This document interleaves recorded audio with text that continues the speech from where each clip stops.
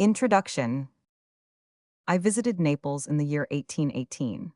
On the 8th of December of that year, my companion and I crossed the bay to visit the antiquities which are scattered on the shores of Bay A. The translucent and shining waters of the calm sea covered fragments of old Roman villas, which were interlaced by seaweed and received diamond tints from the checkering of the sunbeams. The blue and pellucid element was such as Galatea might have skimmed in her car of mother of pearl, or Cleopatra, more fitly than the Nile, have chosen as the path of her magic ship. Though it was winter, the atmosphere seemed more appropriate to early spring, and its genial warmth contributed to inspire those sensations of placid delight, which are the portion of every traveler as he lingers, loath to quit the tranquil bays and radiant promontories of Bay A. We visited the so-called Elysian Fields and Avernus, and wandered through various ruined temples, baths, and classic spots. At length, we entered the gloomy cavern of the Come-on Sibyl. Our Lazzaroni bore flaring torches, which shone red and almost dusky in the murky subterranean passages, whose darkness thirstily surrounding them seemed eager to imbibe more and more of the element of light. We passed by a natural archway leading to a second gallery, and inquired if we could not enter there also. The guides pointed to the reflection of their torches on the water that paved it, leaving us to form our own conclusion, but adding it was a pity, for it led to the Sibyl's cave. Our curiosity and enthusiasm were excited by this circumstance, and we insisted upon attempting the passage. As is usually the case in the prosecution of such enterprises, the difficulties decreased on examination. We found, on each side of the humid pathway, dry land for the sole of the foot. At length we arrived at a large, desert-dark cavern, which the Lazzaroni assured us was the Sibyl's cave. We were sufficiently disappointed, yet we examined it with care, as if its blank, rocky walls could still bear trace of celestial visitant. On one side was a small opening. "Whither does this lead?" we asked. "Can we enter here?" "Questo poi no," said the wild-looking savage who held the torch. "You can advance but a short distance, and nobody visits it." "Nevertheless, I will try it," said my companion. "It may lead to the real cavern. Shall I go alone, or will you accompany me?" I signified my readiness to proceed, but our guides protested against such a measure.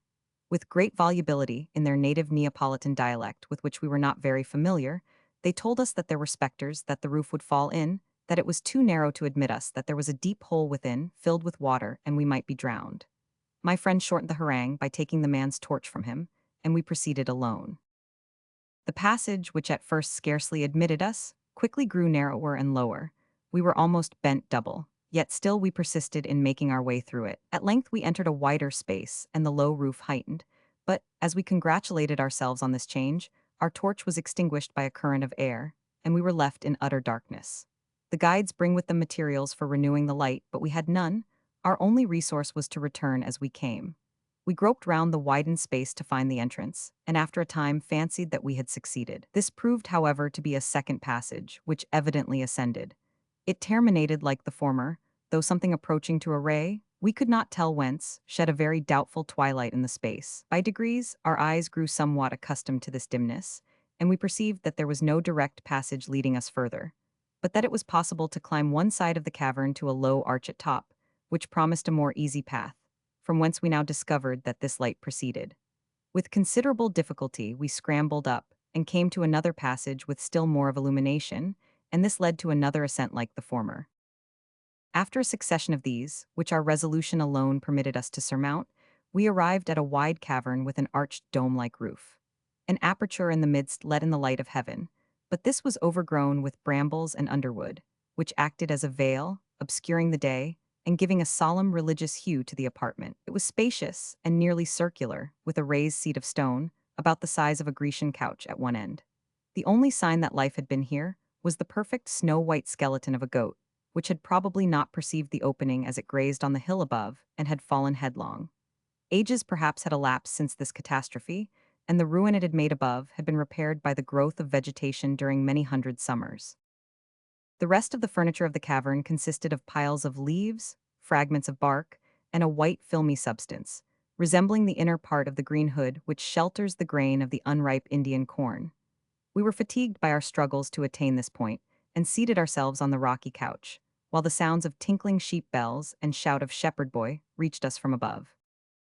At length my friend, who had taken up some of the leaves strewed about, exclaimed, "This is the Sibyl's cave, these are Sibylline leaves." On examination, we found that all the leaves, bark, and other substances were traced with written characters, What appeared to us more astonishing was that these writings were expressed in various languages, some unknown to my companion, ancient Chaldee and Egyptian hieroglyphics old as the pyramids. Stranger still, some were in modern dialects, English and Italian. We could make out little by the dim light, but they seemed to contain prophecies, detailed relations of events but lately past. Names, now well known but of modern date, and often exclamations of exultation or woe, of victory or defeat, were traced on their thin scant pages. This was certainly the Sibyl's cave, not indeed exactly as Virgil describes it, but the whole of this land had been so convulsed by earthquake and volcano that the change was not wonderful, though the traces of ruin were effaced by time, and we probably owed the preservation of these leaves to the accident which had closed the mouth of the cavern and the swift-growing vegetation which had rendered its sole opening impervious to the storm. We made a hasty selection of such of the leaves, whose writing one at least of us could understand. And then, laden with our treasure, we bade adieu to the dim hip Athric cavern, and after much difficulty succeeded in rejoining our guides. During our stay at Naples, we often returned to this cave, sometimes alone, skimming the sunlit sea, and each time added to our store. Since that period, whenever the world's circumstance has not imperiously called me away, or the temper of my mind impeded such study, I have been employed in deciphering these sacred remains. Their meaning, wondrous and eloquent, has often repaid my toil, soothing me in sorrow and exciting my imagination to daring flights through the immensity of nature and the mind of man.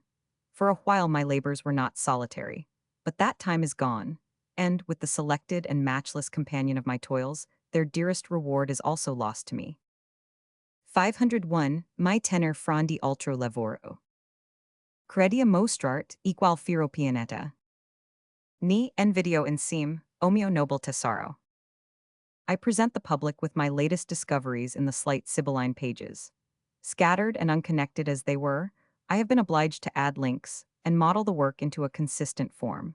But the main substance rests on the truths contained in these poetic rhapsodies and the divine intuition which the come-on damsel obtained from heaven. I have often wondered at the subject of her verses and at the English dress of the Latin poet. Sometimes I have thought that, obscure and chaotic as they are, they owe their present form to me, their decipherer.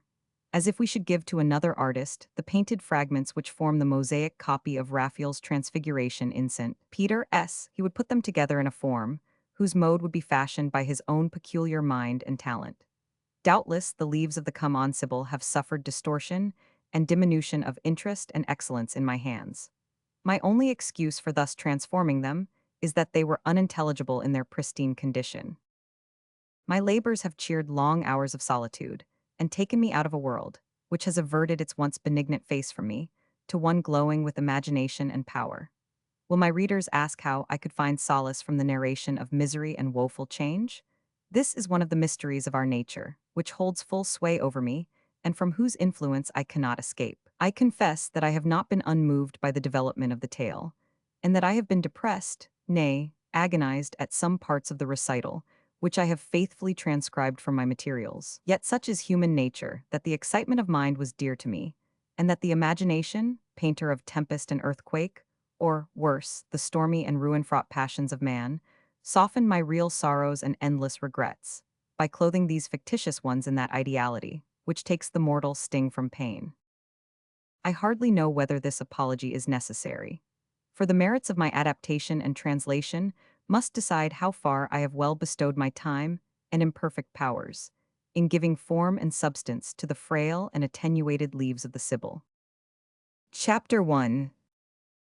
I am the native of a sea-surrounded nook, a cloud-enshadowed land which, when the surface of the globe, with its shoreless ocean and trackless continents, presents itself to my mind, appears only as an inconsiderable speck in the immense whole, and yet, when balanced in the scale of mental power, far outweighed countries of larger extent and more numerous population. So true it is that man's mind alone was the creator of all that was good or great to man, and that nature herself was only his first minister. England, seated far north in the turbid sea, now visits my dreams in the semblance of a vast and well-manned ship, which mastered the winds and rode proudly over the waves. In my boyish days she was the universe to me. When I stood on my native hills, and saw plain and mountain stretch out to the utmost limits of my vision, speckled by the dwellings of my countrymen, and subdued to fertility by their labors, the earth's very center was fixed for me in that spot. and the rest of her orb was as a fable, to have forgotten which would have cost neither my imagination nor understanding and effort. My fortunes have been, from the beginning, an exemplification of the power that mutability may possess over the varied tenor of man's life. With regard to myself, this came almost by inheritance. My father was one of those men on whom nature had bestowed to prodigality the envied gifts of wit and imagination, and then left his bark of life to be impelled by these winds, without adding reason as the rudder, or judgment as the pilot for the voyage. His extraction was obscure, but circumstances brought him early into public notice, and his small paternal property was soon dissipated in the splendid scene of fashion and luxury in which he was an actor. During the short years of thoughtless youth, he was adored by the high-bred triflers of the day, nor least by the youthful sovereign, who escaped from the intrigues of party and the arduous duties of kingly business, to find never-failing amusement and exhilaration of spirit in his society. My father's impulses, never under his own control, perpetually led him into difficulties from which his ingenuity alone could extricate him, and the accumulating pile of debts of honor and of trade, which would have bent to earth any other, was supported by him with a light spirit and tameless hilarity, while his company was so necessary at the tables and assemblies of the rich that his derelictions were considered venial, and he himself received with intoxicating flattery. This kind of popularity, like every other, is evanescent, and the difficulties of every kind with which he had to contend increased in a frightful ratio compared with his small means of extricating himself. At such times the king, in his enthusiasm for him, would come to his relief, and then kindly take his friend to task. My father gave the best promises for amendment, but his social disposition, his craving for the usual diet of admiration, and more than all, the fiend of gambling which fully possessed him, made his good resolutions transient, his promises vain. With the quick sensibility peculiar to his temperament, he perceived his power in the brilliant circle to be on the wane. The king married, and the haughty Princess of Austria, who became, as Queen of England, the head of fashion, looked with harsh eyes on his defects, and with contempt on the affection her royal husband entertained for him.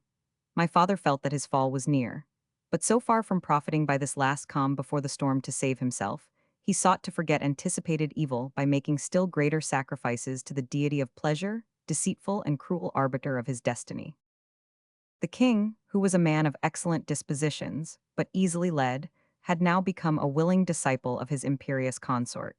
He was induced to look with extreme disapprobation, and at last with distaste, on my father's imprudence and follies. It is true that his presence dissipated these clouds. His warm-hearted frankness, brilliant sallies, and confiding demeanor were irresistible. It was only when at a distance, while still renewed tales of his errors were poured into his royal friend's ear, that he lost his influence. The queen's dexterous management was employed to prolong these absences and gather together accusations. At length the king was brought to see in him a source of perpetual disquiet, knowing that he should pay for the short-lived pleasure of his society by tedious homilies and more painful narrations of excesses, the truth of which he could not disprove. The result was that he would make one more attempt to reclaim him, and in case of ill success, cast him off forever. Such a scene must have been one of deepest interest and high-wrought passion. A powerful king, conspicuous for a goodness which had heretofore made him meek, and now lofty in his admonitions with alternate entreaty and reproof, besought his friend to attend to his real interests, resolutely to avoid those fascinations which in fact were fast deserting him, and to spend his great powers on a worthy field, in which he, his sovereign, would be his prop, his stay, and his pioneer. My father felt this kindness.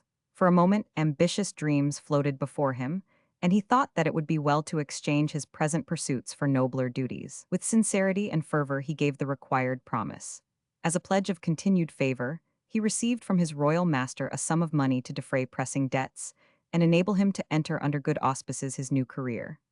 That very night, while yet full of gratitude and good resolves, this whole sum, and its amount doubled, was lost at the gaming table. In his desire to repair his first losses, my father risked double stakes, and thus incurred a debt of honor he was wholly unable to pay. Ashamed to apply again to the king, he turned his back upon London, its false delights and clinging miseries, and, with poverty for his sole companion, buried himself in solitude among the hills and lakes of Cumberland. His wit, his bon mots, the record of his personal attractions, fascinating manners, and social talents were long remembered and repeated from mouth to mouth. Ask where now was this favorite of fashion, this companion of the noble, this excelling beam, which gilt with alien splendor the assemblies of the courtly and the gay? You heard that he was under a cloud, a lost man. Not one thought it belonged to him to repay pleasure by real services, or that his long reign of brilliant wit deserved a pension on retiring. The king lamented his absence. He loved to repeat his sayings, relate the adventures they had had together, and exalt his talents. But here ended his reminiscence. Meanwhile, my father, forgotten, could not forget. He repined for the loss of what was more necessary to him than air or food, the excitements of pleasure, the admiration of the noble, the luxurious and polished living of the great. A nervous fever was the consequence, during which he was nursed by the daughter of a poor cottager, under whose roof he lodged. She was lovely, gentle, and above all, kind to him, nor can it afford astonishment that the late idol of high-bred beauty should, even in a fallen state, appear a being of an elevated and wondrous nature to the lowly cottage girl. The attachment between them led to the ill-fated marriage, of which I was the offspring. Notwithstanding the tenderness and sweetness of my mother, her husband still deplored his degraded state. Unaccustomed to industry, he knew not in what way to contribute to the support of his increasing family. Sometimes he thought of applying to the king. Pride and shame for a while withheld him, and before his necessities became so imperious as to compel him to some kind of exertion, he died.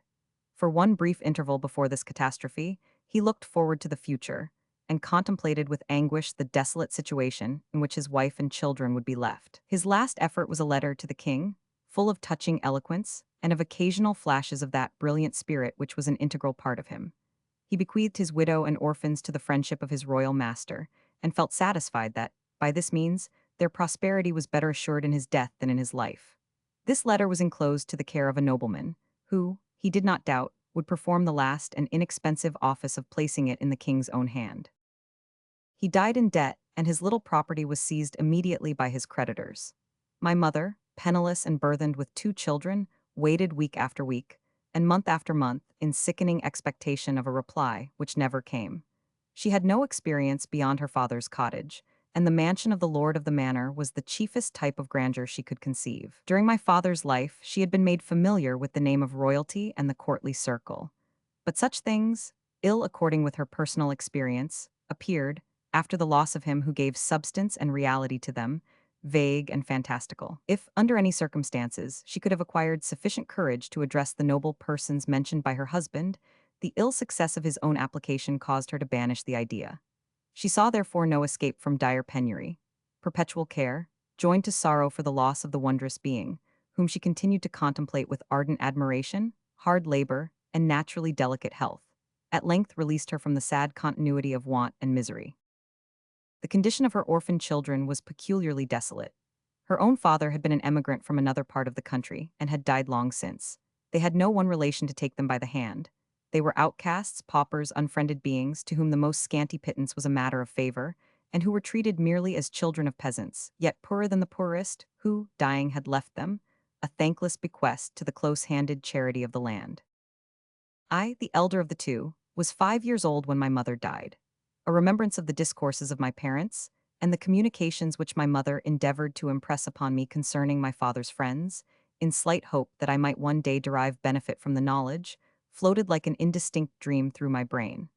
I conceived that I was different and superior to my protectors and companions, but I knew not how or wherefore. The sense of injury, associated with the name of king and noble, clung to me, but I could draw no conclusions from such feelings to serve as a guide to action. My first real knowledge of myself was as an unprotected orphan among the valleys and fells of Cumberland. I was in the service of a farmer, and with crook in hand, my dog at my side, I shepherded a numerous flock on the near uplands. I cannot say much in praise of such a life, and its pains far exceeded its pleasures. There was freedom in it, a companionship with nature, and a reckless loneliness.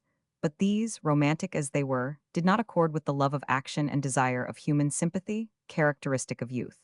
Neither the care of my flock nor the change of seasons were sufficient to tame my eager spirit. My outdoor life and unemployed time were the temptations that led me early into lawless habits. I associated with others friendless like myself. I formed them into a band. I was their chief and captain. All shepherd boys alike, while our flocks were spread over the pastures, we schemed and executed many a mischievous prank, which drew on us the anger and revenge of the rustics. I was the leader and protector of my comrades, and as I became distinguished among them, their misdeeds were usually visited upon me. But while I endured punishment and pain in their defense with the spirit of an hero, I claimed as my reward their praise and obedience. In such a school my disposition became rugged but firm. the appetite for admiration and small capacity for self-control which I inherited from my father, nursed by adversity, made me daring and reckless.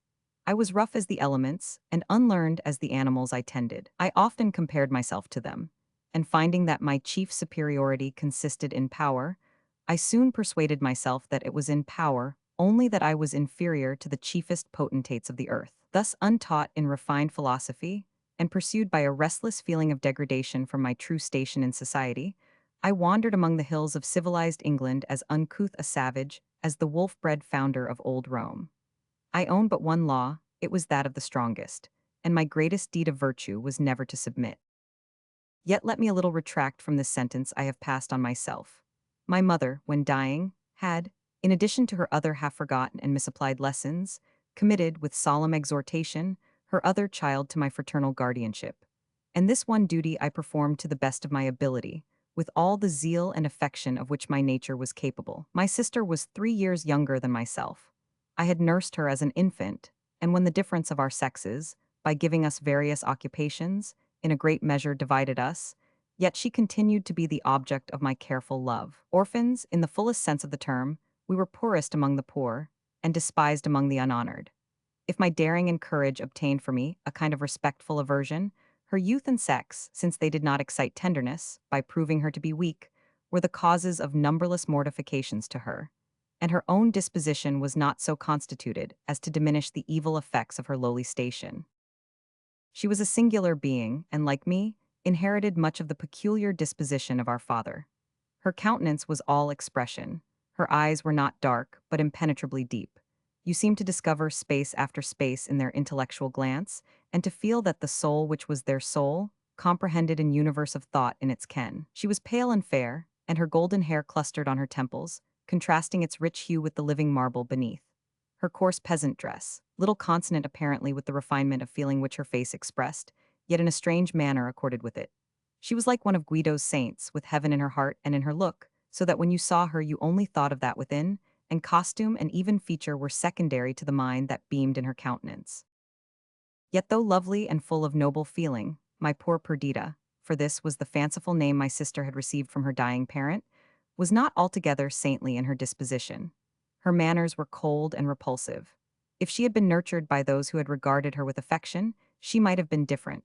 But unloved and neglected, she repaid want of kindness with distrust and silence. She was submissive to those who held authority over her, but a perpetual cloud dwelt on her brow. She looked as if she expected enmity from everyone who approached her, and her actions were instigated by the same feeling. All the time she could command she spent in solitude. She would ramble to the most unfrequented places, and scale dangerous heights, that in those unvisited spots she might wrap herself in loneliness. Often she passed whole hours walking up and down the paths of the woods. She wove garlands of flowers and ivy, or watched the flickering of the shadows and glancing of the leaves. Sometimes she sat beside a stream, and as her thoughts paused, threw flowers or pebbles into the waters, watching how those swam and these sank, or she would set afloat boats formed of bark of trees or leaves, with a feather for a sail, and intensely watched the navigation of her craft among the rapids and shallows of the brook. Meanwhile her active fancy wove 1,000 combinations. She dreamt of moving accidents by flood and field.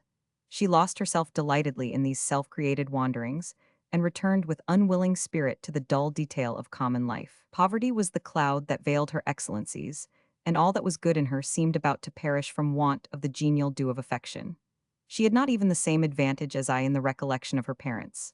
She clung to me, her brother, as her only friend, but her alliance with me completed the distaste that her protectors felt for her, and every error was magnified by them into crimes. If she had been bred in that sphere of life to which by inheritance the delicate framework of her mind and person was adapted, she would have been the object almost of adoration, for her virtues were as eminent as her defects. All the genius that ennobled the blood of her father illustrated hers. A generous tide flowed in her veins. Artifice, envy, or meanness were at the antipodes of her nature. Her countenance, when enlightened by amiable feeling, might have belonged to a queen of nations. Her eyes were bright, her look fearless. Although by our situation and dispositions we were almost equally cut off from the usual forms of social intercourse, we formed a strong contrast to each other. I always required the stimulants of companionship and applause. Perdita was all sufficient to herself. Notwithstanding my lawless habits, My disposition was sociable, hers recluse. My life was spent among tangible realities, hers was a dream. I might be said even to love my enemies, since by exciting me they in a sort bestowed happiness upon me. Perdita almost disliked her friends, for they interfered with her visionary moods. All my feelings, even of exultation and triumph, were changed to bitterness if unparticipated. Perdita, even in joy, fled to loneliness, and could go on from day to day, neither expressing her emotions, nor seeking a fellow feeling in another mind. Nay, she could love and dwell with tenderness on the look and voice of her friend, while her demeanor expressed the coldest reserve. A sensation with her became a sentiment, and she never spoke until she had mingled her perceptions of outward objects with others which were the native growth of her own mind. She was like a fruitful soil that imbibed the airs and dews of heaven, and gave them forth again to light in loveliest forms of fruits and flowers.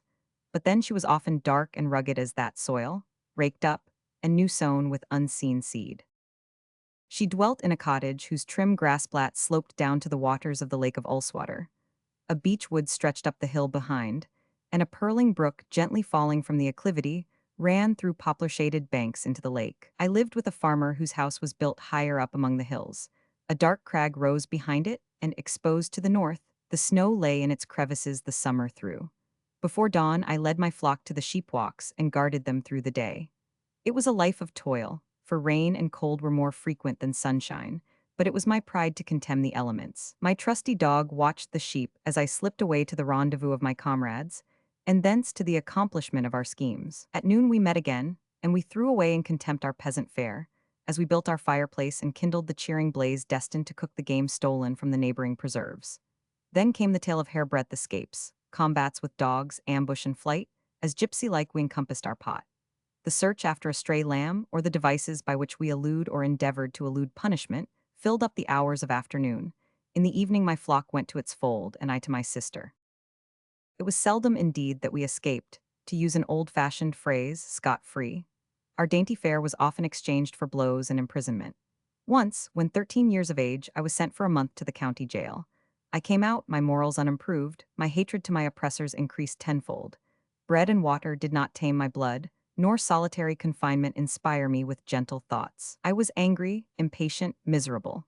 My only happy hours were those during which I devised schemes of revenge. These were perfected in my forced solitude, so that during the whole of the following season, and I was freed early in September, I never failed to provide excellent and plenteous fare for myself and my comrades. This was a glorious winter. The sharp frost and heavy snows tamed the animals and kept the country gentlemen by their firesides. We got more game than we could eat, and my faithful dog grew sleek upon our refuse. Thus years passed on, and years only added fresh love of freedom, and contempt for all that was not as wild and rude as myself. At the age of 16 I had shot up in appearance to man's estate. I was tall and athletic. I was practiced to feats of strength, and inured to the inclemency of the elements. My skin was embrowned by the sun. My step was firm with conscious power. I feared no man, and loved none. In after life I looked back with wonder to what I then was, how utterly worthless I should have become if I had pursued my lawless career. My life was like that of an animal, and my mind was in danger of degenerating into that which informs brute nature. Until now, my savage habits had done me no radical mischief. My physical powers had grown up and flourished under their influence, and my mind, undergoing the same discipline, was imbued with all the hardy virtues. But now my boasted independence was daily instigating me to acts of tyranny, and freedom was becoming licentiousness. I stood on the brink of manhood. Passions, strong as the trees of a forest, had already taken root within me, and were about to shadow with their noxious overgrowth my path of life. I panted for enterprises beyond my childish exploits, and formed distempered dreams of future action. I avoided my ancient comrades, and I soon lost them. They arrived at the age when they were sent to fulfill their destined situations in life, while I, an outcast, with none to lead or drive me forward, paused. The old began to point at me as an example, the young to wonder at me as a being distinct from themselves. I hated them, and began, last and worst degradation, to hate myself. I clung to my ferocious habits, yet half despised them. I continued my war against civilization, and yet entertained a wish to belong to it. I revolved again and again all that I remembered my mother to have told me of my father's former life. I contemplated the few relics I possessed belonging to him, which spoke of greater refinement than could be found among the mountain cottages. But nothing in all this served as a guide to lead me to another and pleasanter way of life. My father had been connected with nobles, but all I knew of such connection was subsequent neglect. The name of the king, he to whom my dying father had addressed his latest prayers, and who had barbarously slighted them, was associated only with the ideas of unkindness, injustice, and consequent resentment. I was born for something greater than I was, and greater I would become.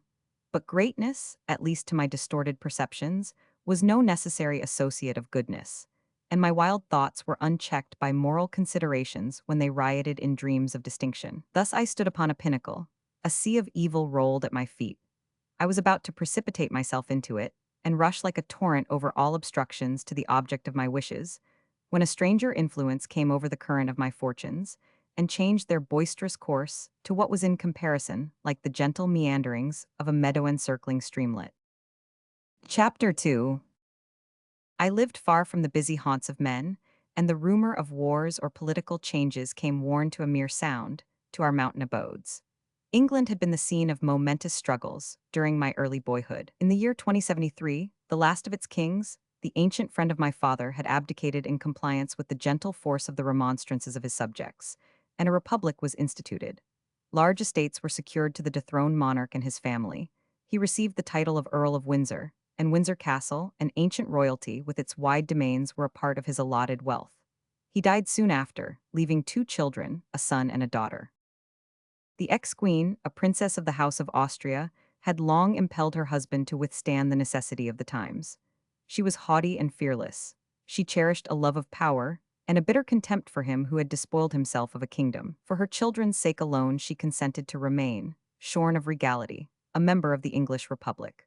When she became a widow, she turned all her thoughts to the educating her son Adrian, second Earl of Windsor, so as to accomplish her ambitious ends, and with his mother's milk he imbibed, and was intended to grow up in the steady purpose of reacquiring his lost crown. Adrian was now 15 years of age. He was addicted to study, and imbued beyond his years with learning and talent.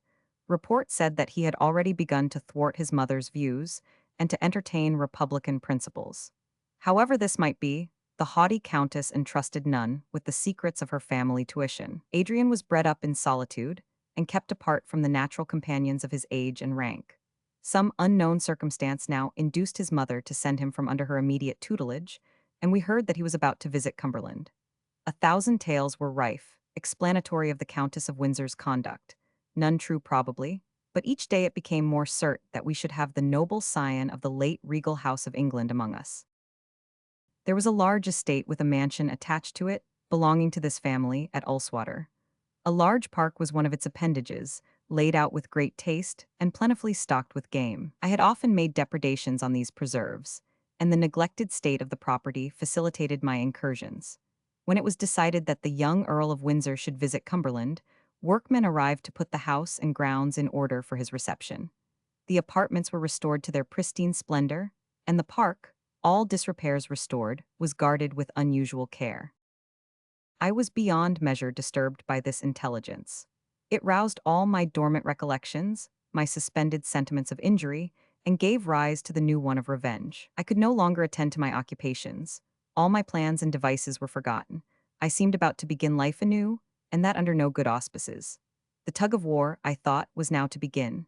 He would come triumphantly to the district to which my parent had fled broken-hearted. He would find the ill-fated offspring, bequeathed with such vain confidence to his royal father, miserable paupers, that he should know of our existence and treat us, near at hand, with the same contumely which his father had practiced in distance and absence, appeared to me the certain consequence of all that had gone before. Thus then I should meet this titled stripling, the son of my father's friend. He would be hedged in by servants. Nobles and the sons of nobles were his companions. All England rang with his name, and his coming, like a thunderstorm, was heard from far. While I, unlettered and unfashioned, should, if I came in contact with him, in the judgment of his courtly followers, bear evidence in my very person to the propriety of that ingratitude which had made me the degraded being I appeared. With my mind fully occupied by these ideas, I might be said as if fascinated to haunt the destined abode of the young Earl. I watched the progress of the improvements, and stood by the unlading wagons, as various articles of luxury, brought from London, were taken forth and conveyed into the mansion. It was part of the ex-queen's plan to surround her son with princely magnificence. I beheld rich carpets and silken hangings, ornaments of gold, richly embossed metals, emblazoned furniture, and all the appendages of high rank arranged, so that nothing but what was regal in splendor should reach the eye of one of royal descent. I looked on these. I turned my gaze to my own mean dress. Whence sprung this difference? Whence but from ingratitude, from falsehood, from a dereliction on the part of the prince's father, of all noble sympathy and generous feeling. Doubtless, he also, whose blood received a mingling tide from his proud mother, he, the acknowledged focus of the kingdom's wealth and nobility, had been taught to repeat my father's name with disdain, and to scoff at my just claims to protection. I strove to think that all this grandeur was but more glaring infamy, and that, by planting his golden woven flag beside my tarnished and tattered banner, he proclaimed not his superiority but his debasement. Yet I envied him. His stud of beautiful horses, his arms of costly workmanship, the praise that attended him, the adoration, ready servitor, high place, and high esteem, I considered them as forcibly wrenched from me, and envied them all with novel and tormenting bitterness. To crown my vexation of spirit, Perdita, the visionary Perdita, seemed to awake to real life with transport, when she told me that the Earl of Windsor was about to arrive. "And this pleases you?" I observed moodily. "Indeed it does, Lionel," she replied. "I quite long to see him. He is the descendant of our kings, the first noble of the land. Everyone admires and loves him, and they say that his rank is his least merit. He is generous, brave, and affable." "You have learned a pretty lesson, Perdita," said I, "and repeat it so literally that you forget the while the proofs we have of the Earl's virtues. His generosity to us is manifest in our plenty, his bravery in the protection he affords us, his affability in the notice he takes of us. His rank is least merit, do you say? Why, all his virtues are derived from his station only. Because he is rich, he is called generous. Because he is powerful, brave. Because he is well served, he is affable. Let them call him so, let all England believe him to be thus. We know him. He is our enemy, our penurious, dastardly, arrogant enemy. If he were gifted with one particle of the virtues you call his, he would do justly by us if it were only to show that if he must strike, it should not be a fallen foe. His father injured my father. His father, unassailable on his throne, dared despise him who only stooped beneath himself, when he deigned to associate with the royal ingrate. We, descendants from the one and the other, must be enemies also. He shall find that I can feel my injuries. He shall learn to dread my revenge. A few days after he arrived, every inhabitant of the most miserable cottage went to swell the stream of population that poured forth to meet him.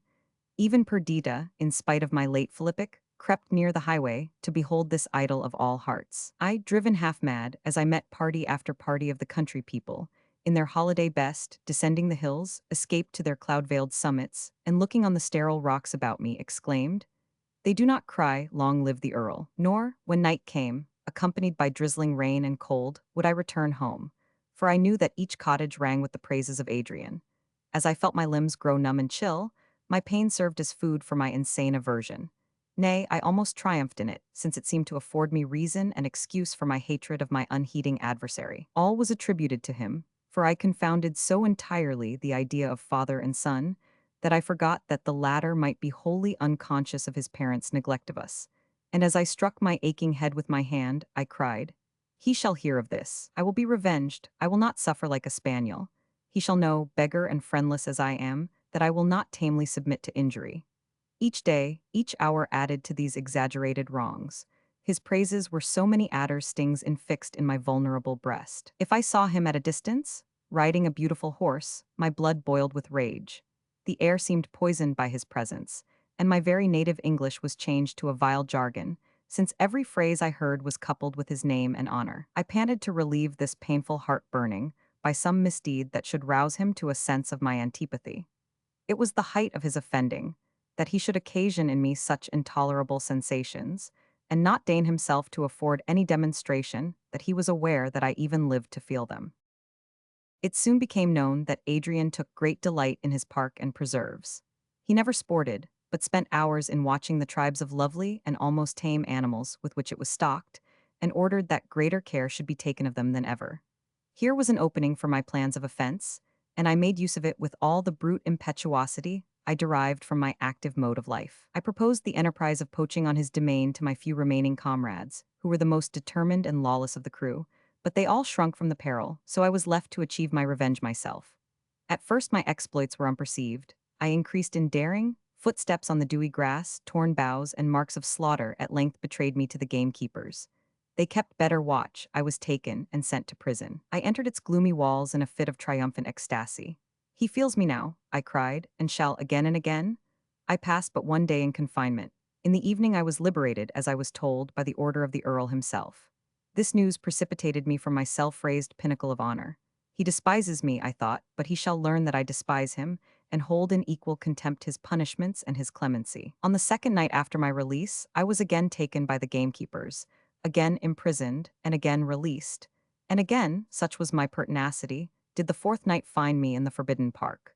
The gamekeepers were more enraged than their lord by my obstinacy. They had received orders that if I were again taken, I should be brought to the Earl, and his lenity made them expect a conclusion which they considered ill befitting my crime. One of them, who had been from the first the leader among those who had seized me, resolved to satisfy his own resentment before he made me over to the higher powers. The late setting of the moon, and the extreme caution I was obliged to use in this my third expedition, consumed so much time that something like a qualm of fear came over me when I perceived dark night yield to twilight. I crept along by the fern, on my hands and knees, seeking the shadowy coverts of the underwood, while the birds awoke with unwelcome song above, and the fresh morning wind, playing among the boughs, made me suspect a footfall at each turn. My heart beat quick as I approached the palings. My hand was on one of them, a leap would take me to the other side when two keepers sprang from an ambush upon me. One knocked me down and proceeded to inflict a severe horsewhipping. I started up. A knife was in my grasp. I made a plunge at his raised right arm and inflicted a deep, wide wound in his hand. The rage and yells of the wounded man, the howling execrations of his comrade, which I answered with equal bitterness and fury, echoed through the dell. Morning broke more and more, ill accordant in its celestial beauty with our brute and noisy contest. I and my enemy were still struggling, when the wounded man exclaimed, "The Earl?" I sprang out of the Herculean hold of the keeper, panting from my exertions. I cast furious glances on my persecutors, and placing myself with my back to a tree, resolved to defend myself to the last. My garments were torn, and they, as well as my hands, were stained with the blood of the man I had wounded. One hand grasped the dead birds, my hard-earned prey, the other held the knife. My hair was matted, my face besmeared with the same guilty signs that bore witness against me on the dripping instrument I clenched. My whole appearance was haggard and squalid. Tall and muscular as I was in form, I must have looked like, what indeed I was, the merest ruffian that ever trod the earth. The name of the Earl startled me, and caused all the indignant blood that warmed my heart to rush into my cheeks. I had never seen him before. I figured to myself a haughty, assuming youth who would take me to task, if he deigned to speak to me, with all the arrogance of superiority.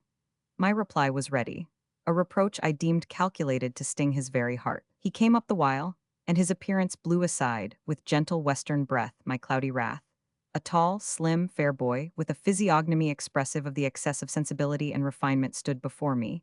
The morning sunbeams tinged with gold his silken hair, and spread light and glory over his beaming countenance. "How is this?" he cried. The men eagerly began their defense. He put them aside, saying, "Two of you at once on a mere lad, for shame." He came up to me. "Verney," he cried, "Lionel Verney, do we meet thus for the first time? We were born to be friends to each other, and though ill fortune has divided us, will you not acknowledge the hereditary bond of friendship which I trust will hereafter unite us?" As he spoke, his earnest eyes, fixed on me, seemed to read my very soul. My heart, my savage, revengeful heart, felt the influence of sweet benignity sink upon it, while his thrilling voice, like sweetest melody, awoke a mute echo within me, stirring to its depths the lifeblood in my frame. I desired to reply, to acknowledge his goodness, accept his proffered friendship, but words, fitting words, were not afforded to the rough mountaineer. I would have held out my hand, but its guilty stain restrained me. Adrian took pity on my faltering mien. "Come with me," he said. "I have much to say to you. Come home with me, you know who I am." "Yes," I exclaimed, "I do believe that I now know you, and that you will pardon my mistakes, my crime." Adrian smiled gently, and after giving his orders to the gamekeepers, he came up to me. Putting his arm in mine, we walked together to the mansion.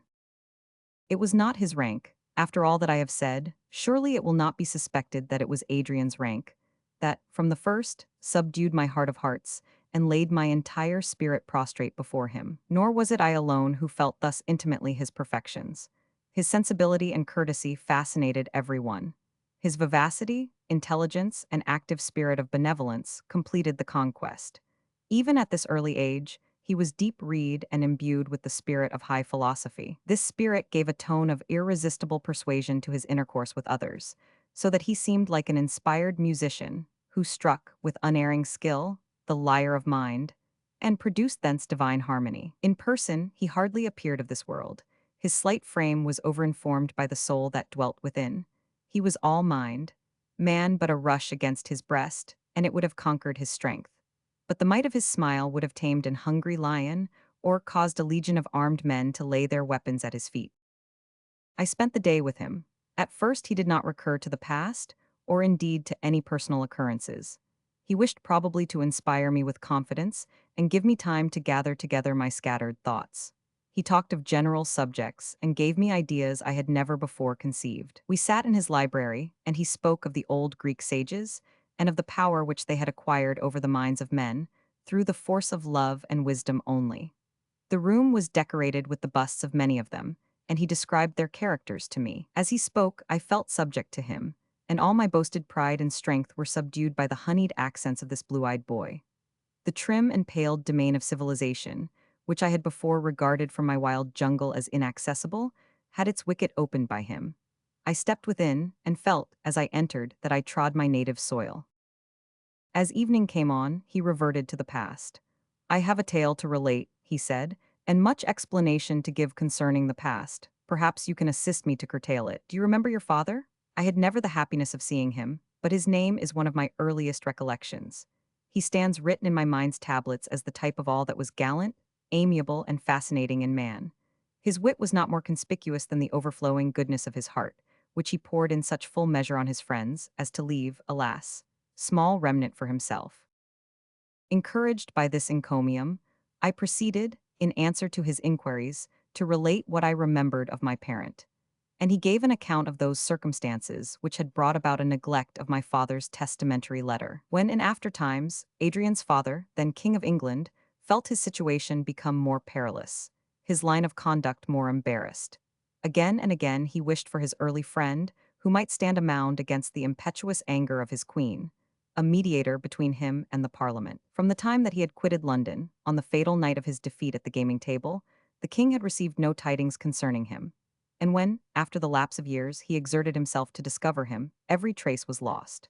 With fonder regret than ever, he clung to his memory, and gave it in charge to his son, if ever he should meet this valued friend, in his name to bestow every succor, and to assure him that, to the last, his attachment survived separation and silence.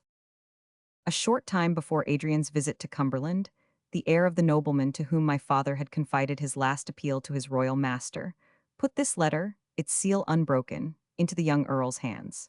It had been found cast aside with a mass of papers of old date, and accident alone brought it to light. Adrian read it with deep interest, and found there that living spirit of genius and wit he had so often heard commemorated. He discovered the name of the spot whither my father had retreated, and where he died.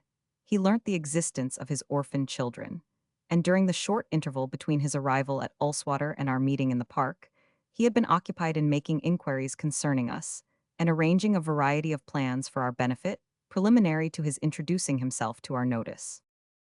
The mode in which he spoke of my father was gratifying to my vanity. The veil which he delicately cast over his benevolence, in alleging a duteous fulfillment of the king's latest will, was soothing to my pride. Other feelings, less ambiguous, were called into play by his conciliating manner and the generous warmth of his expressions. Respect rarely before experienced, admiration and love. He had touched my rocky heart with his magic power, and the stream of affection gushed forth, imperishable and pure. In the evening we parted, he pressed my hand. "We shall meet again, come to me tomorrow." I clasped that kind hand. I tried to answer. A fervent "God bless you" was all my ignorance could frame of speech, and I darted away, oppressed by my new emotions. I could not rest. I sought the hills, a west wind swept them, and the stars glittered above. I ran on, careless of outward objects, but trying to master the struggling spirit within me by means of bodily fatigue. This, I thought, is power, not to be strong of limb, hard of heart, ferocious and daring, but kind, compassionate, and soft. Stopping short, I clasped my hands, and with the fervor of a new proselyte cried, "Doubt me not, Adrian, I also will become wise and good." And then, quite overcome, I wept aloud. As this gust of passion passed from me, I felt more composed. I lay on the ground and, giving the reins to my thoughts, repassed in my mind my former life, and began, fold by fold, to unwind the many errors of my heart, and to discover how brutish, savage, and worthless I had hitherto been. I could not, however, at that time feel remorse, for methought I was born anew. My soul threw off the burthen of past sin, to commence a new career in innocence and love. Nothing harsh or rough remained to jar with the soft feelings which the transactions of the day had inspired. I was as a child lisping its devotions after its mother, and my plastic soul was remolded by a master hand, which I neither desired nor was able to resist. This was the first commencement of my friendship with Adrian, and I must commemorate this day as the most fortunate of my life. I now began to be human. I was admitted within that sacred boundary which divides the intellectual and moral nature of man from that which characterizes animals. My best feelings were called into play to give fitting responses to the generosity, wisdom, and amenity of my new friend. He, with a noble goodness all his own, took infinite delight in bestowing to prodigality the treasures of his mind and fortune on the long-neglected son of his father's friend, the offspring of that gifted being whose excellencies and talents he had heard commemorated from infancy. After his abdication, the late king had retreated from the sphere of politics, yet his domestic circle afforded him small content. The ex-queen had none of the virtues of domestic life, and those of courage and daring which she possessed were rendered null by the secession of her husband. She despised him, and did not care to conceal her sentiments. The king had, in compliance with her exactions, cast off his old friends, but he had acquired no new ones under her guidance. In this dearth of sympathy, he had recourse to his almost infant son, and the early development of talent and sensibility rendered Adrian no unfitting depository of his father's confidence. He was never weary of listening to the latter's often repeated accounts of old times, in which my father had played a distinguished part. His keen remarks were repeated to the boy, and remembered by him. His wit, his fascinations, his very faults were hallowed by the regret of affection. His loss was sincerely deplored. Even the queen's dislike of the favorite was ineffectual to deprive him of his son's admiration. It was bitter, sarcastic, contemptuous. But as she bestowed her heavy censure alike on his virtues as his errors, on his devoted friendship and his ill-bestowed loves, on his disinterestedness and his prodigality, on his prepossessing grace of manner, and the facility with which he yielded to temptation, her double shot proved too heavy and fell short of the mark. Nor did her angry dislike prevent Adrian from imaging my father, as he had said, the type of all that was gallant, amiable, and fascinating in man. It was not strange, therefore, that when he heard of the existence of the offspring of this celebrated person, he should have formed the plan of bestowing on them all the advantages his rank made him rich to afford. When he found me a vagabond shepherd of the hills, a poacher, an unlettered savage, still his kindness did not fail. In addition to the opinion he entertained that his father was to a degree culpable of neglect towards us, and that he was bound to every possible reparation, he was pleased to say that under all my ruggedness there glimmered forth an elevation of spirit, which could be distinguished from mere animal courage, and that I inherited a similarity of countenance to my father, which gave proof that all his virtues and talents had not died with him. Whatever those might be which descended to me, my noble young friend resolved should not be lost for want of culture. Acting upon this plan in our subsequent intercourse, he led me to wish to participate in that cultivation which graced his own intellect. My active mind, when once it seized upon this new idea, fastened on it with extreme avidity. At first it was the great object of my ambition to rival the merits of my father and render myself worthy of the friendship of Adrian. But curiosity soon awoke, and an earnest love of knowledge, which caused me to pass days and nights in reading and study. I was already well acquainted with what I may term the panorama of nature, the change of seasons, and the various appearances of heaven and earth. But I was at once startled and enchanted by my sudden extension of vision, when the curtain, which had been drawn before the intellectual world, was withdrawn, and I saw the universe, not only as it presented itself to my outward senses, but as it had appeared to the wisest among men.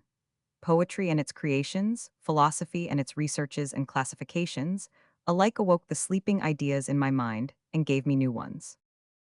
I felt as the sailor, who from the topmast first discovered the shore of America, and like him, I hastened to tell my companions of my discoveries in unknown regions. But I was unable to excite in any breast the same craving appetite for knowledge that existed in mine. Even Perdita was unable to understand me. I had lived in what is generally called the world of reality, and it was awakening to a new country to find that there was a deeper meaning in all I saw, besides that which my eyes conveyed to me. The visionary Perdita beheld in all this only a new gloss upon an old reading, and her own was sufficiently inexhaustible to content her. She listened to me as she had done to the narration of my adventures, and sometimes took an interest in this species of information. But she did not, as I did, look on it as an integral part of her being, which having obtained, I could no more put off than the universal sense of touch.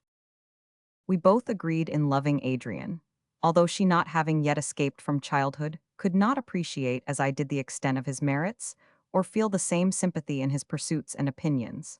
I was forever with him. There was a sensibility and sweetness in his disposition that gave a tender and unearthly tone to our converse. Then he was gay as a lark caroling from its ski tower, soaring in thought as an eagle, innocent as the mild-eyed dove. He could dispel the seriousness of Perdita, and take the sting from the torturing activity of my nature. I looked back to my restless desires and painful struggles with my fellow beings as to a troubled dream, and felt myself as much changed as if I had transmigrated into another form, whose fresh sensorium and mechanism of nerves had altered the reflection of the apparent universe in the mirror of mind. But it was not so. I was the same in strength, in earnest craving for sympathy, in my yearning for active exertion. My manly virtues did not desert me, for the which Urania spared the locks of Samson, while he reposed at her feet, but all was softened and humanized. Nor did Adrian instruct me only in the cold truths of history and philosophy. At the same time that he taught me by their means to subdue my own reckless and uncultured spirit, he opened to my view the living page of his own heart, and gave me to feel and understand its wondrous character. The ex-Queen of England had, even during infancy, endeavored to implant daring and ambitious designs in the mind of her son. She saw that he was endowed with genius and surpassing talent. These she cultivated for the sake of afterwards using them for the furtherance of her own views. She encouraged his craving for knowledge and his impetuous courage. She even tolerated his tameless love of freedom, under the hope that this would, as is too often the case, lead to a passion for command. She endeavored to bring him up in a sense of resentment towards, and a desire to revenge himself upon, those who had been instrumental in bringing about his father's abdication. In this she did not succeed. The accounts furnished him, however distorted, of a great and wise nation asserting its right to govern itself, excited his admiration. In early days he became a republican from principle. Still his mother did not despair. To the love of rule and haughty pride of birth she added determined ambition, patience, and self-control. She devoted herself to the study of her son's disposition. By the application of praise, censure, and exhortation, she tried to seek and strike the fitting chords, and though the melody that followed her touch seemed discord to her, she built her hopes on his talents and felt sure that she would at last win him. The kind of banishment he now experienced arose from other causes. The ex-queen had also a daughter, now 12 years of age. His fairy sister, Adrian was wont to call her, a lovely, animated little thing, all sensibility and truth. With these, her children, the noble widow constantly resided at Windsor, and admitted no visitors except her own partisans, travelers from her native Germany, and a few of the foreign ministers. Among these, and highly distinguished by her, was Prince Zamy, ambassador to England from the Free States of Greece, and his daughter, the young Princess Evadne, passed much of her time at Windsor Castle. In company with this sprightly and clever Greek girl, the Countess would relax from her usual state. Her views with regard to her own children placed all her words and actions relative to them under restraint. But Evadne was a plaything she could in no way fear, nor were her talents and vivacity slight alleviations to the monotony of the Countess's life. Evadne was 18 years of age. Although they spent much time together at Windsor, the extreme youth of Adrian prevented any suspicion as to the nature of their intercourse. But he was ardent and tender of heart beyond the common nature of man, and had already learnt to love, while the beauteous Greek smiled benignantly on the boy. It was strange to me, who, though older than Adrian, had never loved, to witness the whole heart sacrifice of my friend. There was neither jealousy, inquietude, or mistrust in his sentiment. It was devotion and faith. His life was swallowed up in the existence of his beloved, and his heart beat only in unison with the pulsations that vivified hers. This was the secret law of his life. He loved and was beloved. The universe was to him a dwelling, to inhabit with his chosen one, and not either a scheme of society or an enchainment of events that could impart to him either happiness or misery. What though life and the system of social intercourse were a wilderness, a tiger-haunted jungle? Through the midst of its errors, in the depths of its savage recesses, there was a disentangled and flowery pathway, through which they might journey in safety and delight. Their track would be like the passage of the Red Sea, which they might traverse with unwet feet, though a wall of destruction were impending on either side. Alas, why must I record the hapless delusion of this matchless specimen of humanity? What is there in our nature that is forever urging us on towards pain and misery? We are not formed for enjoyment, and, however we may be attuned to the reception of pleasurable emotion, disappointment is the never-failing pilot of our life's bark, and ruthlessly carries us on to the shoals. Who is better framed than this highly gifted youth to love and be beloved, and to reap unalienable joy from an unblamed passion? If his heart had slept but a few years longer, he might have been saved, but it awoke in its infancy. It had power but no knowledge, and it was ruined, even as a too early blowing bud is nipped by the killing frost. I did not accuse Evadne of hypocrisy or a wish to deceive her lover, but the first letter that I saw of hers convinced me that she did not love him. It was written with elegance, and, foreigner as she was, with great command of language. The handwriting itself was exquisitely beautiful. There was something in her very paper and its folds, which even I, who did not love, and was withal unskilled in such matters, could discern as being tasteful. There was much kindness, gratitude, and sweetness in her expression, but no love. Evadne was 2 years older than Adrian, and who, at 18, ever loved one so much their junior? I compared her placid epistles with the burning ones of Adrian. His soul seemed to distill itself into the words he wrote, and they breathed on the paper, bearing with them a portion of the life of love, which was his life. The very writing used to exhaust him, and he would weep over them, merely from the excess of emotion they awakened in his heart. Adrian's soul was painted in his countenance, and concealment or deceit were at the antipodes to the dreadless frankness of his nature. Evadne made it her earnest request that the tale of their loves should not be revealed to his mother, and after for a while contesting the point, he yielded it to her. A vain concession. His demeanor quickly betrayed his secret to the quick eyes of the ex-queen. With the same wary prudence that characterized her whole conduct, she concealed her discovery, but hastened to remove her son from the sphere of the attractive Greek. He was sent to Cumberland, but the plan of correspondence between the lovers, arranged by Evadne, was effectually hidden from her. Thus the absence of Adrian, concerted for the purpose of separating, united them in firmer bonds than ever. To me he discoursed ceaselessly of his beloved Ionian. Her country, its ancient annals, its late memorable struggles, were all made to partake in her glory and excellence. He submitted to be away from her because she commanded this submission, but for her influence he would have declared his attachment before all England, and resisted with unshaken constancy his mother's opposition. Evadne's feminine prudence perceived how useless any assertion of his resolves would be, till added years gave weight to his power. Perhaps there was besides a lurking dislike to bind herself in the face of the world to one whom she did not love. Not love, at least, with that passionate enthusiasm which her heart told her she might one day feel towards another. He obeyed her injunctions, and passed a year in exile in Cumberland. Chapter 3. Happy, thrice happy, were the months and weeks and hours of that year. Friendship, hand in hand with admiration, tenderness and respect, built a bower of delight in my heart, late rough as an untrod wild in America, as the homeless wind or herbless sea. Insatiate thirst for knowledge and boundless affection for Adrian combined to keep both my heart and understanding occupied, and I was consequently happy. What happiness is so true and unclouded as the overflowing and talkative delight of young people? In our boat upon my native lake, beside the streams and the pale bordering poplars, in valley and over hill, my crook thrown aside, a nobler flock to tend than silly sheep, even a flock of newborn ideas, I read or listened to Adrian, and his discourse, whether it concerned his love or his theories for the improvement of man, alike entranced me. Sometimes my lawless mood would return, my love of peril, my resistance to authority, but this was in his absence. Under the mild sway of his dear eyes, I was obedient and good as a boy of 5 years old, who does his mother's bidding. After a residence of about a year at Ulswater, Adrian visited London, and came back full of plans for our benefit. "You must begin life," he said. "You are 17, and longer delay would render the necessary apprenticeship more and more irksome." He foresaw that his own life would be one of struggle, and I must partake his labors with him. The better to fit me for this task, we must now separate. He found my name a good passport to preferment, and he had procured for me the situation of private secretary to the ambassador at Vienna, where I should enter on my career under the best auspices. In 2 years, I should return to my country, with a name well known and a reputation already founded. And Perdita was to become the pupil, friend, and younger sister of Evadne. With his usual thoughtfulness, he had provided for her independence in this situation. How refuse the offers of this generous friend? I did not wish to refuse them, but in my heart of hearts I made a vow to devote life, knowledge, and power, all of which, inasmuch as they were of any value, he had bestowed on me, all my capacities and hopes, to him alone I would devote.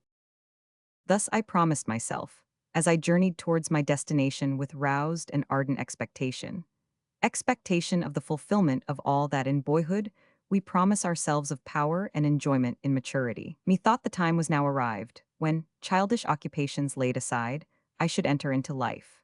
Even in the Elysian fields, Virgil describes the souls of the happy as eager to drink of the wave which was to restore them to this mortal coil. The young are seldom in Elysium, for their desires, outstripping possibility, leave them as poor as a moneyless debtor. We are told by the wisest philosophers of the dangers of the world, the deceits of men, and the treason of our own hearts. But not the less fearlessly does each put off his frail bark from the port, spread the sail, and strain his oar to attain the multitudinous streams of the sea of life. How few in youth's prime moor their vessels on the golden sands, and collect the painted shells that strew them. But all at close of day, with riven planks and rent canvas make for shore, and are either wrecked ere they reach it, or find some wave-beaten haven, some desart strand, whereon to cast themselves and die unmourned. A truce to philosophy. Life is before me, and I rush into possession. Hope, glory, love, and blameless ambition are my guides, and my soul knows no dread. What has been, though sweet, is gone. The present is good only because it is about to change, and the to come is all my own. Do I fear that my heart palpitates? High aspirations cause the flow of my blood. My eyes seem to penetrate the cloudy midnight of time, and to discern within the depths of its darkness the fruition of all my soul desires. Now pause. During my journey I might dream, and with buoyant wings reach the summit of life's high edifice. Now that I am arrived at its base, my pinions are furled, the mighty stairs are before me, and step by step I must ascend the wondrous fane. Speak, what door is opened? Behold me in a new capacity. A diplomatist, one among the pleasure-seeking society of a gay city, a youth of promise, favorite of the ambassador. All was strange and admirable to the shepherd of Cumberland. With breathless amaze I entered on the gay scene, whose actors were the lilies glorious as Solomon, who toil not, neither do they spin. Soon, too soon, I entered the giddy whirl, forgetting my studious hours and the companionship of Adrian. Passionate desire of sympathy, and ardent pursuit for a wished-for object still characterized me. The sight of beauty entranced me, and attractive manners in man or woman won my entire confidence. I called it rapture when a smile made my heart beat, and I felt the life's blood tingle in my frame when I approached the idol which for a while I worshipped. The mere flow of animal spirits was paradise, and at night's close I only desired a renewal of the intoxicating delusion. The dazzling light of ornamented rooms, lovely forms arrayed in splendid dresses, the motions of a dance, the voluptuous tones of exquisite music, cradled my senses in one delightful dream. And is not this in its kind happiness? I appeal to moralists and sages. I ask if in the calm of their measured reveries, if in the deep meditations which fill their hours, they feel the ecstasy of a youthful tyro in the school of pleasure. Can the calm beams of their heaven-seeking eyes equal the flashes of mingling passion which blind his, or does the influence of cold philosophy steep their soul in a joy equal to his, engaged in this dear work of youthful revelry? But in truth, neither the lonely meditations of the hermit, nor the tumultuous raptures of the reveler, are capable of satisfying man's heart. From the one we gather unquiet speculation, from the other satiety. The mind flags beneath the weight of thought, and droops in the heartless intercourse of those whose sole aim is amusement. There is no fruition in their vacant kindness, and sharp rocks lurk beneath the smiling ripples of these shallow waters. Thus I felt when disappointment, weariness, and solitude drove me back upon my heart, to gather thence the joy of which it had become barren. My flagging spirits asked for something to speak to the affections, and not finding it, I drooped. Thus, notwithstanding the thoughtless delight that waited on its commencement, the impression I have of my life at Vienna is melancholy. Goethe has said that in youth we cannot be happy unless we love. I did not love, but I was devoured by a restless wish to be something to others. I became the victim of ingratitude and cold coquetry. Then I desponded, and imagined that my discontent gave me a right to hate the world. I receded to solitude. I had recourse to my books, and my desire again to enjoy the society of Adrian became a burning thirst. Emulation, that in its excess almost assumed the venomous properties of envy, gave a sting to these feelings. At this period the name and exploits of one of my countrymen filled the world with admiration. Relations of what he had done, conjectures concerning his future actions, were the never-failing topics of the hour. I was not angry on my own account, but I felt as if the praises which this idol received were leaves torn from laurels destined for Adrian. But I must enter into some account of this darling of fame, this favorite of the wonder-loving world. Lord Raymond was the sole remnant of a noble but impoverished family. From early youth he had considered his pedigree with complacency and bitterly lamented his want of wealth. His first wish was aggrandizement, and the means that led towards this end were secondary considerations. Haughty, yet trembling to every demonstration of respect, ambitious but too proud to show his ambition, willing to achieve honor, yet a votary of pleasure, he entered upon life. He was met on the threshold by some insult, real or imaginary, some repulse where he least expected it, some disappointment hard for his pride to bear. He writhed beneath an injury he was unable to revenge, and he quitted England with a vow not to return till the good time should arrive when she might feel the power of him she now despised. He became an adventurer in the Greek wars. His reckless courage and comprehensive genius brought him into notice. He became the darling hero of this rising people. His foreign birth, and he refused to throw off his allegiance to his native country, alone prevented him from filling the first offices in the state. But though others might rank higher in title and ceremony, Lord Raymond held a station above and beyond all this. He led the Greek armies to victory. Their triumphs were all his own. When he appeared, whole towns poured forth their population to meet him. New songs were adapted to their national airs, whose themes were his glory, valor, and munificence. A truce was concluded between the Greeks and Turks. At the same time, Lord Raymond, by some unlooked-for chance, became the possessor of an immense fortune in England, whither he returned, crowned with glory, to receive the meed of honor and distinction before denied to his pretensions. His proud heart rebelled against this change. In what was the despised Raymond not the same? If the acquisition of power in the shape of wealth caused this alteration, that power should they feel as an iron yoke. Power therefore was the aim of all his endeavors, aggrandizement the mark at which he forever shot.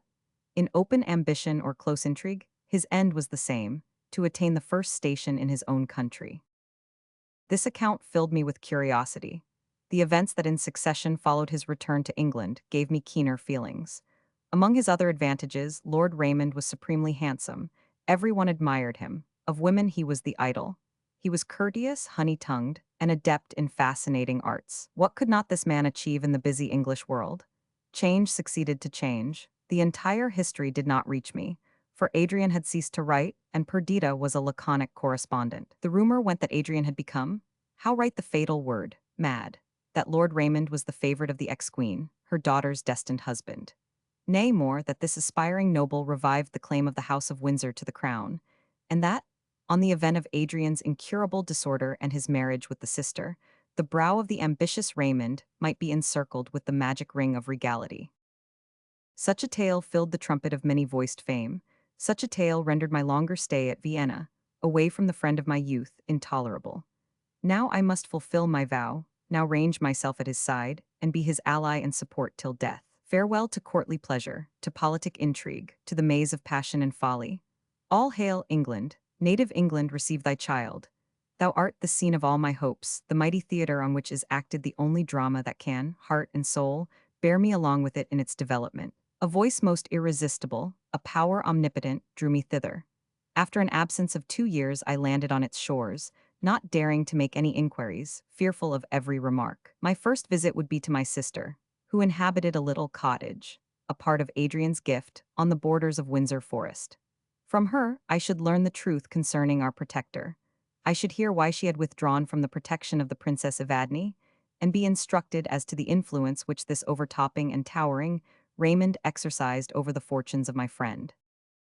I had never before been in the neighborhood of Windsor.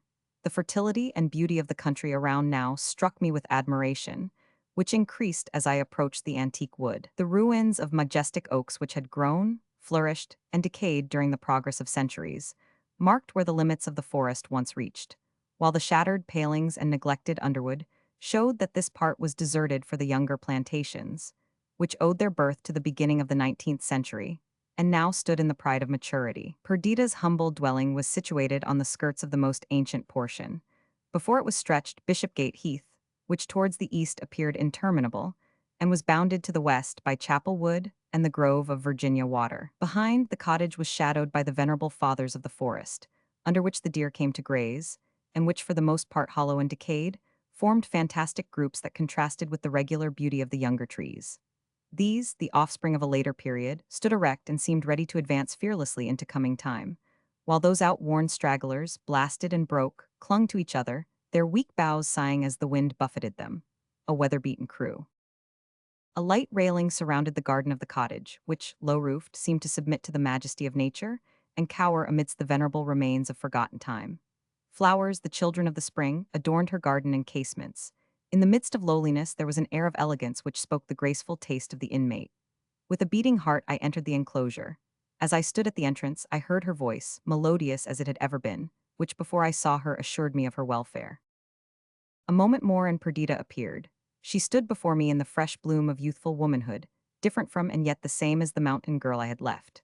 Her eyes could not be deeper than they were in childhood, nor her countenance more expressive, but the expression was changed and improved. Intelligence sat on her brow. When she smiled, her face was embellished by the softest sensibility, and her low, modulated voice seemed tuned by love. Her person was formed in the most feminine proportions. She was not tall, but her mountain life had given freedom to her motions, so that her light step scarce made her footfall heard as she tripped across the hall to meet me. When we had parted, I had clasped her to my bosom with unrestrained warmth. We met again, and new feelings were awakened. When each beheld the other, childhood passed, as full-grown actors on this changeful scene. The pause was but for a moment. The flood of association and natural feeling which had been checked again rushed in full tide upon our hearts, and with tenderest emotion we were swiftly locked in each other's embrace. This burst of passionate feeling over, with calmed thoughts we sat together, talking of the past and present. I alluded to the coldness of her letters, but the few minutes we had spent together sufficiently explained the origin of this. New feelings had arisen within her, which she was unable to express in writing to one whom she had only known in childhood. But we saw each other again, and our intimacy was renewed as if nothing had intervened to check it. I detailed the incidents of my sojourn abroad, and then questioned her as to the changes that had taken place at home, the causes of Adrian's absence, and her secluded life. The tears that suffused my sister's eyes when I mentioned our friend, and her heightened color seemed to vouch for the truth of the reports that had reached me. But their import was too terrible for me to give instant credit to my suspicion. Was there indeed anarchy in the sublime universe of Adrian's thoughts? Did madness scatter the well-appointed legions? And was he no longer the lord of his own soul? Beloved friend, this ill world was no clime for your gentle spirit. You delivered up its governance to false humanity, which stripped it of its leaves ere winter-time, and laid bare its quivering life to the evil ministration of roughest winds. Have those gentle eyes, those channels of the soul, lost their meaning, or do they only in their glare disclose the horrible tale of its aberrations? Does that voice no longer discourse excellent music? Horrible, most horrible. I veil my eyes in terror of the change, and gushing tears bear witness to my sympathy for this unimaginable ruin. In obedience to my request, Perdita detailed the melancholy circumstances that led to this event. The frank and unsuspicious mind of Adrian, gifted as it was by every natural grace, endowed with transcendent powers of intellect, unblemished by the shadow of defect, unless his dreadless independence of thought was to be construed into one, was devoted, even as a victim to sacrifice, to his love for Evadne. He entrusted to her keeping the treasures of his soul, his aspirations after excellence, and his plans for the improvement of mankind. As manhood dawned upon him, his schemes and theories, far from being changed by personal and prudential motives, acquired new strength from the powers he felt arise within him. And his love for Evadne became deep-rooted, as he each day became more certain that the path he pursued was full of difficulty, and that he must seek his reward, not in the applause or gratitude of his fellow creatures, hardly in the success of his plans, but in the approbation of his own heart and in her love and sympathy, which was to lighten every toil and recompense every sacrifice. In solitude, and through many wanderings afar from the haunts of men, he matured his views for the reform of the English government and the improvement of the people. It would have been well if he had concealed his sentiments, until he had come into possession of the power which would secure their practical development. But he was impatient of the years that must intervene. He was frank of heart and fearless. He gave not only a brief denial to his mother's schemes, but published his intention of using his influence to diminish the power of the aristocracy, to effect a greater equalization of wealth and privilege, and to introduce a perfect system of republican government into England. At first, his mother treated his theories as the wild ravings of inexperience, but they were so systematically arranged, and his arguments so well supported, that though still in appearance incredulous, she began to fear him. She tried to reason with him, and finding him inflexible, learned to hate him. Strange to say, this feeling was infectious. His enthusiasm for good which did not exist, his contempt for the sacredness of authority, his ardor and imprudence were all at the antipodes of the usual routine of life. The worldly feared him. The young and inexperienced did not understand the lofty severity of his moral views and disliked him as a being different from themselves. Evadne entered but coldly into his systems. She thought he did well to assert his own will, but she wished that will to have been more intelligible to the multitude. She had none of the spirit of a martyr, and did not incline to share the shame and defeat of a fallen patriot. She was aware of the purity of his motives, the generosity of his disposition, his true and ardent attachment to her, and she entertained a great affection for him. He repaid this spirit of kindness with the fondest gratitude, and made her the treasure house of all his hopes. At this time, Lord Raymond returned from Greece. No two persons could be more opposite than Adrian and he. With all the incongruities of his character, Raymond was emphatically a man of the world. His passions were violent. As these often obtained the mastery over him, he could not always square his conduct to the obvious line of self-interest, but self-gratification at least was the paramount object with him. He looked on the structure of society as but a part of the machinery which supported the web on which his life was traced. The earth was spread out as an highway for him, the heavens built up as a canopy for him. Adrian felt that he made a part of a great whole. He owned affinity not only with mankind, but all nature was akin to him. The mountains and sky were his friends, the winds of heaven and the offspring of earth his playmates, while he, the focus only of this mighty mirror, felt his life mingle with the universe of existence. His soul was sympathy, and dedicated to the worship of beauty and excellence. Adrian and Raymond now came into contact, and a spirit of aversion rose between them.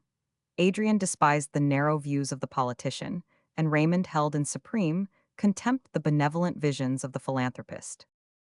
With the coming of Raymond was formed the storm that laid waste at one fell blow the gardens of delight and sheltered paths, which Adrian fancied that he had secured to himself, as a refuge from defeat and contumely. Raymond, the deliverer of Greece, the graceful soldier, who bore in his mien a tinge of all that, peculiar to her native clime, Evadne cherished as most dear. Raymond was loved by Evadne. Overpowered by her new sensations, she did not pause to examine them, or to regulate her conduct by any sentiments except the tyrannical one which suddenly usurped the empire of her heart. She yielded to its influence, and the too natural consequence in a mind unattuned to soft emotions was that the attentions of Adrian became distasteful to her. She grew capricious.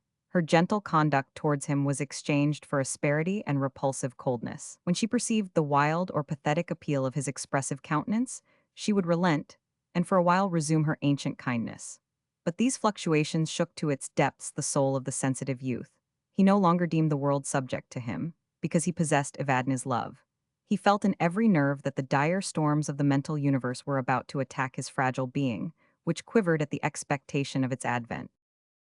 Perdita, who then resided with Evadne, saw the torture that Adrian endured. She loved him as a kind elder brother, a relation to guide, protect, and instruct her, without the too frequent tyranny of parental authority.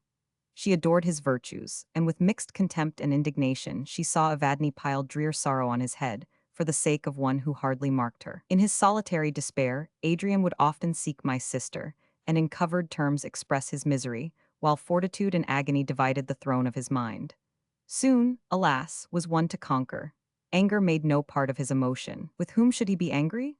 Not with Raymond, who was unconscious of the misery he occasioned. Not with Evadne, for her his soul wept tears of blood. Poor mistaken girl, slave not tyrant was she, and amidst his own anguish he grieved for her future destiny. Once a writing of his fell into Perdita's hands, it was blotted with tears. Well might any blot it with the like. Life, it began thus, is not the thing romance writers describe it, going through the measures of a dance, and after various evolutions arriving at a conclusion, when the dancers may sit down and repose. While there is life, there is action and change. We go on, each thought linked to the one which was its parent, each act to a previous act. No joy or sorrow dies barren of progeny, which forever generated and generating, weaves the chain that make our life. Un dia lama of atro dia. Why to see lama, why in Kadina? We descended from Parnassus, emerging from its many folds, and passed through Lavadia on our road to Attica. Perdita would not enter Athens, but reposing at Marathon on the night of our arrival, conducted me on the following day to the spot selected by her as the treasure house of Raymond's dear remains. It was in a recess near the head of the ravine to the south of Hymettus. The chasm, deep, black, and hoary, swept from the summit to the base. In the fissures of the rock myrtle underwood grew in wild thyme, the food of many nations of bees. Enormous crags protruded into the cleft, some beetling over, others rising perpendicularly from it. At the foot of this sublime chasm, a fertile, laughing valley reached from sea to sea, and beyond was spread the blue Aegean, sprinkled with islands, the light waves glancing beneath the sun. Close to the spot on which we stood was a solitary rock, high and conical, which, divided on every side from the mountain, seemed a nature-hewn pyramid. With little labor, this block was reduced to a perfect shape. The narrow cell was scooped out beneath in which Raymond was placed, and a short inscription, carved in the living stone, recorded the name of its tenant, the cause and era of his death. Everything was accomplished with speed under my directions. I agreed to leave the finishing and guardianship of the tomb to the head of the religious establishment at Athens, and by the end of October prepared for my return to England. I mentioned this to Perdita. It was painful to appear to drag her from the last scene that spoke of her lost one, but to linger here was vain, and my very soul was sick with its yearning to rejoin my Idris and her babes. In reply, my sister requested me to accompany her the following evening to the tomb of Raymond. Some days had passed since I had visited the spot. The path to it had been enlarged, and steps hewn in the rock led us less circuitously than before to the spot itself. The platform on which the pyramid stood was enlarged, and looking towards the south, in a recess overshadowed by the straggling branches of a wild fig tree, I saw foundations dug, and props and rafters fixed, evidently the commencement of a cottage. Standing on its unfinished threshold, the tomb was at our right hand, the whole ravine and plain, and azure sea immediately before us. The dark rocks received a glow from the descending sun, which glanced along the cultivated valley and dyed in purple and orange the placid waves. We sat on a rocky elevation, and I gazed with rapture on the beauteous panorama of living and changeful colors, which varied and enhanced the graces of earth and ocean. "Did I not do right," said Perdita, "in having my loved one conveyed hither? Hereafter this will be the cynosure of Greece. In such a spot death loses half its terrors, and even the inanimate dust appears to partake of the spirit of beauty which hallows this region. Lionel, he sleeps there. That is the grave of Raymond, he whom in my youth I first loved, whom my heart accompanied in days of separation and anger, to whom I am now joined forever. Never, mark me, never will I leave this spot. Methinks his spirit remains here as well as that dust, which, uncommunicable though it be, is more precious in its nothingness than aught else widowed earth clasps to her sorrowing bosom. The myrtle bushes, the thyme, the little cyclamen which peep from the fissures of the rock, all the produce of the place, bear affinity to him. The light that invests the hills participates in his essence, and sky and mountains, sea and valley are imbued by the presence of his spirit. I will live and die here. Go you to England, Lionel. Return to sweet Idris and dearest Adrian. Return, and let my orphan girl be as a child of your own in your house. Look on me as dead, and truly if death be a mere change of state, I am dead. This is another world from that which late I inhabited, from that which is now your home. Here I hold communion only with the has-been and to come. Go you to England, and leave me where alone I can consent to drag out the miserable days which I must still live." A shower of tears terminated her sad harangue. I had expected some extravagant proposition, and remained silent a while, collecting my thoughts that I might the better combat her fanciful scheme. "You cherish dreary thoughts, my dear Perdita," I said, "nor do I wonder that for a time your better reason should be influenced by passionate grief and a disturbed imagination. Even I am in love with this last home of Raymond S. Nevertheless, we must quit it." "I expected this," cried Perdita. "I supposed that you would treat me as a mad, foolish girl. But do not deceive yourself. This cottage is built by my order, and here I shall remain until the hour arrives when I may share his happier dwelling." "My dearest girl!" "And what is there so strange in my design? I might have deceived you. I might have talked of remaining here only a few months. In your anxiety to reach Windsor you would have left me, and without reproach or contention, I might have pursued my plan. But I disdained the artifice, or rather in my wretchedness it was my only consolation to pour out my heart to you, my brother, my only friend. You will not dispute with me? You know how willful your poor, misery-stricken sister is. Take my girl with you, wean her from sights and thoughts of sorrow. Let infinite hilarity revisit her heart and animate her eyes. So could it never be were she near me. It is far better for all of you that you should never see me again. For myself, I will not voluntarily seek death, that is, I will not while I can command myself and I can hear. but drag me from this country, and my power of self-control vanishes, nor can I answer for the violence my agony of grief may lead me to commit. You clothe your meaning, Perdita, I replied, in powerful words, yet that meaning is selfish and unworthy of you. You have often agreed with me that there is but one solution to the intricate riddle of life, to improve ourselves and contribute to the happiness of others. And now, in the very prime of life, you desert your principles and shut yourself up in useless solitude. Will you think of Raymond less at Windsor, the scene of your early happiness? Will you commune less with his departed spirit, while you watch over and cultivate the rare excellence of his child? You have been sadly visited, nor do I wonder that a feeling akin to insanity should drive you to bitter and unreasonable imaginings. But a home of love awaits you in your native England. My tenderness and affection must soothe you. The society of Raymond's friends will be of more solace than these dreary speculations. We will all make it our first care, our dearest task, to contribute to your happiness. Perdita shook her head.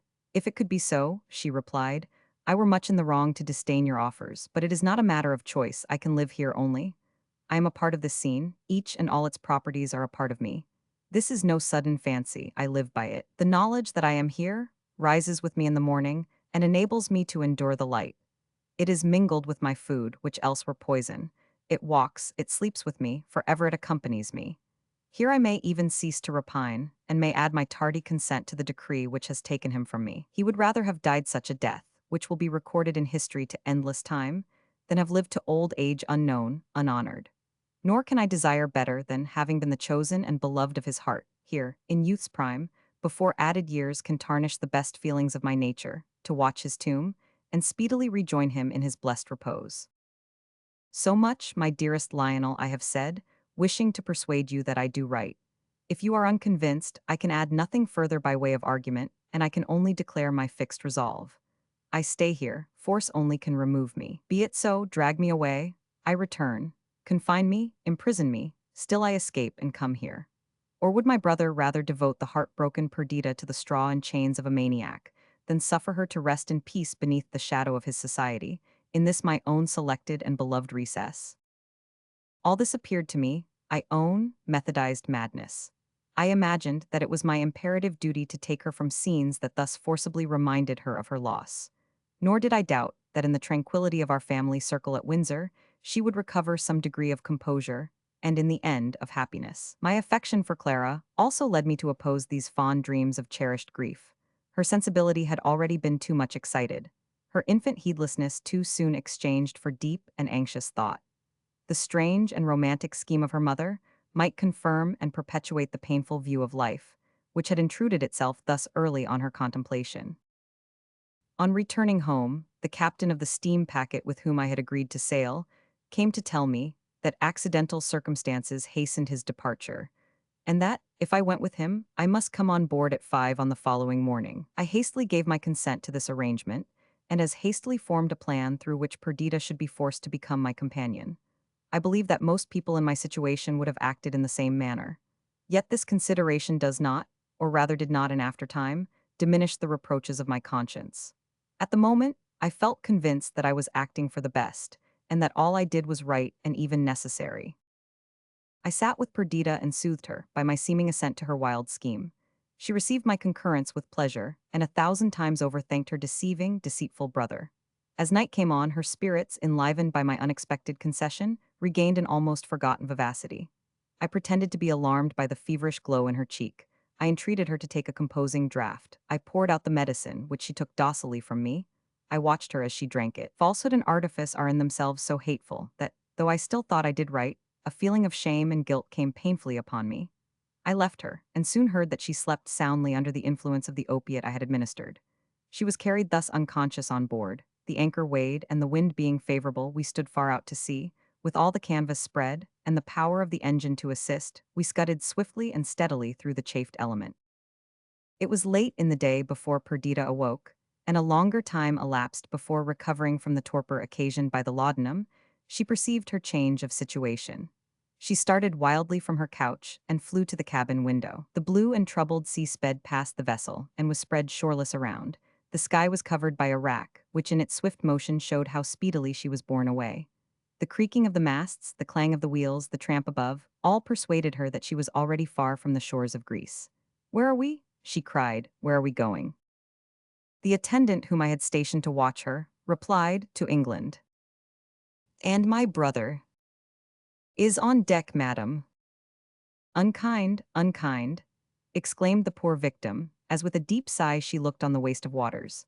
Then, without further remark, she threw herself on her couch and, closing her eyes, remained motionless, so that, but for the deep sighs that burst from her, it would have seemed that she slept. As soon as I heard that she had spoken, I sent Clara to her, that the sight of the lovely innocent might inspire gentle and affectionate thoughts. But neither the presence of her child, nor a subsequent visit from me, could rouse my sister. She looked on Clara with a countenance of woeful meaning, but she did not speak. When I appeared, she turned away, and in reply to my inquiries, only said, "You know not what you have done."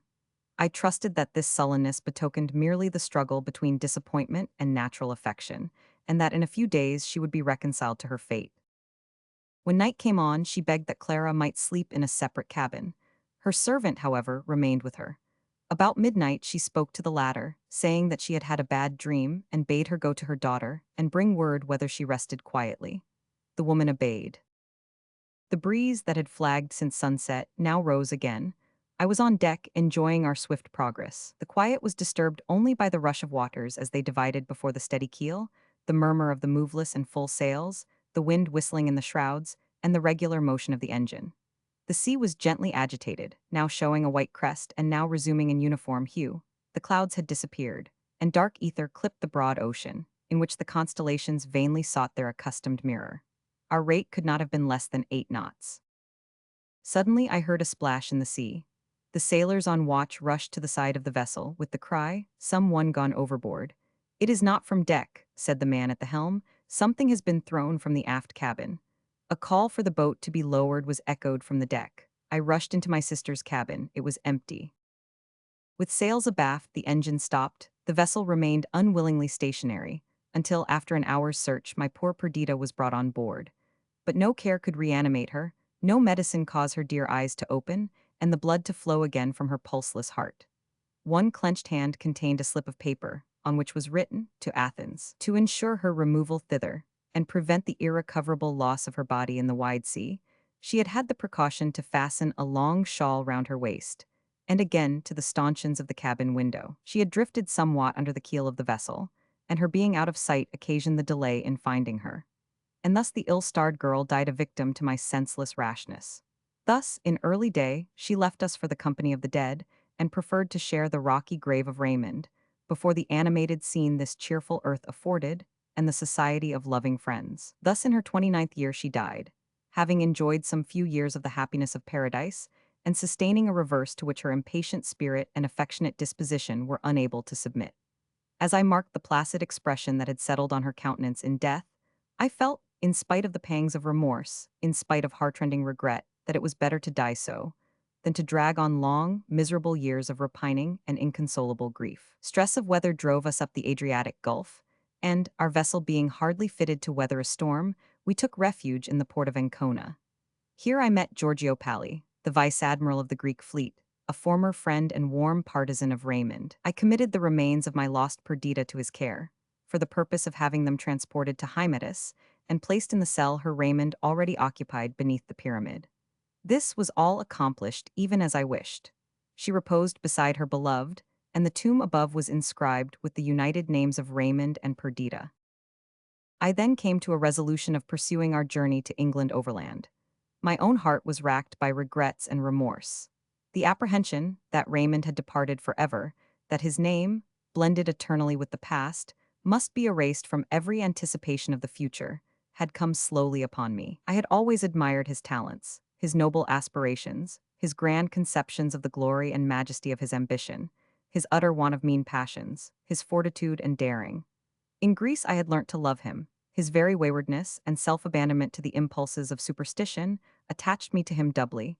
It might be weakness, but it was the antipodes of all that was groveling and selfish. To these pangs were added the loss of Perdita, lost through my own accursed self-will and conceit. This dear one, my sole relation, whose progress I had marked from tender childhood through the varied path of life, and seen her throughout conspicuous for integrity, devotion, and true affection, for all that constitutes the peculiar graces of the female character, and beheld her at last the victim of too much loving, too constant an attachment. To the perishable and lost, she, in her pride of beauty and life, had thrown aside the pleasant perception of the apparent world for the unreality of the grave, and had left poor Clara quite an orphan.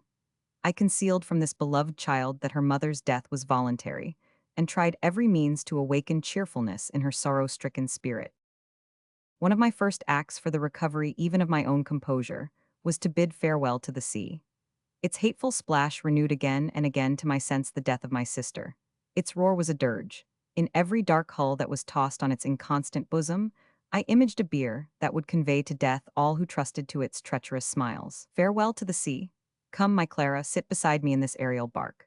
Quickly and gently it cleaves the azure serene, and with soft undulation glides upon the current of the air. Or, if storm shake its fragile mechanism, the green earth is below, we can descend and take shelter on the stable continent.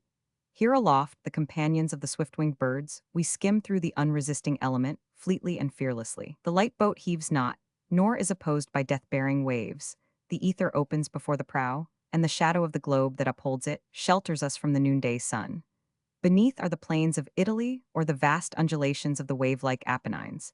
Fertility reposes in their many folds, and woods crown the summits. The free and happy peasant, unshackled by the Austrian, bears the double harvest to the garner, and the refined citizens rear without dread the long blighted tree of knowledge in this garden of the world. We were lifted above the Alpine peaks, and from their deep and brawling ravines entered the plain of fair France, and after an airy journey of 6 days, we landed at Deep, furled the feathered wings, and closed the silken globe of our little pinnace.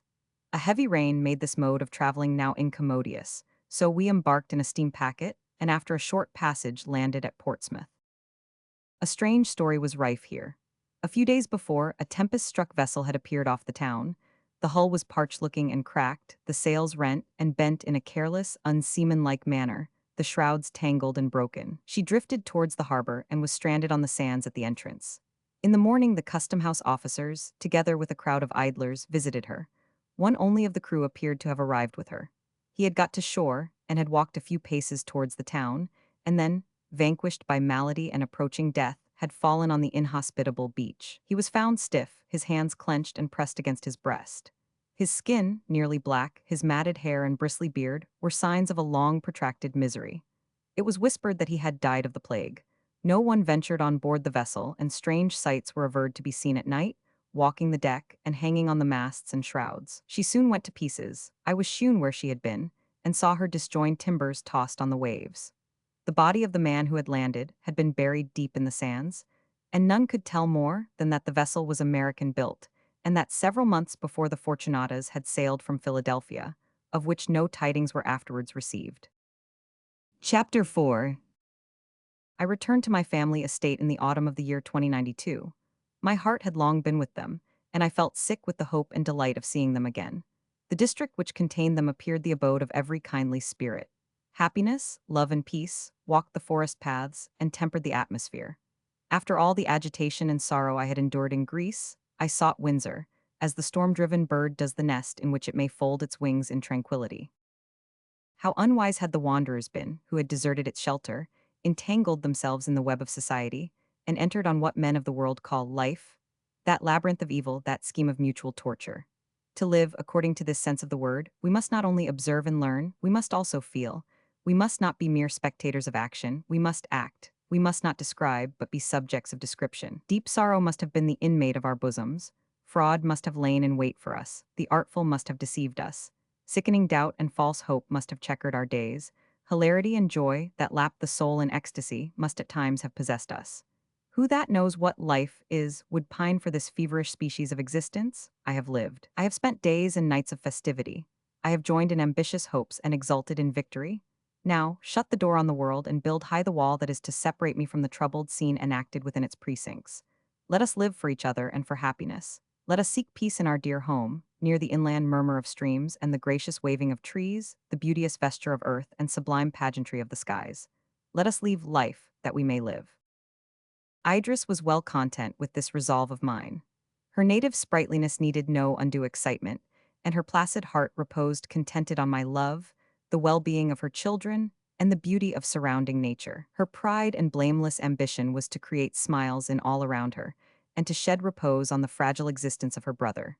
In spite of her tender nursing, the health of Adrian perceptibly declined. Walking, writing, the common occupations of life overcame him.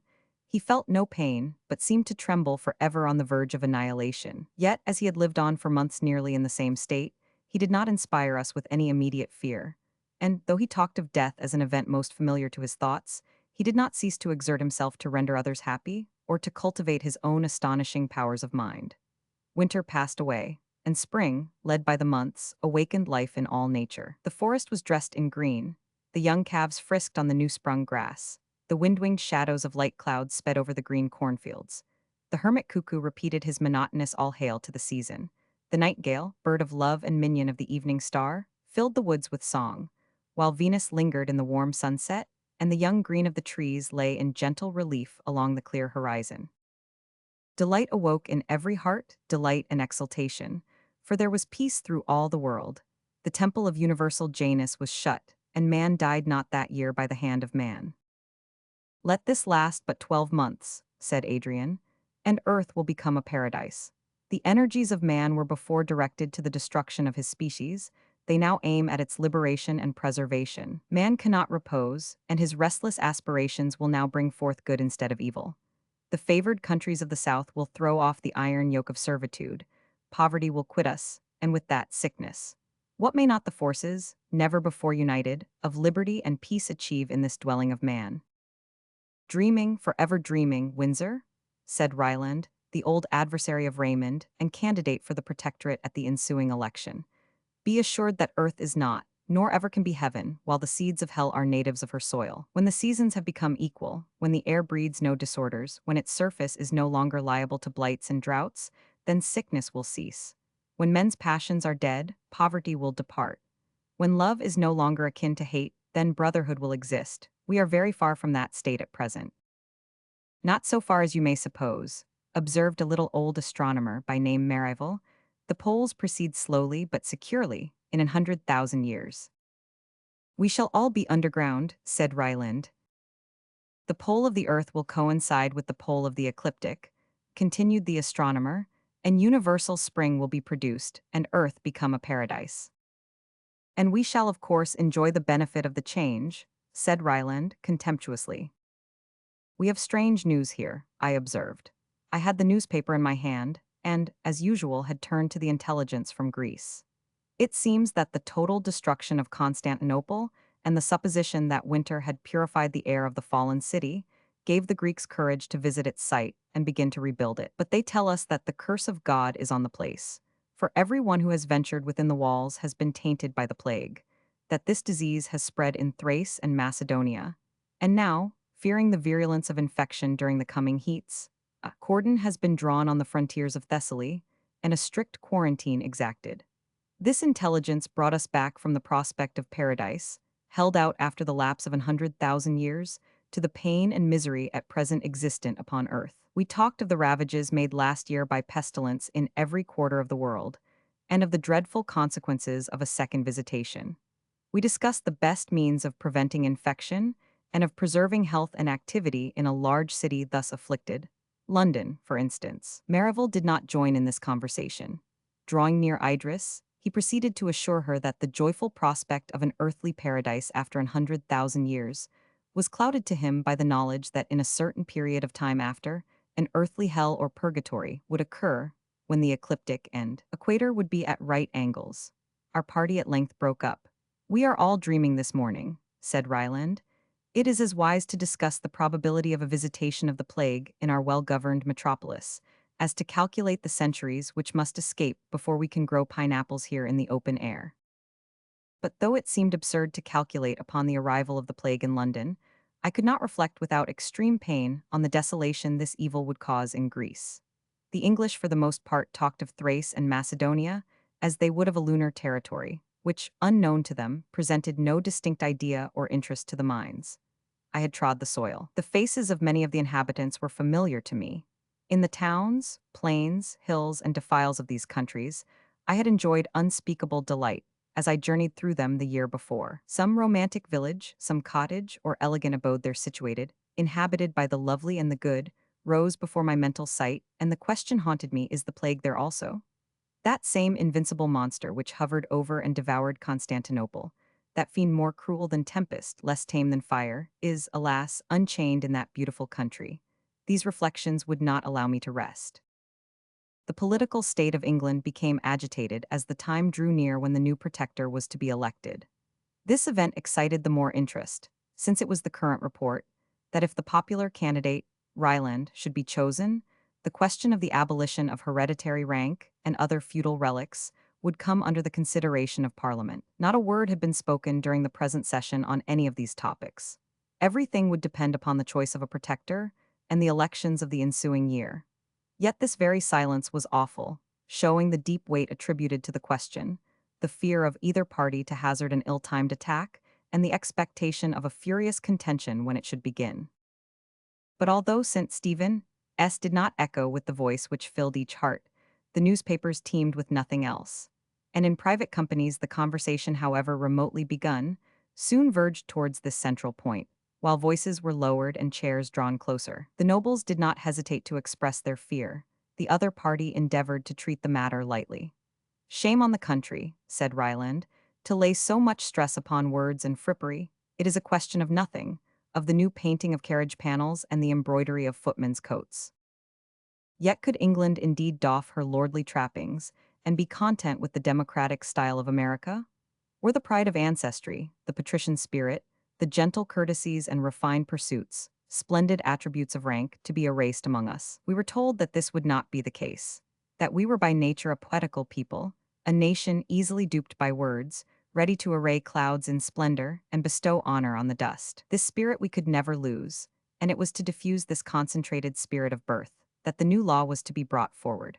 We were assured that, when the name and title of Englishman was the sole patent of nobility, we should all be noble, that when no man born under English sway felt another his superior in rank, courtesy and refinement would become the birth, right of all our countrymen. Let not England be so far disgraced as to have it imagined that it can be without nobles, nature's true nobility, who bear their patent in their mien, who are from their cradle elevated above the rest of their species, because they are better than the rest. Among a race of independent and generous and well-educated men, in a country where the imagination is empress of men's minds, there needs be no fear that we should want a perpetual succession of the highborn and lordly. That party, however, could hardly yet be considered a minority in the kingdom, who extolled the ornament of the column, the Corinthian capital of polished society. They appealed to prejudices without number, to old attachments and young hopes, to the expectation of thousands who might one day become peers. They set up as a scarecrow, the specter of all that was sordid, mechanic, and base in the commercial republics. The plague had come to Athens. Hundreds of English residents returned to their own country. Raymond's beloved Athenians, the free, the noble people of the divinest town in Greece, fell like ripe corn before the merciless sickle of the adversary. Its pleasant places were deserted, its temples and palaces were converted into tombs, its energies, bent before towards the highest objects of human ambition, were now forced to converge to one point, the guarding against the innumerous arrows of the plague. At any other time, this disaster would have excited extreme compassion among us, but it was now passed over, while each mind was engaged by the coming controversy. It was not so with me, and the question of rank and right dwindled to insignificance in my eyes when I pictured the scene of suffering Athens. I heard of the death of only sons, of wives and husbands most devoted, of the rending of ties twisted with the heart's fibers, of friend losing friend, and young mothers mourning for their firstborn. And these moving incidents were grouped and painted in my mind by the knowledge of the persons, by my esteem and affection for the sufferers. It was the admirers, friends, fellow soldiers of Raymond, families that had welcomed Perdita to Greece, and lamented with her the loss of her lord, that were swept away, and went to dwell with them in the undistinguishing tomb. The plague at Athens had been preceded and caused by the contagion from the east, and the scene of havoc and death continued to be acted there, on a scale of fearful magnitude. A hope that the visitation of the present year would prove the last kept up the spirits of the merchants connected with these countries, but the inhabitants were driven to despair, or to a resignation which, arising from fanaticism, assumed the same dark hue. America had also received the taint, and, were it yellow fever or plague, the epidemic was gifted with a virulence before unfelt. The devastation was not confined to the towns, but spread throughout the country. The hunter died in the woods, the peasant in the cornfields, and the fisher on his native waters. A strange story was brought to us from the East, to which little credit would have been given, had not the fact been attested by a multitude of witnesses in various parts of the world. On the 21st of June, it was said that an hour before noon, a black sun arose. An orb, the size of that luminary but dark, defined, whose beams were shadows, ascended from the west. In about an hour it had reached the meridian and eclipsed the bright parent of day. Night fell upon every country, night sudden, rayless, entire. The stars came out, shedding their ineffectual glimmerings on the light widowed earth. But soon the dim orb passed from over the sun and lingered down the eastern heaven. As it descended, its dusky rays crossed the brilliant ones of the sun and deadened or distorted them. The shadows of things assumed strange and ghastly shapes. The wild animals in the woods took fright at the unknown shapes figured on the ground. They fled they knew not whither, and the citizens were filled with greater dread at the convulsion which shook lions into civil streets. Birds, strong-winged eagles, suddenly blinded, fell in the marketplaces, while owls and bats showed themselves welcoming the early night. Gradually, the object of fear sank beneath the horizon, and to the last shot up shadowy beams into the otherwise radiant air. Such was the tale sent us from Asia, from the eastern extremity of Europe, and from Africa as far west as the Golden Coast. Whether this story were true or not, the effects were certain. Through Asia, from the banks of the Nile to the shores of the Caspian, from the Hellespont even to the Sea of Oman, a sudden panic was driven. The men filled the mosques, the women, veiled, hastened to the tombs and carried offerings to the dead, thus to preserve the living. The plague was forgotten in this new fear which the black sun had spread. And, though the dead multiplied, and the streets of Ispahan, of Pekin, and of Delhi were strewed with pestilence-struck corpses, men passed on, gazing on the ominous sky, regardless of the death beneath their feet. The Christians sought their churches. Christian maidens, even at the Feast of Roses, clad in white with shining veils, sought in long procession the places consecrated to their religion, filling the air with their hymns. While, ever and anon, from the lips of some poor mourner in the crowd, a voice of wailing burst, and the rest looked up, fancying they could discern the sweeping wings of angels, who passed over the earth, lamenting the disasters about to fall on man. In the sunny clime of Persia, in the crowded cities of China, amidst the aromatic groves of Kashmir, and along the southern shores of the Mediterranean, such scenes had place. Even in Greece, the tale of the son of darkness increased the fears and despair of the dying multitude. We, in our cloudy isle, were far removed from danger, and the only circumstance that brought these disasters at all home to us was the daily arrival of vessels from the east, crowded with emigrants, mostly English. For the Moslems, though the fear of death was spread keenly among them, still clung together, that if they were to die, and if they were, death would as readily meet them on the homeless sea, or in far England as in Persia. If they were to die, their bones might rest in earth made sacred by the relics of true believers. Mecca had never before been so crowded with pilgrims, yet the Arabs neglected to pillage the caravans, but, humble and weaponless, they joined the procession, praying Mahomet to avert plague from their tents and deserts. I cannot describe the rapturous delight with which I turned from political brawls at home, and the physical evils of distant countries, to my own dear home, to the selected abode of goodness and love, to peace and the interchange of every sacred sympathy. Had I never quitted Windsor, these emotions would not have been so intense. But I had in Greece been the prey of fear and deplorable change. In Greece, after a period of anxiety and sorrow, I had seen depart two, whose very names were the symbol of greatness and virtue. But such miseries could never intrude upon the domestic circle left to me. While secluded in our beloved forest, we passed our lives in tranquility. Some small change indeed the progress of years brought here, and time, as it is wont, stamped the traces of mortality on our pleasures and expectations. Idris, the most affectionate wife, sister, and friend, was a tender and loving mother.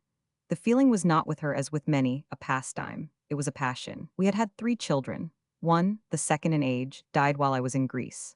This had dashed the triumphant and rapturous emotions of maternity with grief and fear. Before this event, the little beings, sprung from herself, the young heirs of her transient life, seemed to have a sure lease of existence. Now she dreaded that the pitiless destroyer might snatch her remaining darlings, as it had snatched their brother. The least illness caused throes of terror. She was miserable if she were at all absent from them. Her treasure of happiness she had garnered in their fragile being, and kept forever on the watch, lest the insidious thief should as before steal these valued gems. She had fortunately small cause for fear. Alfred, now 9 years old, was an upright, manly little fellow, with radiant brow, soft eyes, and gentle, though independent disposition. Our youngest was yet in infancy, but his downy cheek was sprinkled with the roses of health, and his unwearied vivacity filled our halls with innocent laughter. Clara had passed the age which, from its mute ignorance, was the source of the fears of Idris. Clara was dear to her, to all. There was so much intelligence combined with innocence, sensibility with forbearance, and seriousness with perfect good humor, a beauty so transcendent, united to such endearing simplicity, that she hung like a pearl in the shrine of our possessions, a treasure of wonder and excellence. At the beginning of winter, our Alfred, now 9 years of age, first went to school at Eton. This appeared to him the primary step towards manhood, and he was proportionably pleased. Community of study and amusement developed the best parts of his character, his steady perseverance, generosity, and well-governed firmness. What deep and sacred emotions are excited in a father's bosom, when he first becomes convinced that his love for his child is not a mere instinct, but worthily bestowed, and that others, less akin, participate his approbation. It was supreme happiness to Idris and myself to find that the frankness which Alfred's open brow indicated, the intelligence of his eyes, the tempered sensibility of his tones, were not delusions, but indications of talents and virtues, which would grow with his growth and strengthen with his strength. At this period, the termination of an animal's love for its offspring, the true affection of the human parent commences. We no longer look on this dearest part of ourselves as a tender plant which we must cherish, or a plaything for an idle hour. We build now on his intellectual faculties, we establish our hopes on his moral propensities. His weakness still imparts anxiety to this feeling, his ignorance prevents entire intimacy. But we begin to respect the future man, and to endeavor to secure his esteem, even as if he were our equal. What can a parent have more at heart than the good opinion of his child? In all our transactions with him, our honor must be inviolate, the integrity of our relations untainted. Fate and circumstance may, when he arrives at maturity, separate us forever. But as his aegis in danger, his consolation in hardship, let the ardent youth forever bear with him through the rough path of life, love and honor for his parents. We had lived so long in the vicinity of Eton that its population of young folks was well known to us. Many of them had been Alfred's playmates before they became his school fellows. We now watched this youthful congregation with redoubled interest. We marked the difference of character among the boys and endeavored to read the future man in the stripling. There is nothing more lovely, to which the heart more yearns, than a free-spirited boy, gentle, brave, and generous. Several of the Etonians had these characteristics. All were distinguished by a sense of honor and spirit of enterprise. In some, as they verged towards manhood, this degenerated into presumption. But the younger ones, lads a little older than our own, were conspicuous for their gallant and sweet dispositions. Here were the future governors of England, the men who, when our ardor was cold and our projects completed or destroyed forever, when, our drama acted, we doffed the garb of the hour and assumed the uniform of age or of more equalizing death. Here were the beings who were to carry on the vast machine of society. Here were the lovers, husbands, fathers. Here the landlord, the politician, the soldier. Some fancied that they were even now ready to appear on the stage, eager to make one among the dramatis personae of active life. It was not long since I was like one of these beardless aspirants. When my boy shall have obtained the place I now hold, I shall have tottered into a gray-headed, wrinkled old man. Strange system, riddle of the Sphinx, most awe-striking, that thus man remains, while we the individuals pass away. Such is, to borrow the words of an eloquent and philosophically writer, the mode of existence decreed to a permanent body composed of transitory parts, wherein, by the disposition of a stupendous wisdom, molding together the great mysterious incorporation of the human race, the whole at one time is never old or middle-aged or young, but in a condition of unchangeable constancy, moves on through the varied tenor of perpetual decay, fall, renovation, and progression. Willingly do I give place to thee, dear Alfred. Advance, offspring of tender love, child of our hopes. Advance, a soldier on the road to which I have been the pioneer. I will make way for thee. I have already put off the carelessness of childhood, the unlined brow and springy gait of early years, that they may adorn thee. Advance, and I will despoil myself still further for thy advantage. Time shall rob me of the graces of maturity, shall take the fire from my eyes, and agility from my limbs, shall steal the better part of life, eager expectation and passionate love, and shower them in double portion on thy dear head. Advance, avail thyself of the gift, thou and thy comrades, and in the drama you are about to act, do not disgrace those who taught you to enter on the stage, and to pronounce becomingly the parts assigned to you. May your progress be uninterrupted and secure. Born during the springtide of the hopes of man, may you lead up the summer to which no winter may succeed. Chapter 5. Some disorder had surely crept into the course of the elements, destroying their benignant influence. The wind, prince of air, raged through his kingdom, lashing the sea into fury and subduing the rebel earth into some sort of obedience. The god sends down his angry plagues from high. Famine and pestilence in heaps they die. Again, in vengeance of his wrath he falls on their great hosts and breaks their tottering walls, arrests their navies on the ocean's plain, and whelms their strength with mountains of the main. Their deadly power shook the flourishing countries of the south, and during winter, even we, in our northern retreat, began to quake under their ill effects. That fable is unjust, which gives the superiority to the sun over the wind, who has not seen the lightsome earth, the balmy atmosphere and basking nature become dark, cold, and ungenial, when the sleeping wind has awoke in the east, or when the dun clouds thickly veil the sky, while exhaustless stores of rain are poured down, until, the dank earth refusing to imbibe the superabundant moisture, it lies in pools on the surface, when the torch of day seems like a meteor to be quenched. Who has not seen the cloud-stirring north? Arise, the streaked blue appear, and soon an opening made in the vapors in the eye of the wind, through which the bright azure shines. The clouds become thin, an arch is formed for ever rising upwards, till, the universal cope being unveiled, the sun pours forth its rays, reanimated and fed by the breeze. Then mighty art thou, O wind, to be throned above all other vicegerents of nature's power, whether thou comest destroying from the east or pregnant with elementary life from the west. Thee the clouds obey, the sun is subservient to thee, the shoreless ocean is thy slave. Thou sweepest over the earth, and oaks, the growth of centuries, submit to thy viewless axe. The snowdrift is scattered on the pinnacles of the Alps, the avalanche thunders down their valleys. Thou holdest the keys of the frost, and canst first chain and then set free the streams. Under thy gentle governance the buds and leaves are born, they flourish nursed by thee. Why dost thou howl thus, O wind? By day and by night for 4 long months thy roarings have not ceased. The shores of the sea are strewn with wrecks, its kill-welcoming surface has become impassable. The earth has shed her beauty in obedience to thy command. The frail balloon dares no longer sail on the agitated air. Thy ministers, the clouds, deluge the land with rain. Rivers forsake their banks. The wild torrent tears up the mountain path. Plain and wood and verdant dell are despoiled of their loveliness. Our very cities are wasted by thee. Alas, what will become of us? It seems as if the giant waves of ocean and vast arms of the sea were about to wrench the deep-rooted island from its center, and cast it, a ruin and a wreck, upon the fields of the Atlantic. What are we, the inhabitants of this globe, least among the many that people infinite space? Our minds embrace infinity. The visible mechanism of our being is subject to merest accident.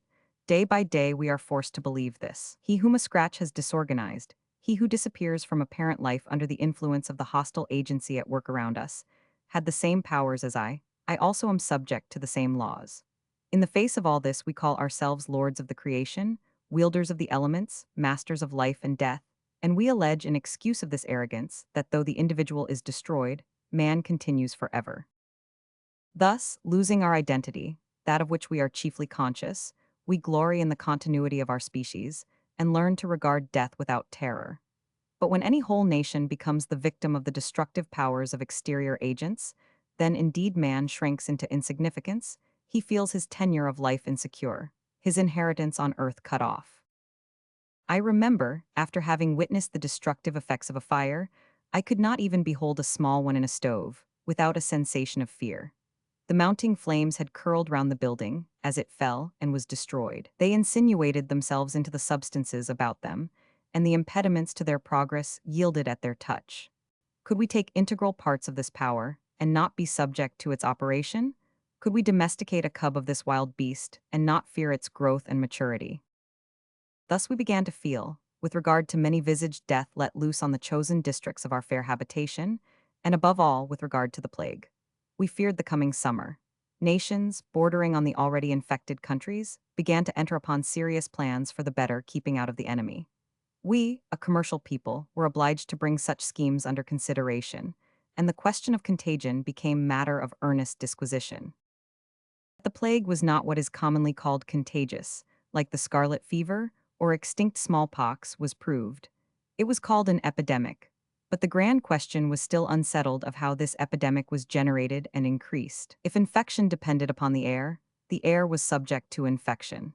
As for instance, a typhus fever has been brought by ships to one seaport town, yet the very people who brought it there were incapable of communicating it in a town more fortunately situated. But how are we to judge of airs and pronounce, in such a city plague will die unproductive? In such another, nature has provided for it a plentiful harvest. In the same way, individuals may escape 99 times and receive the death blow at the 100th, because bodies are sometimes in a state to reject the infection of malady, and at others, thirsty to imbibe it. These reflections made our legislators pause before they could decide on the laws to be put in force.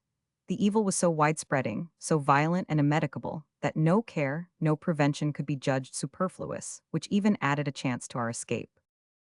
These were questions of prudence. There was no immediate necessity for an earnest caution. England was still secure. France, Germany, Italy, and Spain were interposed, walls yet without a breach between us and the plague. Our vessels truly were the sport of winds and waves, even as Gulliver was the toy of the Brobdingnagians, but we on our stable abode could not be hurt in life or limb by these eruptions of nature. We could not fear, we did not. Yet a feeling of awe, a breathless sentiment of wonder, a painful sense of the degradation of humanity, was introduced into every heart. Nature, our mother and our friend, had turned on us a brow of menace. She showed us plainly that though she permitted us to assign her laws and subdue her apparent powers, yet if she put forth but a finger, we must quake. She could take our globe, fringed with mountains, girded by the atmosphere, containing the condition of our being, and all that man's mind could invent or his force achieve. She could take the ball in her hand and cast it into space, where life would be drunk up, and man and all his efforts forever annihilated. These speculations were rife among us, yet not the less we proceeded in our daily occupations, and our plans, whose accomplishment demanded the lapse of many years. No voice was heard telling us to hold. When foreign distresses came to be felt by us through the channels of commerce, we set ourselves to apply remedies. Subscriptions were made for the emigrants, and merchants bankrupt by the failure of trade. The English spirit awoke to its full activity, and, as it had ever done, set itself to resist the evil, and to stand in the breach which diseased nature had suffered chaos and death to make in the bounds and banks which had hitherto kept them out. At the commencement of summer, we began to feel that the mischief which had taken place in distant countries was greater than we had at first suspected. Quito was destroyed by an earthquake. Mexico laid waste by the united effects of storm, pestilence, and famine. Crowds of emigrants inundated the west of Europe, and our island had become the refuge of thousands. In the meantime, Ryland had been chosen protector. He had sought this office with eagerness, under the idea of turning his whole forces to the suppression of the privileged orders of our community. His measures were thwarted, and his schemes interrupted by this new state of things. Many of the foreigners were utterly destitute, and their increasing numbers at length forbade a recourse to the usual modes of relief. Trade was stopped by the failure of the interchange of cargoes usual between us and America, India, Egypt, and Greece. A sudden break was made in the routine of our lives. In vain, our protector and his partisans sought to conceal this truth. In vain, day after day, he appointed a period for the discussion of the new laws concerning hereditary rank and privilege. In vain, he endeavored to represent the evil as partial and temporary. These disasters came home to so many bosoms, and, through the various channels of commerce, were carried so entirely into every class and division of the community, that of necessity they became the first question in the state, the chief subjects to which we must turn our attention. Can it be true, each asked the other with wonder and dismay, that whole countries are laid waste, whole nations annihilated by these disorders in nature? The vast cities of America, the fertile plains of Hindustan, the crowded abodes of the Chinese, are menaced with utter ruin. Where late the busy multitudes assembled for pleasure or profit, now only the sound of wailing and misery is heard. The air is empoisoned, and each human being inhales death. Even while in youth and health, their hopes are in the flower. We called to mind the plague of 1348, when it was calculated that a third of mankind had been destroyed. As yet Western Europe was uninfected. Would it always be so? Oh, yes, it would, countrymen, fear not. In the still uncultivated wilds of America, what wonder that among its other giant destroyers, plague should be numbered. It is of old a native of the East, sister of the tornado, the earthquake, and the simoon. Child of the sun and nursling of the tropics, it would expire in these climes. It drinks the dark blood of the inhabitant of the South, but it never feasts on the pale-faced Celt. If perchance some stricken Asiatic come among us, plague dies with him, uncommunicated and innoxious. Let us weep for our brethren, though we can never experience their reverse. Let us lament over and assist the children of the garden of the earth. Late we envied their abodes, their spicy groves, fertile plains, and abundant loveliness. But in this mortal life extremes are always matched. The thorn grows with the rose, the poison tree and the cinnamon mingle their boughs. Persia, with its cloth of gold, marble halls, and infinite wealth, is now a tomb. The tent of the Arab is fallen in the sands, and his horse spurns the ground unbridled and unsaddled. The voice of lamentation fills the valley of Kashmir. Its dells and woods, its cool fountains and gardens of roses, are polluted by the dead. In Circassia and Georgia, the spirit of beauty weeps over the ruin of its favorite temple, the form of woman. Our own distresses, though they were occasioned by the fictitious reciprocity of commerce, increased in due proportion. Bankers, merchants, and manufacturers, whose trade depended on exports and interchange of wealth, became bankrupt. Such things, when they happen singly, affect only the immediate parties, but the prosperity of the nation was now shaken by frequent and extensive losses. Families, bred in opulence and luxury, were reduced to beggary. The very state of peace in which we gloried was injurious. There were no means of employing the idle, or of sending any overplus of population out of the country. Even the source of colonies was dried up, for in New Holland, Van Diemen's Land, and the Cape of Good Hope, plague raged. Oh, for some medicinal vial to purge unwholesome nature and bring back the earth to its accustomed health. Ryland was a man of strong intellects and quick and sound decision in the usual course of things, but he stood aghast at the multitude of evils that gathered round us. Must he tax the landed interest to assist our commercial population? To do this, he must gain the favor of the chief landholders, the nobility of the country, and these were his vowed enemies. He must conciliate them by abandoning his favorite scheme of equalization. He must confirm them in their manorial rights. He must sell his cherished plans for the permanent good of his country, for temporary relief. He must aim no more at the dear object of his ambition. Throwing his arms aside, he must for present ends give up the ultimate object of his endeavors. He came to Windsor to consult with us. Every day added to his difficulties. The arrival of fresh vessels with emigrants, the total cessation of commerce, the starving multitude that thronged around the palace of the Protectorate, were circumstances not to be tampered with. The blow was struck. The aristocracy obtained all they wished, and they subscribed to a 12 months bill, which levied 20% on all the rent rolls of the country. Calm was now restored to the metropolis and to the populous cities before driven to desperation, and we returned to the consideration of distant calamities, wondering if the future would bring any alleviation to their excess. It was August, so there could be small hope of relief during the heats. On the contrary, the disease gained virulence while starvation did its accustomed work. Thousands died unlamented, for beside the yet warm corpse the mourner was stretched, made mute by death. On the 18th of this month, news arrived in London that the plague was in France and Italy. These tidings were at first whispered about town, but no one dared express aloud the soul-quailing intelligence. When anyone met a friend in the street, he only cried as he hurried on, "You know," while the other, with an ejaculation of fear and horror, would answer, "What will become of us?" At length it was mentioned in the newspapers. The paragraph was inserted in an obscure part. "We regret to state that there can be no longer a doubt of the plague having been introduced at Leghorn, Genoa, and Marseille." No word of comment followed. Each reader made his own fearful one. We were as a man who hears that his house is burning, and yet hurries through the streets, borne along by a lurking hope of a mistake, till he turns the corner and sees his sheltering roof enveloped in a flame. Before it had been a rumor, but now in words unerasable, in definite and undeniable print, the knowledge went forth. Its obscurity of situation rendered it the more conspicuous. The diminutive letters grew gigantic to the bewildered eye of fear.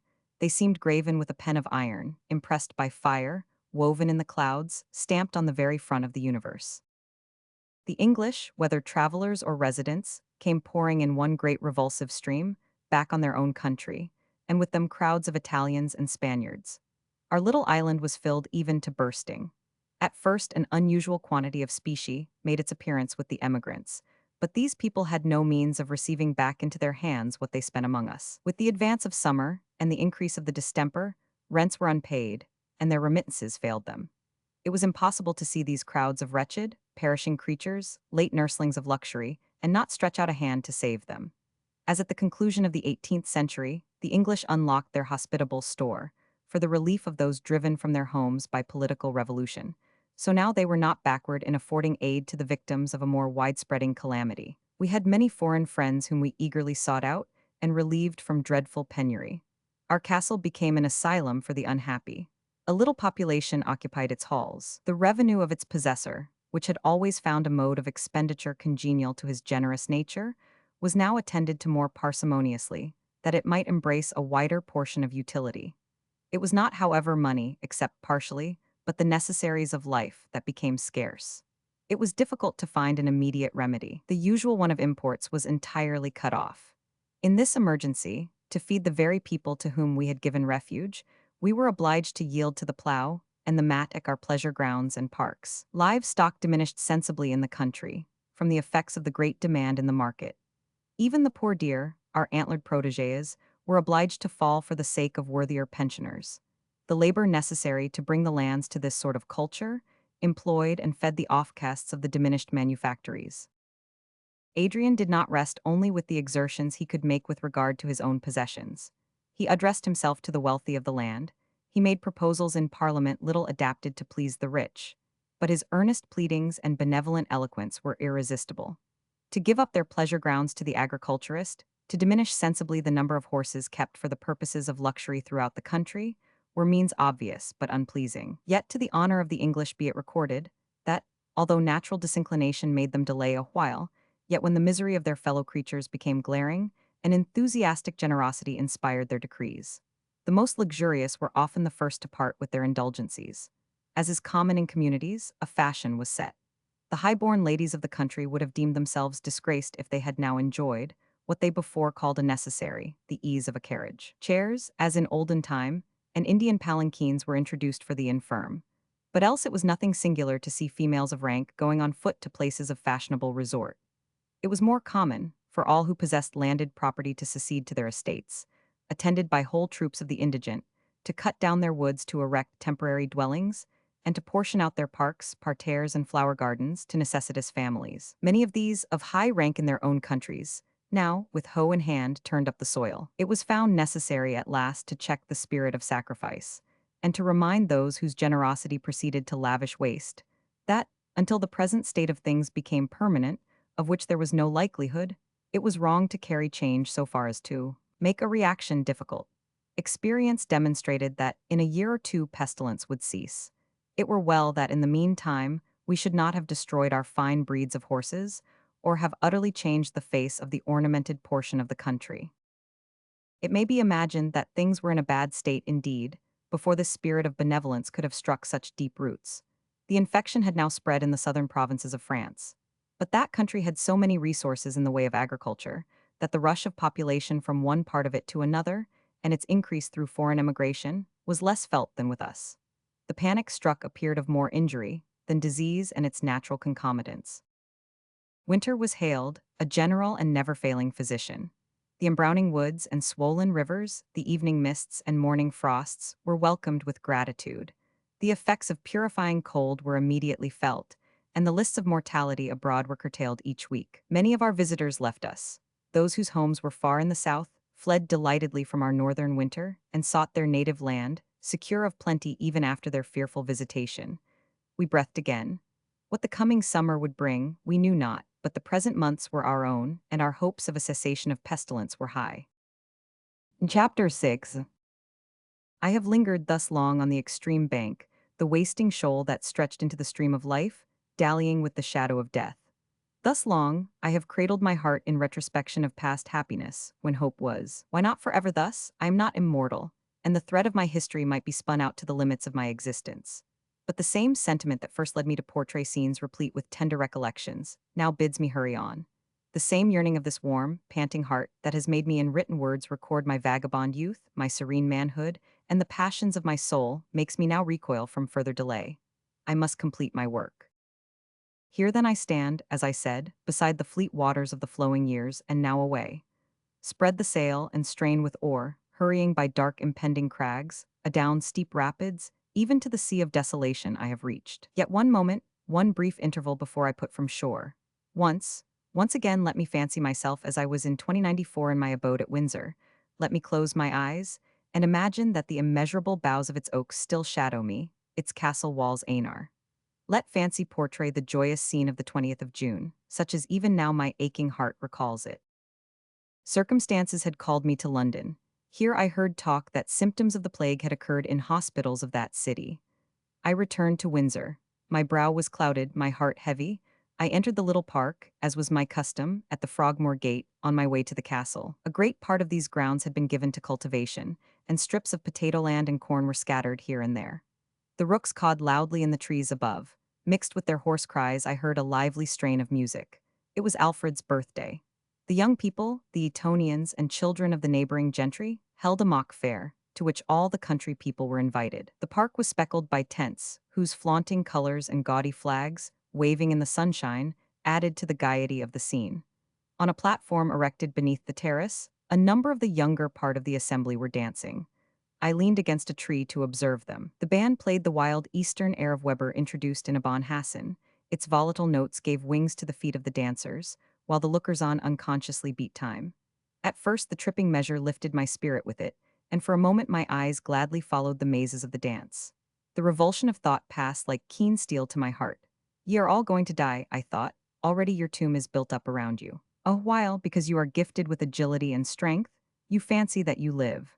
But frail is the bower of flesh that encaskets life, dissoluble the silver cord that binds you to it. The joyous soul, charioted from pleasure to pleasure by the graceful mechanism of well-formed limbs, will suddenly feel the axletree give way, and spring and wheel dissolve in dust. Not one of you, oh, fated crowd, can escape. Not one. Not my own ones. Not my Idris and her babes. Horror and misery. Already the gay dance vanished, the green sward was strewn with corpses, the blue air above became fetid with deathly exhalations. Shriek, ye clarions, ye loud trumpets, howl. Pile dirge on dirge, rouse the funereal chords, let the air ring with dire wailing. Let wild discord rush on the wings of the wind. Already I hear it, while guardian angels, attendant on humanity, their task achieved, hasten away, and their departure is announced by melancholy strains. Faces all unseemly with weeping, forced open my lids. Faster and faster, many groups of these woebegone countenances thronged around, exhibiting every variety of wretchedness. Well-known faces mingled with the distorted creations of fancy. Ashy pale, Raymond and Perdita sat apart, looking on with sad smiles. Adrian's countenance flitted across, tainted by death. Idris, with eyes languidly closed and livid lips, was about to slide into the wide grave. The confusion grew, their looks of sorrow changed to mockery. They nodded their heads in time to the music, whose clang became maddening. I felt that this was insanity. I sprang forward to throw it off. I rushed into the midst of the crowd. Idris saw me. With light steps she advanced. As I folded her in my arms, feeling, as I did, that I thus enclosed what was to me a world, yet frail as the water drop which the noonday sun will drink from the water lily's cup. Tears filled my eyes, unwont to be thus moistened. The joyful welcome of my boys, the soft gratulation of Clara, the pressure of Adrian's hand, contributed to unman me. I felt that they were near, that they were safe, yet methought this was all deceit. The earth reeled, the firman-rooted trees moved, dizziness came over me, I sank to the ground. My beloved friends were alarmed. Nay, they expressed their alarm so anxiously that I dared not pronounce the word plague that hovered on my lips, lest they should construe my perturbed looks into a symptom and see infection in my languor. I had scarcely recovered, and with feigned hilarity had brought back smiles into my little circle, when we saw Ryland approach. Ryland had something the appearance of a farmer, of a man whose muscles and full-grown stature had been developed under the influence of vigorous exercise and exposure to the elements. This was to a great degree the case, for though a large landed proprietor, yet, being a projector, and of an ardent and industrious disposition, he had on his own estate given himself up to agricultural labors. When he went as ambassador to the northern states of America, he, for some time, planned his entire migration, and went so far as to make several journeys far westward on that immense continent, for the purpose of choosing the site of his new abode. Ambition turned his thoughts from these designs. Ambition, which laboring through various lets and hindrances, had now led him to the summit of his hopes, in making him Lord Protector of England. His countenance was rough but intelligent. His ample brow and quick gray eyes seemed to look out, over his own plans, and the opposition of his enemies. His voice was stentorian. His hand stretched out in debate, seemed by its gigantic and muscular form to warn his hearers that words were not his only weapons. Few people had discovered some cowardice and much infirmity of purpose under this imposing exterior. No man could crush a butterfly on the wheel with better effect. No man better cover a speedy retreat from a powerful adversary. This had been the secret of his secession at the time of Lord Raymond's election. In the unsteady glance of his eye, in his extreme desire to learn the opinions of all, in the feebleness of his handwriting, these qualities might be obscurely traced, but they were not generally known. He was now our Lord Protector. He had canvassed eagerly for this post. His protectorate was to be distinguished by every kind of innovation on the aristocracy. This his selected task was exchanged for the far different one of encountering the ruin caused by the convulsions of physical nature. He was incapable of meeting these evils by any comprehensive system. He had resorted to expedient after expedient, and could never be induced to put a remedy in force, till it came too late to be of use. Certainly the Ryland that advanced towards us now bore small resemblance to the powerful, ironical, seemingly fearless canvasser for the first rank among Englishmen. Our native oak, as his partisans called him, was visited truly by a nipping winter. He scarcely appeared half his usual height. His joints were unknit, his limbs would not support him. His face was contracted, his eye wandering. Debility of purpose and dastard fear were expressed in every gesture.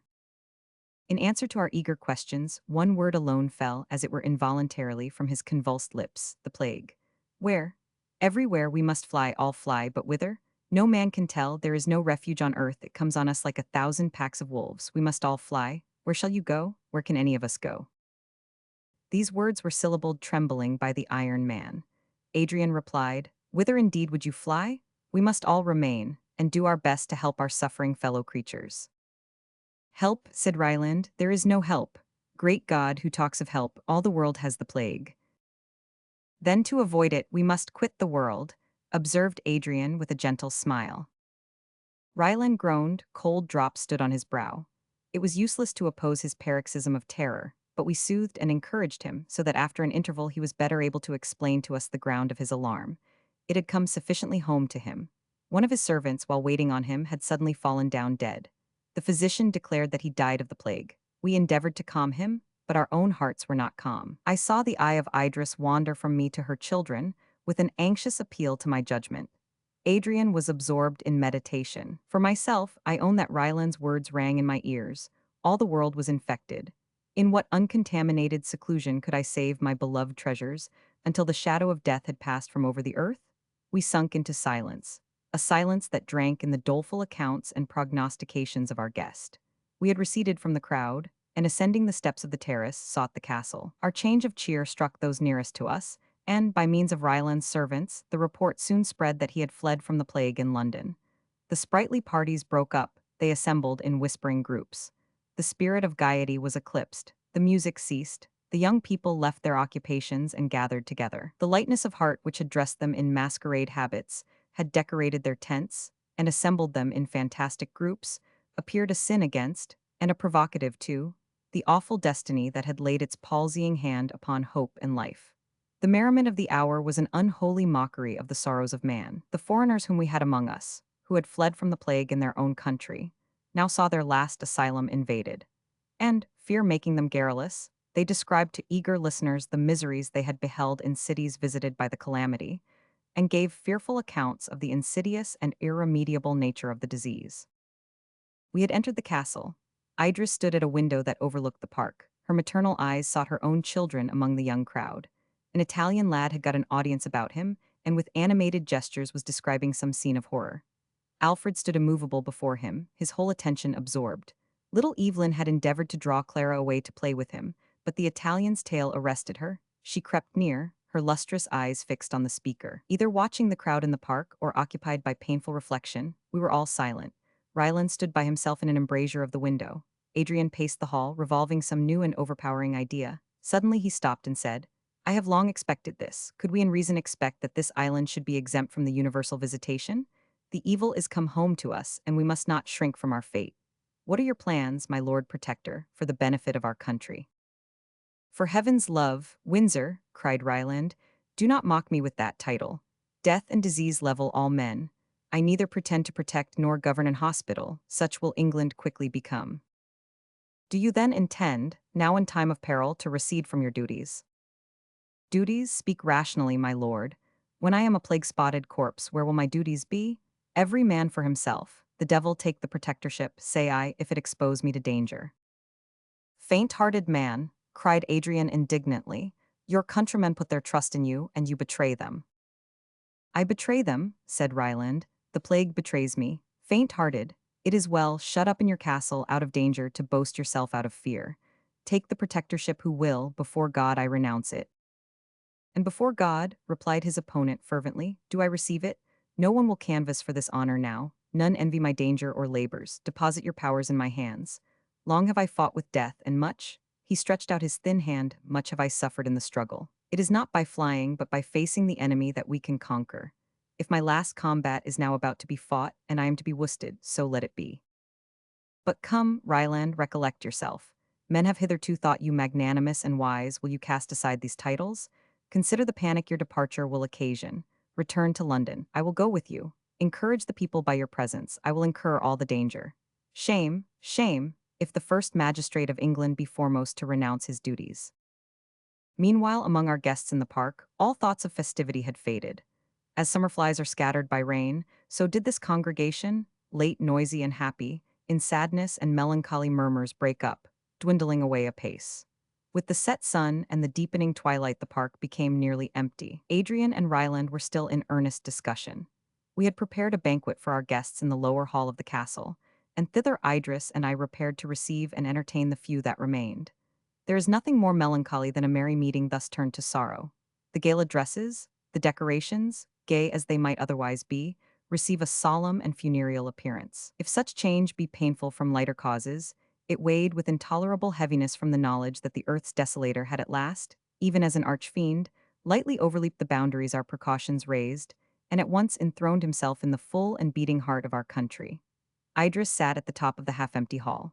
Pale and tearful, she almost forgot her duties as hostess. Her eyes were fixed on her children. Alfred's serious air showed that he still revolved the tragic story related by the Italian boy. Evelyn was the only mirthful creature present. He sat on Clara's lap, and, making matter of glee from his own fancies, laughed aloud. The vaulted roof echoed again his infant tone. The poor mother who had brooded long over, and suppressed the expression of her anguish, now burst into tears, and folding her babe in her arms, hurried from the hall. Clara and Alfred followed, while the rest of the company, in confused murmur which grew louder and louder, gave voice to their many fears. The younger part gathered round me to ask my advice, and those who had friends in London were anxious beyond the rest to ascertain the present extent of disease in the metropolis. I encouraged them with such thoughts of cheer as presented themselves. I told them exceedingly few deaths had yet been occasioned by pestilence, and gave them hopes, as we were the last visited, so the calamity might have lost its most venomous power before it had reached us. The cleanliness, habits of order, and the manner in which our cities were built were all in our favor. As it was an epidemic, its chief force was derived from pernicious qualities in the air, and it would probably do little harm where this was naturally salubrious. At first, I had spoken only to those nearest me, but the whole assembly gathered about me, and I found that I was listened to by all. My friends, I said, our risk is common, our precautions and exertions shall be common also. If manly courage and resistance can save us, we will be saved. We will fight the enemy to the last. Plague shall not find us a ready prey. We will dispute every inch of ground, and by methodical and inflexible laws, pile invincible barriers to the progress of our foe. Perhaps in no part of the world has she met with so systematic and determined an opposition. Perhaps no country is naturally so well protected against our invader, nor has nature anywhere been so well assisted by the hand of man. We will not despair. We are neither cowards nor fatalists, but, believing that God has placed the means for our preservation in our own hands, we will use those means to our utmost. Remember that cleanliness, sobriety, and even good humor and benevolence are our best medicines. There was little I could add to this general exhortation, for the plague, though in London, was not among us. I dismissed the guests, therefore, and they went thoughtful, more than sad, to await the events in store for them. I now sought Adrian, anxious to hear the result of his discussion with Ryland. He had in part prevailed. The Lord Protector consented to return to London for a few weeks, during which time things should be so arranged as to occasion less consternation at his departure. Adrian and Idris were together. The sadness with which the former had first heard that the plague was in London had vanished. The energy of his purpose informed his body with strength. The solemn joy of enthusiasm and self-devotion illuminated his countenance, and the weakness of his physical nature seemed to pass from him as the cloud of humanity did, in the ancient fable, from the divine lover of Semele. He was endeavoring to encourage his sister, and to bring her to look on his intent in a less tragic light than she was prepared to do, and with passionate eloquence he unfolded his designs to her. "Let me, at the first word," he said, "relieve your mind from all fear on my account. I will not task myself beyond my powers, nor will I needlessly seek danger. I feel that I know what ought to be done, and as my presence is necessary for the accomplishment of my plans, I will take especial care to preserve my life. I am now going to undertake an office fitted for me. I cannot intrigue or work a tortuous path through the labyrinth of men's vices and passions, but I can bring patience and sympathy and such aid as art affords to the bed of disease. I can raise from earth the miserable orphan and awaken to new hopes the shut heart of the mourner. I can enchain the plague in limits and set a term to the misery it would occasion. Courage, forbearance, and watchfulness are the forces I bring towards this great work. Oh, I shall be something now. From my birth I have aspired like the eagle, but, unlike the eagle, my wings have failed and my vision has been blinded. Disappointment and sickness have hitherto held dominion over me. Twin born with me, my wood, was forever enchained by the shall not of these my tyrants. A shepherd boy that tends a silly flock on the mountains was more in the scale of society than I. Congratulate me then that I have found fitting scope for my powers. I have often thought of offering my services to the pestilence-stricken towns of France and Italy, but fear of paining you, and expectation of this catastrophe, withheld me. To England and to Englishmen I dedicate myself. If I can save one of her mighty spirits from the deadly shaft, if I can ward disease from one of her smiling cottages, I shall not have lived in vain. Strange ambition this, yet such was Adrian. He appeared given up to contemplation, averse to excitement, a lowly student, a man of visions, but afford him worthy theme, and like to the lark at break of day arising, from sullen earth sings hymns at heaven's gate. So did he spring up from listlessness and unproductive thought to the highest pitch of virtuous action. With him went enthusiasm, the high-wrought resolve, the eye that without blenching could look at death. With us remained sorrow, anxiety, and unendurable expectation of evil. The man, says Lord Bacon, who hath wife and children, has given hostages to fortune. Vain was all philosophical reasoning, vain all fortitude, vain, a reliance on probable good. I might heap high the scale with logic, courage, and resignation, but let one fear for Idris and our children enter the opposite one, and overweighed it kicked the beam. The plague was in London. Fools that we were not long ago to have foreseen this. We wept over the ruin of the boundless continents of the East and the desolation of the Western world, while we fancied that the little channel between our island and the rest of the earth was to preserve us alive among the dead. It were no mighty leap, methinks, from Calais to Dover. The eye easily discerns the sister land. They were united once, and the little path that runs between looks in a map but as a trodden footway through high grass. Yet this small interval was to save us. The sea was to rise a wall of adamant, without disease and misery, within, a shelter from evil, a nook of the garden of paradise, a particle of celestial soil, which no evil could invade. Truly we were wise in our generation to imagine all these things. But we are awake now. The plague is in London, the air of England is tainted, and her sons and daughters strew the unwholesome earth. And now the sea, late our defense, seems our prison bound. Hemmed in by its gulfs, we shall die like the famished inhabitants of a besieged town. Other nations have a fellowship in death, but we, shut out from all neighborhood, must bury our own dead, and little England become a wide tomb. This feeling of universal misery assumed concentration and shape when I looked on my wife and children, and the thought of danger to them possessed my whole being with fear. How could I save them? I revolved 1,000 plans. They should not die. First I would be gathered to nothingness. Ere infection should come are these idols of my soul. I would walk barefoot through the world to find an uninfected spot. I would build my home on some wave-tossed plank, drifted about on the barren, shoreless ocean. I would betake me with them to some wild beast's den, where a tiger's cubs, which I would slay, had been reared in health. I would seek the mountain eagle's eyrie, and live years suspended in some inaccessible recess of a sea-bounding cliff. No labor too great, no scheme too wild if it promised life to them. Oh, ye heartstrings of mine, could ye be torn asunder, and my soul not spend itself in tears of blood for sorrow. Idris, after the first shock, regained a portion of fortitude. She studiously shut out all prospect of the future and cradled her heart in present blessings. She never for a moment lost sight of her children, but while they in health sported about her, she could cherish contentment and hope. A strange and wild restlessness came over me, the more intolerable because I was forced to conceal it. My fears for Adrian were ceaseless. August had come, and the symptoms of plague increased rapidly in London. It was deserted by all who possessed the power of removing, and he, the brother of my soul, was exposed to the perils from which all but slaves enchained by circumstance fled. He remained to combat the fiend, his side unguarded, his toils unshared. Infection might even reach him, and he die unattended and alone. By day and night these thoughts pursued me. I resolved to visit London to see him, to quiet these agonizing throes by the sweet medicine of hope or the opiate of despair. It was not until I arrived at Brentford that I perceived much change in the face of the country. The better sort of houses were shut up, the busy trade of the town palsied. There was an air of anxiety among the few passengers I met, and they looked wonderingly at my carriage. The first they had seen pass towards London, since pestilence sat on its high places and possessed its busy streets.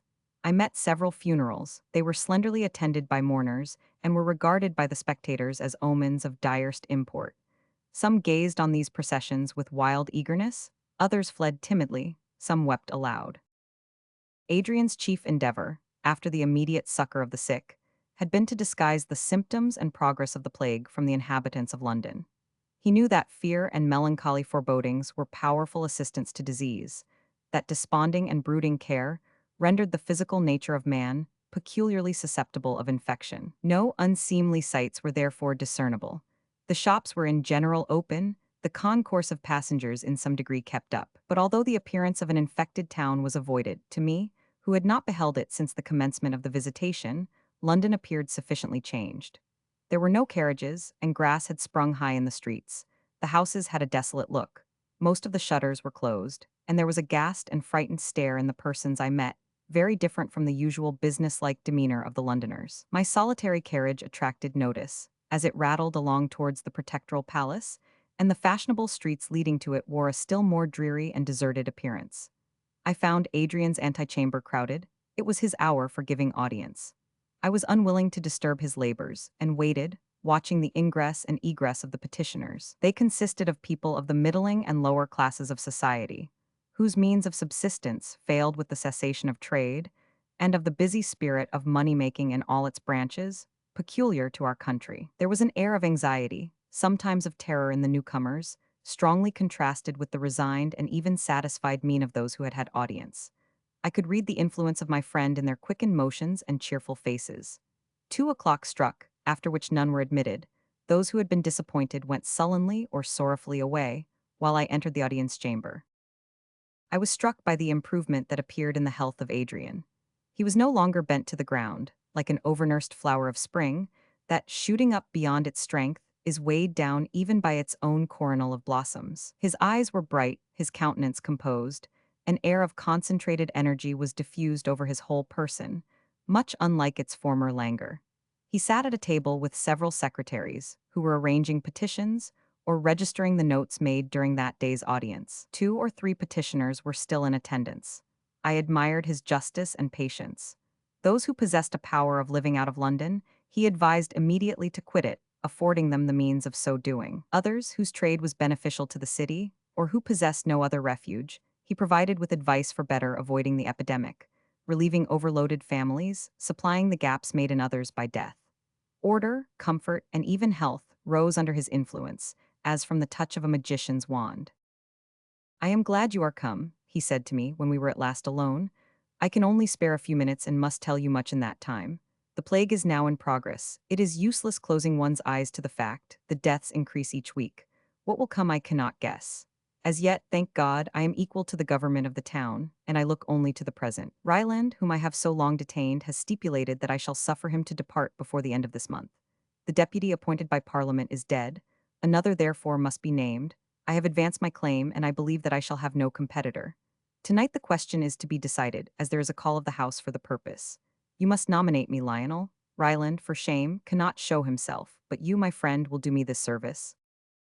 How lovely is devotion! Here was a youth, royally sprung, bred in luxury, by nature averse to the usual struggles of a public life, and now in time of danger, at a period when to live was the utmost scope of the ambitious, he, the beloved and heroic Adrian, made in sweet simplicity an offer to sacrifice himself for the public good. The very idea was generous and noble, but beyond this, his unpretending manner, his entire want of the assumption of a virtue, rendered his act 10 times more touching. I would have withstood his request, But I had seen the good he diffused. I felt that his resolves were not to be shaken, so, with an heavy heart, I consented to do as he asked. He grasped my hand affectionately. "Thank you," he said. "You have relieved me from a painful dilemma and are, as you ever were, the best of my friends. Farewell, I must now leave you for a few hours. Go you and converse with Ryland. Although he deserts his post in London, he may be of the greatest service in the north of England by receiving and assisting travelers and contributing to supply the metropolis with food. Awaken him, I entreat you, to some sense of duty." Adrian left me, as I afterwards learnt, upon his daily task of visiting the hospitals and inspecting the crowded parts of London. I found Ryland much altered, even from what he had been when he visited Windsor. Perpetual fear had jaundiced his complexion and shriveled his whole person. I told him of the business of the evening, and a smile relaxed the contracted muscles. He desired to go. Each day he expected to be infected by pestilence. Each day he was unable to resist the gentle violence of Adrian's detention. The moment Adrian should be legally elected his deputy, he would escape to safety. Under this impression, he listened to all I said, and, elevated almost to joy by the near prospect of his departure, he entered into a discussion concerning the plans he should adopt in his own county, forgetting, for the moment, his cherished resolution of shutting himself up from all communication in the mansion and grounds of his estate. In the evening, Adrian and I proceeded to Westminster. As we went, he reminded me of what I was to say and do, yet, strange to say, I entered the chamber without having once reflected on my purpose. Adrian remained in the coffee room, while I, in compliance with his desire, took my seat in St. Stephen's. There reigned unusual silence in the chamber. I had not visited it since Raymond's protectorate, a period conspicuous for a numerous attendance of members, for the eloquence of the speakers, and the warmth of the debate. The benches were very empty. Those by custom occupied by the hereditary members were vacant. The city members were there. The members for the commercial towns, few landed proprietors, and not many of those who entered Parliament for the sake of a career. The first subject that occupied the attention of the House was an address from the Lord Protector, praying them to appoint a deputy during a necessary absence on his part. A silence prevailed, till one of the members coming to me, whispered that the Earl of Windsor had sent him word that I was to move his election, in the absence of the person who had been first chosen for this office. Now for the first time I saw the full extent of my task, and I was overwhelmed by what I had brought on myself.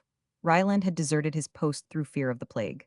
From the same fear, Adrian had no competitor. And I, the nearest kinsman of the Earl of Windsor, was to propose his election. I was to thrust this selected and matchless friend into the post of danger? Impossible. The die was cast. I would offer myself as candidate.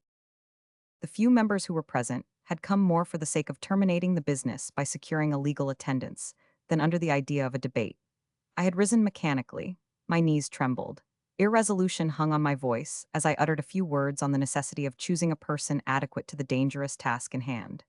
But when the idea of presenting myself in the room of my friend intruded, the load of doubt and pain was taken from off me. My words flowed spontaneously. My utterance was firm and quick. I adverted to what Adrian had already done. I promised the same vigilance in furthering all his views. I drew a touching picture of his vacillating health. I boasted of my own strength. I prayed them to save even from himself this scion of the noblest family in England. My alliance with him was the pledge of my sincerity. My union with his sister, my children, his presumptive heirs, were the hostages of my truth. This unexpected turn in the debate was quickly communicated to Adrian.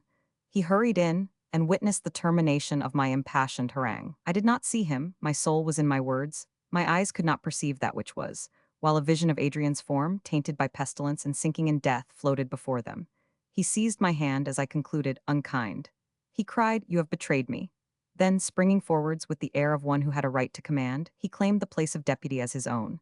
He had bought it, he said, with danger and paid for it with toil. His ambition rested there. And after an interval devoted to the interests of his country, was I to step in and reap the profit? Let them remember what London had been when he arrived. The panic that prevailed brought famine, while every moral and legal tie was loosened. He had restored order. This had been a work which required perseverance, patience, and energy, and he had neither slept nor waked but for the good of his country. Would they dare wrong him thus? Would they wrest his hard-earned reward from him, to bestow it on one who, never having mingled in public life, would come a tyro to the craft in which he was an adept? He demanded the place of deputy as his right. Ryland had shewn that he preferred him. Never before had he, who was born even to the inheritance of the throne of England, never had he asked favor or honor from those now his equals, but who might have been his subjects. Would they refuse him? Could they thrust back from the path of distinction and laudable ambition, the heir of their ancient kings, and heap another disappointment on a fallen house? No one had ever before heard Adrian allude to the rights of his ancestors. None had ever before suspected that power, or the suffrage of the many, could in any manner become dear to him. He had begun his speech with vehemence. He ended with unassuming gentleness, making his appeal with the same humility, as if he had asked to be the first in wealth, honor, and power among Englishmen, and not, as was the truth, to be the foremost in the ranks of loathsome toils and inevitable death. A murmur of approbation rose after his speech. "Oh, do not listen to him," I cried. "He speaks false, false to himself."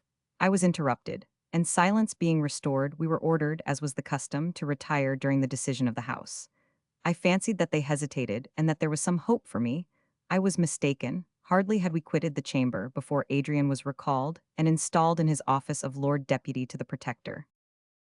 We returned together to the palace. "Why, Lionel," said Adrian, "what did you intend? You could not hope to conquer, and yet you gave me the pain of a triumph over my dearest friend." "This is mockery," I replied. "You devote yourself, you, the adored brother of Idris, the being of all the world contains, dearest to our hearts, you devote yourself to an early death. I would have prevented this. My death would be a small evil, or rather I should not die, while you cannot hope to escape." "As to the likelihood of escaping," said Adrian, "10 years hence the cold stars may shine on the graves of all of us. But as to my peculiar liability to infection, I could easily prove, both logically and physically, that in the midst of contagion I have a better chance of life than you. This is my post, I was born for this, to rule England in anarchy, to save her in danger, to devote myself for her. The blood of my forefathers cries aloud in my veins, and bids me be first among my countrymen. Or, if this mode of speech offend you, let me say, that my mother, the proud queen, instilled early into me a love of distinction. And all that, if the weakness of my physical nature and my peculiar opinions had not prevented such a design, might have made me long since struggle for the lost inheritance of my race. But now my mother, or, if you will, my mother's lessons, awaken within me. I cannot lead on to battle. I cannot, through intrigue and faithlessness, rear again the throne upon the wreck of English public spirit. But I can be the first to support and guard my country, now that terrific disasters and ruin have laid strong hands upon her. That country and my beloved sister are all I have. I will protect the first, the latter I commit to your charge. If I survive and she be lost, I were far better dead. Preserve her, for her own sake I know that you will. If you require any other spur, think that in preserving her, you preserve me. Her faultless nature, one sum of perfections, is wrapped up in her affections. If they were hurt, she would droop like an unwatered floweret, and the slightest injury they receive is a nipping frost to her. Already she fears for us. She fears for the children she adores, and for you, the father of these, her lover, husband, protector, and you must be near her to support and encourage her. Return to Windsor then, my brother, for such you are by every tie. Fill the double place my absence imposes on you, and let me, in all my sufferings here, turn my eyes towards that dear seclusion and say, there is peace. Chapter 7. I did proceed to Windsor, but not with the intention of remaining there. I went but to obtain the consent of Idris, and then to return and take my station beside my unequaled friend, to share his labors and save him, if so it must be, at the expense of my life. Yet I dreaded to witness the anguish which my resolve might excite in Idris. I had vowed to my own heart never to shadow her countenance even with transient grief, and should I prove recreant at the hour of greatest need? I had begun my journey with anxious haste. Now I desired to draw it out through the course of days and months. I longed to avoid the necessity of action. I strove to escape from thought, vainly. Futurity, like a dark image in a phantasmagoria, came nearer and more near, till it clasped the whole earth in its shadow. A slight circumstance induced me to alter my usual route, and to return home by Egham and Bishopgate. I alighted at Perdita's ancient abode, her cottage, and, sending forward the carriage, determined to walk across the park to the castle. This spot, dedicated to sweetest recollections, the deserted house and neglected garden were well adapted to nurse my melancholy. In our happiest days, Perdita had adorned her cottage with every aid art might bring, to that which nature had selected to favor. In the same spirit of exaggeration she had, on the event of her separation from Raymond, caused it to be entirely neglected. It was now in ruin. The deer had climbed the broken palings and reposed among the flowers. Grass grew on the threshold, and the swinging lattice creaking to the wind, gave signal of utter desertion. The sky was blue above, and the air impregnated with fragrance by the rare flowers that grew among the weeds. The trees moved overhead, awakening nature's favorite melody. But the melancholy appearance of the choked paths and weed-grown flower beds dimmed even this gay summer scene. The time when in proud and happy security we assembled at this cottage was gone. Soon the present hours would join those past, and shadows of future ones rose dark and menacing from the womb of time, their cradle and their bier. For the first time in my life I envied the sleep of the dead, and thought with pleasure of one's bed under the sod, where grief and fear have no power. I passed through the gap of the broken paling. I felt, while I disdained, the choking tears. I rushed into the depths of the forest. O death and change, rulers of our life, where are ye that I may grapple with you? What was there in our tranquility that excited your envy, in our happiness that ye should destroy it? We were happy, loving, and beloved. The horn of Amalthea contained no blessing unshowered upon us, but alas. La fortuna. Deidad barbara importuna. Oi cadaver y ire floor. No permins jamas. As I wandered on thus ruminating, a number of country people passed me. They seemed full of careful thought, and a few words of their conversation that reached me induced me to approach and make further inquiries. A party of people flying from London, as was frequent in those days, had come up the Thames in a boat. No one at Windsor would afford them shelter. So, going a little further up, they remained all night in a deserted hut near Bolter's Lock. They pursued their way the following morning, leaving one of their company behind them, sick of the plague. This circumstance once spread abroad, none dared approach within half a mile of the infected neighborhood, and the deserted wretch was left to fight with disease and death in solitude, as he best might. I was urged by compassion to hasten to the hut, for the purpose of ascertaining his situation and administering to his wants. As I advanced, I met knots of country people talking earnestly of this event.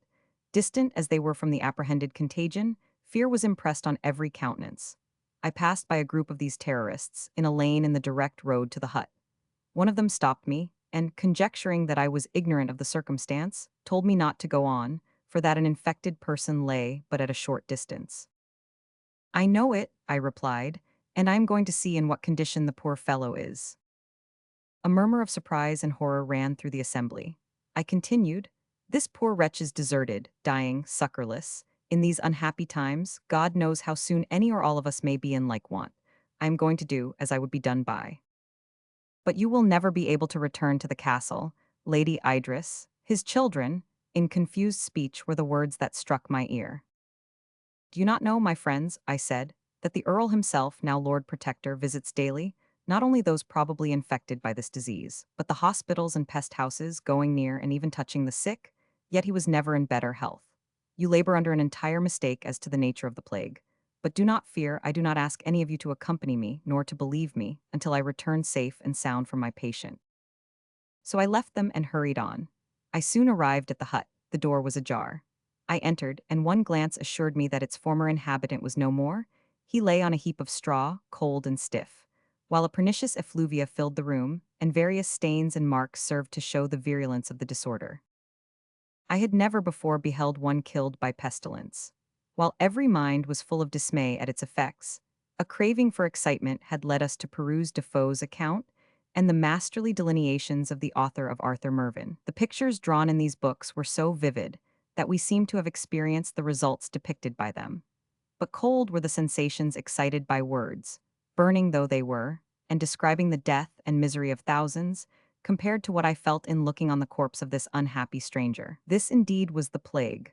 I raised his rigid limbs, I marked the distortion of his face, and the stony eyes lost to perception.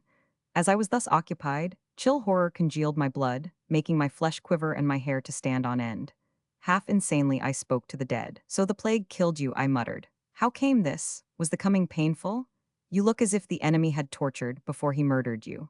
And now I leapt up precipitately and escaped from the hut, before nature could revoke her laws, and inorganic words be breathed in answer from the lips of the departed. On returning through the lane, I saw at a distance the same assemblage of persons which I had left. They hurried away as soon as they saw me. My agitated mien added to their fear of coming near one who had entered within the verge of contagion. At a distance from facts, one draws conclusions which appear infallible, which yet when put to the test of reality, vanish like unreal dreams. I had ridiculed the fears of my countrymen when they related to others. Now that they came home to myself, I paused.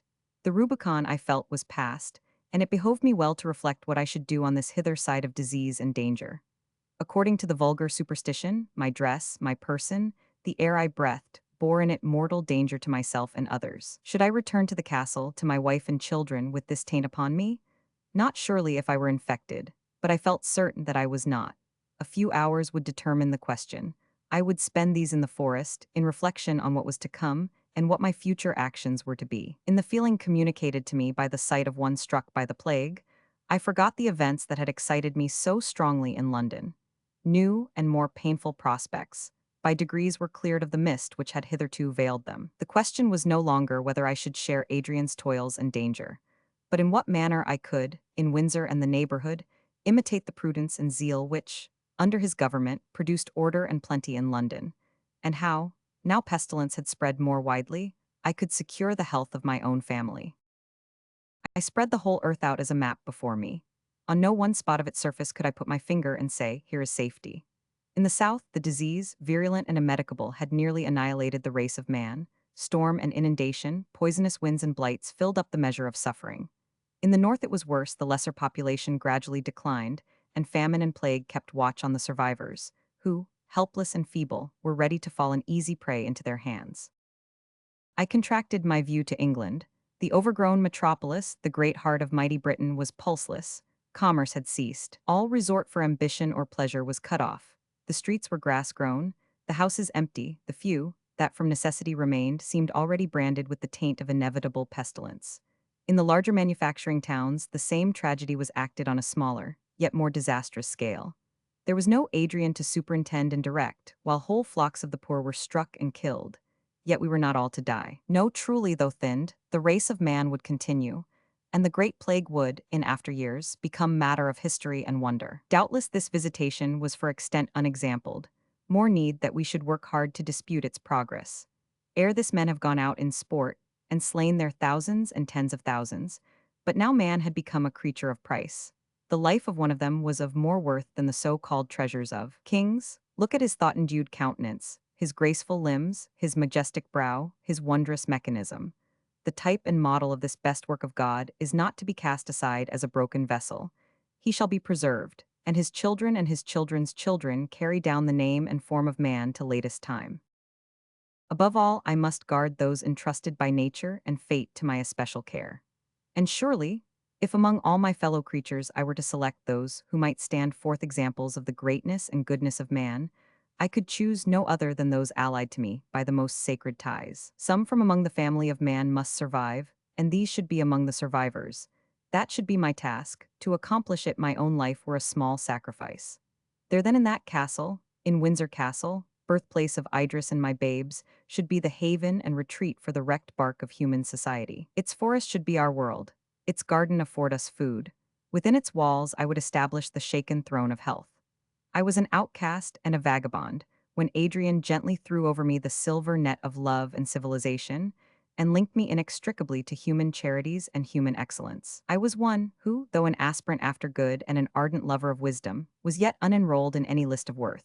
When Idris, the princely born, who was herself the personification of all that was divine in woman, she who walked the earth like a poet's dream, as a carved goddess endued with sense or pictured saint stepping from the canvas, she, the most worthy, chose me and gave me herself, a priceless gift.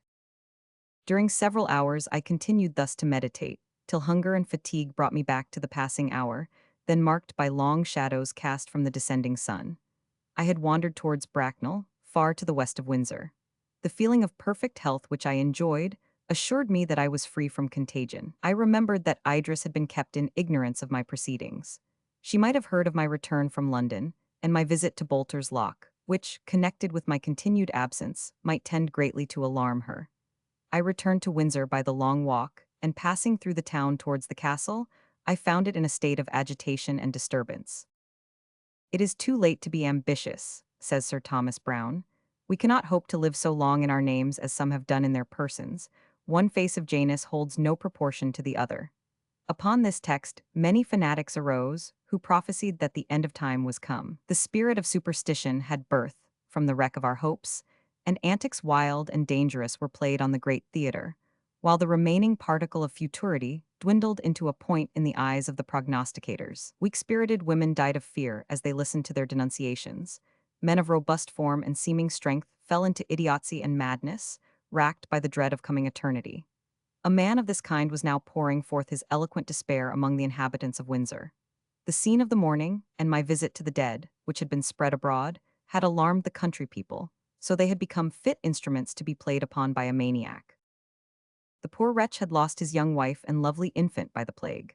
He was a mechanic, and, rendered unable to attend to the occupation which supplied his necessities, famine was added to his other miseries. He left the chamber which contained his wife and child no more, but dead earth upon the earth, wild with hunger, watching, and grief. His diseased fancy made him believe himself sent by heaven to preach the end of time to the world. He entered the churches, and foretold to the congregations their speedy removal to the vaults below. He appeared like the forgotten spirit of the time in the theaters, and bade the spectators go home and die. He had been seized and confined. He had escaped and wandered from London among the neighboring towns, and, with frantic gestures and thrilling words, he unveiled to each their hidden fears, and gave voice to the soundless thought they dared not syllable. He stood under the arcade of the Town Hall of Windsor, and from this elevation harangued a trembling crowd. "Hear, O ye inhabitants of the earth," he cried. "Hear thou, all-seeing but most pitiless heaven. Hear thou too, O tempest-tossed heart, which breathes out these words, yet faints beneath their meaning. Death is among us. The earth is beautiful and flower-bedecked, but she is our grave. The clouds of heaven weep for us. The pageantry of the stars is but our funeral torchlight.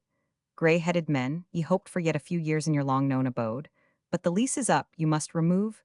Children, you will never reach maturity. Even now the small grave is dug for ye. Mothers, clasp them in your arms. One death embraces you." Shuddering, he stretched out his hands, his eyes cast up, seemed bursting from their sockets, while he appeared to follow shapes to us invisible in the yielding air. "There they are," he cried, "the dead. They rise in their shrouds and pass in silent procession towards the far land of their doom. Their bloodless lips move not. Their shadowy limbs are void of motion, while still they glide onwards. We come," he exclaimed, springing forwards, "for what should we wait? Haste, my friends, apparel yourselves in the court dress of death. Pestilence will usher you to his presence. Why thus long? They, the good, the wise, and the beloved, are gone before. Mothers, kiss you last. Husbands, protectors no more, lead on the partners of your death. Come, O come, while the dear ones are yet in sight, for soon they will pass away, and we never shall join them more." From such ravings as these, he would suddenly become collected, and with unexaggerated but terrific words, paint the horrors of the time, describe with minute detail the effects of the plague on the human frame, and tell heartbreaking tales of the snapping of dear affinities, the gasping, horror of despair over the deathbed of the last beloved, so that groans and even shrieks burst from the crowd. One man in particular stood in front, his eyes fixed on the prophet, his mouth open, his limbs rigid, while his face changed to various colors, yellow, blue, and green, through intense fear. The maniac caught his glance and turned his eye on him. One has heard of the gaze of the rattlesnake, which allures the trembling victim till he falls within his jaws. The maniac became composed, his person rose higher, authority beamed from his countenance. He looked on the peasant, who began to tremble while he still gazed, his knees knocked together, his teeth chattered. He at last fell down in convulsions. "That man has the plague," said the maniac calmly. A shriek burst from the lips of the poor wretch, and then sudden motionlessness came over him. It was manifest to all that he was dead. Cries of horror filled the place. Everyone endeavored to effect his escape. In a few minutes the marketplace was cleared, the corpse lay on the ground, and the maniac, subdued and exhausted, sat beside it, leaning his gaunt cheek upon his thin hand. Soon some people, deputed by the magistrates, came to remove the body. The unfortunate being saw a jailer in each. He fled precipitately, while I passed onwards to the castle. Death, cruel and relentless, had entered these beloved walls. An old servant, who had nursed Idris in infancy, and who lived with us more on the footing of a revered relative than a domestic, had gone a few days before to visit a daughter, married, and settled in the neighborhood of London. On the night of her return she sickened of the plague.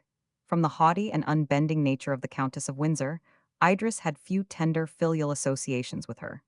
This good woman had stood in the place of a mother, and her very deficiencies of education and knowledge, by rendering her humble and defenseless, endeared her to us. She was the especial favorite of the children. I found my poor girl, there is no exaggeration in the expression, wild with grief and dread. She hung over the patient in agony, which was not mitigated when her thoughts wandered towards her babes, for whom she feared infection. My arrival was like the newly discovered lamp of a lighthouse to sailors who are weathering some dangerous point. She deposited her appalling doubts in my hands. She relied on my judgment and was comforted by my participation in her sorrow. Soon our poor nurse expired, and the anguish of suspense was changed to deep regret, which, though at first more painful, yet yielded with greater readiness to my consolations. Sleep, the sovereign balm, at length steeped her tearful eyes in forgetfulness. She slept, and quiet prevailed in the castle, whose inhabitants were hushed to repose. I was awake, and during the long hours of dead night, my busy thoughts worked in my brain like 10,000 mill wheels, rapid, acute, untamable. All slept, all England slept, and from my window, commanding a wide prospect of the star-illumined country, I saw the land stretched out in placid rest. I was awake, alive, while the brother of death possessed my race. What, if the more potent of these fraternal deities should obtain dominion over it? The silence of midnight, to speak truly, though apparently a paradox, rung in my ears. The solitude became intolerable. I placed my hand on the beating heart of Idris. I bent my head to catch the sound of her breath, to assure myself that she still existed. For a moment I doubted whether I should not awake her. So effeminate and horror ran through my frame. Great God, would it one day be thus? One day all extinct, save myself, should I walk the earth alone? Were these warning voices, whose inarticulate and oracular sense forced belief upon me? Yet I would not call them voices of warning that announce to us only the inevitable, as the sun, ere it is risen, sometimes paints its image. In the atmosphere, so often do the spirits of great events stride on before the events, and in today already walks tomorrow. Chapter 8. After a long interval, I am again impelled by the restless spirit within me to continue my narration, but I must alter the mode which I have hitherto adopted. The details contained in the foregoing pages, apparently trivial, yet each slightest one weighing like lead in the depressed scale of human afflictions. This tedious dwelling on the sorrows of others, while my own were only an apprehension. This slowly laying bare of my soul's wounds. This journal of death, this long-drawn and tortuous path, leading to the ocean of countless tears, awakens me again to keen grief. I had used this history as an opiate. While it described my beloved friends, fresh with life and glowing with hope, active assistance on the scene, I was soothed. There will be a more melancholy pleasure in painting the end of all. But the intermediate steps, the climbing the wall, raised up between what was and is, while I still looked back nor saw the concealed desert beyond, is a labor past my strength. Time and experience have placed me on an height from which I can comprehend the past as a whole, and in this way I must describe it, bringing forward the leading incidents and disposing light and shade so as to form a picture in whose very darkness there will be harmony. It would be needless to narrate those disastrous occurrences, for which a parallel might be found in any slighter visitation of our gigantic calamity. Does the reader wish to hear of the pest houses, where death is the comforter, of the mournful passage of the death cart, of the insensibility of the worthless, and the anguish of the loving heart, of harrowing shrieks and silence dire, of the variety of disease, desertion, famine, despair, and death? There are many books which can feed the appetite craving for these things. Let them turn to the accounts of Boccaccio, Defoe, and Brown. The vast annihilation that has swallowed all things, the voiceless solitude of the once busy earth, the lonely state of singleness which hems me in, has deprived even such details of their stinging reality, and mellowing the lurid tints of past anguish with poetic hues, I am able to escape from the mosaic of circumstance, by perceiving and reflecting back the grouping and combined coloring of the past. I had returned from London possessed by the idea, with the intimate feeling that it was my first duty to secure, as well as I was able, the well-being of my family, and then to return and take my post beside Adrian. The events that immediately followed on my arrival at Windsor changed this view of things. The plague was not in London alone. It was everywhere. It came on us, as Ryland had said, like 1,000 packs of wolves, howling through the winter night, gaunt and fierce. When once disease was introduced into the rural districts, its effects appeared more horrible, more exigent, and more difficult to cure than in towns. There was a companionship in suffering there, and the neighbors keeping constant watch on each other, and inspired by the active benevolence of Adrian, succor was afforded and the path of destruction smoothed. But in the country, among the scattered farmhouses, in lone cottages, in fields and barns, tragedies were acted harrowing to the soul, unseen, unheard, unnoticed. Medical aid was less easily procured, food was more difficult to obtain, and human beings, unwithheld by shame, for they were unbeheld of their fellows, ventured on deeds of greater wickedness, or gave way more readily to their abject fears. Deeds of heroism also occurred, whose very mention swells the heart and brings tears into the eyes. Such is human nature, that beauty and deformity are often closely linked. In reading history, we are chiefly struck by the generosity and self-devotion that follow close on the heels of crime, veiling with supernal flowers the stain of blood. Such acts were not wanting to adorn the grim train that waited on the progress of the plague. The inhabitants of Berkshire and Bucks had been long aware that the plague was in London, in Liverpool, Bristol, Manchester, York, in short, in all the more populous towns of England. They were not, however, the less astonished and dismayed when it appeared among themselves. They were impatient and angry in the midst of terror. They would do something to throw off the clinging evil, and, while in action, they fancied that a remedy was applied. The inhabitants of the smaller towns left their houses, pitched tents in the fields, wandering separate from each other careless of hunger or the sky's inclemency, while they imagined that they avoided the death-dealing disease. The farmers and cottagers, on the contrary, struck with the fear of solitude and madly desirous of medical assistance, flocked into the towns. But winter was coming, and with winter, hope. In August, the plague had appeared in the country of England, and during September it made its ravages. Towards the end of October it dwindled away, and was in some degree replaced by a typhus, of hardly less virulence. The autumn was warm and rainy. The infirm and sickly died off, happier they. Many young people flushed with health and prosperity, made pale by wasting malady, became the inhabitants of the grave. The crop had failed, the bad corn and want of foreign wines added vigor to disease. Before Christmas half England was under water. The storms of the last winter were renewed, but the diminished shipping of this year caused us to feel less the tempests of the sea. The flood and storms did more harm to continental Europe than to us, giving, as it were, the last blow to the calamities which destroyed it. In Italy the rivers were unwatched by the diminished peasantry, and like wild beasts from their lair when the hunters and dogs are afar, did Tiber, Arno, and Po rush upon and destroy the fertility of the plains. Whole villages were carried away. Rome and Florence and Pisa were overflowed, and their marble palaces, late mirrored in tranquil streams, had their foundations shaken by their winter-gifted power. In Germany and Russia the injury was still more momentous.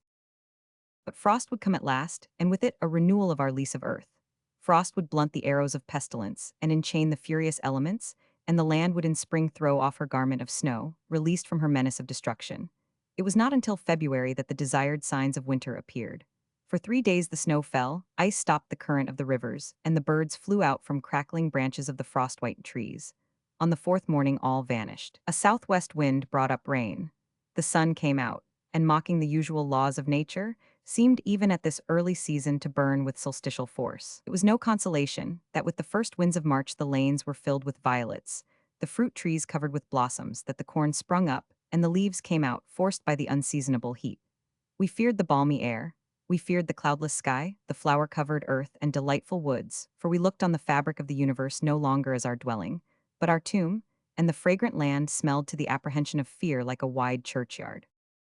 Pisando la tierra dura. De continuo el hombre esta. Y cada paso quede. Es saber su sepultura. Yet notwithstanding these disadvantages winter was breathing time, and we exerted ourselves to make the best of it. Plague might not revive with the summer, but if it did, it should find us prepared. It is a part of man's nature to adapt itself through habit even to pain and sorrow. Pestilence had become a part of our future, our existence. It was to be guarded against, like the flooding of rivers, the encroachments of ocean, or the inclemency of the sky. After long suffering and bitter experience, some panacea might be discovered. As it was, all that received infection died. All, however, were not infected, and it became our part to fix deep the foundations and raise high the barrier between contagion and the sane, to introduce such order as would conduce to the well-being of the survivors, and as would preserve hope and some portion of happiness to those who were spectators of the still renewed tragedy. Adrian had introduced systematic modes of proceeding in the metropolis, which, while they were unable to stop the progress of death, yet prevented other evils, vice and folly, from rendering the awful fate of the hour still more tremendous. I wished to imitate his example, but men are used to move altogether, if they move at all. And I could find no means of leading the inhabitants of scattered towns and villages, who forgot my words as soon as they heard them not, and veered with every baffling wind that might arise from an apparent change of circumstance. I adopted another plan. Those writers who have imagined a reign of peace and happiness on earth have generally described a rural country where each small township was directed by the elders and wise men. This was the key of my design. Each village, however small, usually contains a leader, one among themselves whom they venerate, whose advice they seek in difficulty, and whose good opinion they chiefly value. I was immediately drawn to make this observation by occurrences that presented themselves to my personal experience. In the village of Little Marlow, an old woman ruled the community. She had lived for some years in an almshouse, and on fine Sundays her threshold was constantly beset by a crowd, seeking her advice and listening to her admonitions. She had been a soldier's wife and had seen the world. Infirmity, induced by fevers caught in unwholesome quarters, had come on her before its time, and she seldom moved from her little cot.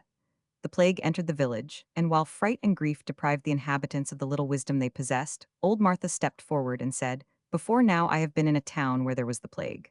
"And you escaped?" "No, but I recovered." After this, Martha was seated more firmly than ever on the regal seat, elevated by reverence and love. She entered the cottages of the sick. She relieved their wants with her own hand. She betrayed no fear, and inspired all who saw her with some portion of her own native courage. She attended the markets. She insisted upon being supplied with food for those who were too poor to purchase it. She showed them how the well-being of each included the prosperity of all. She would not permit the gardens to be neglected, nor the very flowers in the cottage lattices to droop from want of care. Hope, she said, was better than a doctor's prescription, and everything that could sustain and enliven the spirits, of more worth than drugs and mixtures. It was the sight of Little Marlow, and my conversations with Martha, that led me to the plan I formed. I had before visited the manor houses and gentlemen's seats, and often found the inhabitants actuated by the purest benevolence, ready to lend their utmost aid for the welfare of their tenants. But this was not enough. The intimate sympathy generated by similar hopes and fears, similar experience and pursuits was wanting here. The poor perceived that the rich possessed other means of preservation than those which could be partaken of by themselves, seclusion, and, as far as circumstances permitted, freedom from care. They could not place reliance on them, but turned with tenfold dependence to the succor and advice of their equals. I resolved, therefore, to go from village to village, seeking out the rustic archon of the place, and by systematizing their exertions and enlightening their views, increase both their power and their use among their fellow cottagers. Many changes also now occurred in these spontaneous regal elections. Depositions and abdications were frequent, while, in the place of the old and prudent, the ardent youth would step forward, eager for action, regardless of danger. Often, too, the voice to which all listened was suddenly silenced, the helping hand cold, the sympathetic eye closed, and the villagers feared still more the death that had selected a choice victim, shivering in dust the heart that had beat for them, reducing to incommunicable annihilation the mind forever occupied with projects for their welfare. Whoever labors for man must often find ingratitude, watered by vice and folly, spring from the grain which he has sown. Death, which had in our younger days walked the earth like a thief that comes in the night, now, rising from his subterranean vault, girt with power, with dark banner floating, came a conqueror. Many saw, seated above his viceregal throne, a supreme providence who directed his shafts and guided his progress, and they bowed their heads in resignation, or at least in obedience. Others perceived only a passing casualty. They endeavored to exchange terror for heedlessness, and plunged into licentiousness, to avoid the agonizing throes of worst apprehension. Thus, while the wise, the good, and the prudent were occupied by the labors of benevolence, the truce of winter produced other effects among the young, the thoughtless, and the vicious. During the colder months, there was a general rush to London in search of amusement. The ties of public opinion were loosened. Many were rich, heretofore poor. Many had lost father and mother, the guardians of their morals, their mentors and restraints. It would have been useless to have opposed these impulses by barriers, which would only have driven those actuated by them to more pernicious indulgencies. The theaters were open and thronged. Dance and midnight festival were frequented. In many of these decorum was violated, and the evils, which hitherto adhered to an advanced state of civilization, were doubled. The student left his books, the artist his study. The occupations of life were gone, but the amusements remained. Enjoyment might be protracted to the verge of the grave. All factitious coloring disappeared. Death rose like night, and protected by its murky shadows the blush of modesty, the reserve of pride, the decorum of prudery were frequently thrown aside as useless veils. This was not universal. Among better natures, anguish and dread, the fear of eternal separation, and the awful wonder produced by unprecedented calamity, drew closer the ties of kindred and friendship. Philosophers opposed their principles as barriers to the inundation of profligacy or despair, and the only ramparts to protect the invaded territory of human life. The religious, hoping now for their reward, clung fast to their creeds, as the rafts and planks which over the tempest-vexed sea of suffering would bear them in safety to the harbor of the unknown continent. The loving heart, obliged to contract its view, bestowed its overflow of affection in triple portion on the few that remained. Yet, even among these, the present, as an unalienable possession, became all of time to which they dared commit the precious freight of their hopes. The experience of immemorial time had taught us formerly to count our enjoyments by years, and extend our prospect of life through a lengthened period of progression and decay. The long road threaded a vast labyrinth, and the valley of the shadow of death, in which it terminated, was hid by intervening objects. But an earthquake had changed the scene. Under our very feet the earth yawned, deep and precipitous the gulf below opened to receive us, while the hours charioted us towards the chasm. But it was winter now, and months must elapse before we are hurled from our security. We became ephemera, to whom the interval between the rising and setting sun was as a long-drawn year of common time. We should never see our children ripen into maturity, nor behold their downy cheeks roughen, their blithe hearts subdued by passion or care. But we had them now, they lived, and we lived. What more could we desire? With such schooling did my poor Idris try to hush thronging fears, and in some measure succeeded. It was not as in summertime, when each hour might bring the dreaded fate. Until summer, we felt sure. And this certainty, short-lived as it must be, yet for a while satisfied her maternal tenderness. I know not how to express or communicate the sense of concentrated, intense, though evanescent transport, that imparadized us in the present hour. Our joys were dearer because we saw their end. They were keener because we felt, to its fullest extent, their value. They were purer because their essence was sympathy. As a meteor is brighter than a star, did the felicity of this winter contain in itself the extracted delights of a long, long life. How lovely is spring! As we looked from Windsor Terrace on the 16 fertile counties spread beneath, speckled by happy cottages and wealthier towns, all looked as in former years, heart-cheering and fair. The land was plowed, the slender blades of wheat broke through the dark soil, the fruit trees were covered with buds, the husbandman was abroad in the fields, the milkmaid tripped home with well-filled pails, the swallows and martins struck the sunny pools with their long, pointed wings, the new-dropped lambs reposed on the young grass, the tender growth of leaves. Lifts its sweet head into the air and feeds. A silent space with ever-sprouting green. Man himself seemed to regenerate, and feel the frost of winter yield to an elastic and warm renewal of life. Reason told us that care and sorrow would grow with the opening year. But how to believe the ominous voice breathed up with pestiferous vapors from fear's dim cavern, while nature, laughing and scattering from her green lap flowers, and fruits and sparkling waters, invited us to join the gay mask of young life she led upon the scene. Where was the plague? Here, everywhere. One voice of horror and dismay exclaimed, when in the pleasant days of a sunny May the destroyer of man brooded again over the earth, forcing the spirit to leave its organic chrysalis and to enter upon an untried life. With one mighty sweep of its potent weapon, all caution, all care, all prudence were leveled low. Death sat at the tables of the great, stretched itself on the cottager's pallet, seized the dastard who fled, quelled the brave man who resisted. Despondency entered every heart, sorrow dimmed every eye. Sights of woe now became familiar to me, and were I to tell all of anguish and pain that I witnessed, of the despairing moans of age, and the more terrible smiles of infancy in the bosom of horror, my reader, his limbs quivering and his hair on end, would wonder how I did not, seized with sudden frenzy, dash myself from some precipice, and so close my eyes forever on the sad end of the world. But the powers of love, poetry, and creative fancy will dwell even beside the sick of the plague, with the squalid and with the dying. A feeling of devotion, of duty, of a high and steady purpose elevated me.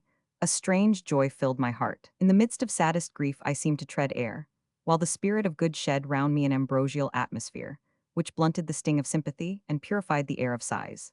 If my wearied soul flagged in its career, I thought of my loved home, of the casket that contained my treasures, of the kiss of love and the filial caress, while my eyes were moistened by purest dew, and my heart was at once softened and refreshed by thrilling tenderness.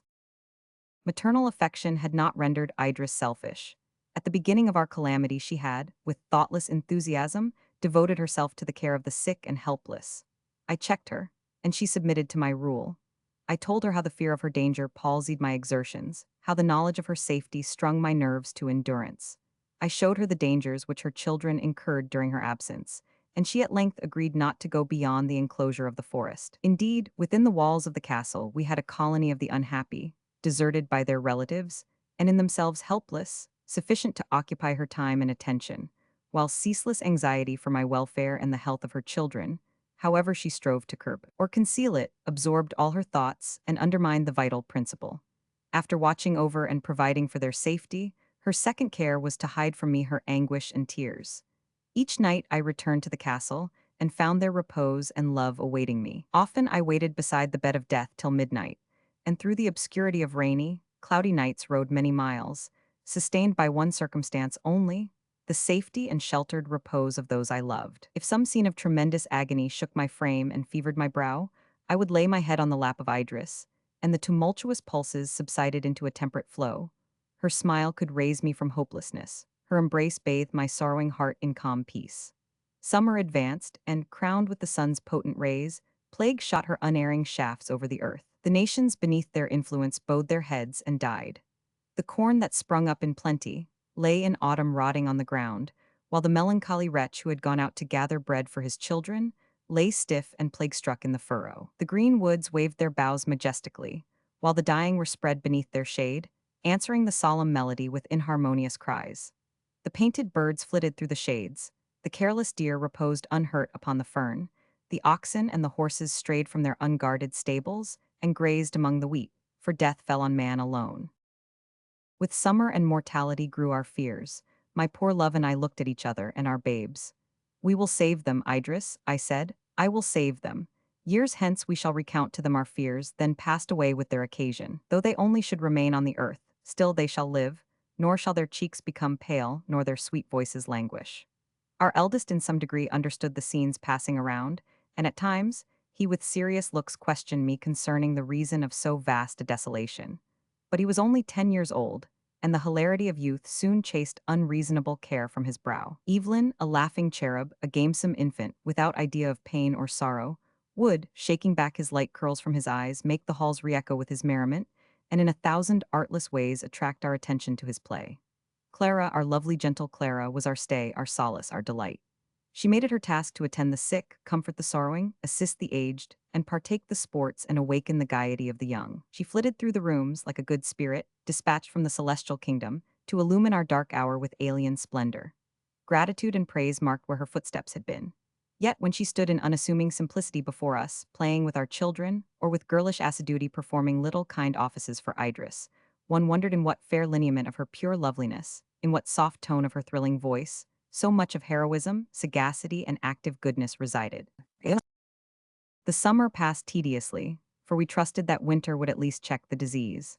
That it would vanish altogether was an hope too dear, too heartfelt to be expressed. When such a thought was heedlessly uttered, the hearers, with a gush of tears and passionate sobs, bore witness how deep their fears were, how small their hopes. For my own part, my exertions for the public good permitted me to observe more closely than most others the virulence and extensive ravages of our sightless enemy. A short month has destroyed a village, and where in May the first person sickened, in June the paths were deformed by unburied corpses, the houses tenantless, no smoke arising from the chimneys, and the housewife's clock marked only the hour when death had been triumphant. From such scenes I have sometimes saved a deserted infant, sometimes led a young and grieving mother from the lifeless image of her firstborn, or drawn the sturdy laborer from childish weeping over his extinct family. July is gone, August must pass, and by the middle of September we may hope. Each day was eagerly counted, and the inhabitants of towns, desirous to leap this dangerous interval, plunged into dissipation and strove, by riot, and what they wished to imagine to be pleasure, to banish thought and opiate despair. None but Adrian could have tamed the motley population of London, which, like a troop of unbitted steeds rushing to their pastures, had thrown aside all minor fears, through the operation of the fear paramount. Even Adrian was obliged in part to yield, that he might be able, if not to guide, at least to set bounds to the license of the times. The theaters were kept open. Every place of public resort was frequented, though he endeavored so to modify them, as might best quiet the agitation of the spectators, and at the same time prevent a reaction of misery when the excitement was over. Tragedies deep and dire were the chief favorites. Comedy brought with it too great a contrast to the inner despair. When such were attempted, it was not unfrequent for a comedian, in the midst of the laughter occasioned by his disproportioned buffoonery, to find a word or thought in his part that jarred with his own sense of wretchedness, and burst from mimic merriment into sobs and tears, while the spectators, seized with irresistible sympathy, wept, and the pantomimic revelry was changed to a real exhibition of tragic passion. It was not in my nature to derive consolation from such scenes. From theaters, whose buffoon laughter and discordant mirth awakened distempered sympathy, or where fictitious tears and wailings mocked the heartfelt grief within. From festival or crowded meeting, where hilarity sprung from the worst feelings of our nature, or such enthrallment of the better ones as impressed it with garish and false varnish. From assemblies of mourners in the guise of revelers. Once, however, I witnessed a scene of singular interest at one of the theaters, where nature overpowered art, as an overflowing cataract will tear away the puny manufacture of a mock cascade, which had before been fed by a small portion of its waters. I had come to London to see Adrian.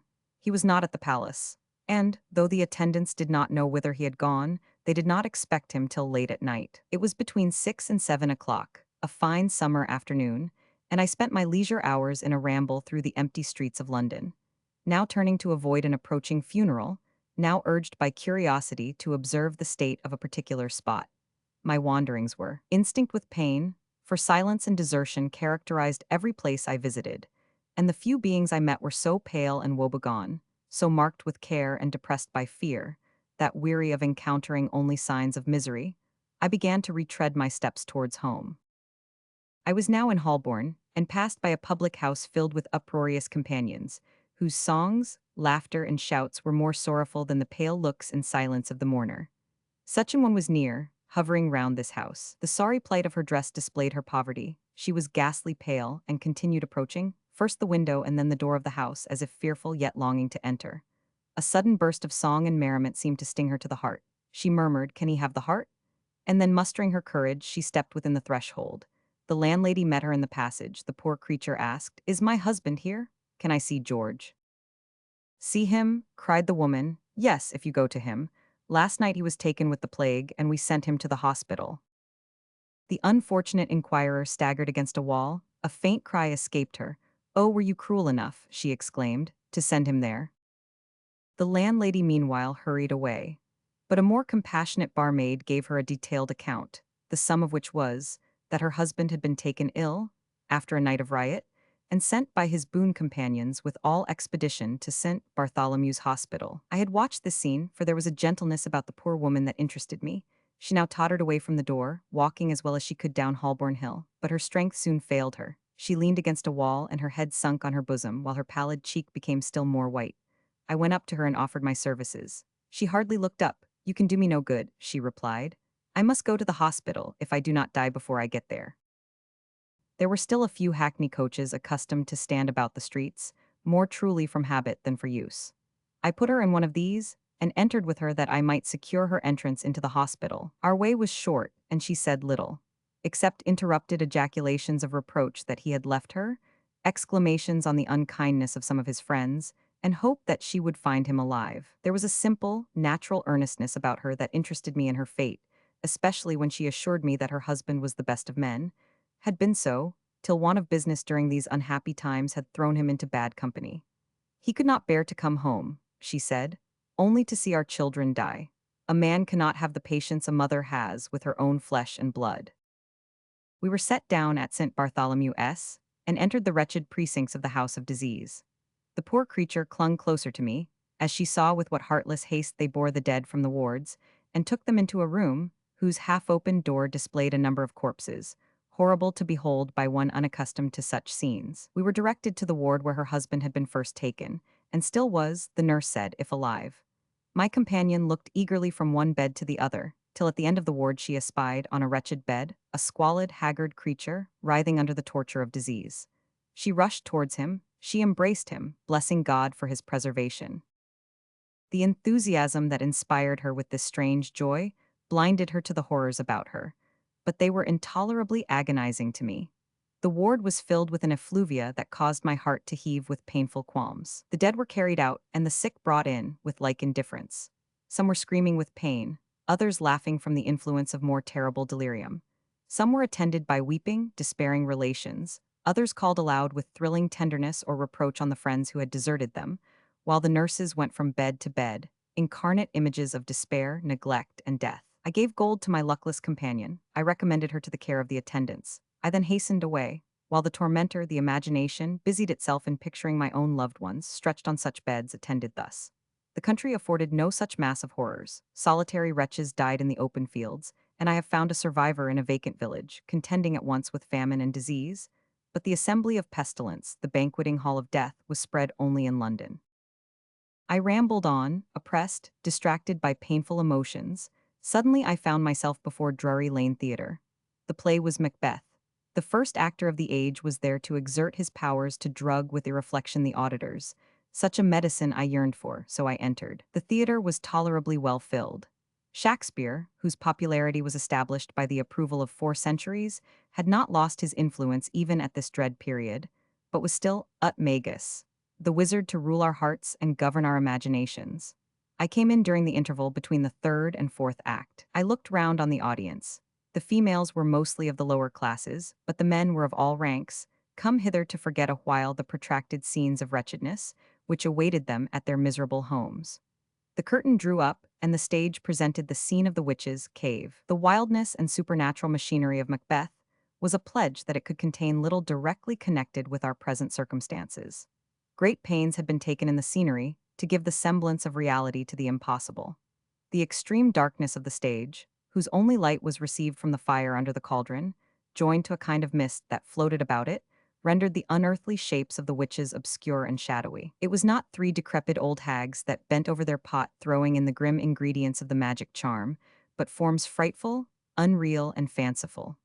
The entrance of Hecate, and the wild music that followed, took us out of this world. The cavern shape the stage assumed, the beetling rocks, the glare of the fire, the misty shades that crossed the scene at times, the music in harmony with all witch-like fancies, permitted the imagination to revel, without fear of contradiction, or reproof from reason or the heart. The entrance of Macbeth did not destroy the illusion, for he was actuated by the same feelings that inspired us. And while the work of magic proceeded, we sympathized in his wonder and his daring, and gave ourselves up with our whole souls to the influence of scenic delusion. I felt the beneficial result of such excitement, in a renewal of those pleasing flights of fancy to which I had long been a stranger. The effect of this scene of incantation communicated a portion of its power to that which followed. We forgot that Malcolm and Macduff were mere human beings, acted upon by such simple passions as warmed our own breasts. By slow degrees, however, we were drawn to the real interest of the scene. A shudder like the swift passing of an electric shock ran through the house, when Ross exclaimed, in answer to "Stand Scotland where it did." Alas, poor country! Almost afraid to know itself, it cannot be called our mother, but our grave, where nothing, but who knows nothing, is once seen to smile, where sighs and groans and shrieks that rent the air are made not marked, where violent sorrow seems a modern ecstasy, the dead man's knell. Is there scarce asked for who, and good men's lives expire before the flowers in their caps, dying or ere they sicken. Each word struck the sense as our life's passing bell. We feared to look at each other, but bent our gaze on the stage, as if our eyes could fall innocuous on that alone. The person who played the part of Ross suddenly became aware of the dangerous ground he trod. He was an inferior actor, but truth now made him excellent.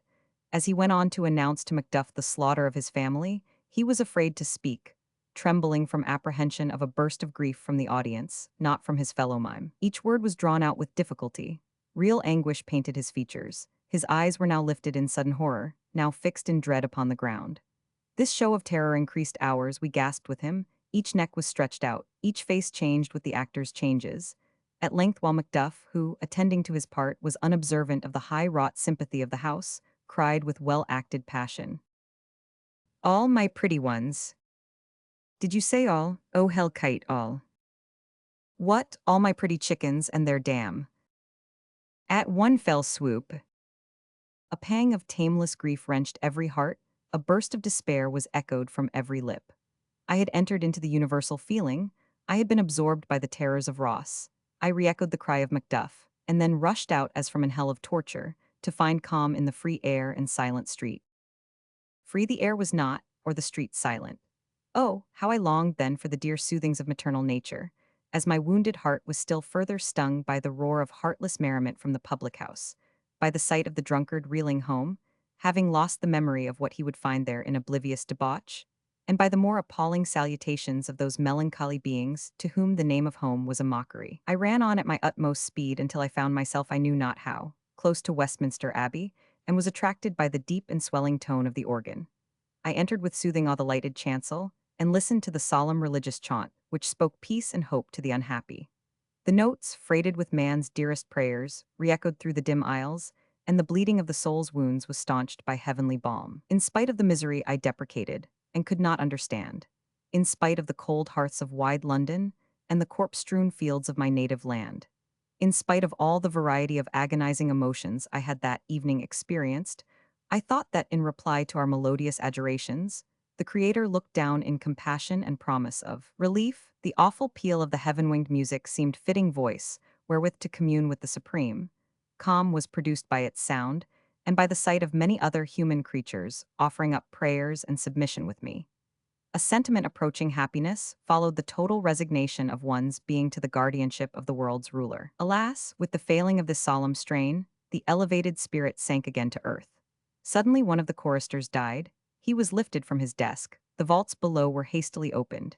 He was consigned with a few muttered prayers to the darksome cavern, abode of thousands who had gone before, now wide yawning to receive even all who fulfilled the funeral rites. In vain I would then have turned from the scene, to darkened aisle or lofty dome, echoing with melodious praise. In the open air alone I found relief. Among nature's beauteous works, her God reassumed his attribute of benevolence, and again I could trust that he who built up the mountains, planted the forests, and poured out the rivers would erect another state for lost humanity, where we might awaken again to our affections, our happiness, and our faith. Fortunately for me, those circumstances were of rare occurrence that obliged me to visit London, and my duties were confined to the rural district, which our lofty castle overlooked. And here labor stood in the place of pastime, to occupy such of the country people as were sufficiently exempt from sorrow or disease. My endeavors were directed towards urging them to their usual attention to their crops, and to the acting as if pestilence did not exist. The mower's scythe was at times heard, yet the joyless haymakers, after they had listlessly turned the grass, forgot to cart it. The shepherd, when he had sheared his sheep, would let the wool lie to be scattered by the winds, deeming it useless to provide clothing for another winter. At times, however, the spirit of life was awakened by these employments. The sun, the refreshing breeze, the sweet smell of the hay, the rustling leaves and prattling rivulets brought repose to the agitated bosom, and bestowed a feeling akin to happiness on the apprehensive. Nor, strange to say, was the time without its pleasures. Young couples who had loved long and hopelessly suddenly found every impediment removed, and wealth pour in from the death of relatives. The very danger drew them closer. The immediate peril urged them to seize the immediate opportunity. Wildly and passionately, they sought to know what delights existence afforded before they yielded to death and, snatching their pleasures with rough strife, thorough the iron gates of life.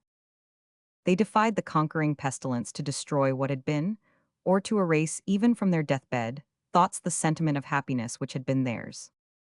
One instance of this kind came immediately under our notice, where a high-born girl had in early youth given her heart to one of meaner extraction. He was a schoolfellow and friend of her brother, S., and usually spent a part of the holidays at the mansion of the Duke her father. They had played together as children, been the confidants of each other's little secrets, mutual aids and consolers in difficulty and sorrow. Love had crept in, noiseless, terrorless at first, till each felt their life bound up in the other, and at the same time knew that they must part. Their extreme youth and the purity of their attachment made them yield with less resistance to the tyranny of circumstances. The father of the fair Juliet separated them, but not until the young lover had promised to remain absent only till he had rendered himself worthy of her, and she had vowed to preserve her virgin heart, his treasure, till he returned to claim and possess it. Plague came, threatening to destroy at once the aim of the ambitious and the hopes of love. Long the Duke of 50 derided the idea that there could be danger while he pursued his plans of cautious seclusion, and he so far succeeded that it was not till this second summer that the destroyer, at one fell stroke, overthrew his precautions, his security, and his life. Poor Juliet saw one by one, father, mother, brothers, and sisters, sicken and die. Most of the servants fled on the first appearance of disease. Those who remained were infected mortally. No neighbor or rustic ventured within the verge of contagion. By a strange fatality, Juliet alone escaped, and she to the last waited on her relatives and smoothed the pillow of death. The moment at length came, when the last blow was given to the last of the house. The youthful survivor of her race sat alone among the dead. There was no living being near to soothe her, or withdraw her from this hideous company. With the declining heat of a September night, a whirlwind of storm, thunder, and hail rattled round the house, and with ghastly harmony sung the dirge of her family. She sat upon the ground absorbed in wordless despair, when through the gusty wind and bickering rain she thought she heard her name called. Whose could that familiar voice be? Not one of her relations, for they lay glaring on her with stony eyes. Again her name was syllabled, and she shuddered as she asked herself, "Am I becoming mad, or am I dying that I hear the voices of the departed?" A second thought passed, swift as an arrow, into her brain. She rushed to the window, and a flash of lightning showed to her the expected vision, her lover in the shrubbery beneath. Joy lent her strength to descend the stairs, to open the door, and then she fainted in his supporting arms. 1,000 times she reproached herself, as with a crime, that she should revive to happiness with him. The natural clinging of the human mind to life and joy was in its full energy in her young heart. She gave herself impetuously up to the enchantment. They were married, and in their radiant features I saw incarnate, for the last time, the spirit of love, of rapturous sympathy, which once had been the life of the world. I envied them, but felt how impossible it was to imbibe the same feeling, now that years had multiplied my ties in the world. Above all, the anxious mother, my own beloved and drooping Idris, claimed my earnest care. I could not reproach the anxiety that never for a moment slept in her heart, but I exerted myself to distract her attention from too keen an observation of the truth of things, of the near and nearer approaches of disease, misery, and death, of the wild look of our attendants as intelligence of another, and yet another death reached us. For to the last something new occurred that seemed to transcend in horror all that had gone before. Wretched beings crawled to die under our succoring roof. The inhabitants of the castle decreased daily, while the survivors huddled together in fear, and, as in a famine-struck boat, the sport of the wild, interminable waves, each looked in the other's face to guess on whom the death lot would next fall. All this I endeavored to veil so that it might least impress my Idris, yet, as I have said, my courage survived even despair. I might be vanquished, but I would not yield. One day, it was the 9th of September, seemed devoted to every disaster, to every harrowing incident. Early in the day, I heard of the arrival of the aged grandmother of one of our servants at the castle. This old woman had reached her 100th year. Her skin was shriveled, her form was bent and lost in extreme decrepitude. But as still from year to year she continued in existence, outliving many younger and stronger, she began to feel as if she were to live forever. The plague came, and the inhabitants of her village died. Clinging, with the dastard feeling of the aged, to the remnant of her spent life, she had, on hearing that the pestilence had come into her neighborhood, barred her door and closed her casement, refusing to communicate with any. She would wander out at night to get food, and returned home, pleased that she had met no one, that she was in no danger from the plague. As the earth became more desolate, her difficulty in acquiring sustenance increased. At first, her son, who lived near, had humored her by placing articles of food in her way. At last he died. But even though threatened by famine, her fear of the plague was paramount, and her greatest care was to avoid her fellow creatures. She grew weaker each day, and each day she had further to go. The night before she had reached Datchet, and prowling about had found a baker's shop open and deserted. Laden with spoil, she hastened to return and lost her way. The night was windless, hot, and cloudy. Her load became too heavy for her, and one by one she threw away her loaves, still endeavoring to get along, though her hobbling fell into lameness, and her weakness at last into inability to move. She lay down among the tall corn and fell asleep. Deep in midnight she was awaked by a rustling near her. She would have started up, but her stiff joints refused to obey her will. A low moan close to her ear followed, and the rustling increased. She heard a smothered voice breathe out, "Water, water," several times, and then again a sigh heaved from the heart of the sufferer. The old woman shuddered. She contrived at length to sit upright, but her teeth chattered and her knees knocked together. Close, very close, lay a half-naked figure, just discernible in the gloom, and the cry for water and the stifled moan were again uttered. Her motions at length attracted the attention of her unknown companion. Her hand was seized with a convulsive violence that made the grasp feel like iron, the fingers like the keen teeth of a trap. "At last you're come," were the words given forth, but this exertion was the last effort of the dying. The joints relaxed, the figure fell prostrate, one low moan, the last, marked the moment of death. Morning broke, and the old woman saw the corpse, marked with the fatal disease, close to her, Her wrist was livid with the hold loosened by death. She felt struck by the plague. Her aged frame was unable to bear her away with sufficient speed, and now, believing herself infected, she no longer dreaded the association of others, but as swiftly as she might, came to her granddaughter at Windsor Castle, there to lament and die. The sight was horrible. Still she clung to life and lamented her mischance with cries and hideous groans, while the swift advance of the disease showed what proved to be the fact that she could not survive many hours. While I was directing that the necessary care should be taken of her, Clara came in. She was trembling and pale, and when I anxiously asked her the cause of her agitation, she threw herself into my arms weeping and exclaiming, "Uncle, dearest uncle, do not hate me forever. I must tell you, for you must know, that Evelyn, poor little Evelyn," her voice was choked by sobs. The fear of so mighty a calamity as the loss of our adored infant made the current of my blood pause with chilly horror, but the remembrance of the mother restored my presence of mind. I sought the little bed of my darling. He was oppressed by fever, but I fondly and fearfully trusted, that there were no symptoms of the plague. He was not 3 years old, and his illness appeared only one of those attacks incident to infancy. I watched him long, his heavy half-closed lids, his burning cheeks and restless twining of his small fingers. The fever was violent, the torpor complete, enough without the greater fear of pestilence to awaken alarm. Idris must not see him in this state. Clara, though only 12 years old, was rendered, through extreme sensibility, so prudent and careful, that I felt secure in entrusting the charge of him to her, and it was my task to prevent Idris from observing their absence. I administered the fitting remedies, and left my sweet niece to watch beside him, and bring me notice of any change she should observe. I then went to Idris, contriving in my way plausible excuses for remaining all day in the castle, and endeavoring to disperse the traces of care from my brow. Fortunately, she was not alone. I found Merivale, the astronomer, with her. He was far too long-sighted in his view of humanity to heed the casualties of the day, and lived in the midst of contagion unconscious of its existence. This poor man, learned as Laplace, guileless and unforeseeing as a child, had often been on the point of starvation. He, his pale wife and numerous offspring, while he neither felt hunger nor observed distress. His astronomical theories absorbed him. Calculations were scrawled with coal on the bare walls of his garret. A hard-earned guinea, or an article of dress, was exchanged for a book without remorse. He neither heard his children cry, nor observed his companion's emaciated form, and the excess of calamity was merely to him as the occurrence of a cloudy night, when he would have given his right hand to observe a celestial phenomenon. His wife was one of those wondrous beings, to be found only among women, with affections not to be diminished by misfortune. Her mind was divided between boundless admiration for her husband and tender anxiety for her children. She waited on him, worked for them, and never complained, though care rendered her life one long-drawn, melancholy dream. He had introduced himself to Adrian by a request he made to observe some planetary motions from his glass. His poverty was easily detected and relieved. He often thanked us for the books we lent him, and for the use of our instruments, but never spoke of his altered abode or change of circumstances.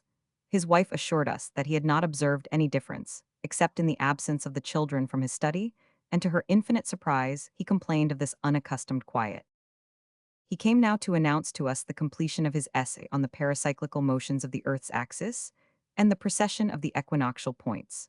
If an old Roman of the period of the Republic had returned to life and talked of the impending election of some laurel-crowned consul, or of the last battle with Mithridates, his ideas would not have been more alien to the times than the conversation of Merivale. Man, no longer with an appetite for sympathy, clothed his thoughts in visible signs, nor were there any readers left.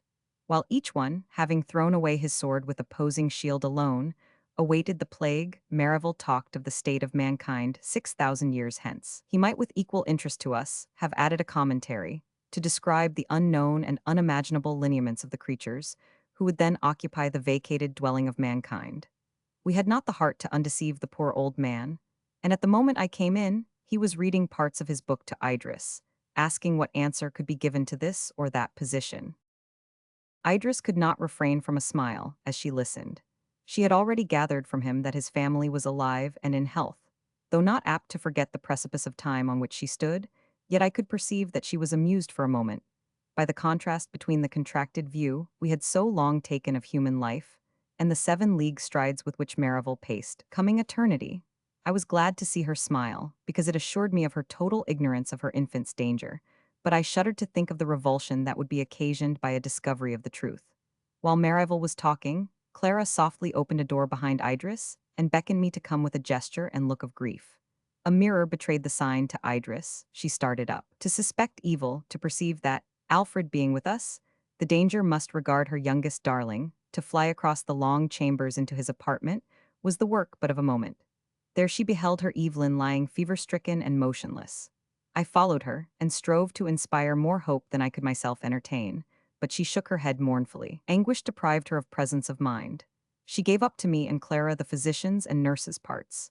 She sat by the bed, holding one little burning hand, and, with glazed eyes fixed on her babe, passed the long day in one unvaried agony. It was not the plague that visited our little boy so roughly, but she could not listen to my assurances. Apprehension deprived her of judgment and reflection. Every slight convulsion of her child's features shook her frame. If he moved, she dreaded the instant crisis. If he remained still, she saw death in his torpor, and the cloud on her brow darkened. The poor little thing's fever increased towards night. The sensation is most dreary, to use no stronger term, with which one looks forward to passing the long hours of night beside a sick bed, especially if the patient be an infant, who cannot explain its pain, and whose flickering life resembles the wasting flame of the watchlight, whose narrow fire is shaken by the wind and on whose edge devouring darkness hovers. With eagerness one turns toward the east, with angry impatience one marks the uncheckered darkness. The crowing of a cock, that sound of glee during daytime, comes wailing and untunable. The creaking of rafters and slight stir of invisible insect is heard and felt as the signal and type of desolation. Clara, overcome by weariness, had seated herself at the foot of her cousin's bed, and in spite of her efforts slumber weighed down her lids. Twice or thrice she shook it off, but at length she was conquered and slept. Idris sat at the bedside, holding Evelyn's hand. We were afraid to speak to each other. I watched the stars, I hung over my child. I felt his little pulse. I drew near the mother. Again I receded. At the turn of morning, a gentle sigh from the patient attracted me. The burning spot on his cheek faded. His pulse beat softly and regularly. Torpor yielded to sleep. For a long time I dared not hope. But when his unobstructed breathing and the moisture that suffused his forehead were tokens no longer to be mistaken of the departure of mortal malady, I ventured to whisper the news of the change to Idris, and at length succeeded in persuading her that I spoke truth. But neither this assurance, nor the speedy convalescence of our child could restore her, even to the portion of peace she before enjoyed. Her fear had been too deep, too absorbing, too entire, to be changed to security. She felt as if during her past calm she had dreamed, but was now awake. She was as one in some lone watchtower on the deep, awakened from soothing visions of the home he loves, trembling to hear the wrathful billows roar, as one who has been cradled by a storm and awakes to find the vessel sinking. Before, she had been visited by pangs of fear. Now, she never enjoyed an interval of hope. No smile of the heart ever irradiated her fair countenance. Sometimes she forced one, and then gushing tears would flow, and the sea of grief close above these wrecks of past happiness. Still, while I was near her, she could not be in utter despair. She fully confided herself to me. She did not seem to fear my death or revert to its possibility. To my guardianship she consigned the full freight of her anxieties, reposing on my love as a wind-nipped fawn by the side of a doe, as a wounded nestling under its mother's wing, as a tiny, shattered boat, quivering still, beneath some protecting willow tree. While I not proudly as in days of joy, yet tenderly, and with glad consciousness of the comfort I afforded, drew my trembling girl close to my heart, and tried to ward every painful thought or rough circumstance from her sensitive nature. One other incident occurred at the end of the summer. The Countess of Windsor, ex-Queen of England, returned from Germany. She had at the beginning of the season quitted the vacant city of Vienna, and, unable to tame her haughty mind to anything like submission, she had delayed at Hamburg, and when at last she came to London, many weeks elapsed before she gave Adrian notice of her arrival. In spite of her coldness and long absence, he welcomed her with sensibility, displaying such affection as sought to heal the wounds of pride and sorrow, and was repulsed only by her total apparent want of sympathy. Idris heard of her mother's return with pleasure. Her own maternal feelings were so ardent that she imagined her parent must now, in this waste world, have lost pride and harshness, and would receive with delight her filial attentions. The first check to her duteous demonstrations was a formal intimation from the fallen majesty of England that I was in no manner to be intruded upon her. She consented, she said, to forgive her daughter and acknowledge her grandchildren. Larger concessions must not be expected. To me, this proceeding appeared, if so light a term may be permitted, extremely whimsical. Now that the race of man had lost in fact all distinction of rank, this pride was doubly fatuitous. Now that we felt a kindred fraternal nature with all who bore the stamp of humanity, this angry reminiscence of times forever gone was worse than foolish. Idris was too much taken up by her own dreadful fears to be angry, hardly grieved, for she judged that insensibility must be the source of this continued rancor. This was not altogether the fact, but predominant self-will assumed the arms and mask of callous feeling, and the haughty lady disdained to exhibit any token of the struggle she endured, while the slave of pride, she fancied that she sacrificed her happiness to immutable principle. False was all this, false all but the affections of our nature, and the links of sympathy with pleasure or pain. There was but one good and one evil in the world, life and death. The pomp of rank, the assumption of power, the possessions of wealth vanished like morning mist. One living beggar had become of more worth than a national peerage of dead lords, alas the day, than of dead heroes, patriots, or men of genius. There was much of degradation in this, for even vice and virtue had lost their attributes. Life, the continuation of our animal mechanism, was the alpha and omega of the desires, the prayers, the prostrate ambition of human race. Chapter 9.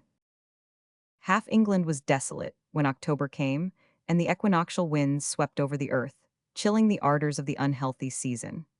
The summer, which was uncommonly hot, had been protracted into the beginning of this month, when on the 18th a sudden change was brought about from summer temperature to winter frost. Pestilence then made a pause in her death-dealing career.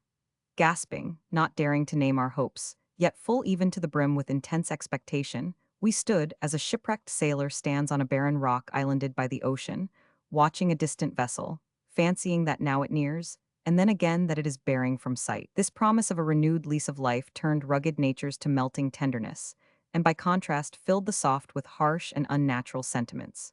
When it seemed destined that all were to die, we were reckless of the how and when.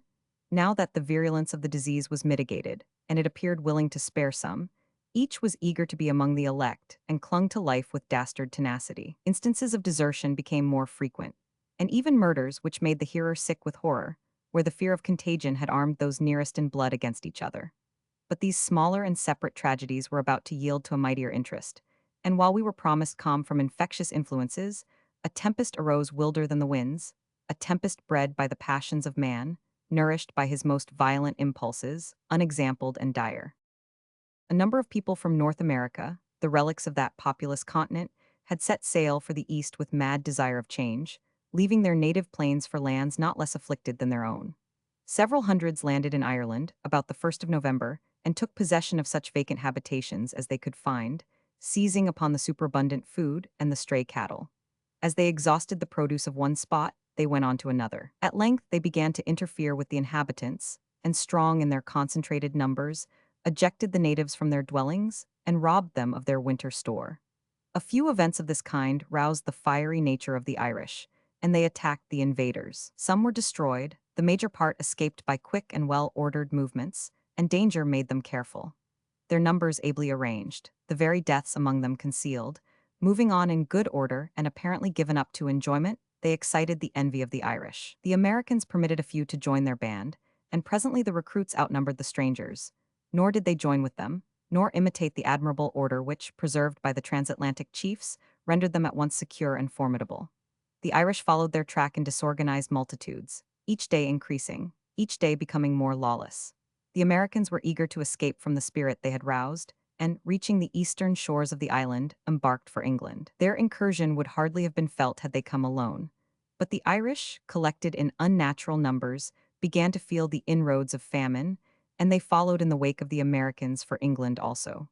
The crossing of the sea could not arrest their progress. The harbors of the desolate seaports of the west of Ireland were filled with vessels of all sizes, from the man-of-war to the small fisher's boat, which lay sailorless and rotting on the lazy deep. The emigrants embarked by hundreds, and unfurling their sails with rude hands, made strange havoc of buoy and cordage. Those who modestly betook themselves to the smaller craft, for the most part achieved their watery journey in safety. Some, in the true spirit of reckless enterprise, went on board a ship of 120 guns. The vast hull drifted with the tide out of the bay, and after many hours, its crew of landsmen contrived to spread a great part of her enormous canvas. The wind took it, and while 1,000 mistakes of the helmsman made her present her head now to one point, and now to another, the vast fields of canvas that formed her sails flapped with a sound like that of a huge cataract, or such as a sea-like forest may give forth when buffeted by an equinoctial north wind. The portholes were open, and with every sea, which as she lurched washed her decks, they received whole tons of water.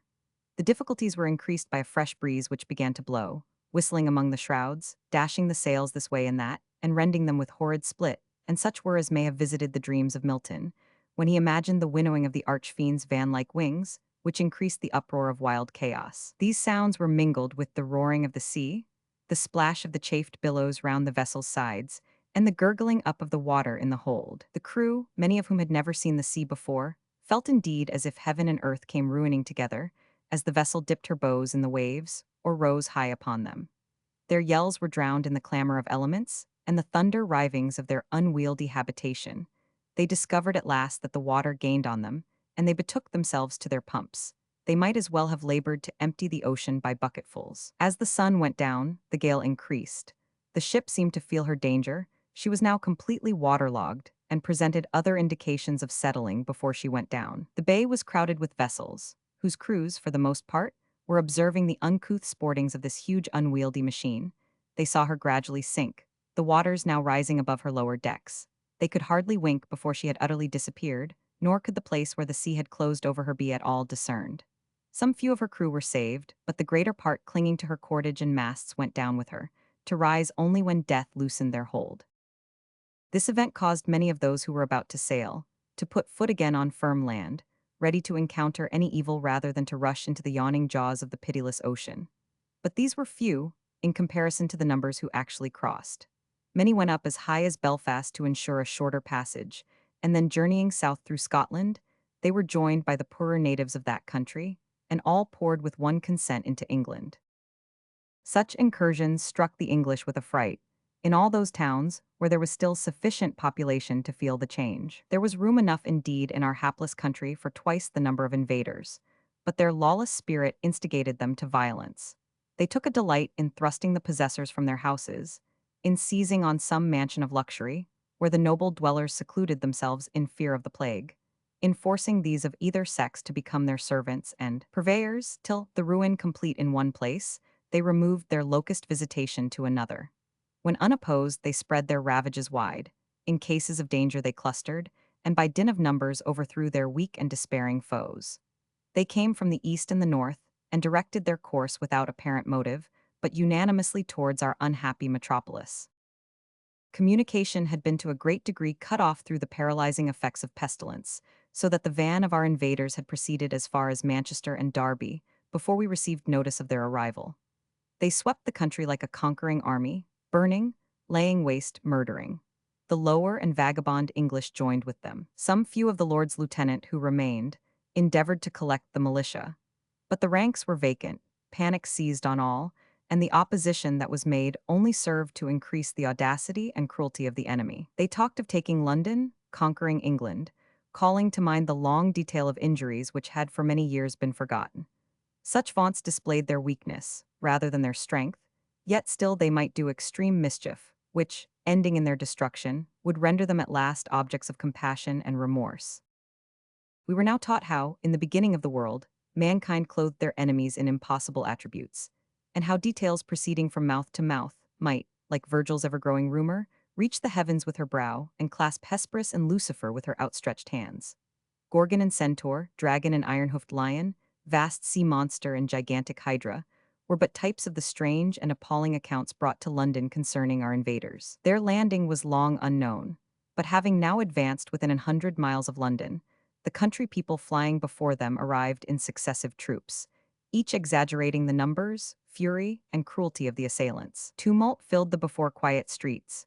Women and children deserted their homes, escaping they knew not whither. Fathers, husbands, and sons stood trembling, not for themselves, but for their loved and defenseless relations. As the country people poured into London, the citizens fled southwards. They climbed the higher edifices of the town, fancying that they could discern the smoke and flames the enemy spread around them. As Windsor lay, to a great degree, in the line of march from the west, I removed my family to London, assigning the Tower for their sojourn, and joining Adrian, acted as his lieutenant in the coming struggle. We employed only 2 days in our preparations, and made good use of them. Artillery and arms were collected. The remnants of such regiments, as could be brought through many losses into any show of muster, were put under arms, with that appearance of military discipline which might encourage our own party, and seem most formidable to the disorganized multitude of our enemies. Even music was not wanting. Banners floated in the air, and the shrill fife and loud trumpet breathed forth sounds of encouragement and victory. A practiced ear might trace an undue faltering in the step of the soldiers, but this was not occasioned so much by fear of the adversary, as by disease, by sorrow, and by fatal prognostications, which often weighed most potently on the brave, and quelled the manly heart to abject subjection. Adrian led the troops. He was full of care. It was small relief to him that our discipline should gain us success in such a conflict. While plague still hovered to equalize the conqueror and the conquered, it was not victory that he desired, but bloodless peace. As we advanced, we were met by bands of peasantry, whose almost naked condition, whose despair and horror, told at once the fierce nature of the coming enemy. The senseless spirit of conquest and thirst of spoil blinded them, while with insane fury they deluged the country in ruin. The sight of the military restored hope to those who fled, and revenge took place of fear. They inspired the soldiers with the same sentiment. Languor was changed to ardor, the slow step converted to a speedy pace, while the hollow murmur of the multitude, inspired by one feeling, and that deadly, filled the air, drowning the clang of arms and sound of music. Adrian perceived the change, and feared that it would be difficult to prevent them from wreaking their utmost fury on the Irish. He rode through the lines, charging the officers to restrain the troops, exhorting the soldiers, restoring order, and quieting in some degree the violent agitation that swelled every bosom. We first came upon a few stragglers of the Irish at St. Albans. They retreated, and, joining others of their companions, still fell back, till they reached the main body. Tidings of an armed and regular opposition recalled them to a sort of order. They made Buckingham their headquarters, and scouts were sent out to ascertain our situation. We remained for the night at Luton. In the morning, a simultaneous movement caused us each to advance. It was early dawn, and the air, impregnated with freshest odor, seemed an idle mockery to play with our banners, and bore onwards towards the enemy the music of the bands, the neighings of the horses, and regular step of the infantry. The first sound of martial instruments that came upon our undisciplined foe inspired surprise, not unmingled with dread. It spoke of other days of concord and order. It was associated with times when plague was not, and man lived beyond the shadow of imminent fate. The pause was momentary. Soon we heard their disorderly clamor, the barbarian shouts, the untimed step of thousands coming on in disarray. Their troops now came pouring on us from the open country or narrow lanes. A large extent of unenclosed fields lay between us. We advanced to the middle of this, and then made a halt. Being somewhat on superior ground, we could discern the space they covered. When their leaders perceived us drawn out in opposition, they also gave the word to halt, and endeavored to form their men into some imitation of military discipline. The first ranks had muskets. Some were mounted, but their arms were such as they had seized during their advance, their horses those they had taken from the peasantry. There was no uniformity, and little obedience, but their shouts and wild gestures showed the untamed spirit that inspired them. Our soldiers received the word, and advanced to quickest time, but in perfect order. Their uniform dresses, the gleam of their polished arms, their silence and looks of sullen hate, were more appalling than the savage clamor of our innumerous foe. Thus coming nearer and nearer each other, the howls and shouts of the Irish increased. The English proceeded in obedience to their officers, until they came near enough to distinguish the faces of their enemies. The sight inspired them with fury. With one cry that rent heaven and was re-echoed by the furthest lines, they rushed on. They disdained the use of the bullet, but with fixed bayonet dashed among the opposing foe, while the ranks opening at intervals. The matchmen lighted the cannon, whose deafening roar and blinding smoke filled up the horror of the scene. I was beside Adrian. A moment before he had again given the word to halt, and had remained a few yards distant from us in deep meditation. He was forming swiftly his plan of action, to prevent the effusion of blood. The noise of cannon, the sudden rush of the troops, and yell of the foe startled him. With flashing eyes he exclaimed, "Not one of these must perish." And plunging the rowels into his horse's sides, he dashed between the conflicting bands. We, his staff, followed him to surround and protect him. Obeying his signal, however, we fell back somewhat. The soldiery, perceiving him, paused in their onset. He did not swerve from the bullets that passed near him, but rode immediately between the opposing lines. Silence succeeded to clamor. About 50 men lay on the ground dying or dead. Adrian raised his sword in act to speak. "By whose command," he cried, addressing his own troops, "do you advance? Who ordered your attack? Fall back. These misguided men shall not be slaughtered while I am your general. Sheath your weapons. These are your brothers. Commit not fratricide. Soon the plague will not leave one for you to glut your revenge upon. Will you be more pitiless than pestilence?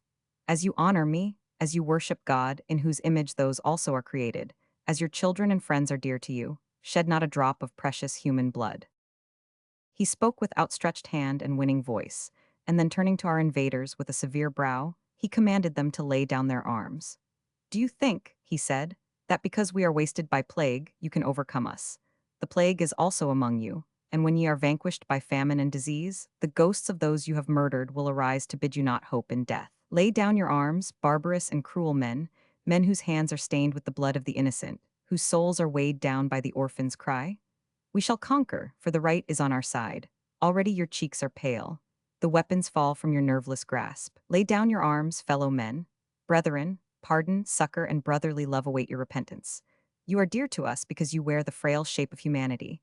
Each one among you will find a friend and host among these forces. Shall man be the enemy of man, while plague, the foe to all, even now is above us, triumphing in our butchery, more cruel than her own?" Each army paused. On our side the soldiers grasped their arms firmly and looked with stern glances on the foe. These had not thrown down their weapons, more from fear than the spirit of contest. They looked at each other, each wishing to follow some example given him, but they had no leader. Adrian threw himself from his horse and approaching one of those just slain, "He was a man," he cried, "and he is dead. Oh, quickly bind up the wounds of the fallen. Let not one die. Let not one more soul escape through your merciless gashes, to relate before the throne of God the tale of fratricide. Bind up their wounds, restore them to their friends. Cast away the hearts of tigers that burn in your breasts. Throw down those tools of cruelty and hate. In this pause of exterminating destiny, let each man be brother, guardian, and stay to the other. Away with those blood-stained arms, and hasten some of you to bind up these wounds." As he spoke, he knelt on the ground, and raised in his arms a man from whose side the warm tide of life gushed. The poor wretch gasped. So still had either host become, that his moans were distinctly heard, and every heart, late fiercely bent on universal massacre, now beat anxiously in hope and fear for the fate of this one man. Adrian tore off his military scarf and bound it round the sufferer. It was too late. The man heaved a deep sigh, his head fell back, his limbs lost their sustaining power. "He is dead," said Adrian, as the corpse fell from his arms on the ground, and he bowed his head in sorrow and awe. The fate of the world seemed bound up in the death of the single man. On either side the bands threw down their arms, even the veterans wept, and our party held out their hands to their foes, while a gush of love and deepest amity filled every heart. The two forces mingling, unarmed and hand in hand, talking only how each might assist the other, the adversaries conjoined. Each repenting, the one side their former cruelties, the other their late violence, they obeyed the orders of the general to proceed towards London. Adrian was obliged to exert his utmost prudence, first to allay the discord, and then to provide for the multitude of the invaders. They were marched to various parts of the southern counties, quartered in deserted villages. A part were sent back to their own island, while the season of winter so far revived our energy that the passes of the country were defended, and any increase of numbers prohibited. On this occasion, Adrian and Idris met after a separation of nearly a year. Adrian had been occupied in fulfilling a laborious and painful task.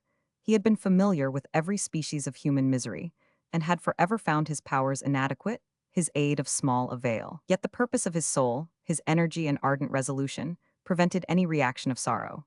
He seemed born anew, and virtue, more potent than Median alchemy, endued him with health and strength.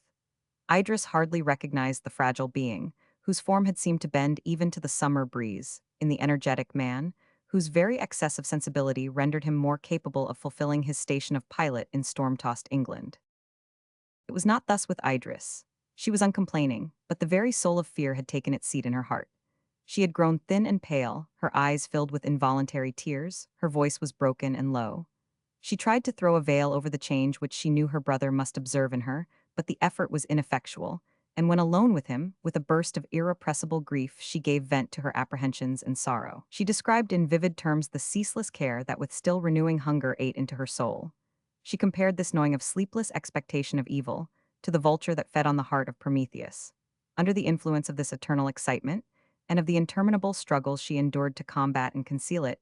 She felt, she said, as if all the wheels and springs of the animal machine worked at double rate and were fast consuming themselves. Sleep was not sleep, for her waking thoughts, bridled by some remains of reason, and by the sight of her children happy and in health, were then transformed to wild dreams. All her terrors were realized.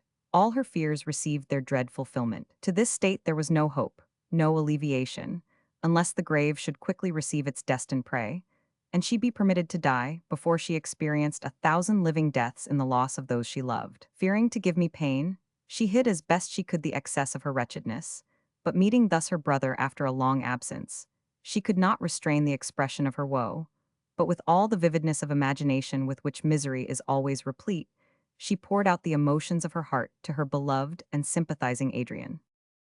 Her present visit to London tended to augment her state of inquietude by showing in its utmost extent the ravages occasioned by pestilence. It hardly preserved the appearance of an inhabited city. Grass sprung up thick in the streets, the squares were weed-grown, the houses were shut up, while silence and loneliness characterized the busiest parts of the town. Yet in the midst of desolation, Adrian had preserved order, and each one continued to live according to law and custom, human institutions thus surviving as it were divine ones, and while the decree of population was abrogated, property continued sacred. It was a melancholy reflection, and in spite of the diminution of evil produced, it struck on the heart as a wretched mockery. All idea of resort for pleasure, of theaters and festivals had passed away. Next summer, said Adrian as we parted on our return to Windsor, will decide the fate of the human race. I shall not pause in my exertions until that time, but if plague revives with the coming year, all contest with her must cease, and our only occupation be the choice of a grave. I must not forget one incident that occurred during this visit to London. The visits of Merivale to Windsor, before frequent, had suddenly ceased. At this time, where but a hair's line separated the living from the dead, I feared that our friend had become a victim to the all-embracing evil. On this occasion I went, dreading the worst, to his dwelling, to see if I could be of any service to those of his family who might have survived. The house was deserted, and had been one of those assigned to the invading strangers quartered in London. I saw his astronomical instruments put to strange uses, his globes defaced, his papers covered with abstruse calculations destroyed. The neighbors could tell me little, till I lighted on a poor woman who acted as nurse in these perilous times. She told me that all the family were dead, except Merivale himself, who had gone mad. She called it, yet on questioning her further, it appeared that he was possessed only by the delirium of excessive grief. This old man, tottering on the edge of the grave, and prolonging his prospect through millions of calculated years. This visionary who had not seen starvation in the wasted forms of his wife and children, or plague in the horrible sights and sounds that surrounded him. This astronomer, apparently dead on earth and living only in the motion of the spheres, loved his family with unapparent but intense affection. Through long habit they had become a part of himself. His want of worldly knowledge, his absence of mind and infant guilelessness, made him utterly dependent on them. It was not till one of them died that he perceived their danger. One by one they were carried off by pestilence. And his wife, his helpmate and supporter, more necessary to him than his own limbs and frame, which had hardly been taught the lesson of self-preservation, the kind companion whose voice always spoke peace, to him, closed her eyes in death. The old man felt the system of universal nature, which he had so long studied and adored, slide from under him, and he stood among the dead, and lifted his voice in curses. No wonder that the attendant should interpret as frenzy the harrowing maledictions of the grief-struck old man. I had commenced my search late in the day, a November day that closed in early with pattering rain and melancholy wind. As I turned from the door, I saw Merivale, or rather the shadow of Merivale, attenuated and wild, pass me, and sit on the steps of his home. The breeze scattered the gray locks on his temples, the rain drenched his uncovered head, he sat hiding his face in his withered hands. I pressed his shoulder to awaken his attention, but he did not alter his position. Merivale, I said, it is long since we have seen you. You must return to Windsor with me. Lady Idris desires to see you. You will not refuse her request. Come home with me. He replied in a hollow voice, why deceive a helpless old man? Why talk hypocritically to one half-crazed? Windsor is not my home. My true home I have found, the home that the Creator has prepared for me. His accent of bitter scorn thrilled me. Do not tempt me to speak, he continued. My words would scare you. In a universe of cowards I dare think among the churchyard tombs, among the victims of his merciless tyranny I dare reproach the supreme evil. How can he punish me? Let him bare his arm and transfix me with lightning. This is also one of his attributes." And the old man laughed. He rose, and I followed him through the rain to a neighboring churchyard. He threw himself on the wet earth. "Here they are," he cried, "beautiful creatures, breathing, speaking, loving creatures. She who by day and night cherished the age-worn lover of her youth. They, parts of my flesh, my children. Here they are. Call them, scream their names through the night. They will not answer." He clung to the little heaps that marked the graves. "I ask but one thing. I do not fear his hell, for I have it here. I do not desire his heaven. Let me but die and be laid beside them. Let me but, when I lie dead, feel my flesh as it moulders, mingle with theirs. Promise," and he raised himself painfully and seized my arm, "promise to bury me with them." "So God help me and mine as I promise," I replied, "on one condition, return with me to Windsor." "To Windsor?" he cried with a shriek. "Never. From this place I never go. My bones, my flesh, I myself are already buried here, and what you see of me is corrupted clay like them. I will lie here and cling here till rain and hail and lightning and storm, ruining on me, make me one in substance with them below." In a few words I must conclude this tragedy. I was obliged to leave London, and Adrian undertook to watch over him. The task was soon fulfilled. Age, grief, and inclement weather all united to hush his sorrows and bring repose to his heart, whose beats were agony. He died embracing the sod which was piled above his breast, when he was placed beside the beings whom he regretted with such wild despair. I returned to Windsor at the wish of Idris, who seemed to think that there was greater safety for her children at that spot.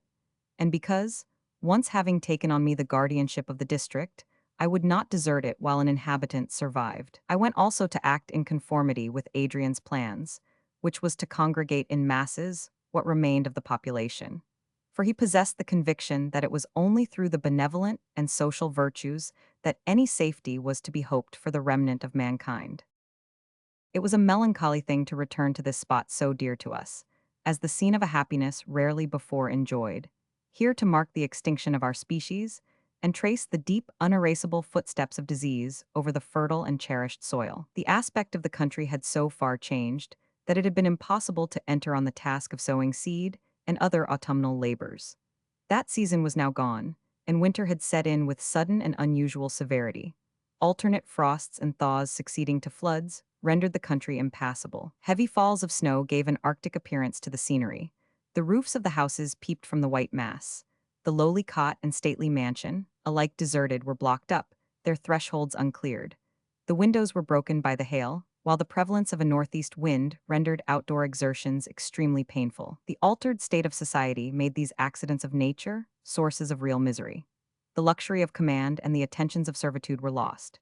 It is true that the necessaries of life were assembled in such quantities as to supply to superfluity the wants of the diminished population, but still much labor was required to arrange these, as it were, raw materials, and depressed by sickness and fearful of the future, we had not energy to enter boldly and decidedly on any system. I can speak for myself. Want of energy was not my failing. The intense life that quickened my pulses and animated my frame had the effect not of drawing me into the mazes of active life, but of exalting my lowliness and of bestowing majestic proportions on insignificant objects. I could have lived the life of a peasant in the same way. My trifling occupations were swelled into important pursuits. My affections were impetuous and engrossing passions, and nature with all her changes was invested in divine attributes. The very spirit of the Greek mythology inhabited my heart. I deified the uplands, glades, and streams. I had sight of Proteus coming from the sea, and heard old Triton blow his wreathed horn. Strange that while the earth preserved her monotonous course, I dwelt with ever-renewing wonder on her antique laws, and now that with eccentric wheel she rushed into an untried path, I should feel this spirit fade. I struggled with despondency and weariness, but like a fog, they choked me. Perhaps after the labors and stupendous excitement of the past summer, the calm of winter and the almost menial toils it brought with it were by natural reaction doubly irksome. It was not the grasping passion of the preceding year, which gave life and individuality to each moment. It was not the aching pangs induced by the distresses of the times. The utter inutility that had attended all my exertions took from them their usual effects of exhilaration, and despair rendered abortive the balm of self-applause. I longed to return to my old occupations, but of what use were they? To read were futile, to write vanity indeed. The earth, late wide circus for the display of dignified exploits, vast theater for a magnificent drama, now presented a vacant space, an empty stage. For actor or spectator, there was no longer aught to say or hear. The little town of Windsor, in which the survivors from the neighboring counties were chiefly assembled, wore a melancholy aspect. Its streets were blocked up with snow. The few passengers seemed palsied and frozen by the ungenial visitation of winter. To escape these evils was the aim and scope of all our exertions. Families late devoted to exalting and refined pursuits, rich, blooming, and young, with diminished numbers and care-fraught hearts, huddled over a fire, grown selfish and groveling through suffering. Without the aid of servants, it was necessary to discharge all household duties. Hands unused to such labor must knead the bread, or in the absence of flour, the statesman or perfumed courtier must undertake the butcher's office. Poor and rich were now equal, or rather the poor were the superior, since they entered on such tasks with alacrity and experience, while ignorance, inaptitude, and habits of repose rendered them fatiguing to the luxurious, galling to the proud, disgustful to all whose minds, bent on intellectual improvement, held it their dearest privilege to be exempt from attending to mere animal wants. But in every change, goodness and affection can find field for exertion and display. Among some, these changes produced a devotion and sacrifice of self, at once graceful and heroic. It was a sight for the lovers of the human race to enjoy.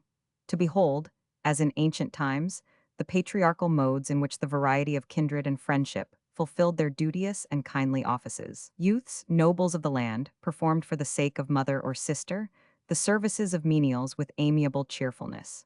They went to the river to break the ice and draw water. They assembled on foraging expeditions, or axe in hand felled the trees for fuel. The females received them on their return with the simple and affectionate welcome known before only to the lowly cottage, a clean hearth and bright fire, the supper ready cooked by beloved hands, gratitude for the provision for tomorrow's meal. Strange enjoyments for the high-born English, yet they were now their sole, hard-earned, and dearly prized luxuries. None was more conspicuous for this graceful submission to circumstances, noble humility, and ingenious fancy to adorn such acts with romantic coloring than our own Clara. She saw my despondency and the aching cares of Idris. Her perpetual study was to relieve us from labor and to spread ease and even elegance over our altered mode of life. We still had some attendants spared by disease and warmly attached to us. But Clara was jealous of their services. She would be sole handmaid of Idris, sole minister to the wants of her little cousins. Nothing gave her so much pleasure as our employing her in this way. She went beyond our desires, earnest, diligent, and unwearied. Abra was ready ere we called her name. And though we called another, Abra came. It was my task each day to visit the various families assembled in our town, and when the weather permitted, I was glad to prolong my ride, and to muse in solitude over every changeful appearance of our destiny, endeavoring to gather lessons for the future from the experience of the past. The impatience with which, while in society, the ills that afflicted my species inspired me were softened by loneliness. When individual suffering was merged in the general calamity, strange to say, less afflicting to contemplate. Thus often, pushing my way with difficulty through the narrow, snow-blocked town, I crossed the bridge and passed through Eton. No youthful congregation of gallant-hearted boys thronged the portal of the college. Sad silence pervaded the busy schoolroom and noisy playground. I extended my ride towards Salt Hill, on every side impeded by the snow. Were those the fertile fields I loved? Was that the interchange of gentle upland and cultivated dale, once covered with waving corn, diversified by stately trees, watered by the meandering Thames? One sheet of white covered it, while bitter recollection told me that cold as the winter-clothed earth were the hearts of the inhabitants. I met troops of horses, herds of cattle, flocks of sheep, wandering at will, here throwing down a hayrick and nestling from cold in its heart, which afforded them shelter and food, there having taken possession of a vacant cottage. Once on a frosty day, pushed on by restless, unsatisfying reflections, I sought a favorite haunt, a little wood not far distant from Salt Hill. A bubbling spring prattles over stones on one side, and a plantation of a few elms and beeches hardly deserve, and yet continue the name of wood. This spot had for me peculiar charms. It had been a favorite resort of Adrian. It was secluded, and he often said that in boyhood his happiest hours were spent here. Having escaped the stately bondage of his mother, he sat on the rough-hewn steps that led to the spring, now reading a favorite book, now musing, with speculation beyond his years, on the still unraveled skein of morals or metaphysics. A melancholy foreboding assured me that I should never see this place more. So, with careful thought, I noted each tree, every winding of the streamlet and irregularity of the soil, that I might better call up its idea in absence. A robin redbreast dropped from the frosty branches of the trees upon the congealed rivulet. Its panting breast and half-closed eyes showed that it was dying. A hawk appeared in the air. Sudden fear seized the little creature. It exerted its last strength, throwing itself on its back, raising its talons in impotent defense against its powerful enemy. I took it up and placed it in my breast. I fed it with a few crumbs from a biscuit. By degrees it revived. Its warm, fluttering heart beat against me. I cannot tell why I detail this trifling incident, but the scene is still before me. The snow-clad field seen through the silvered trunks of the beeches, the brook in days of happiness alive with sparkling waters, now choked by ice, the leafless trees fantastically dressed in hoar frost, the shapes of summer leaves imaged by winter's frozen hand on the hard ground, the dusky sky, drear cold and unbroken silence. While close in my bosom, my feathered nursling lay warm and safe, speaking its content with a light chirp, painful reflections thronged, stirring my brain. With wild commotion, cold and deathlike as the snowy fields was all earth, misery-stricken the life-tide of the inhabitants. Why should I oppose the cataract of destruction that swept us away? Why string my nerves and renew my wearied efforts? Ah, why? But that my firm courage and cheerful exertions might shelter the dear mate, whom I chose in the spring of my life. Though the throbbings of my heart be replete with pain, though my hopes for the future are chill, still while your dear head, my gentlest love, can repose in peace on that heart, and while you derive from its fostering care, comfort, and hope, my struggles shall not cease, I will not call myself altogether vanquished. One fine February day, when the sun had reassumed some of its genial power, I walked in the forest with my family. It was one of those lovely winter days which assert the capacity of nature to bestow beauty on barrenness. The leafless trees spread their fibrous branches against the pure sky. Their intricate and pervious tracery resembled delicate seaweed. The deer were turning up the snow in search of the hidden grass. The white was made intensely dazzling by the sun, and trunks of the trees, rendered more conspicuous by the loss of preponderating foliage, gathered around like the labyrinthine columns of a vast temple. It was impossible not to receive pleasure from the sight of these things. Our children, freed from the bondage of winter, bounded before us, pursuing the deer or rousing the pheasants and partridges from their coverts. Idris leant on my arm, her sadness yielded to the present sense of pleasure. We met other families on the long walk, enjoying like ourselves the return of the genial season. At once I seemed to awake. I cast off the clinging sloth of the past months. Earth assumed a new appearance, and my view of the future was suddenly made clear. I exclaimed, I have now found out the secret. What secret? In answer to this question, I described our gloomy winter life, our sordid cares, our menial labors. This northern country, I said, is no place for our diminished race. When mankind were few, it was not here that they battled with the powerful agents of nature, and were enabled to cover the globe with offspring. We must seek some natural paradise, some garden of the earth, where our simple wants may be easily supplied, and the enjoyment of a delicious climate compensate for the social pleasures we have lost. If we survive this coming summer, I will not spend the ensuing winter in England, neither I nor any of us. I spoke without much heed, and the very conclusion of what I said brought with it other thoughts. Should we, any of us, survive the coming summer? I saw the brow of Idris clouded. I again felt that we were enchained to the car of fate, over whose coursers we had no control. We could no longer say, this we will do, and this we will leave undone. A mightier power than the human was at hand to destroy our plans or to achieve the work we avoided. It were madness to calculate upon another winter. This was our last. The coming summer was the extreme end of our vista, and when we arrived there, instead of a continuation of the long road, a gulf yawned, into which we must of force be precipitated. The last blessing of humanity was wrested from us. We might no longer hope. Can the madman, as he clanks his chains, hope? Can the wretch, led to the scaffold, who when he lays his head on the block, marks the double shadow of himself and the executioner, whose uplifted arm bears the axe, hope? Can the shipwrecked mariner, who spent with swimming, hears close behind the splashing waters divided by a shark which pursues him through the Atlantic, hope? Such hope as theirs we also may entertain.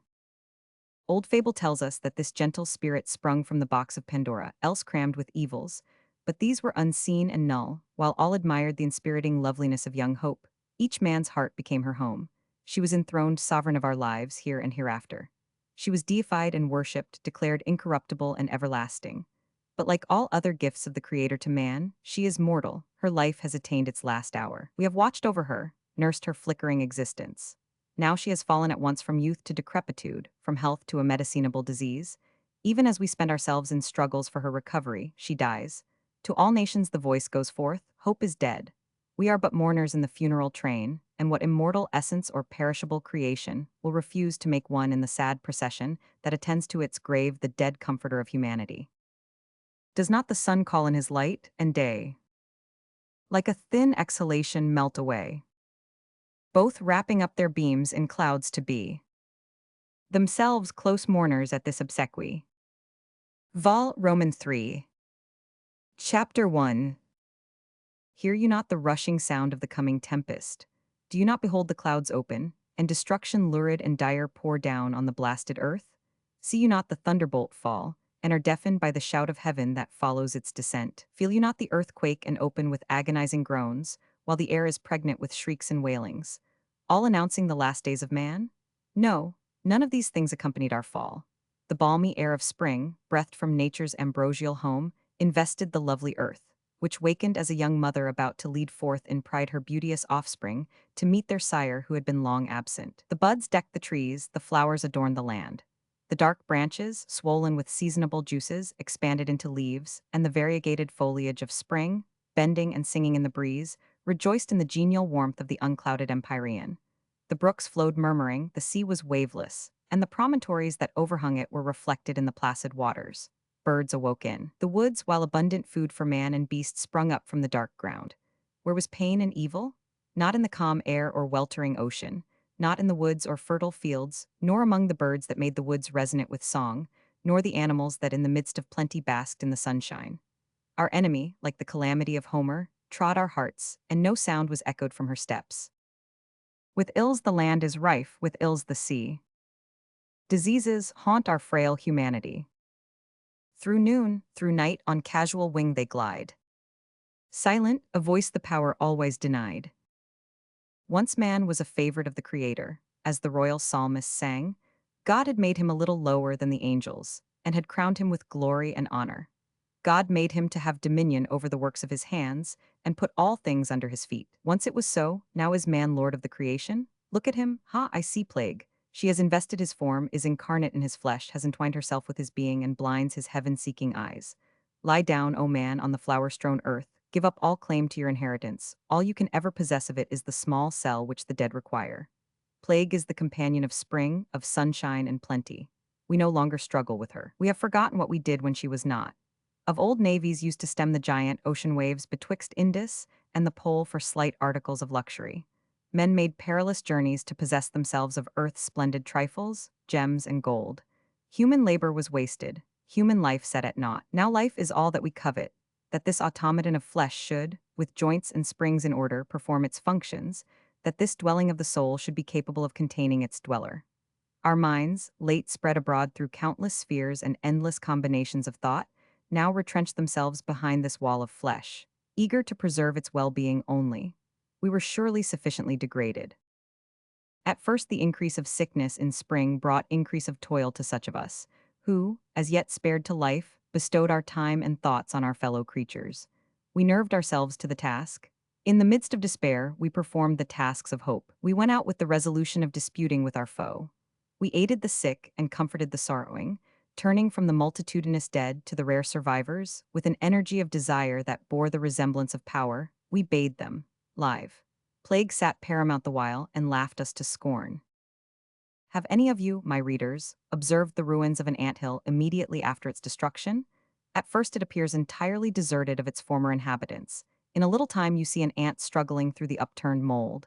They reappear by twos and threes, running hither and thither in search of their lost companions. Such were we upon earth, wondering aghast at the effects of pestilence. Our empty habitations remained, but the dwellers were gathered to the shades of the tomb. As the rules of order and pressure of laws were lost, some began with hesitation and wonder to transgress the accustomed uses of society.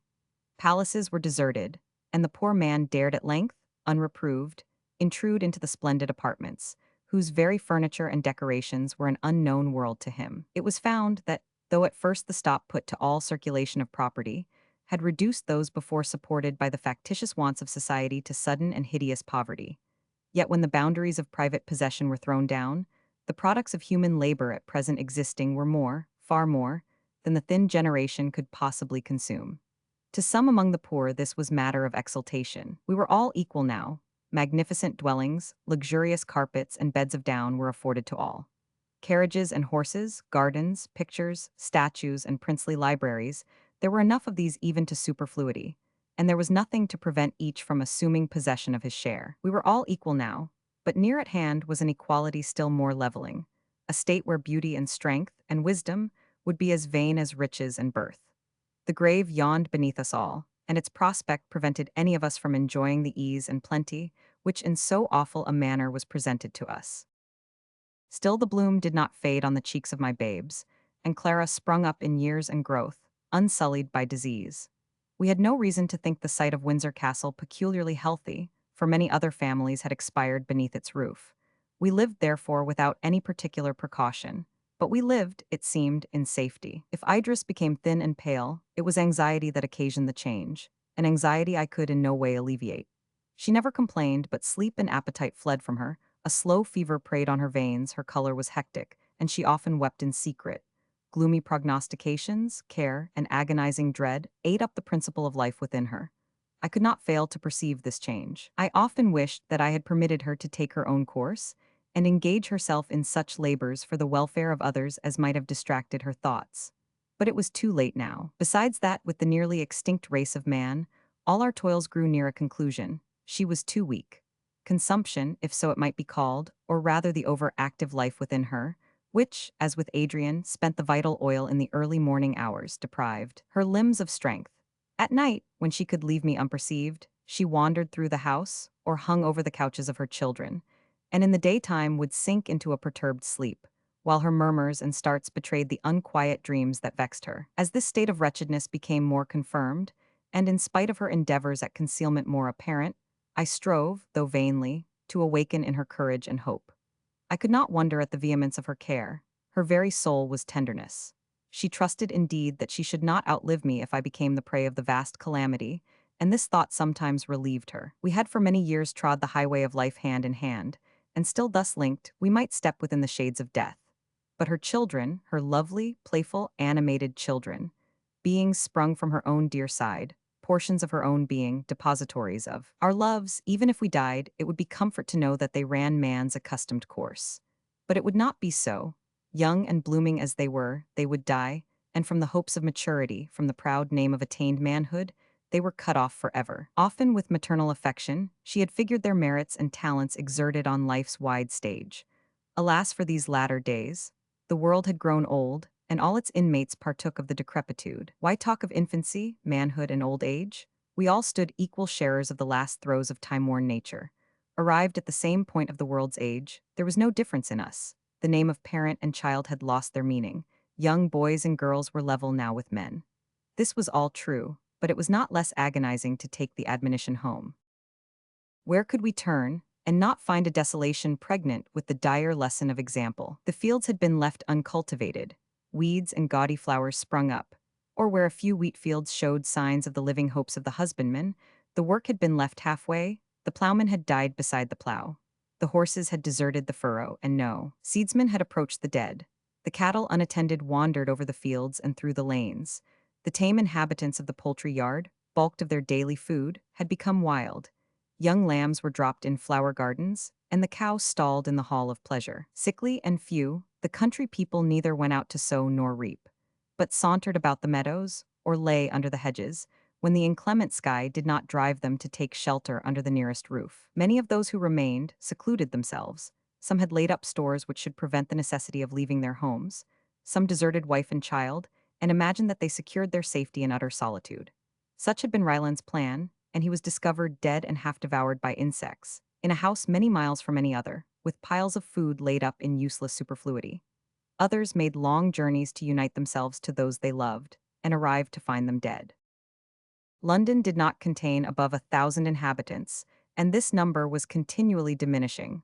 Most of them were country people, come up for the sake of change. The Londoners had sought the country. The busy eastern part of the town was silent, or at most you saw only where, half from cupidity, half from curiosity, the warehouses had been more ransacked than pillaged. Bales of rich India goods, shawls of price, jewels and spices, unpacked, strewed the floors. In some places the possessor had to the last kept watch on his store, and died before the barred gates. The massy portals of the churches swung creaking on their hinges, and some few lay dead on the pavement. The wretched female, loveless victim of vulgar brutality, had wandered to the toilet of highborn beauty, and, arraying herself in the garb of splendor, had died before the mirror which reflected to herself alone her altered appearance. Women whose delicate feet had seldom touched the earth in their luxury, had fled in fright and horror from their homes, till, losing themselves in the squalid streets of the metropolis, they had died on the threshold of poverty. The heart sickened at the variety of misery presented, and when I saw a specimen of this gloomy change, my soul ached with the fear of what might befall my beloved Idris and my babes. Were they, surviving Adrian and myself, to find themselves protectorless in the world?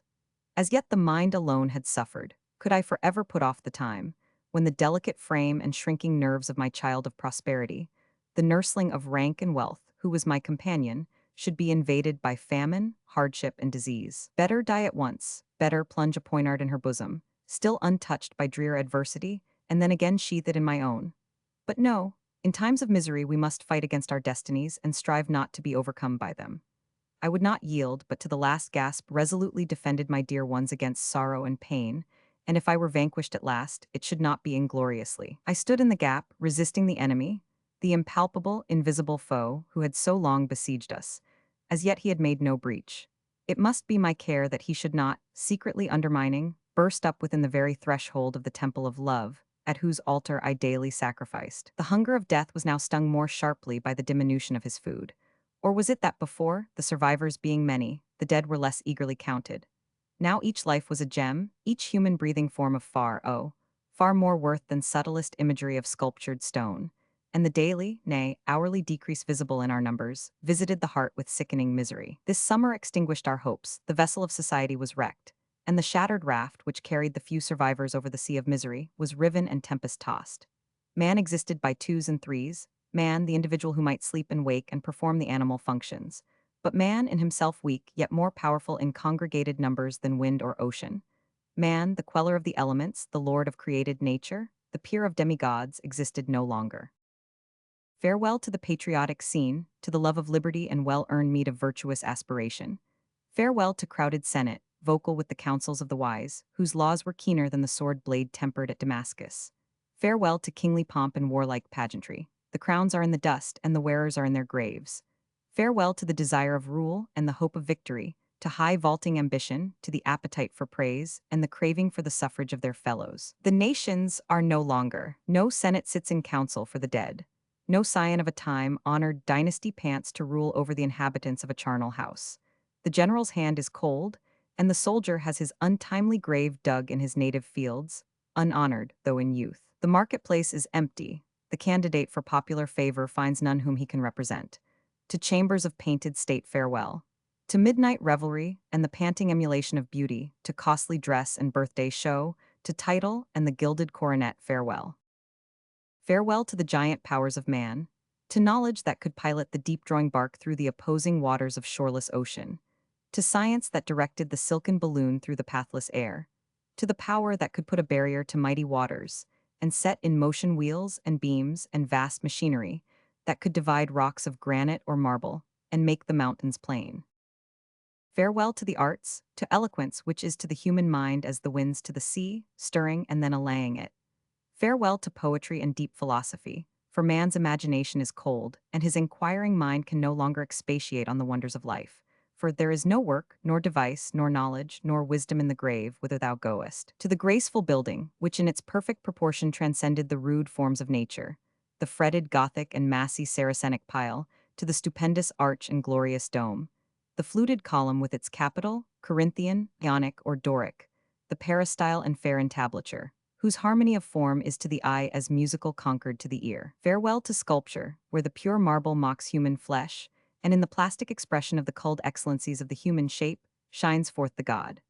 Farewell to painting, the high-wrought sentiment and deep knowledge of the artist's mind in pictured canvas, to paradisaical scenes, where trees are ever vernal, and the ambrosial air rests in perpetual glow, to the stamped form of tempest and wildest uproar of universal nature encaged in the narrow frame, oh farewell. Farewell to music and the sound of song, to the marriage of instruments, where the concord of soft and harsh unites in sweet harmony, and gives wings to the panting listeners, whereby to climb heaven, and learn the hidden pleasures of the eternals. Farewell to the well-trod stage. A truer tragedy is enacted on the world's ample scene, that puts to shame mimic grief. To hybrid comedy and the low buffoon farewell, man may laugh no more. Alas! To enumerate the adornments of humanity shows, by what we have lost, how supremely great man was.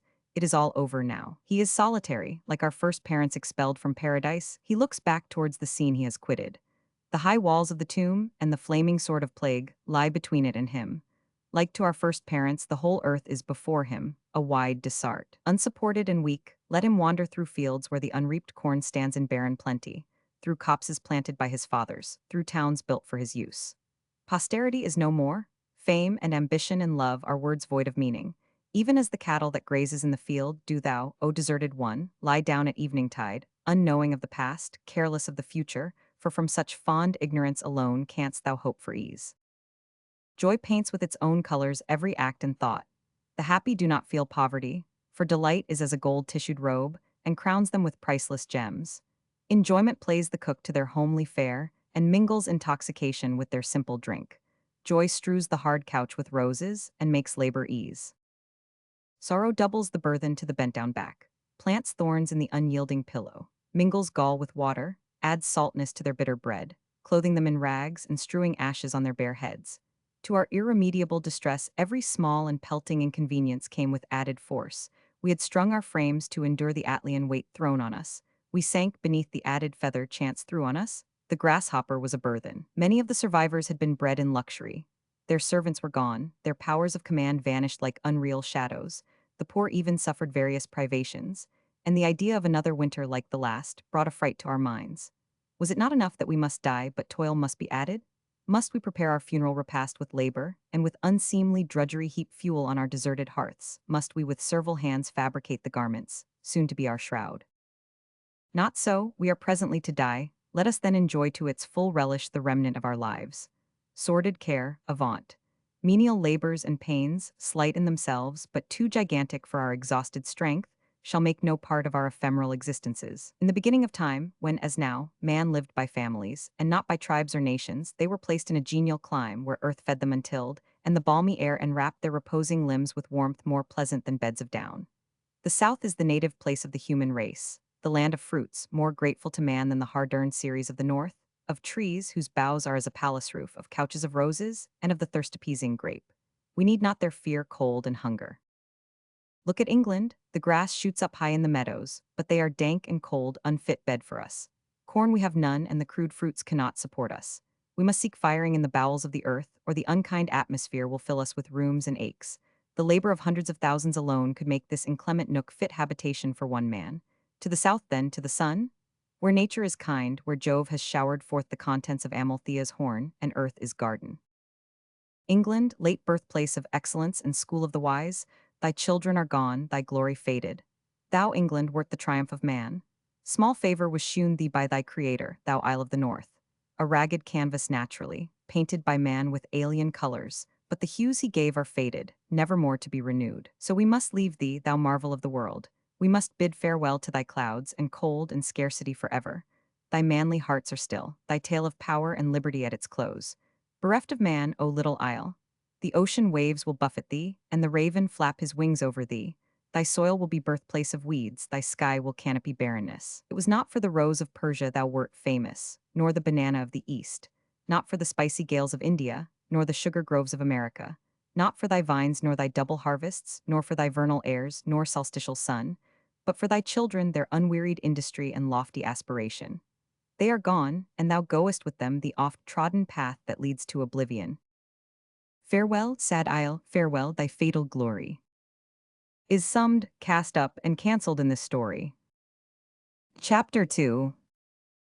In the autumn of this year 2096, the spirit of emigration crept in among the few survivors, who, congregating from various parts of England, met in London.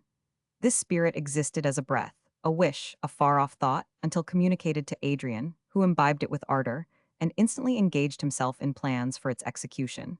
The fear of immediate death vanished with the heats of September. Another winter was before us, and we might elect our mode of passing it to the best advantage. Perhaps in rational philosophy, none could be better chosen than this scheme of migration, which would draw us from the immediate scene of our woe, and leading us through pleasant and picturesque countries, amuse for a time our despair. The idea once broached, all were impatient to put it in execution. We were still at Windsor. Our renewed hopes medicined the anguish we had suffered from the late tragedies. The death of many of our inmates had weaned us from the fond idea that Windsor Castle was a spot sacred from the plague, but our lease of life was renewed for some months, and even Idris lifted her head, as a lily after a storm, when a last sunbeam tinges its silver cup. Just at this time Adrian came down to us. His eager looks showed us that he was full of some scheme. He hastened to take me aside, and disclosed to me with rapidity his plan of emigration from England. To leave England forever, to turn from its polluted fields and groves, and, placing the sea between us, to quit it, as a sailor quits the rock on which he has been wrecked when the saving ship rides by. Such was his plan.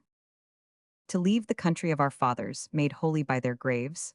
We could not feel even as a voluntary exile of old, who might for pleasure or convenience forsake his native soil. Though thousands of miles might divide him, England was still a part of him, as he of her. He heard of the passing events of the day. He knew that, if he returned and resumed his place in society, the entrance was still open, and it required but the will to surround himself at once with the associations and habits of boyhood. Not so with us, the remnant. We left none to represent us, none to repeople the desart land, and the name of England died when we left her. In vagabond pursuit of dreadful safety. Yet let us go, England is in her shroud, we may not enchain ourselves to a corpse. Let us go, the world is our country now, and we will choose for our residence its most fertile spot. Shall we, in these desart halls, under this wintry sky, sit with closed eyes and folded hands, expecting death? Let us rather go out to meet it gallantly. Or perhaps, for all this pendulous orb, this fair gem in the sky's diadem, is not surely plague-stricken. Perhaps, in some secluded nook, amidst eternal spring, and waving trees and purling streams, we may find life. The world is vast, and England, though her many fields and wide-spread woods seem interminable, is but a small part of her. At the close of a day's march over high mountains and through snowy valleys, we may come upon health, and committing our loved ones to its charge, replant the uprooted tree of humanity, and send to late posterity the tale of the anti-pestilential race, the heroes and sages of the lost state of things. Hope beckons and sorrow urges us, the heart beats high with expectation, and this eager desire of change must be an omen of success. Oh come, farewell to the dead, farewell to the tombs of those we loved. Farewell to giant London and the placid Thames, to river and mountain or fair district, birthplace of the wise and good, to Windsor Forest and its antique castle, farewell. Themes for story alone are they, we must live elsewhere. Such were in part the arguments of Adrian, uttered with enthusiasm and unanswerable rapidity. Something more was in his heart, to which he dared not give words. He felt that the end of time was come. He knew that one by one we should dwindle into nothingness. It was not advisable to wait this sad consummation in our native country, but traveling would give us our object for each day, that would distract our thoughts from the swift approaching end of things. If we went to Italy, to sacred and eternal Rome, we might with greater patience submit to the decree which had laid her mighty towers low. We might lose our selfish grief in the sublime aspect of its desolation. All this was in the mind of Adrian, but he thought of my children, and, instead of communicating to me these resources of despair, he called up the image of health and life to be found, where we knew not, when we knew not, but if never to be found, forever and forever to be sought. He won me over to his party, heart, and soul. It devolved on me to disclose our plan to Idris. The images of health and hope which I presented to her made her with a smile consent. With a smile she agreed to leave her country, from which she had never before been absent, and the spot she had inhabited from infancy. The forest and its mighty trees, the woodland paths and green recesses where she had played in childhood and had lived so happily through youth. She would leave them without regret, for she hoped to purchase thus the lives of her children. They were her life, dearer than a spot consecrated to love, dearer than all else the earth contained. The boys heard with childish glee of our removal. Clara asked if we were to go to Athens.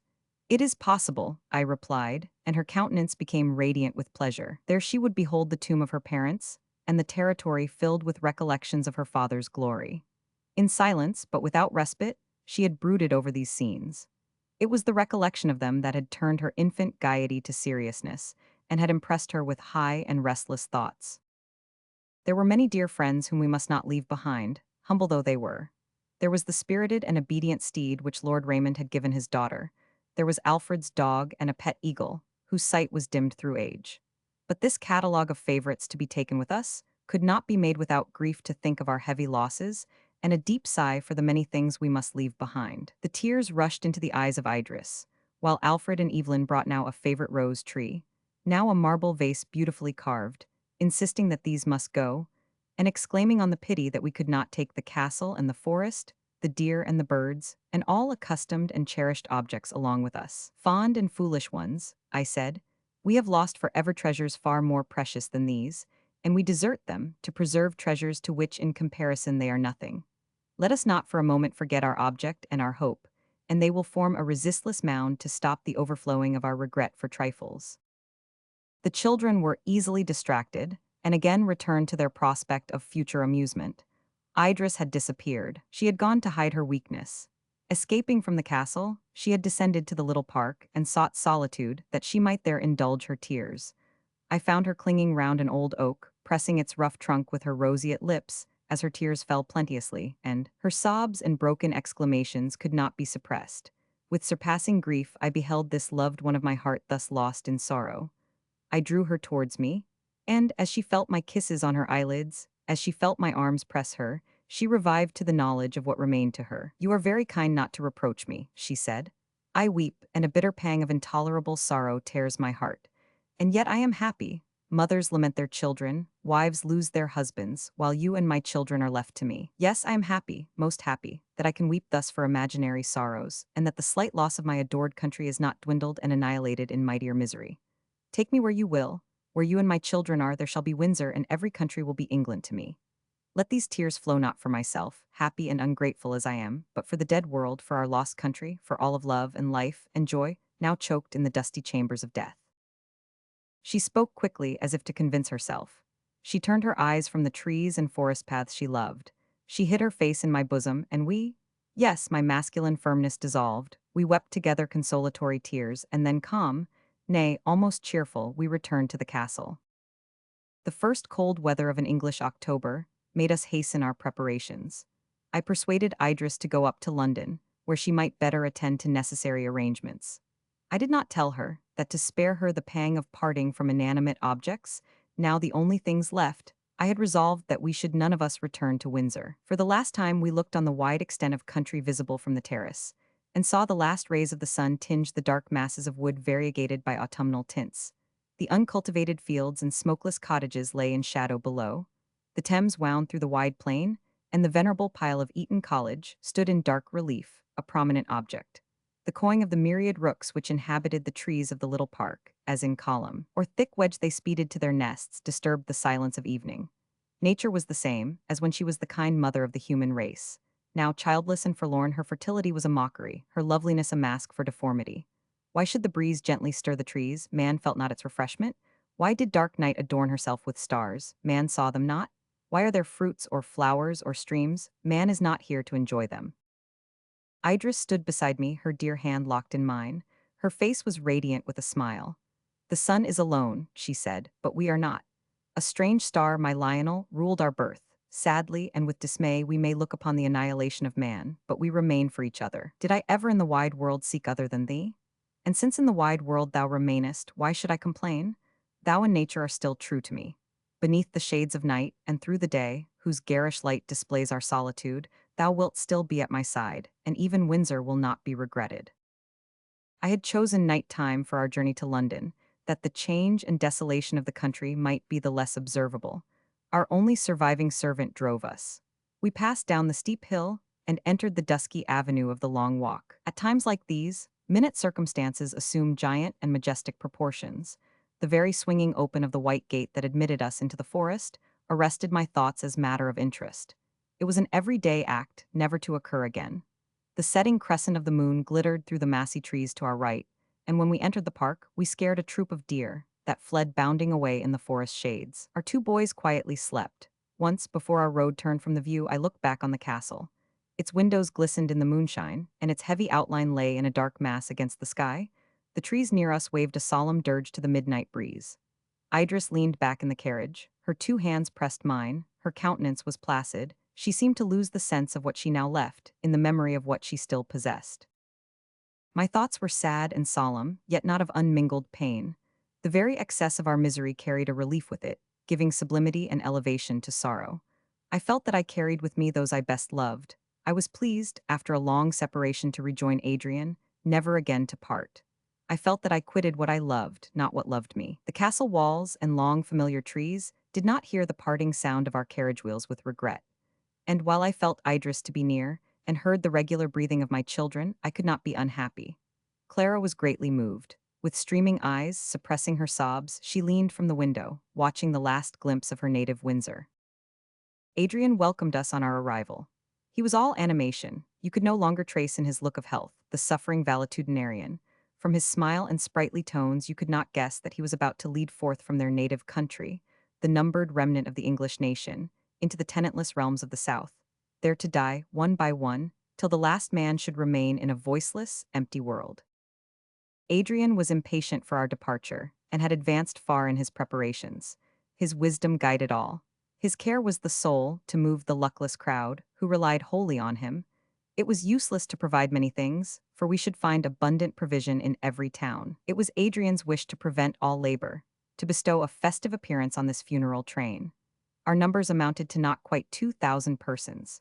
These were not all assembled in London, but each day witnessed the arrival of fresh numbers, and those who resided in the neighboring towns had received orders to assemble at one place on the 20th of November. Carriages and horses were provided for all, captains and under-officers chosen, and the whole assemblage wisely organized. All obeyed the Lord Protector of dying England, all looked up to him. His council was chosen. It consisted of about 50 persons. Distinction and station were not the qualifications of their election. We had no station among us but that which benevolence and prudence gave, no distinction save between the living and the dead. Although we were anxious to leave England before the depth of winter, yet we were detained. Small parties had been dispatched to various parts of England in search of stragglers. We would not go until we had assured ourselves that in all human probability we did not leave behind a single human being. On our arrival in London, we found that the aged Countess of Windsor was residing with her son in the palace of the Protectorate. We repaired to our accustomed abode near Hyde Park. Idris now for the first time for many years saw her mother, anxious to assure herself that the childishness of old age did not mingle with unforgotten pride, to make this high-born dame still so inveterate against me. Age and care had furrowed her cheeks and bent her form, but her eye was still bright, her manners authoritative and unchanged. She received her daughter coldly, but displayed more feeling as she folded her grandchildren in her arms. It is our nature to wish to continue our systems and thoughts to posterity through our own offspring. The Countess had failed in this design with regard to her children. Perhaps she hoped to find the next remove in birth more tractable. Once Idris named me casually. A frown, a convulsive gesture of anger, shook her mother, and with voice trembling with hate, she said, "I am of little worth in this world. The young are impatient to push the old off the scene. But Idris, if you do not wish to see your mother expire at your feet, never again name that person to me. All else I can bear. And now I am resigned to the destruction of my cherished hopes. But it is too much to require that I should love the instrument that Providence gifted with murderous properties for my destruction." This was a strange speech, now that, on the empty stage, each might play his part without impediment from the other. But the haughty ex-queen thought as Octavius Caesar and Mark Antony. We could not stall together in the whole world. The period of our departure was fixed for the 25th of November. The weather was temperate, soft rains fell at night, and by day the wintry sun shone out. Our numbers were to move forward in separate parties, and to go by different routes, all to unite at last at Paris. Adrian and his division, consisting in all of 500 persons, were to take the direction of Dover and Calais. On the 20th of November, Adrian and I rode for the last time through the streets of London. They were grass-grown and desert. The open doors of the empty mansions creaked upon their hinges. Rank herbage and deforming dirt had swiftly accumulated on the steps of the houses. The voiceless steeples of the churches pierced the smokeless air. The churches were open, but no prayer was offered at the altars. Mildew and damp had already defaced their ornaments. Birds and tame animals, now homeless, had built nests and made their lairs in consecrated spots. We passed St. Paul's. London, which had extended so far in suburbs in all direction, had been somewhat deserted in the midst, and much of what had in former days obscured this vast building was removed. Its ponderous mass, blackened stone and high dome, made it look, not like a temple but a tomb. Methought above the portico was engraved the hic jacet of England. We passed on eastwards, engaged in such solemn talk as the times inspired. No human step was heard, nor human form discerned. Troops of dogs, deserted of their masters, passed us.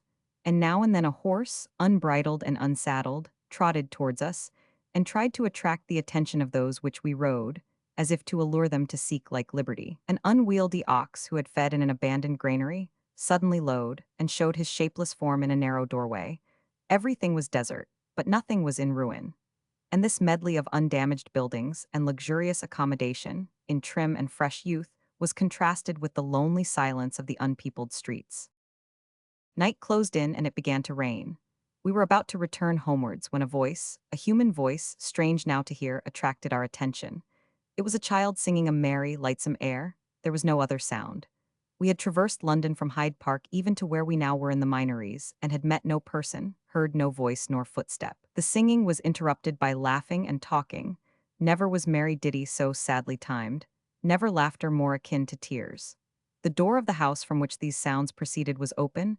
The upper rooms were illuminated as for a feast. It was a large, magnificent house, in which doubtless some rich merchant had lived. The singing again commenced and rang through the high-roofed rooms, while we silently ascended the staircase. Lights now appeared to guide us, and a long suite of splendid rooms illuminated made us still more wonder. Their only inhabitant, a little girl, was dancing, waltzing, and singing about them, followed by a large Newfoundland dog who, boisterously jumping on her and interrupting her, made her now scold, now laugh, now throw herself on the carpet to play with him. She was dressed grotesquely, in glittering robes and shawls fit for a woman. She appeared about 10 years of age. We stood at the door looking on this strange scene till the dog, perceiving us, barked loudly. The child turned and saw us. Her face, losing its gaiety, assumed a sullen expression. She slunk back, apparently meditating an escape. I came up to her and held her hand. She did not resist, but with a stern brow, so strange in childhood, so different from her former hilarity, she stood still, her eyes fixed on the ground. "What do you do here?" I said gently. "Who are you?" She was silent, but trembled violently. "My poor child," asked Adrian, "are you alone?" There was a winning softness in his voice that went to the heart of the little girl. She looked at him, then snatching her hand from me, threw herself into his arms, clinging round his neck, ejaculating, save me," while her unnatural sullenness dissolved in tears. "I will save you," he replied. "Of what are you afraid? You need not fear my friend, he will do you no harm. Are you alone?" "No, Lion is with me." "And your father and mother?" "I never had any, I am a charity girl. Everybody is gone for a great many days, but if they come back and find me out, they will beat me so." Her unhappy story was told in these few words. An orphan, taken on pretended charity, ill-treated and reviled, her oppressors had died. Unknowing of what had passed around her, she found herself alone. She had not dared venture out, but by the continuance of her solitude her courage revived. Her childish vivacity caused her to play 1,000 freaks, and with her brute companion she passed a long holiday, fearing nothing but the return of the harsh voices and cruel usage of her protectors. She readily consented to go with Adrian. In the meantime, while we descanted on alien sorrows, and on a solitude which struck our eyes and not our hearts, while we imagined all of change and suffering that had intervened in these once thronged streets, before, tenantless and abandoned, they became mere kennels for dogs and stables for cattle. While we read the death of the world upon the dark fane, and hugged ourselves in the remembrance that we possessed that which was all the world to us, in the meanwhile. We had arrived from Windsor early in October, and had now been in London about 6 weeks. Day by day, during that time, the health of my Idris declined. Her heart was broken. Neither sleep nor appetite, the chosen servants of health, waited on her wasted form. To watch her children hour by hour, to sit by me, drinking deep the dear persuasion that I remained to her, was all her pastime. Her vivacity, so long assumed, her affectionate display of cheerfulness, her light-hearted tone and springy gait were gone. I could not disguise to myself, nor could she conceal, her life-consuming sorrow. Still change of scene and reviving hopes might restore her. I feared the plague only, and she was untouched by that. I had left her this evening, reposing after the fatigues of her preparations. Clara sat beside her, relating a story to the two boys. The eyes of Idris were closed, but Clara perceived a sudden change in the appearance of our eldest darling.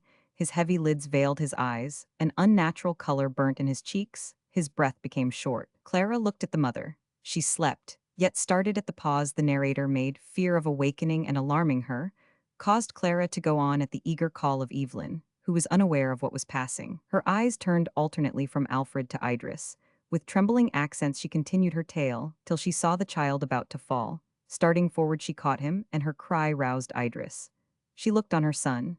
She saw death stealing across his features. She laid him on a bed, she held drink to his parched lips.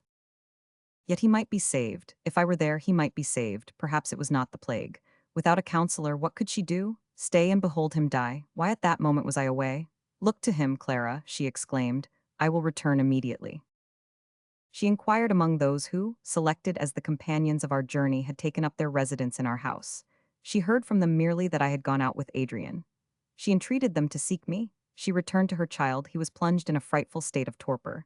Again she rushed downstairs. All was dark, desert, and silent. She lost all self-possession. She ran into the street. She called on my name. The pattering rain and howling wind alone replied to her. Wild fear gave wings to her feet. She darted forward to seek me, she knew not where. But putting all her thoughts, all her energy, all her being in speed only, most misdirected speed, she neither felt nor feared nor paused, but ran right on, till her strength suddenly deserted her so suddenly that she had not thought to save herself. Her knees failed her, and she fell heavily on the pavement. She was stunned for a time, but at length rose, and though sorely hurt, still walked on, shedding a fountain of tears, stumbling at times, going she knew not whither. Only now and then with feeble voice she called my name, adding with heart-piercing exclamations that I was cruel and unkind. Human being there was none to reply, and the inclemency of the night had driven the wandering animals to the habitations they had usurped. Her thin dress was drenched with rain, her wet hair clung round her neck. She tottered through the dark streets, till striking her foot against an unseen impediment she again fell. She could not rise, she hardly strove, but gathering up her limbs she resigned herself to the fury of the elements and the bitter grief of her own heart. She breathed an earnest prayer to die speedily, for there was no relief but death. While hopeless of safety for herself, she ceased to lament for her dying child, but shed kindly, bitter tears for the grief I should experience in losing her. While she lay, life almost suspended, she felt a warm, soft hand on her brow, and a gentle female voice asked her, with expressions of tender compassion, if she could not rise? That another human being, sympathetic and kind, should exist near, roused her. Half rising, with clasped hands and fresh springing tears, she entreated her companion to seek for me, to bid me hasten to my dying child, to save him, for the love of heaven, to save him. The woman raised her, she led her under shelter, she entreated her to return to her home, whither perhaps I had already returned.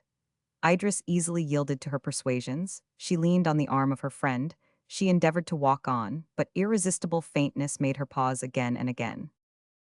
Quickened by the increasing storm, we had hastened our return. Our little charge was placed before Adrian on his horse. There was an assemblage of persons under the portico of our house, in whose gestures I instinctively read some heavy change, some new misfortune. With swift alarm, afraid to ask a single question, I leapt from my horse.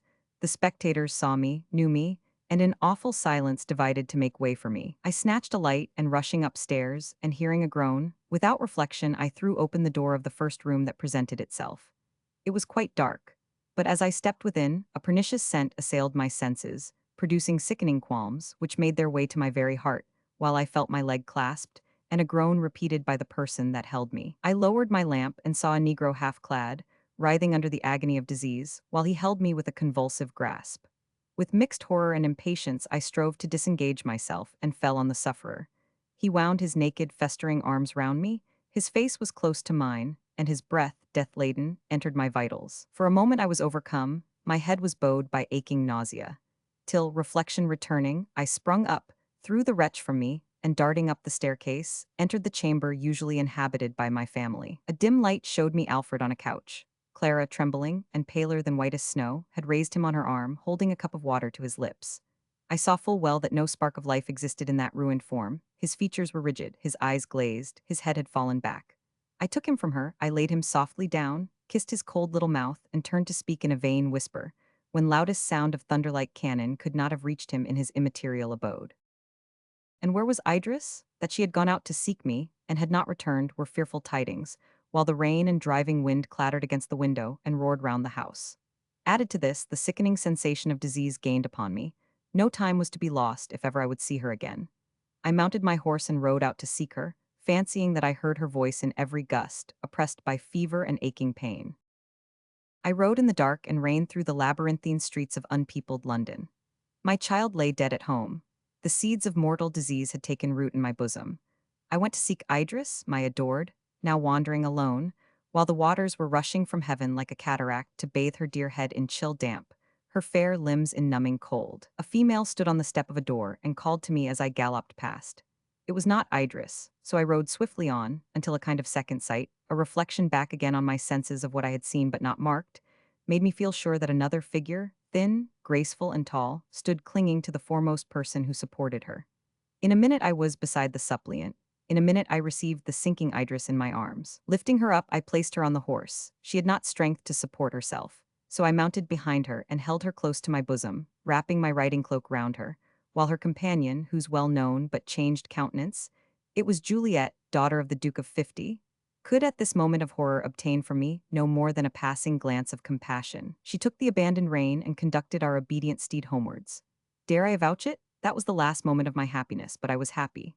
Idris must die, for her heart was broken. I must die, for I had caught the plague. Earth was a scene of desolation. Hope was madness. Life had married death. They were one, but thus supporting my fainting love, thus feeling that I must soon die, I reveled in the delight of possessing her once more. Again and again I kissed her and pressed her to my heart. We arrived at our home. I assisted her to dismount. I carried her upstairs and gave her into Clara's care, that her wet garments might be changed.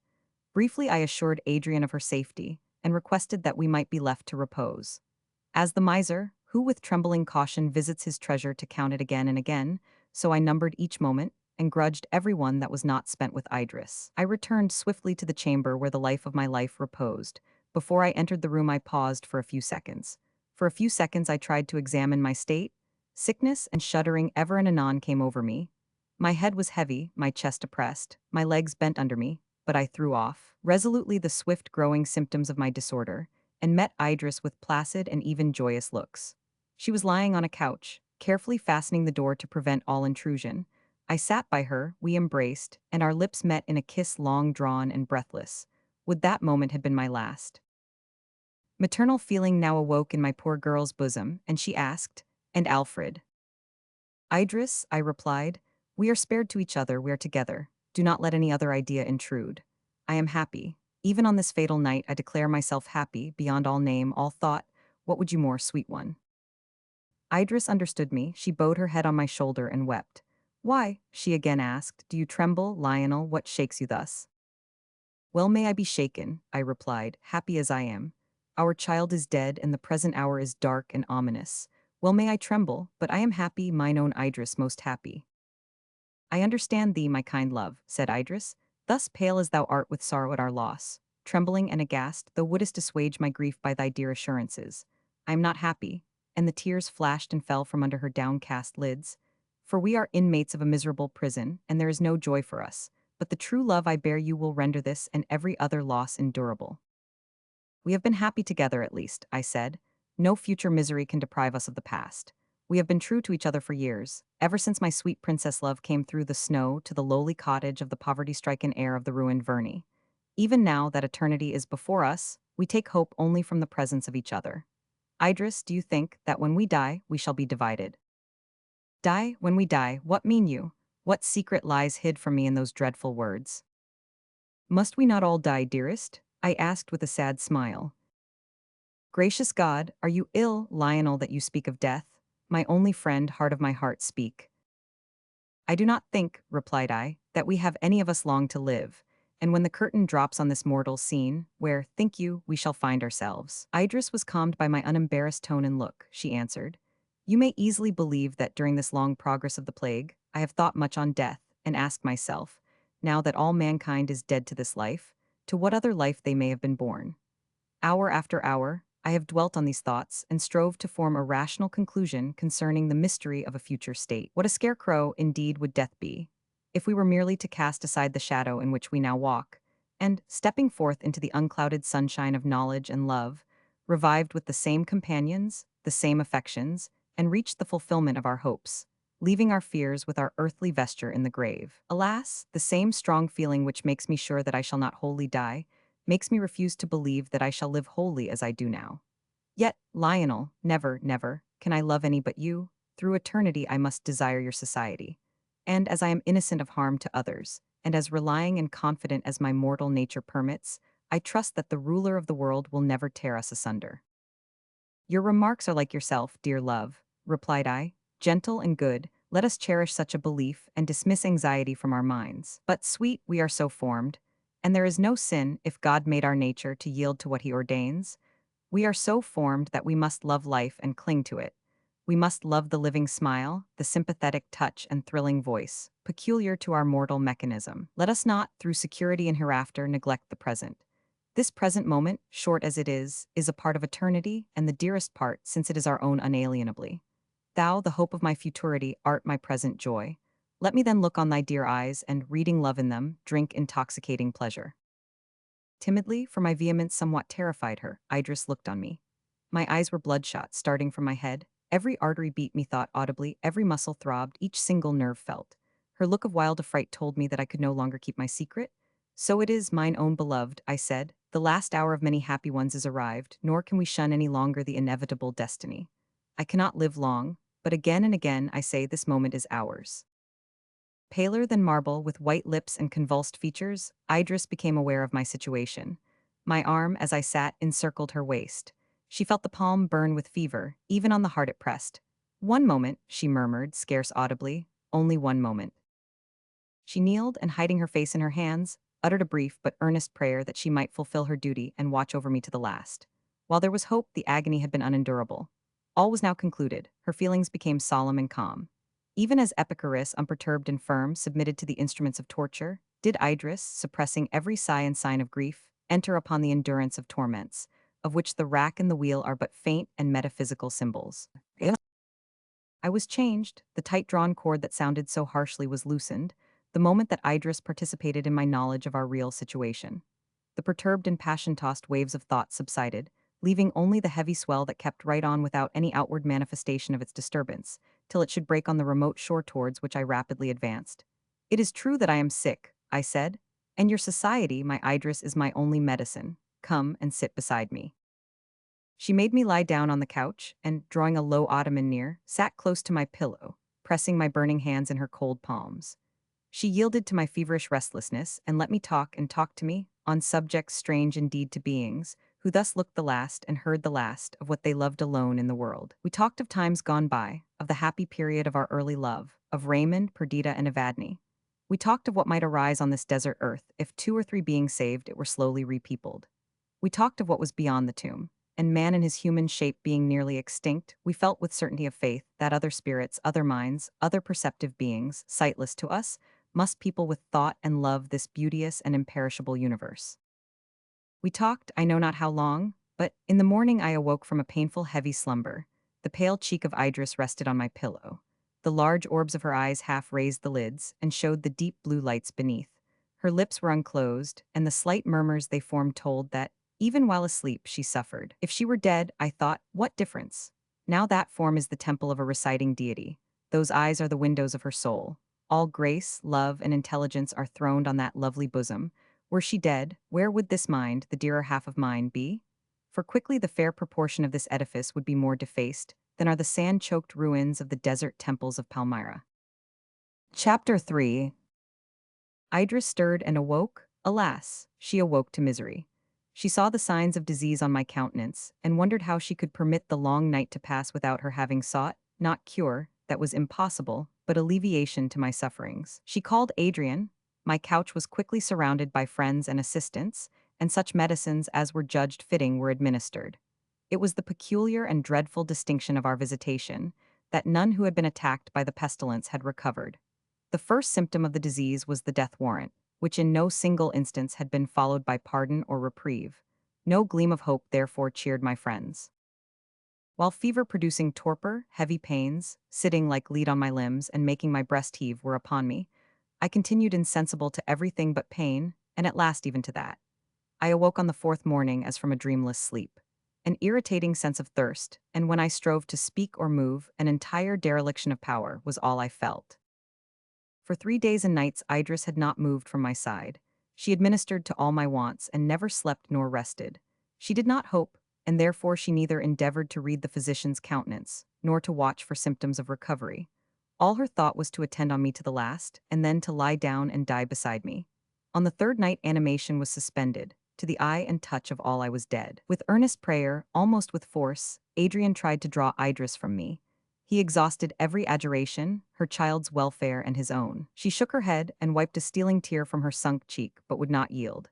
She entreated to be allowed to watch me that one night only, with such affliction and meek earnestness, that she gained her point, and sat silent and motionless, except when, stung by intolerable remembrance, she kissed my closed eyes and pallid lips and pressed my stiffening hands to her beating heart. At dead of night, when, though it was midwinter, the cock crowed at 3 o'clock, as herald of the morning change, while hanging over me, and mourning in silent, bitter thought for the loss of all of love towards her that had been enshrined in my heart. Her disheveled hair hung over her face, and the long tresses fell on the bed. She saw one ringlet in motion, and the scattered hair slightly stirred as by a breath. It is not so, she thought, for he will never breathe more. Several times the same thing occurred, and she only marked it by the same reflection, till the whole ringlet waved back, and she thought she saw my breast heave. Her first emotion was deadly fear. Cold dew stood on her brow, my eyes half opened, and reassured she would have exclaimed, "He lives!" But the words were choked by a spasm, and she fell with a groan on the floor. Adrian was in the chamber. After long watching, he had unwillingly fallen into a sleep. He started up and beheld his sister senseless on the earth, weltering in a stream of blood that gushed from her mouth. Increasing signs of life in me in some degree explained her state. The surprise, the burst of joy, the revulsion of every sentiment had been too much for her frame, worn by long months of care, late shattered by every species of woe and toil. She was now in far greater danger than I. The wheels and springs of my life, once again set in motion, acquired elasticity from their short suspension. For a long time, no one believed that I should indeed continue to live. During the reign of the plague upon earth, not one person, attacked by the grim disease, had recovered. My restoration was looked on as a deception. Every moment it was expected that the evil symptoms would recur with redoubled violence, until confirmed convalescence, absence of all fever or pain, and increasing strength brought slow conviction that I had recovered from the plague. The restoration of Idris was more problematical. When I had been attacked by illness, her cheeks were sunk, her form emaciated. But now, the vessel, which had broken from the effects of extreme agitation, did not entirely heal, but was as a channel that drop by drop drew from her the ruddy stream that vivified her heart. Her hollow eyes and worn countenance had a ghastly appearance. Her cheekbones, her open fair brow, the projection of the mouth stood fearfully prominent. You might tell each bone in the thin anatomy of her frame. Her hand hung powerless. Each joint lay bare so that the light penetrated through and through. It was strange that life could exist in what was wasted and worn into a very type of death. To take her from these heartbreaking scenes, to lead her to forget the world's desolation in the variety of objects presented by traveling, and to nurse her failing strength in the mild climate towards which we had resolved to journey, was my last hope for her preservation. The preparations for our departure, which had been suspended during my illness, were renewed. I did not revive to doubtful convalescence. Health spent her treasures upon me. As the tree in spring may feel from its wrinkled limbs the fresh green break forth, and the living sap rise and circulate, so did the renewed vigor of my frame, the cheerful current of my blood, the newborn elasticity of my limbs, influence my mind to cheerful endurance and pleasurable thoughts. My body, late the heavy weight that bound me to the tomb, was exuberant with health. Mere common exercises were insufficient for my reviving strength. Methought I could emulate the speed of the racehorse, discern through the air objects at a blinding distance, hear the operations of nature in her mute abodes. My senses had become so refined and susceptible after my recovery from mortal disease. Hope, among my other blessings, was not denied to me, and I did fondly trust that my unwearied attentions would restore my adored girl. I was therefore eager to forward our preparations. According to the plan first laid down, we were to have quitted London on the 25th of November, and, in pursuance of this scheme, 2/3 of our people, the people all that remained of England, had gone forward and had already been some weeks in Paris. First my illness, and subsequently that of Idris, had detained Adrian with his division, which consisted of 300 persons, so that we now departed on the 1st of January, 2098. It was my wish to keep Idris as distant as possible from the hurry and clamor of the crowd, and to hide from her those appearances that would remind her most forcibly of our real situation. We separated ourselves to a great degree from Adrian, who was obliged to give his whole time to public business. The Countess of Windsor traveled with her son. Clara, Evelyn, and a female who acted as our attendant were the only persons with whom we had contact. We occupied a commodious carriage, our servant officiated as coachman. A party of about 20 persons preceded us at a small distance. They had it in charge to prepare our halting places and our nightly abode. They had been selected for this service out of a great number that offered, on account of the superior sagacity of the man who had been appointed their leader. Immediately on our departure, I was delighted to find a change in Idris, which I fondly hoped prognosticated the happiest results. All the cheerfulness and gentle gaiety natural to her revived. She was weak, and this alteration was rather displayed in looks and voice than in acts, but it was permanent and real. My recovery from the plague and confirmed health instilled into her a firm belief that I was now secure from this dread enemy. She told me that she was sure she should recover, that she had a presentiment that the tide of calamity which deluged our unhappy race had now turned, that the remnant would be preserved, and among them the dear objects of her tender affection, and that in some selected spot we should wear out our lives together in pleasant society. "Do not let my state of feebleness deceive you," she said. "I feel that I am better. There is a quick life within me, and a spirit of anticipation that assures me that I shall continue long to make a part of this world. I shall throw off this degrading weakness of body, which infects even my mind with debility, and I shall enter again on the performance of my duties. I was sorry to leave Windsor, but now I am weaned from this local attachment. I am content to remove to a mild climate which will complete my recovery. Trust me, dearest, I shall neither leave you, nor my brother, nor these dear children. My firm determination to remain with you to the last, and to continue to contribute to your happiness and welfare, would keep me alive, even if grim death were nearer at hand than he really is." I was only half reassured by these expressions. I could not believe that the overquick flow of her blood was a sign of health, or that her burning cheeks denoted convalescence. But I had no fears of an immediate catastrophe. Nay, I persuaded myself that she would ultimately recover, and thus cheerfulness reigned in our little society. Idris conversed with animation on 1,000 topics. Her chief desire was to lead our thoughts from melancholy reflections. So she drew charming pictures of a tranquil solitude, of a beauteous retreat, of the simple manners of our little tribe, and of the patriarchal brotherhood of love, which would survive the ruins of the populous nations which had lately existed. We shut out from our thoughts the present, and withdrew our eyes from the dreary landscape we traversed. Winter reigned in all its gloom.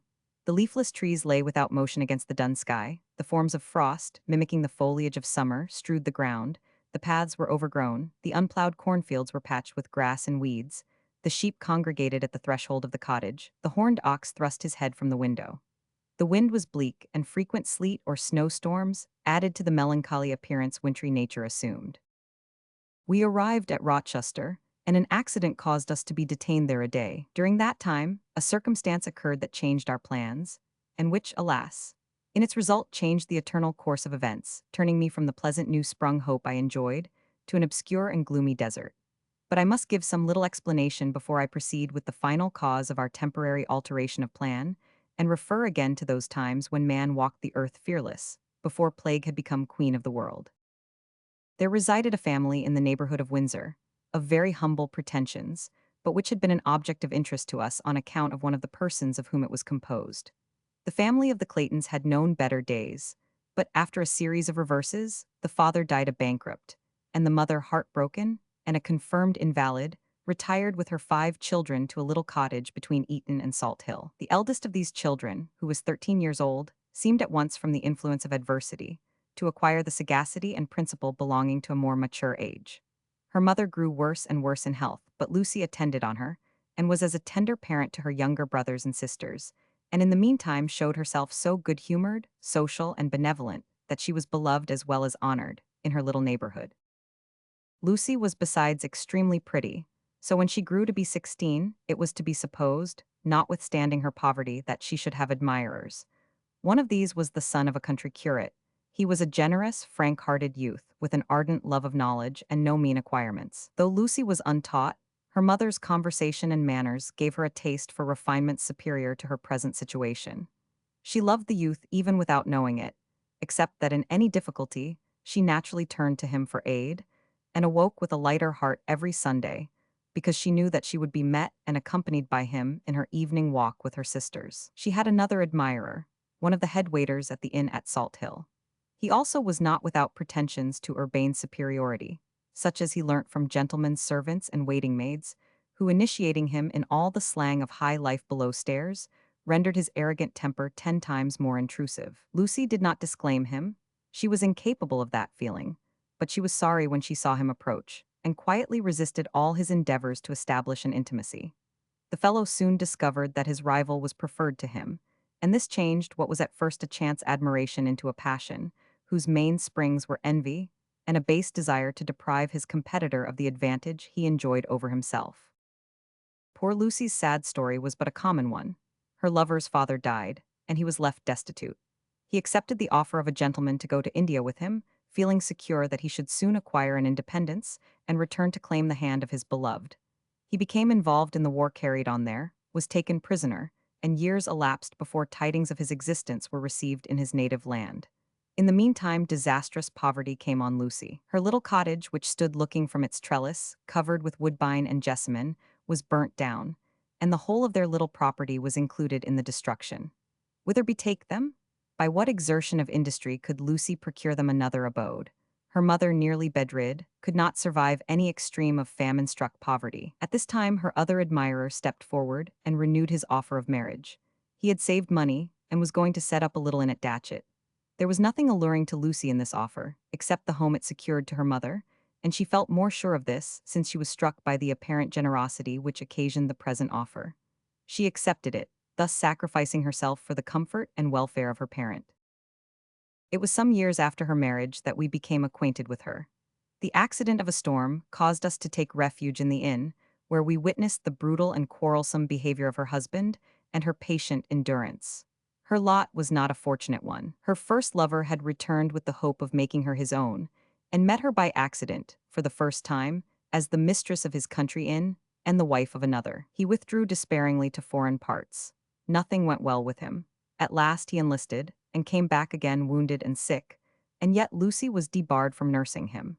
Her husband's brutal disposition was aggravated by his yielding to the many temptations held out by his situation, and the consequent disarrangement of his affairs. Fortunately, she had no children, but her heart was bound up in her brothers and sisters, and these his avarice and ill temper soon drove from the house.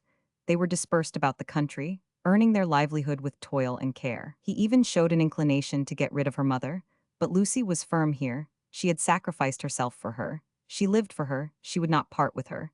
If the mother went, she would also go beg bread for her, die with her, but never desert her. The presence of Lucy was too necessary in keeping up the order of the house, and in preventing the whole establishment from going to wreck, for him to permit her to leave him. He yielded the point, but in all accesses of anger, or in his drunken fits, he recurred to the old topic, and stung poor Lucy's heart by opprobrious epithets bestowed on her parent. A passion, however, if it be wholly pure, entire, and reciprocal, brings with it its own solace. Lucy was truly, and from the depth of heart, devoted to her mother. The sole end she proposed to herself in life was the comfort and preservation of this parent. Though she grieved for the result, yet she did not repent of her marriage, even when her lover returned to bestow confidence on her. 3 years had intervened, and how, in their penniless state, could her mother have existed during this time? This excellent woman was worthy of her child's devotion. A perfect confidence and friendship existed between them. Besides, she was by no means illiterate. And Lucy, whose mind had been in some degree cultivated by her former lover, now found in her the only person who could understand and appreciate her. Thus, though suffering, she was by no means desolate. And when, during fine summer days, she led her mother into the flowery and shady lanes near their abode, a gleam of unmixed joy enlightened her countenance. She saw that her parent was happy, and she knew that this happiness was of her soul creating. Meanwhile, her husband's affairs grew more and more involved. Ruin was near at hand, and she was about to lose the fruit of all her labors, when pestilence came to change the aspect of the world. Her husband reaped benefit from the universal misery, but, as the disaster increased, the spirit of lawlessness seized him. He deserted his home to revel in the luxuries promised him in London, and found there a grave. Her former lover had been one of the first victims of the disease, but Lucy continued to live for, and in her mother. Her courage only failed when she dreaded peril for her parent, or feared that death might prevent her from performing those duties to which she was unalterably devoted. When we had quitted Windsor for London, as the previous step to our final emigration, we visited Lucy, and arranged with her the plan of her own and her mother's removal. Lucy was sorry at the necessity which forced her to quit her native lanes and village, and to drag an infirm parent from her comforts at home, to the homeless waste of depopulate earth. But she was too well disciplined by adversity, and of too sweet a temper, to indulge in repinings at what was inevitable. Subsequent circumstances, my illness and that of Idris, drove her from our remembrance, and we called her to mind at last, only to conclude that she made one of the few who came from Windsor to join the emigrants, and that she was already in Paris. When we arrived at Rochester, therefore, we were surprised to receive, by a man just come from Slough, a letter from this exemplary sufferer. His account was that, journeying from his home and passing through Datchet, he was surprised to see smoke issue from the chimney of the inn, and supposing that he should find comrades for his journey assembled there, he knocked and was admitted. There was no one in the house but Lucy and her mother. The latter had been deprived of the use of her limbs by an attack of rheumatism, and so, one by one, all the remaining inhabitants of the country set forward, leaving them alone. Lucy entreated the man to stay with her. In a week or two her mother would be better, and they would then set out, but they must perish if they were left thus helpless and forlorn. The man said that his wife and children were already among the emigrants, and it was therefore, according to his notion, impossible for him to remain. Lucy, as a last resource, gave him a letter for Idris to be delivered to her wherever he should meet us. This commission at least he fulfilled, and Idris received with emotion the following letter. Honored lady, I am sure that you will remember and pity me, and I dare hope that you will assist me. What other hope have I? Pardon my manner of writing, I am so bewildered. A month ago my dear mother was deprived of the use of her limbs. She is already better, and in another month would I am sure be able to travel, in the way you were so kind as to say you would arrange for us. But now everybody is gone, everybody. As they went away, each said that perhaps my mother would be better before we were quite deserted. But 3 days ago I went to Samuel Wood's, who, on account of his newborn child, remained to the last, and there being a large family of them, I thought I could persuade them to wait a little longer for us, but I found the house deserted. I have not seen a soul since, till this good man came. What will become of us? My mother does not know our state. She is so ill that I have hidden it from her. Will you not send someone to us? I am sure we must perish miserably as we are. If I were to try to move my mother now, she would die on the road. And if, when she gets better, I were able, I cannot guess how, to find out the roads and get on so many miles to the sea, you would all be in France, and the great ocean would be between us, which is so terrible even to sailors. What would it be to me, a woman who never saw it? We should be imprisoned by it in this country, all alone with no help. Better die where we are. I can hardly write, I cannot stop my tears, it is not for myself. I could put my trust in God, and let the worst come, I think I could bear it if I were alone. But my mother, my sick, my dear, dear mother, who never since I was born spoke a harsh word to me, who has been patient in many sufferings. Pity her, dear lady, she must die a miserable death if you do not pity her. People speak carelessly of her because she is old and infirm, as if we must not all, if we are spared, become so. And then, when the young are old themselves, they will think that they ought to be taken care of. It is very silly of me to write in this way to you. But when I hear her trying not to groan, and see her look smiling on me to comfort me, when I know she is in pain, and when I think that she does not know the worst, but she soon must, and then she will not complain, but I shall sit guessing at all that she is dwelling upon, of famine and misery, I feel as if my heart must break, and I do not know what I say or do. My mother, mother for whom I have borne much, God preserve you from this fate. Preserve her, lady, and he will bless you. And I, poor miserable creature as I am, will thank you and pray for you while I live. Your unhappy and dutiful servant, Lucy Martin. Death 2097. This letter deeply affected Idris, and she instantly proposed that we should return to Datchet to assist Lucy and her mother. I said that I would without delay set out for that place, but entreated her to join her brother, and there await my return with the children. But Idris was in high spirits and full of hope. She declared that she could not consent even to a temporary separation from me, but that there was no need of this, the motion of the carriage did her good, and the distance was too trifling to be considered. We could dispatch messengers to Adrian, to inform him of our deviation from the original plan. She spoke with vivacity, and drew a picture after her own dear heart, of the pleasure we should bestow upon Lucy, and declared if I went she must accompany me, and that she should very much dislike to entrust the charge of rescuing them to others, who might fulfill it with coldness or inhumanity. Lucy's life had been one act of devotion and virtue. Let her now reap the small reward of finding her excellence appreciated, and her necessity assisted, by those whom she respected and honored. These, and many other arguments, were urged with gentle pertinacity, and the ardor of a wish to do all the good in her power, by her whose simple expression of a desire and slightest request had ever been a law with me. I, of course, consented, the moment that I saw that she had set her heart upon this step. We sent half our attendant troop on to Adrian, and with the other half our carriage took a retrograde course back to Windsor. I wonder now how I could be so blind and senseless as thus to risk the safety of Idris, for if I had eyes, surely I could see the sure, though deceitful, advance of death in her burning cheek and increasing weakness. But she said she was better, and I believed her. Extinction could not be near a being whose vivacity and intelligence hourly increased, and whose frame was endowed with an intense, and I fondly thought, a strong and permanent spirit of life. Who, after a great disaster, has not looked back with wonder at his inconceivable obtuseness of understanding, that could not perceive the many-minute threads with which fate weaves the inextricable net of our destinies, until he is enmeshed completely in it. The crossroads which we now entered upon were even in a worse state than the long neglected highways, and the inconvenience seemed to menace the perishing frame of Idris with destruction. Passing through Dartford, we arrived at Hampton on the second day. Even in this short interval, my beloved companion grew sensibly worse in health, though her spirits were still light, and she cheered my growing anxiety with gay sallies. Sometimes the thought pierced my brain, is she dying? As I saw her fair fleshless hand rest on mine, or observed the feebleness with which she performed the accustomed acts of life. I drove away the idea, as if it had been suggested by insanity, but it occurred again and again, only to be dispelled by the continued liveliness of her manner. About midday, after quitting Hampton, our carriage broke down. The shock caused Idris to faint, but on her reviving no other ill consequence ensued.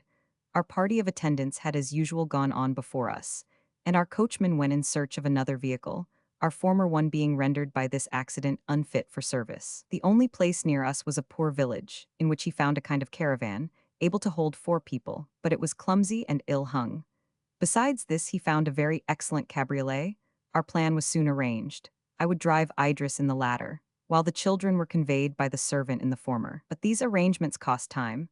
We had agreed to proceed that night to Windsor, and thither our purveyors had gone. We should find considerable difficulty in getting accommodation before we reached this place. After all, the distance was only 10 miles. My horse was a good one. I would go forward at a good pace with Idris, leaving the children to follow at a rate more consonant to the uses of their cumbrous machine. Evening closed in quickly, far more quickly than I was prepared to expect. At the going down of the sun, it began to snow heavily. I attempted in vain to defend my beloved companion from the storm. The wind drove the snow in our faces, and it lay so high on the ground that we made but small way, while the night was so dark that but for the white covering on the ground we should not have been able to see a yard before us. We had left our accompanying caravan far behind us, and now I perceived that the storm had made me unconsciously deviate from my intended route. I had gone some miles out of my way. My knowledge of the country enabled me to regain the right road. But instead of going, as at first agreed upon, by a cross road through Stanwell to Datchet, I was obliged to take the way of Egham and Bishopgate. It was certain, therefore, that I should not be rejoined by the other vehicle, that I should not meet a single fellow creature till we arrived at Windsor. The back of our carriage was drawn up, and I hung a pelisse before it, thus to curtain the beloved sufferer from the pelting sleet. She leaned on my shoulder, growing every moment more languid and feeble. At first she replied to my words of cheer with affectionate thanks, but by degrees she sunk into silence. Her head lay heavily upon me. I only knew that she lived by her irregular breathing and frequent sighs. For a moment I resolved to stop, and, opposing the back of the cabriolet to the force of the tempest, to expect morning as well as I might. But the wind was bleak and piercing, while the occasional shudderings of my poor Idris, and the intense cold I felt myself, demonstrated that this would be a dangerous experiment. At length methought she slept fatal sleep induced by frost. At this moment I saw the heavy outline of a cottage traced on the dark horizon close to us. "Dearest love," I said, "support yourself but one moment, and we shall have shelter. Let us stop here, that I may open the door of this blessed dwelling." As I spoke, my heart was transported, and my senses swam with excessive delight and thankfulness.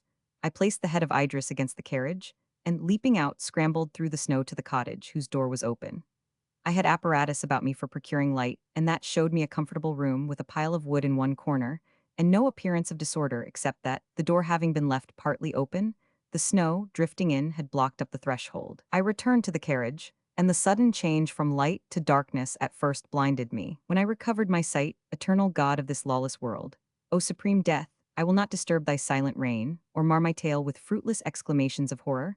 I saw Idris, who had fallen from the seat to the bottom of the carriage. Her head, its long hair pendant with one arm, hung over the side. Struck by a spasm of horror, I lifted her up. her heart was pulseless, her faded lips unfanned by the slightest breath. I carried her into the cottage. I placed her on the bed. Lighting a fire, I chafed her stiffening limbs. For 2 long hours I sought to restore departed life, and when hope was as dead as my beloved, I closed with trembling hands her glazed eyes. I did not doubt what I should now do. In the confusion attendant on my illness, the task of interring our darling Alfred had devolved on his grandmother, the ex-queen, and she, true to her ruling passion, had caused him to be carried to Windsor and buried in the family vault in St. George's Chapel. I must proceed to Windsor to calm the anxiety of Clara, who would wait anxiously for us. Yet I would fain spare her the heartbreaking spectacle of Idris, brought in by me lifeless from the journey. So first I would place my beloved beside her child in the vault, and then seek the poor children who would be expecting me. I lighted the lamps of my carriage. I wrapped her in furs and placed her along the seat, then taking the reins, made the horses go forward. We proceeded through the snow, which lay in masses impeding the way, while the descending flakes, driving against me with redoubled fury, blinded me. The pain occasioned by the angry elements, and the cold iron of the shafts of frost which buffeted me and entered my aching flesh, were a relief to me, blunting my mental suffering. The horses staggered on, and the reins hung loosely in my hands. I often thought I would lay my head close to the sweet, cold face of my lost angel, and thus resign myself to conquering torpor. Yet I must not leave her a prey to the fowls of the air, but, in pursuance of my determination, place her in the tomb of her forefathers, where a merciful God might permit me to rest also. The road we passed through Egham was familiar to me, but the wind and snow caused the horses to drag their loads slowly and heavily. Suddenly the wind veered from southwest to west, and then again to northwest. As Samson with tug and strain stirred from their bases the columns that supported the Philistine temple, so did the gale shake the dense vapors propped on the horizon, while the massy dome of clouds fell to the south, disclosing through the scattered web the clear empyrean, and the little stars, which were set at an immeasurable distance in the crystalline fields, showered their small rays on the glittering snow. Even the horses were cheered and moved on with renovated strength. We entered the forest at Bishopgate, and at the end of the long walk I saw the castle, the proud keep of Windsor, rising in the majesty of proportion, girt with the double belt of its kindred and coeval towers. I looked with reverence on a structure, ancient almost as the rock on which it stood, abode of kings, theme of admiration for the wise. With greater reverence and tearful affection I beheld it as the asylum of the long lease of love I had enjoyed there with the perishable, unmatchable treasure of dust, which now lay cold beside me. Now indeed I could have yielded to all the softness of my nature, and wept, and, womanlike, have uttered bitter plaints, while the familiar trees, the herds of living deer, the sward oft pressed by her fairy feet, one by one with sad association presented themselves. The white gate at the end of the long walk was wide open, and I rode up the empty town through the first gate of the feudal tower, and now St. George's Chapel with its blackened fretted sides was right before me. I halted at its door, which was open. I entered and placed my lighted lamp on the altar. Then I returned, and with tender caution I bore Idris up the aisle into the chancel, and laid her softly down on the carpet which covered the step leading to the communion table. The banners of the Knights of the Garter, and their half-drawn swords, were hung in vain emblazonry above the stalls. The banner of her family hung there, still surmounted by its regal crown. Farewell to the glory and heraldry of England. I turned from such vanity with a slight feeling of wonder at how mankind could have ever been interested in such things. I bent over the lifeless corpse of my beloved, and, while looking on her uncovered face, the features already contracted by the rigidity of death, I felt as if all the visible universe had grown as soulless, inane, and comfortless as the clay-cold image beneath me. I felt for a moment the intolerable sense of struggle with, and detestation for, the laws which govern the world, till the calm still visible on the face of my dead love recalled me to a more soothing tone of mind, and I proceeded to fulfill the last office that could now be paid her. For her I could not lament, so much I envied her enjoyment of the sad immunities of the grave. The vault had been lately opened to place our Alfred therein. The ceremony customary in these latter days had been cursorily performed, and the pavement of the chapel, which was its entrance, having been removed, had not been replaced. I descended the steps, and walked through the long passage to the large vault which contained the kindred dust of my Idris. I distinguished the small coffin of my babe. With hasty, trembling hands I constructed a bier beside it, spreading it with the furs and Indian shawls, which had wrapped Idris in her journey thither. I lighted the glimmering lamp which flickered in this damp abode of the dead. Then I bore my lost one to her last bed, decently composing her limbs, and covering them with a mantle, veiling all except her face, which remained lovely and placid. She appeared to rest like one overwearied, her beauteous eyes steeped in sweet slumber. Yet so it was not she was dead. How intensely I then longed to lie down beside her, to gaze till death should gather me to the same repose. But death does not come at the bidding of the miserable. I had lately recovered from mortal illness, and my blood had never flowed with such an even current, nor had my limbs ever been so instinct with quick life as now. I felt that my death must be voluntary, yet what more natural than famine, as I watched in this chamber of mortality, placed in a world of the dead, beside the lost hope of my life. Meanwhile, as I looked on her, the features which bore a sisterly resemblance to Adrian brought my thoughts back again to the living, to this dear friend, to Clara, and to Evelyn, who were probably now in Windsor, waiting anxiously for our arrival. Methought I heard a noise, a step in the far chapel, which was re-echoed by its vaulted roof, and borne to me through the hollow passages. Had Clara seen my carriage pass up the town, and did she seek me here? I must save her at least from the horrible scene the vault presented. I sprung up the steps and then saw a female figure, bent with age and clad in long mourning robes, advance through the dusky chapel, supported by a slender cane, yet tottering even with this support. She heard me and looked up. The lamp I held illuminated my figure, and the moonbeams, struggling through the painted glass, fell upon her face, wrinkled and gaunt, yet with a piercing eye and commanding brow. I recognized the Countess of Windsor. With a hollow voice she asked, "Where is the princess?" I pointed to the torn-up pavement. She walked to the spot and looked down into the palpable darkness, for the vault was too distant for the rays of the small lamp I had left there to be discernible. "Your light," she said. I gave it her, and she regarded the now visible but precipitous steps, as if calculating her capacity to descend. Instinctively, I made a silent offer of my assistance. She motioned me away with a look of scorn, saying in a harsh voice as she pointed downwards, "There at least I may have her undisturbed." She walked deliberately down, while I, overcome, miserable beyond words or tears or groans, threw myself on the pavement near. The stiffening form of Idris was before me, the death-struck countenance hushed in eternal repose beneath. That was to me the end of all. The day before I had figured to myself various adventures and communion with my friends in after-time. Now I had leapt the interval and reached the utmost edge and bourne of life. Thus wrapped in gloom, enclosed, walled up, vaulted over by the omnipotent present, I was startled by the sound of feet on the steps of the tomb, and I remembered her whom I had utterly forgotten, my angry visitant. Her tall form slowly rose upwards from the vault, a living statue, instinct with hate and human, passionate strife. She seemed to me as having reached the pavement of the aisle. She stood motionless, seeking with her eyes alone some desired object, till perceiving me close to her, she placed her wrinkled hand on my arm, exclaiming with tremulous accents, "Lionel Verney, my son."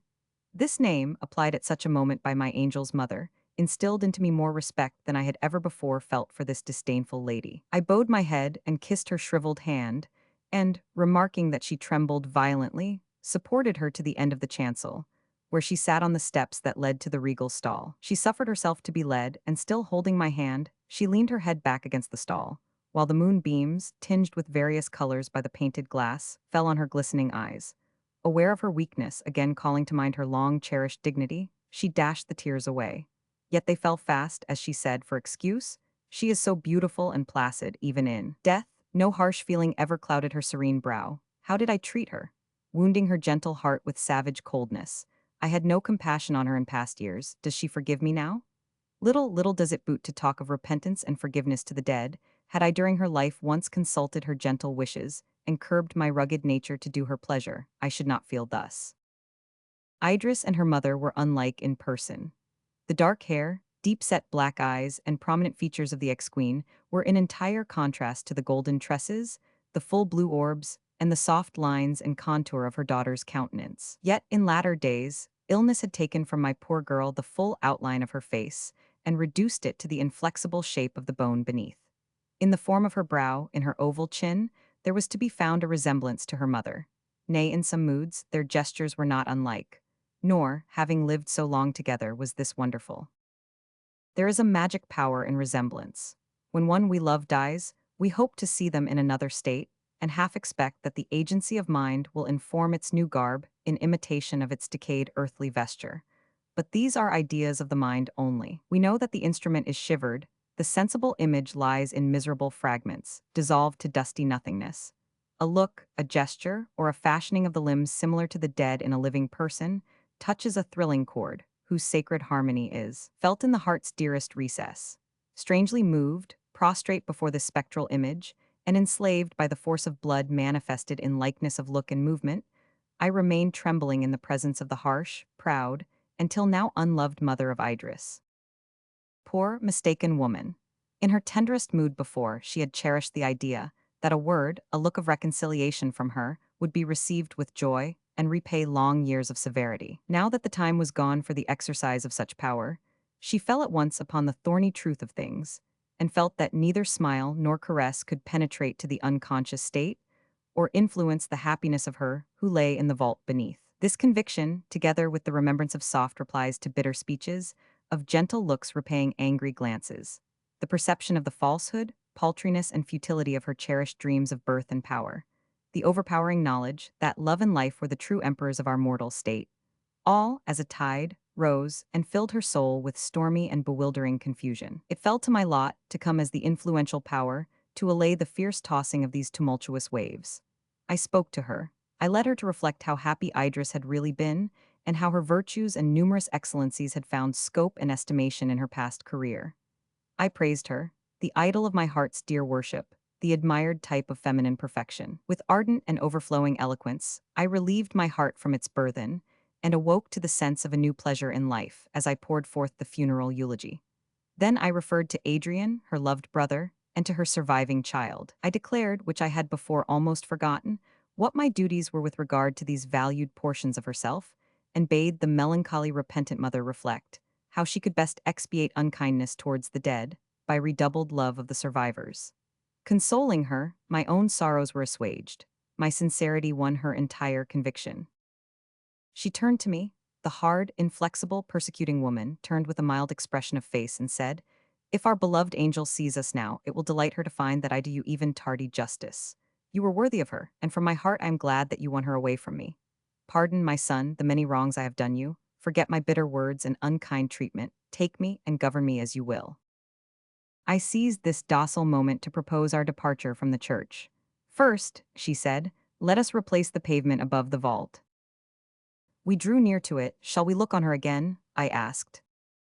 "I cannot," she replied, "and, I pray you, neither do you. We need not torture ourselves by gazing on the soulless body, while her living spirit is buried quick in our hearts, and her surpassing loveliness is so deeply carved there, that sleeping or waking she must ever be present to us." For a few moments, we bent in solemn silence over the open vault. I consecrated my future life to the embalming of her dear memory. I vowed to serve her brother and her child till death. The convulsive sob of my companion made me break off my internal orisons. I next dragged the stones over the entrance of the tomb and closed the gulf that contained the life of my life. Then, supporting my decrepit fellow mourner, we slowly left the chapel. I felt, as I stepped into the open air, as if I had quitted an happy nest of repose for a dreary wilderness, a tortuous path, a bitter, joyless, hopeless pilgrimage. Chapter 4. Our escort had been directed to prepare our abode for the night at the inn, opposite the ascent to the castle. We could not again visit the halls and familiar chambers of our home, on a mere visit. We had already left forever the glades of Windsor, and all of coppice, flowery hedgerow, and murmuring stream, which gave shape and intensity to the love of our country, and the almost superstitious attachment with which we regarded native England. It had been our intention to have called at Lucy's dwelling in Datchet, and to have reassured her with promises of aid and protection before we repaired to our quarters for the night. Now, as the Countess of Windsor and I turned down the steep hill that led from the castle, we saw the children who had just stopped in their caravan at the inn door. They had passed through Datchet without halting. I dreaded to meet them, and to be the bearer of my tragic story, so while they were still occupied in the hurry of arrival, I suddenly left them, and through the snow and clear moonlight air, hastened along the well-known road to Datchet. Well-known indeed it was. Each cottage stood on its accustomed site, each tree wore its familiar appearance. Habit had graven unerasably on my memory every turn and change of object on the road. At a short distance beyond the little park was an elm half blown down by a storm some 10 years ago, and still, with leafless snow-laden branches, it stretched across the pathway, which wound through a meadow beside a shallow brook, whose brawling was silenced by frost. That stile, that white gate, that hollow oak tree, which doubtless once belonged to the forest and which now showed in the moonlight its gaping rent, to whose fanciful appearance, tricked out by the dusk into a resemblance of the human form, The children had given the name of Falstaff. All these objects were as well known to me as the cold hearth of my deserted home, and every moss-grown wall and plot of orchard ground, alike as twin lambs are to each other in a stranger's eye, yet too, my accustomed gaze bore differences, distinction, and a name. England remained, though England was dead. It was the ghost of merry England that I beheld. Under those greenwood shade passing generations had sported in security and ease. To this painful recognition of familiar places was added a feeling experienced by all, understood by none, a feeling as if in some state, less visionary than a dream, in some past real existence, I had seen all I saw, with precisely the same feelings as I now beheld them, as if all my sensations were a duplex mirror of a former revelation. To get rid of this oppressive sense, I strove to imagine change in this tranquil spot. This augmented my mood, by causing me to bestow more attention on the objects which occasioned me pain. I reached Datchet and Lucy's humble abode. Once noisy with Saturday night revelers, or trim and neat on Sunday morning, it had borne testimony to the labors and orderly habits of the housewife. The snow lay high about the door, as if it had remained unclosed for many days. What scene of death hath Roscius now to act? I muttered to myself as I looked at the dark casements. At first I thought I saw a light in one of them, but it proved to be merely the refraction of the moonbeams, while the only sound was the crackling branches as the breeze whirred the snow flakes from them. The moon sailed high and unclouded in the interminable ether, while the shadow of the cottage lay black on the garden behind. I entered this by the open wicket and anxiously examined each window. At length I detected a ray of light struggling through a closed shutter in one of the upper rooms. It was a novel feeling, alas, to look at any house and say there dwells its usual inmate. The door of the house was merely on the latch, so I entered and ascended the moonlit staircase. The door of the inhabited room was ajar. Looking in, I saw Lucy sitting as at work at the table on which the light stood. The implements of needlework were about her, but her hand had fallen on her lap, and her eyes, fixed on the ground, showed by their vacancy that her thoughts wandered.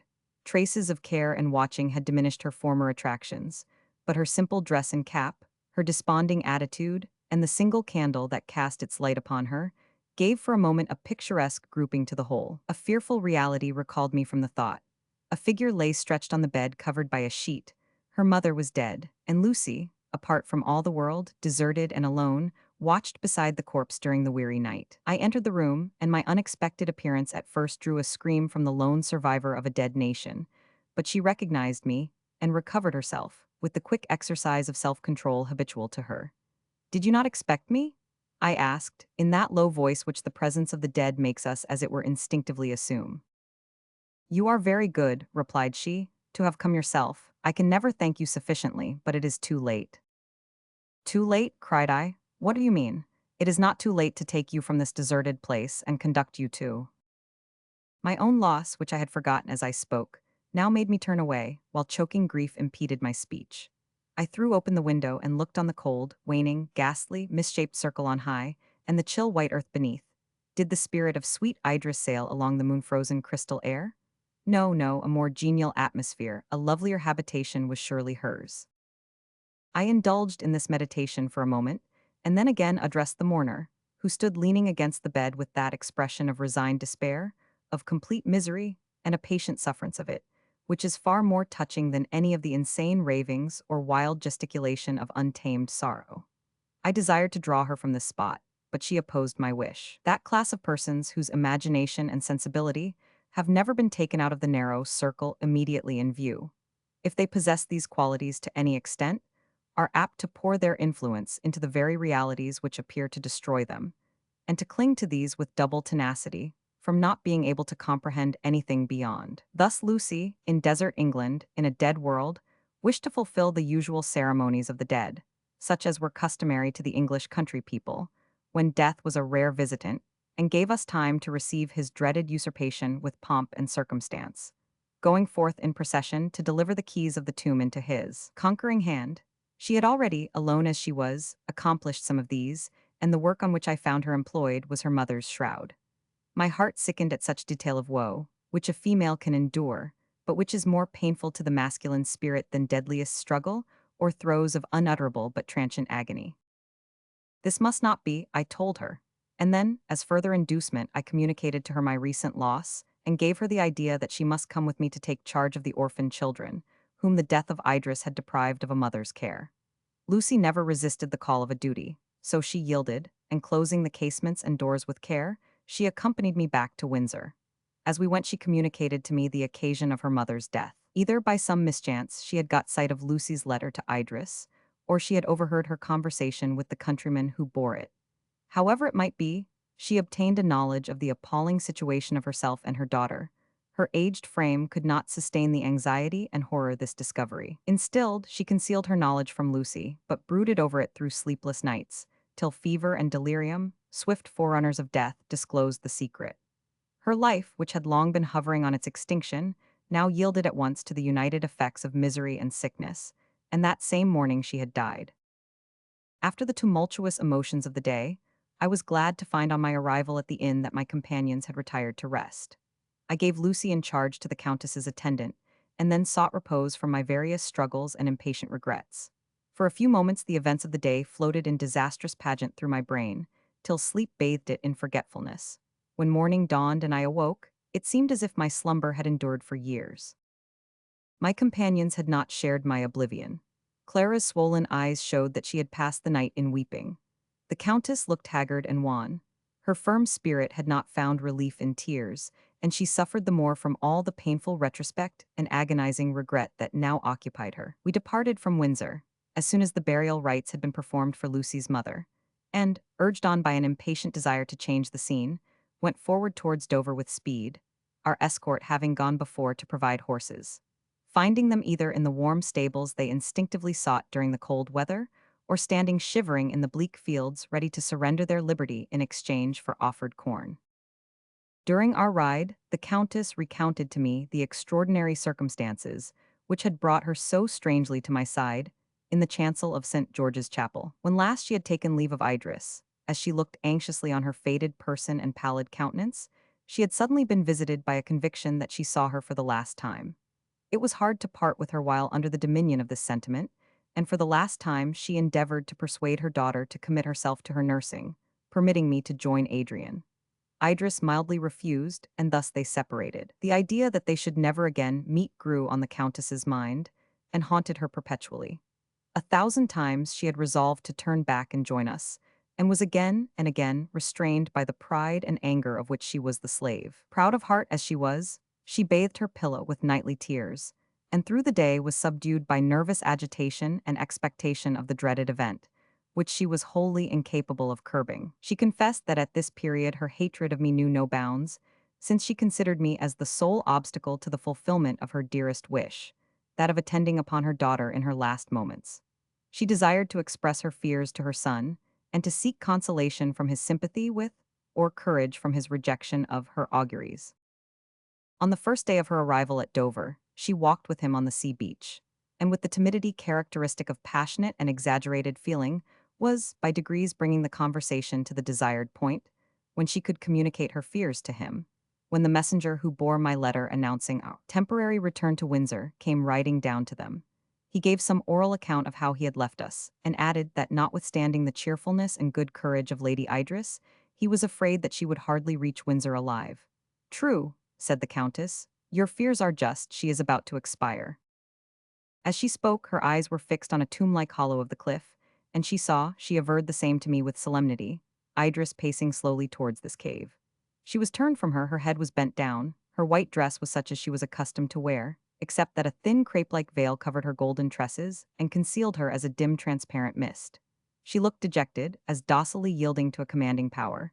She submissively entered and was lost in the dark recess. "Were I subject to visionary moods," said the venerable lady, as she continued her narrative, "I might doubt my eyes and condemn my credulity. But reality is the world I live in, and what I saw I doubt not had existence beyond myself. From that moment I could not rest. It was worth my existence to see her once again before she died.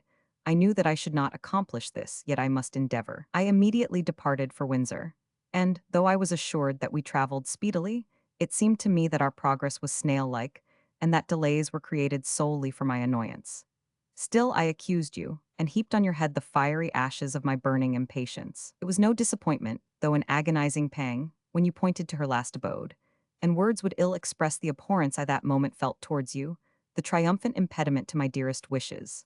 I saw her, and anger and hate and injustice died at her bier, giving place at their departure to a remorse, great God, that I should feel it, which must last while memory and feeling endure. To medicine such remorse, to prevent awakening love and newborn mildness from producing the same bitter fruit that hate and harshness had done, I devoted all my endeavors to soothe the venerable penitent. Our party was a melancholy one. Each was possessed by regret for what was remediless, for the absence of his mother shadowed even the infant gaiety of Evelyn.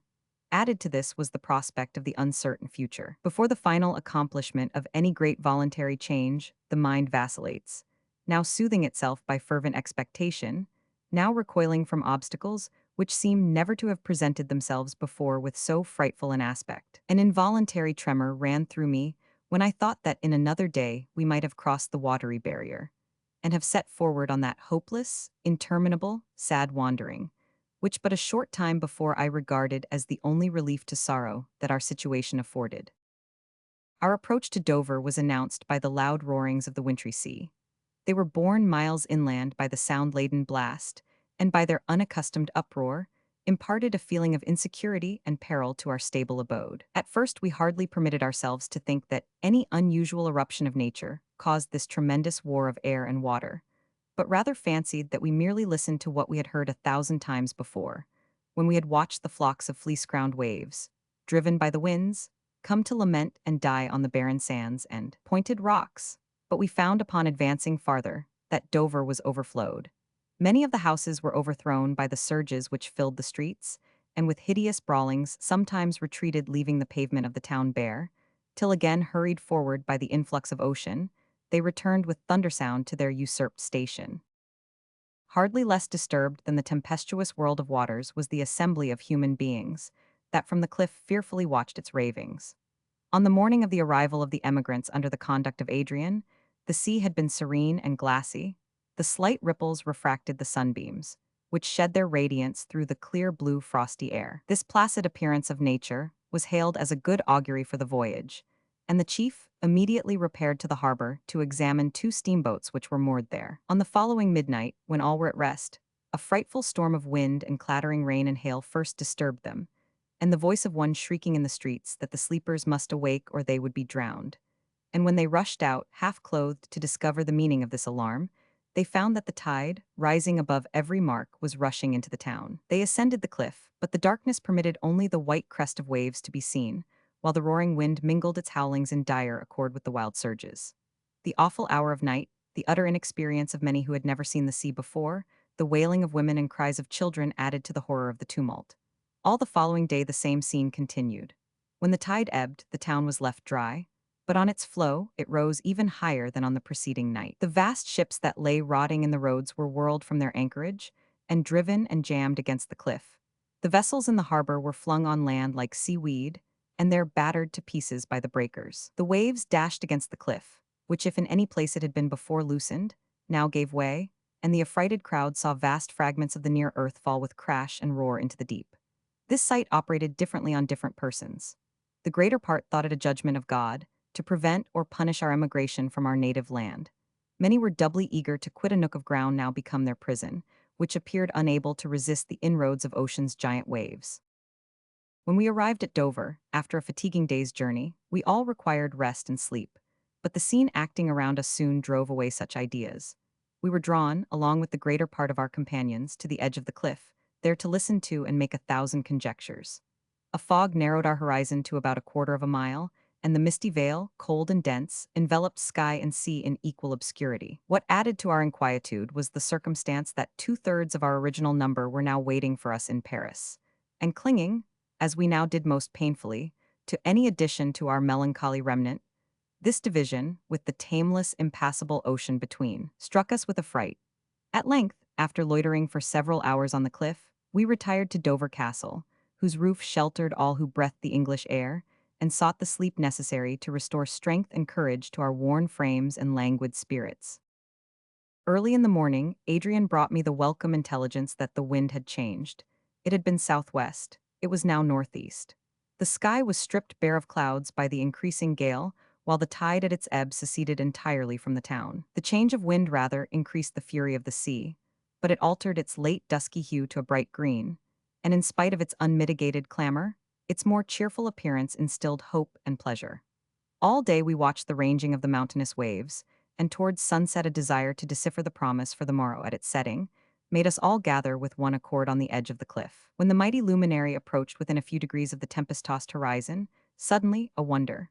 Three other suns, alike burning and brilliant, rushed from various quarters of the heavens towards the great orb. They whirled round it.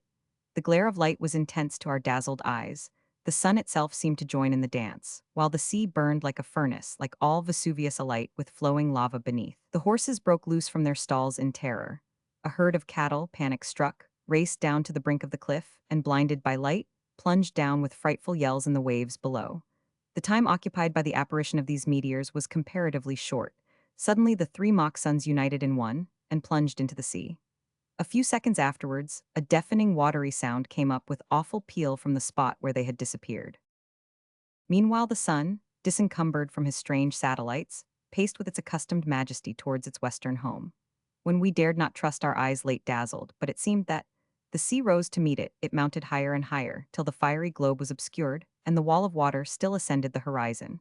It appeared as if suddenly the motion of earth was revealed to us, as if no longer we were ruled by ancient laws, but were turned adrift in an unknown region of space. Many cried aloud that these were no meteors, but globes of burning matter, which had set fire to the earth, and caused the vast cauldron at our feet to bubble up with its measureless waves. The day of judgment was come, they averred, and a few moments would transport us before the awful countenance of the omnipotent judge, while those less given to visionary terrors declared that two conflicting gales had occasioned the last phenomenon. In support of this opinion, they pointed out the fact that the east wind died away, while the rushing of the coming west mingled its wild howl with the roar of the advancing waters. Would the cliff resist this new battery? Was not the giant wave far higher than the precipice? Would not our little island be deluged by its approach? The crowd of spectators fled.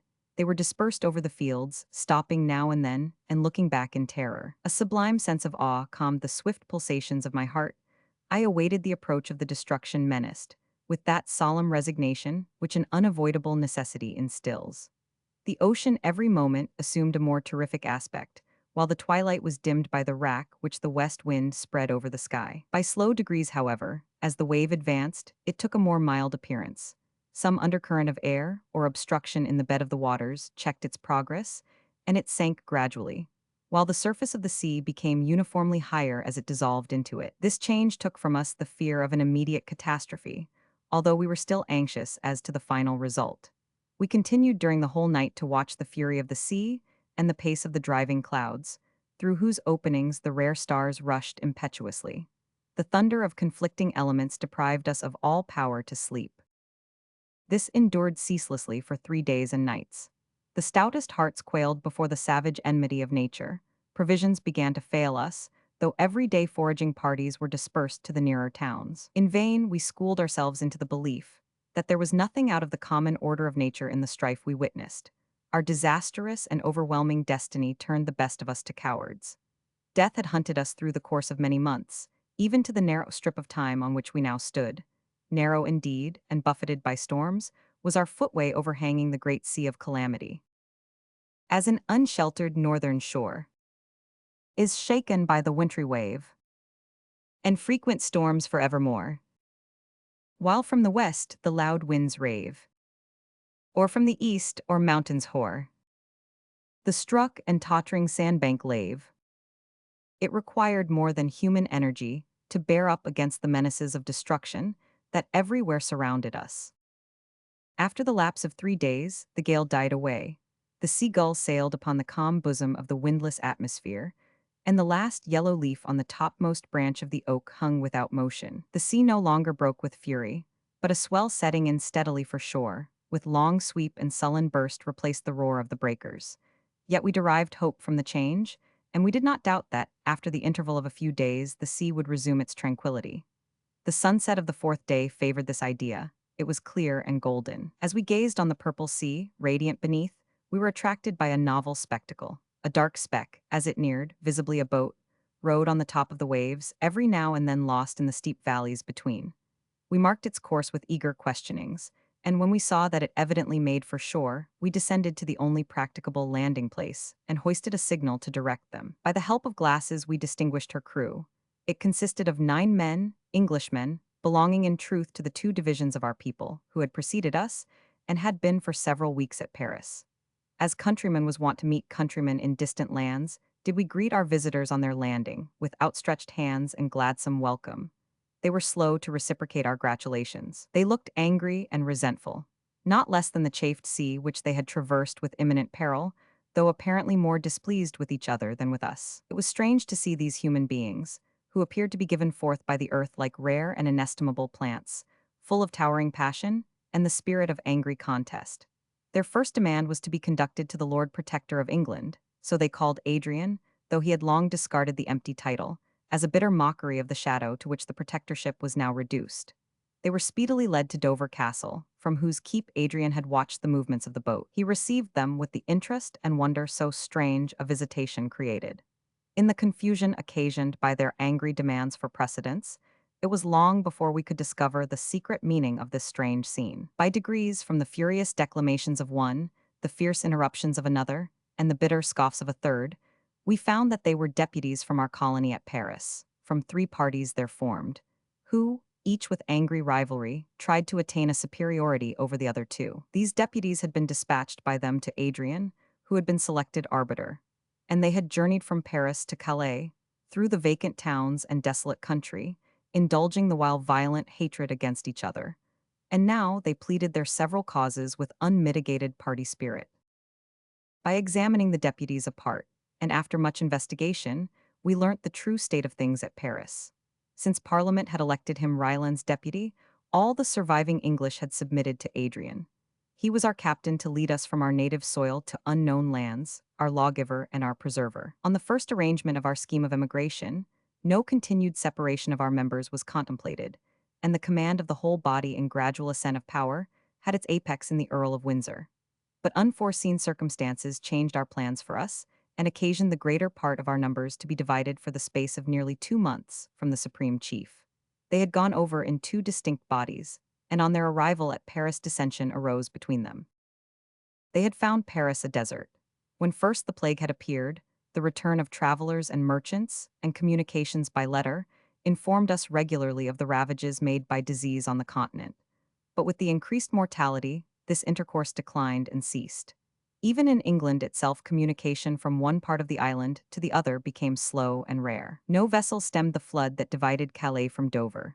Or if some melancholy voyager, wishing to assure himself of the life or death of his relatives, put from the French shore to return among us, often the greedy ocean swallowed his little craft, or after a day or 2 he was infected by the disorder, and died before he could tell the tale of the desolation of France. We were therefore to a great degree ignorant of the state of things on the continent, and were not without some vague hope of finding numerous companions in its wide track.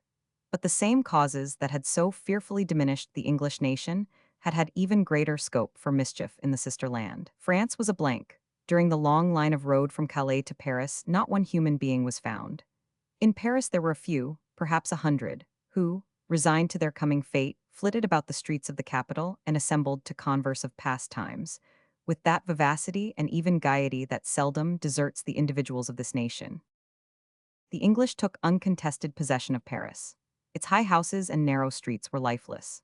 A few pale figures were to be distinguished at the accustomed resort at the Tuileries. They wondered wherefore the islanders should approach their ill-fated city. For in the excess of wretchedness, the sufferers always imagine that their part of the calamity is the bitterest, as, when enduring intense pain, we would exchange the particular torture we writhe under for any other which should visit a different part of the frame. They listened to the account the emigrants gave of their motives for leaving their native land, with a shrug almost of disdain. Return, they said, return to your island, whose sea breezes and division from the continent give some promise of health. If pestilence among you has slain its hundreds, with us it has slain its thousands. Are you not even now more numerous than we are? A year ago you would have found only the sick burying the dead. Now we are happier, for the pang of struggle has passed away, and the few you find here are patiently waiting the final blow. But you, who are not content to die, breathe no longer the air of France, or soon you will only be a part of her soil. Thus, by menaces of the sword, they would have driven back those who had escaped from fire. but the peril left behind was deemed imminent by my countrymen, that before them, doubtful and distant, and soon other feelings arose to obliterate fear, or to replace it by passions that ought to have had no place among a brotherhood of unhappy survivors of the expiring world. The more numerous division of emigrants, which arrived first at Paris, assumed a superiority of rank and power. The second party asserted their independence. A third was formed by a sectarian, a self-erected prophet, who, while he attributed all power and rule to God, strove to get the real command of his comrades into his own hands. This third division consisted of fewest individuals, but their purpose was more one, their obedience to their leader more entire, their fortitude and courage more unyielding and active. During the whole progress of the plague, the teachers of religion were in possession of great power, a power of good, if rightly directed, or of incalculable mischief, if fanaticism or intolerance guided their efforts. In the present instance, a worse feeling than either of these actuated the leader. He was an impostor in the most determined sense of the term, a man who had in early life lost, through the indulgence of vicious propensities, all sense of rectitude or self-esteem, and who, when ambition was awakened in him, gave himself up to its influence unbridled by any scruple. His father had been a Methodist preacher, an enthusiastic man with simple intentions, but whose pernicious doctrines of election and special grace had contributed to destroy all conscientious feeling in his son. During the progress of the pestilence, he had entered upon various schemes, by which to acquire adherents and power. Adrian had discovered and defeated these attempts, but Adrian was absent. The wolf assumed the shepherd's garb, and the flock admitted the deception. He had formed a party during the few weeks he had been in Paris, who zealously propagated the creed of his divine mission, and believed that safety and salvation were to be afforded only to those who put their trust in him. When once the spirit of dissension had arisen, the most frivolous causes gave it activity. The first party, on arriving at Paris, had taken possession of the Tuileries. Chance and friendly feeling had induced the second to lodge near to them. A contest arose concerning the distribution of the pillage. The chiefs of the first division demanded that the whole should be placed at their disposal. With this assumption, the opposite party refused to comply. When next the latter went to forage, the gates of Paris were shut on them. After overcoming this difficulty, they marched in a body to the Tuileries. They found that their enemies had been already expelled thence by the elect, as the fanatical party designated themselves, who refused to admit any into the palace who did not first abjure obedience to all except God, and his delegate on earth, their chief. Such was the beginning of the strife, which at length proceeded so far that the three divisions, armed, met in the Place Vendôme, each resolved to subdue by force the resistance of its adversaries. They assembled, their muskets were loaded, and even pointed at the breasts of their so-called enemies. One word had been sufficient, and there the last of mankind would have burthened their souls with the crime of murder and dipped their hands in each other's blood. A sense of shame, a recollection that not only their cause, but the existence of the whole human race was at stake, entered the breast of the leader of the more numerous party. He was aware that if the ranks were thinned, no other recruits could fill them up, that each man was as a priceless gem in a kingly crown, which if destroyed, the earth's deep entrails could yield no paragon. He was a young man, and had been hurried on by presumption, and the notion of his high rank and superiority to all other pretenders. Now he repented his work, he felt that all the blood about to be shed would be on his head.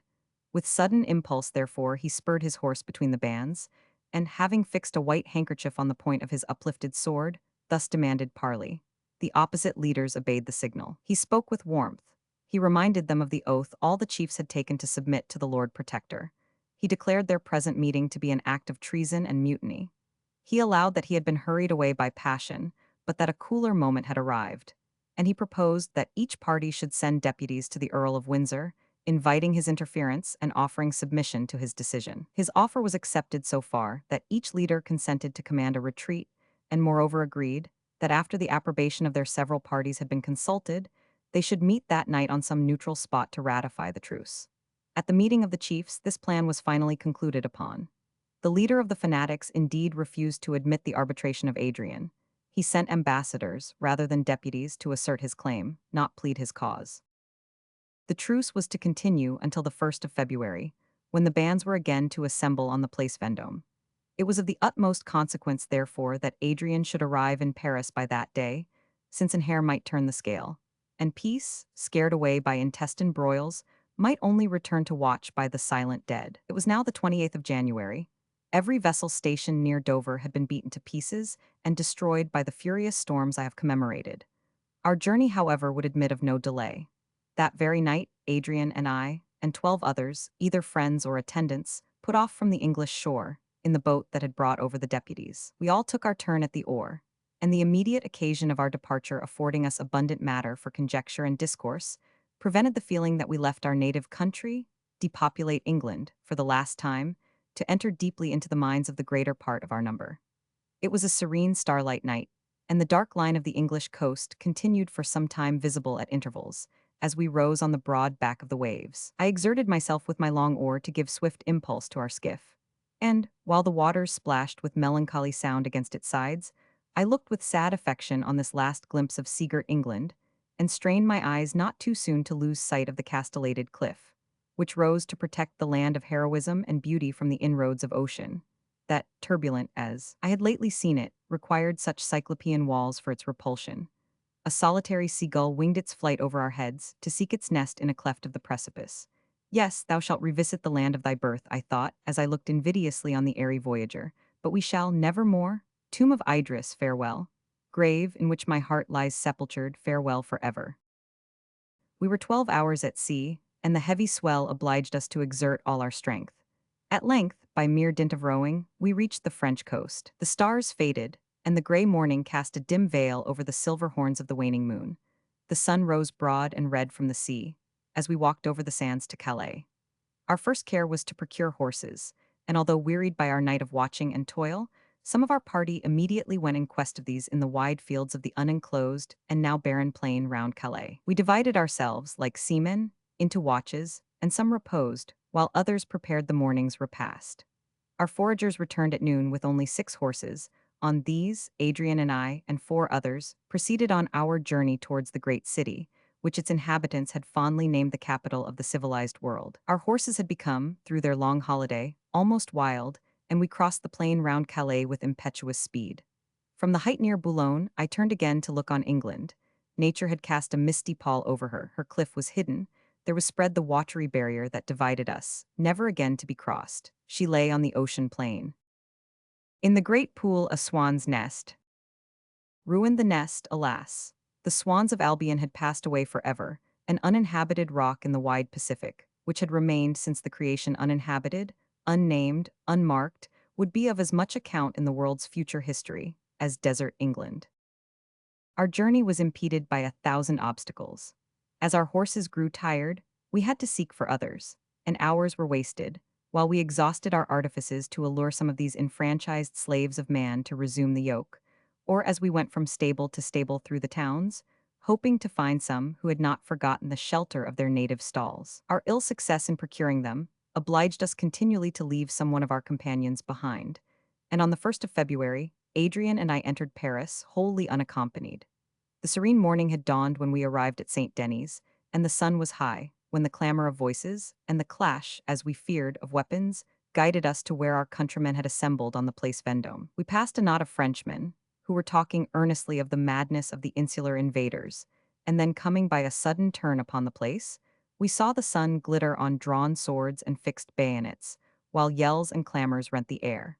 It was a scene of unaccustomed confusion in these days of depopulation. Roused by fancied wrongs and insulting scoffs, the opposite parties had rushed to attack each other, while the elect, drawn up apart, seemed to wait an opportunity to fall with better advantage on their foes, when they should have mutually weakened each other. A merciful power interposed, and no blood was shed.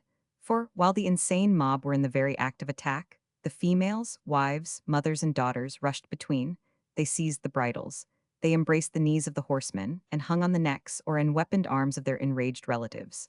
The shrill female scream was mingled with the manly shout, and formed the wild clamor that welcomed us on our arrival. Our voices could not be heard in the tumult. Adrian, however, was eminent for the white charger he rode. Spurring him, he dashed into the midst of the throng.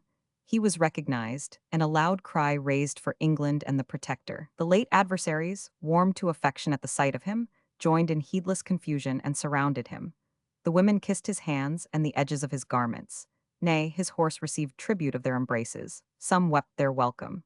He appeared an angel of peace descended among them, and the only danger was that his mortal nature would be demonstrated by his suffocation from the kindness of his friends. His voice was at length heard, and obeyed, the crowd fell back. The chiefs alone rallied round him. I had seen Lord Raymond ride through his lines. His look of victory and majestic mien obtained the respect and obedience of all.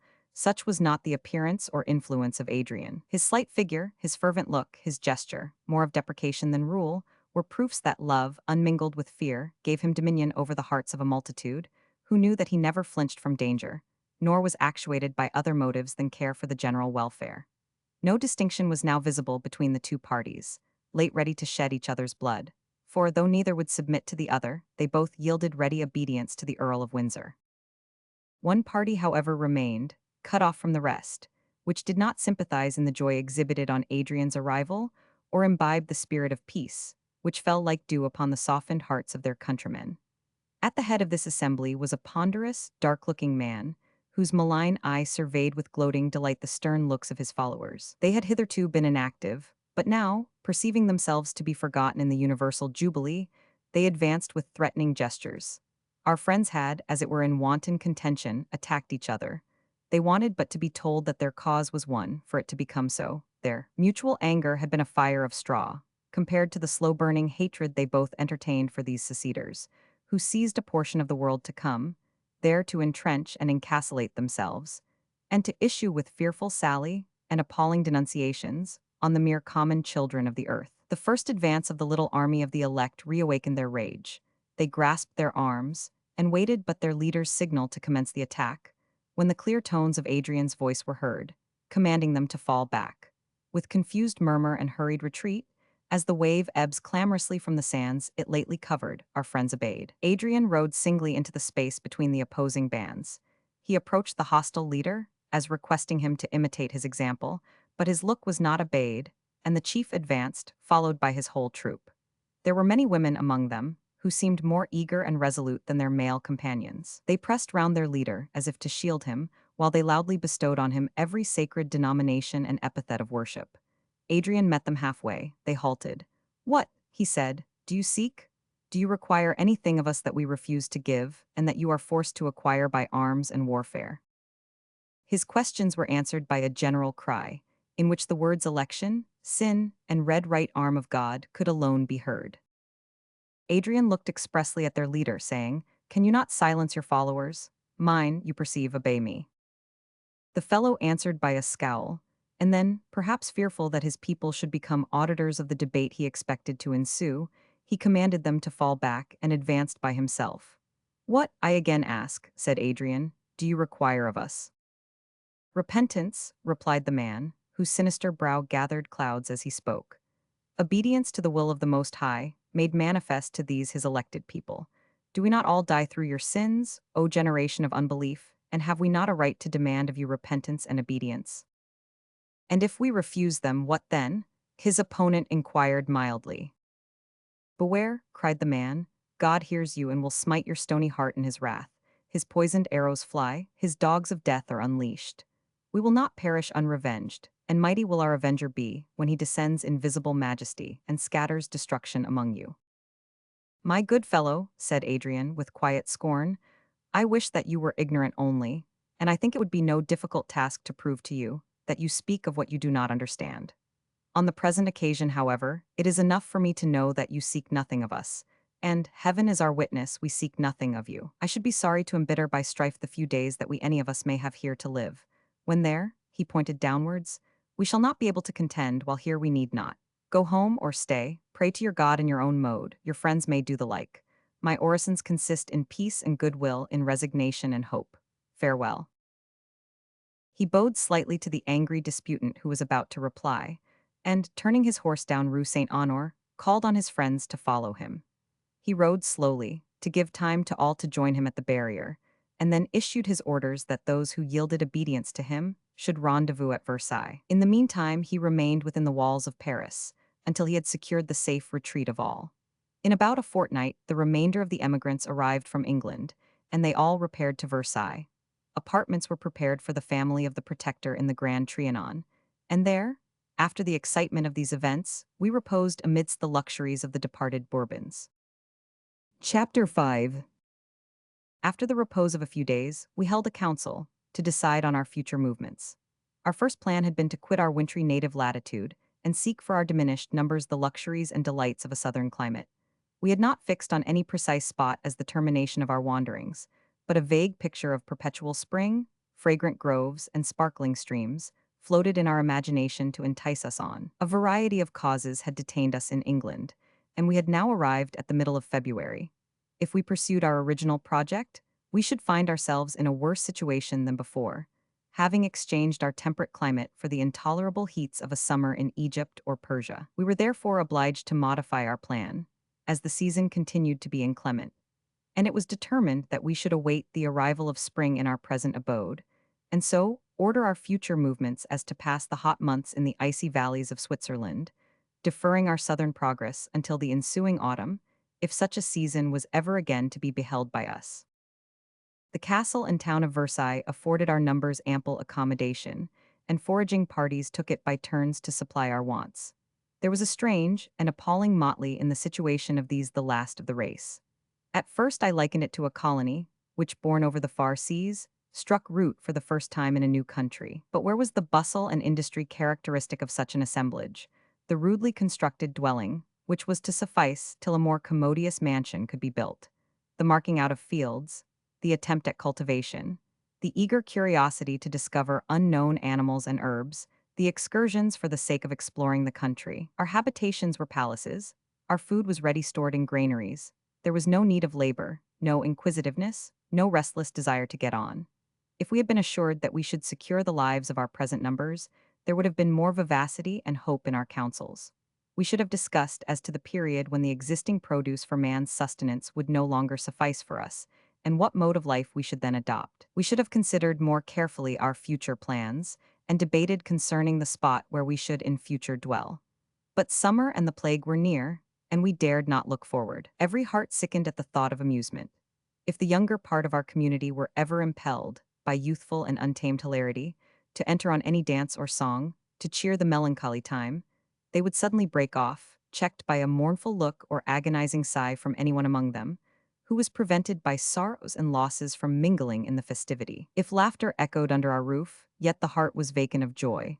And, whenever it chanced that I witnessed such attempts at pastime, they increased instead of diminishing my sense of woe. In the midst of the pleasure-hunting throng, I would close my eyes and see before me the obscure cavern, where was garnered the mortality of Idris, and the dead lay around, mouldering in hushed repose. When I again became aware of the present hour, softest melody of Lydian flute, or harmonious maze of graceful dance, was but as the demoniac chorus in the wolf's glen, and the caperings of the reptiles that surrounded the magic circle.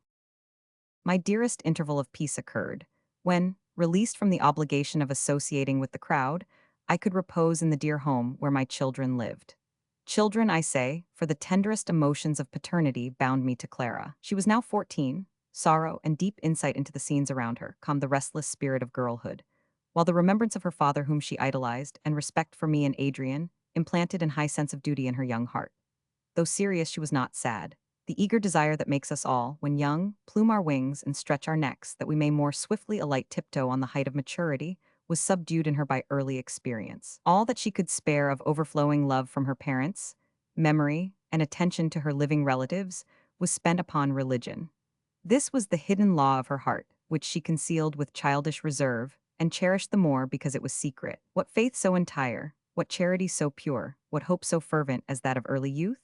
And she, all love, all tenderness and trust, who from infancy had been tossed on the wide sea of passion and misfortune, saw the finger of apparent divinity in all, and her best hope was to make herself acceptable to the power she worshipped. Evelyn was only 5 years old. His joyous heart was incapable of sorrow, and he enlivened our house with the innocent mirth incident to his years. The aged Countess of Windsor had fallen from her dream of power, rank, and grandeur. She had been suddenly seized with the conviction that love was the only good of life, virtue the only ennobling distinction and enriching wealth. Such a lesson had been taught her by the dead lips of her neglected daughter, and she devoted herself, with all the fiery violence of her character, to the obtaining the affection of the remnants of her family. In early years the heart of Adrian had been chilled towards her, and though he observed a due respect, her coldness, mixed with the recollection of disappointment and madness, caused him to feel even pain in her society. She saw this and yet determined to win his love. The obstacle served the rather to excite her ambition. As Henry, Emperor of Germany, lay in the snow before Pope Leo's gate for 3 winter days and nights, so did she in humility wait before the icy barriers of his closed heart, till he, the servant of love and prince of tender courtesy, opened it wide for her admittance, bestowing, with fervency and gratitude, the tribute of filial affection she merited. Her understanding, courage, and presence of mind became powerful auxiliaries to him in the difficult task of ruling the tumultuous crowd, which were subjected to his control, in truth by a single hair. The principal circumstances that disturbed our tranquility during this interval originated in the vicinity of the impostor prophet and his followers. They continued to reside at Paris, but missionaries from among them often visited Versailles, and such was the power of assertions, however false, yet vehemently iterated, over the ready credulity of the ignorant and fearful, that they seldom failed in drawing over to their party some from among our numbers. An instance of this nature coming immediately under our notice, we were led to consider the miserable state in which we should leave our countrymen, when we should, at the approach of summer, move on towards Switzerland, and leave a deluded crew behind us in the hands of their miscreant leader. The sense of the smallness of our numbers, and expectation of decrease, pressed upon us. And, while it would be a subject of congratulation to ourselves to add one to our party, it would be doubly gratifying to rescue from the pernicious influence of superstition and unrelenting tyranny the victims that now, though voluntarily enchained, groaned beneath it. If we had considered the preacher as sincere in a belief of his own denunciations, or only moderately actuated by kind feeling in the exercise of his assumed powers, we should have immediately addressed ourselves to him and endeavored with our best arguments to soften and humanize his views. But he was instigated by ambition. He desired to rule over these last stragglers from the fold of death. His projects went so far as to cause him to calculate that, if from these crushed remains a few survived so that a new race should spring up, he, by holding tight the reins of belief, might be remembered by the post-pestilential race as a patriarch, a prophet, nay a deity, such as of old among the post-diluvians were Jupiter the conqueror, Serapis the lawgiver, and Vishnu the preserver. These ideas made him inflexible in his rule, and violent in his hate of any who presumed to share with him his usurped empire. It is a strange fact, but incontestable, that the philanthropist who ardent in his desire to do good, who patient, reasonable, and gentle, yet disdains to use other argument than truth, has less influence over men's minds than he who, grasping and selfish, refuses not to adopt any means, nor awaken any passion, nor diffuse any falsehood for the advancement of his cause. If this from time immemorial has been the case, the contrast was infinitely greater, now that the one could bring harrowing fears and transcendent hopes into play, while the other had few hopes to hold forth, nor could influence the imagination to diminish the fears which he himself was the first to entertain. The preacher had persuaded his followers that their escape from the plague, the salvation of their children, and the rise of a new race of men from their seed depended on their faith in and their submission to him. They greedily imbibed this belief, and their overweening credulity even rendered them eager to make converts to the same faith. How to seduce any individuals from such an alliance of fraud was a frequent subject of Adrian's meditations and discourse. He formed many plans for the purpose, but his own troop kept him in full occupation to ensure their fidelity and safety, beside which the preacher was as cautious and prudent as he was cruel. His victims lived under the strictest rules and laws, which either entirely imprisoned them within the Tuileries or let them out in such numbers, and under such leaders, as precluded the possibility of controversy. There was one among them, however, whom I resolved to save. She had been known to us in happier days. Idris had loved her, and her excellent nature made it peculiarly lamentable that she should be sacrificed by this merciless cannibal of souls. This man had between 200 and 300 persons enlisted under his banners. More than half of them were women.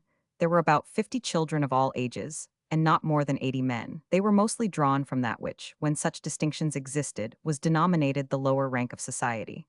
The exceptions consisted of a few high-born females, who, panic-struck and tamed by sorrow, had joined him.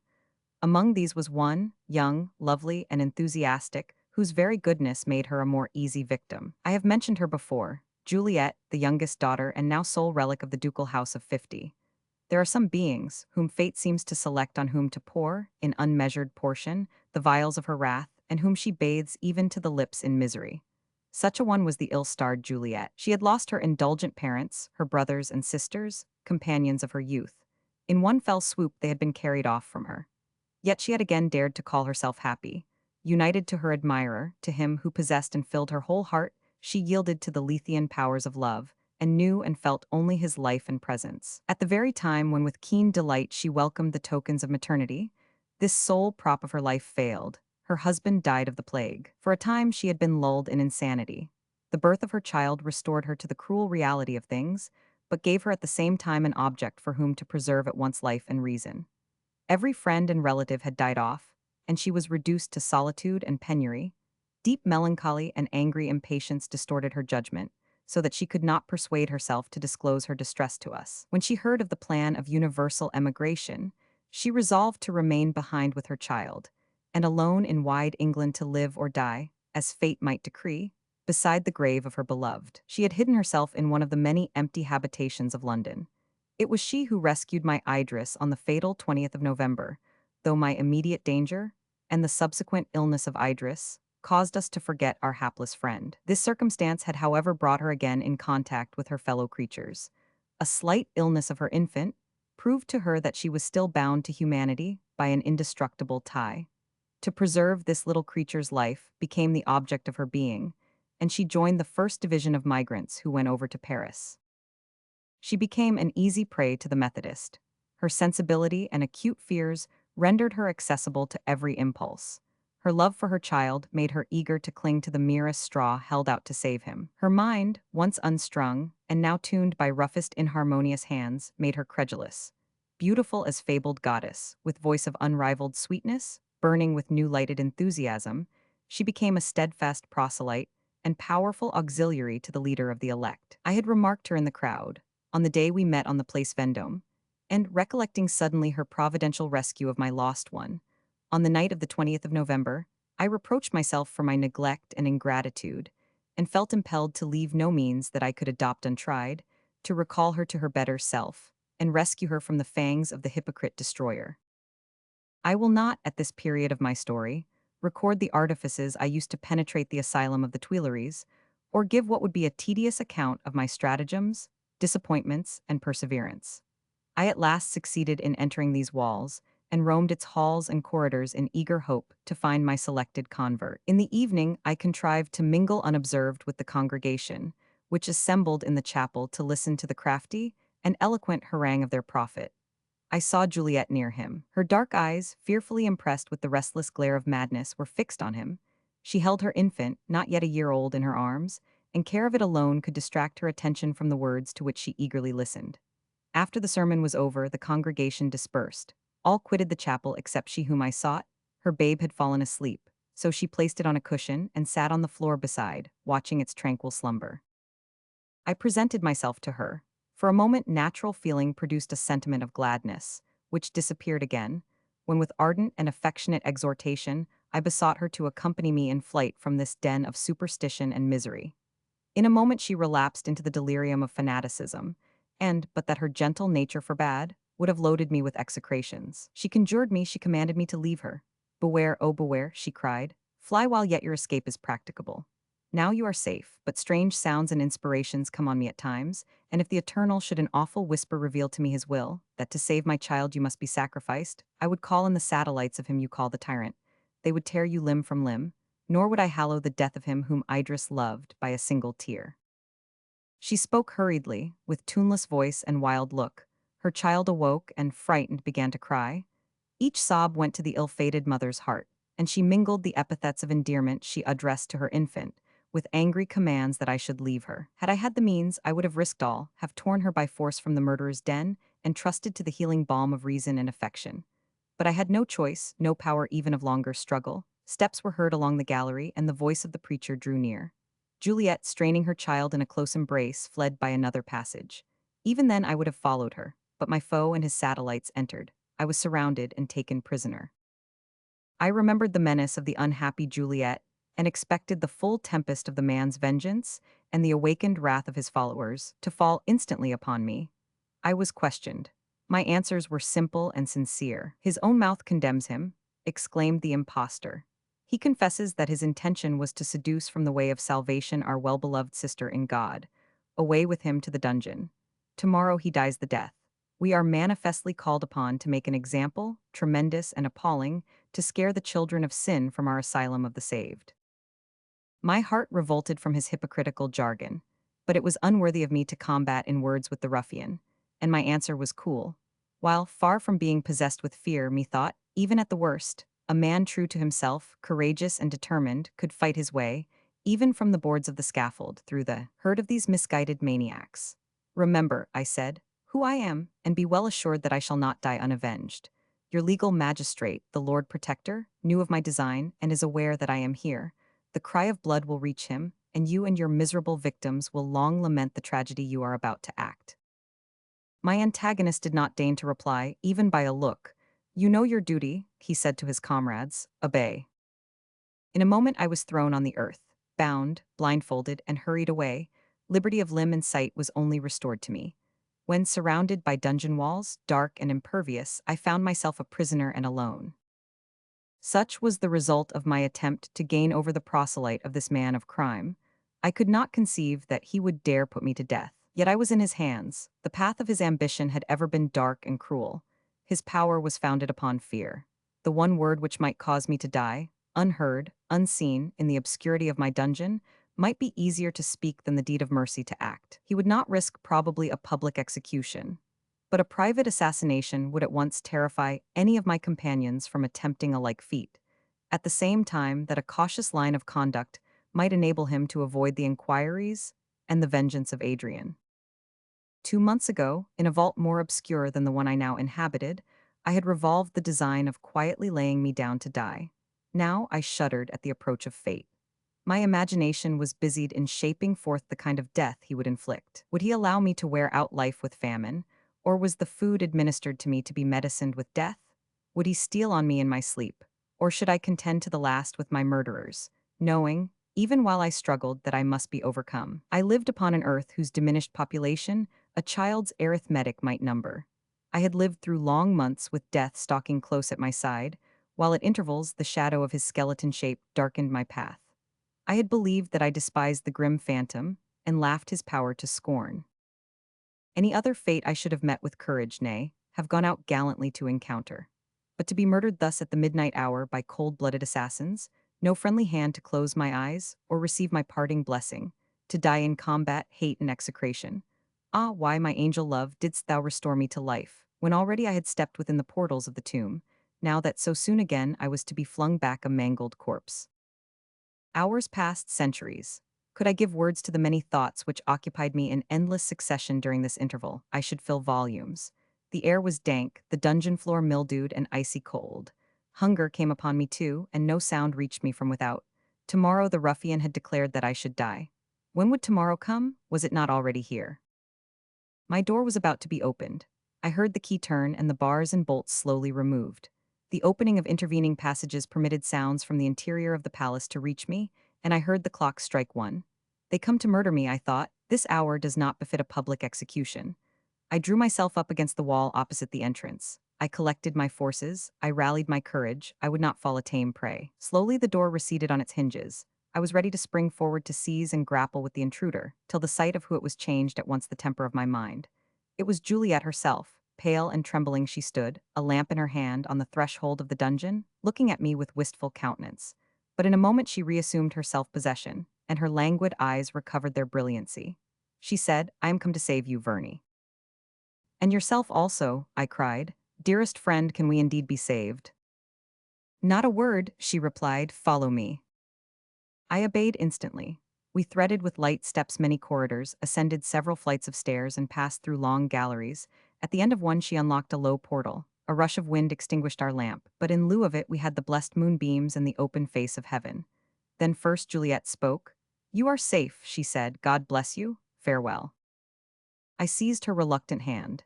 Dear friend, I cried, misguided victim, do you not intend to escape with me? Have you not risked all in facilitating my flight? And do you think that I will permit you to return and suffer alone the effects of that miscreant's rage? Never. Do not fear for me, replied the lovely girl mournfully, and do not imagine that without the consent of our chief you could be without these walls. It is he that has saved you. He assigned to me the part of leading you hither, because I am best acquainted with your motives for coming here, and can best appreciate his mercy in permitting you to depart. And are you, I cried, the dupe of this man? He dreads me alive as an enemy, and dead he fears my avengers. By favoring this clandestine escape, he preserves a show of consistency to his followers, but mercy is far from his heart. Do you forget his artifices, his cruelty and fraud? As I am free, so are you. Come, Juliet, the mother of our lost Idris will welcome you. The noble Adrian will rejoice to receive you. You will find peace and love, and better hopes than fanaticism can afford. Come and fear not. Long before day we shall be at Versailles. Close the door on this abode of crime. Come, sweet Juliet, from hypocrisy and guilt to the society of the affectionate and good. I spoke hurriedly, but with fervor, and while with gentle violence I drew her from the portal, some thought, some recollection of past scenes of youth and happiness, made her listen and yield to me. Suddenly she broke away with a piercing shriek. My child, he has my child, my darling girl is my hostage. She darted from me into the passage. The gate closed between us. She was left in the fangs of this man of crime, a prisoner, still to inhale the pestilential atmosphere which adhered to his demoniac nature. The unimpeded breeze played on my cheek, the moon shone graciously upon me, my path was free. Glad to have escaped, yet melancholy in my very joy, I retrod my steps to Versailles. In Chapter 6. Eventful winter passed. Winter, the respite of our ills. By degrees the sun, which with slant beams had before yielded the more extended reign to night, lengthened his diurnal journey, and mounted his highest throne, at once the fosterer of earth's new beauty and her lover. We who, like flies that congregate upon a dry rock at the ebbing of the tide, had played wantonly with time, allowing our passions, our hopes, and our mad desires to rule us, now heard the approaching roar of the ocean of destruction, and would have fled to some sheltered crevice before the first wave broke over us. We resolved without delay to commence our journey to Switzerland. We became eager to leave France. Under the icy vaults of the glaciers, beneath the shadow of the pines, the swinging of whose mighty branches was arrested by a load of snow. Beside the streams whose intense cold proclaimed their origin to be from the slow-melting piles of congelated waters, amidst frequent storms which might purify the air, we should find health, if in truth health were not herself diseased. We began our preparations at first with alacrity. We did not now bid adieu to our native country, to the graves of those we loved, to the flowers and streams and trees which had lived beside us from infancy. Small sorrow would be ours on leaving Paris, a scene of shame when we remembered our late contentions, and thought that we left behind a flock of miserable, deluded victims, bending under the tyranny of a selfish impostor. Small pangs should we feel in leaving the gardens, woods, and halls of the palaces of the Bourbons at Versailles, which we feared would soon be tainted by the dead. When we looked forward to valleys lovelier than any garden, to mighty forests and halls, built not for mortal majesty, but palaces of nature's own, with the Alp of marmoreal whiteness for their walls, the sky for their roof. Yet our spirits flagged, as the day drew near which we had fixed for our departure. Dire visions and evil auguries, if such things were, thickened around us, so that in vain might men say, "These are their reasons, they are natural." We felt them to be ominous, and dreaded the future event enchained to them, that the night owl should screech before the noonday sun, that the hard-winged bat should wheel around the bed of beauty, that muttering thunder should in early spring startle the cloudless air, that sudden and exterminating blight should fall on the tree and shrub, were unaccustomed but physical events, less horrible than the mental creations of almighty fear. Some had sight of funeral processions, and faces all begrimed with tears, which flitted through the long avenues of the gardens, and drew aside the curtains of the sleepers at dead of night. Some heard wailing and cries in the air. A mournful chaunt would stream through the dark atmosphere, as if spirits above sang the requiem of the human race. What was there in all this, but that fear created other senses within our frames, making us see, hear, and feel what was not? What was this but the action of diseased imaginations and childish credulity? So might it be, but what was most real was the existence of these very fears. The staring looks of horror, the faces pale even to ghastliness, the voices struck dumb with harrowing dread, of those among us who saw and heard these things. Of this number was Adrian, who knew the delusion, yet could not cast off the clinging terror. Even ignorant infancy appeared with timorous shrieks and convulsions to acknowledge the presence of unseen powers. We must go. In change of scene, in occupation, and such security as we still hope to find, we should discover a cure for these gathering horrors. On mustering our company, we found them to consist of 1,400 souls, men, women, and children. Until now, therefore, we were undiminished in numbers, except by the desertion of those who had attached themselves to the impostor prophet and remained behind in Paris. About 50 French joined us. Our order of march was easily arranged. The ill success which had attended our division determined Adrian to keep all in one body. I, with 100 men, went forward first as purveyor, taking the road of the Côte d'Or, through Auxerre, Dijon, Dole, over the Jura to Geneva. I was to make arrangements at every 10 miles for the accommodation of such numbers as I found the town or village would receive, leaving behind a messenger with a written order, signifying how many were to be quartered there. The remainder of our tribe was then divided into bands of 50 each, every division containing 18 men, and the remainder consisting of women and children.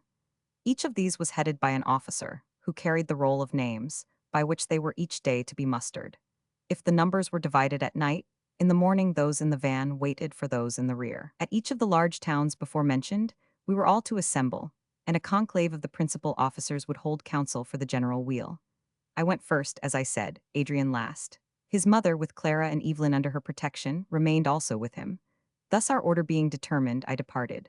My plan was to go at first no further than Fontainebleau, where in a few days I should be joined by Adrian, before I took flight again further eastward. My friend accompanied me a few miles from Versailles. He was sad, and, in a tone of unaccustomed despondency, uttered a prayer for our speedy arrival among the Alps, accompanied with an expression of vain regret that we were not already there. In that case, I observed, we can quicken our march. Why adhere to a plan whose dilatory proceeding you already disapprove? Nay, replied he, it is too late now. A month ago, and we were masters of ourselves. Now, he turned his face from me. Though gathering twilight had already veiled its expression, he turned it yet more away as he added, a man died of the plague last night. He spoke in a smothered voice, then suddenly clasping his hands, he exclaimed, swiftly, most swiftly advances the last hour for us all. As the stars vanish before the sun, so will his near approach destroy us. I have done my best, with grasping hands and impotent strength, I have hung on the wheel of the chariot of plague, but she drags me along with it, while, like Juggernaut, she proceeds crushing out the being of all who strew the high road of life. Would that it were over, would that her procession achieved, we had all entered the tomb together. Tears streamed from his eyes. Again and again, he continued, will the tragedy be acted? Again I must hear the groans of the dying, the wailing of the survivors, again witness the pangs which, consummating all, envelope an eternity in their evanescent existence. Why am I reserved for this? Why the tainted weather of the flock? Am I not struck to earth among the first? It is hard, very hard, for one of woman born to endure all that I endure. Hitherto, with an undaunted spirit and an high feeling of duty and worth, Adrian had fulfilled his self-imposed task. I had contemplated him with reverence and a fruitless desire of imitation. I now offered a few words of encouragement and sympathy. He hid his face in his hands, and while he strove to calm himself, he ejaculated, for a few months, yet for a few months more, let not, O God, my heart fail or my courage be bowed down. Let not sights of intolerable misery madden this half-crazed brain, or cause this frail heart to beat against its prison bound, so that it burst. I have believed it to be my destiny to guide and rule the last of the race of man, till death extinguish my government, and to this destiny I submit. Pardon me, Verney, I pain you, but I will no longer complain. Now I am myself again, or rather I am better than myself. You have known how from my childhood aspiring thoughts and high desires have warred with inherent disease and overstrained sensitiveness, till the latter became victors. You know how I placed this wasted feeble hand on the abandoned helm of human government. I have been visited at times by intervals of fluctuation.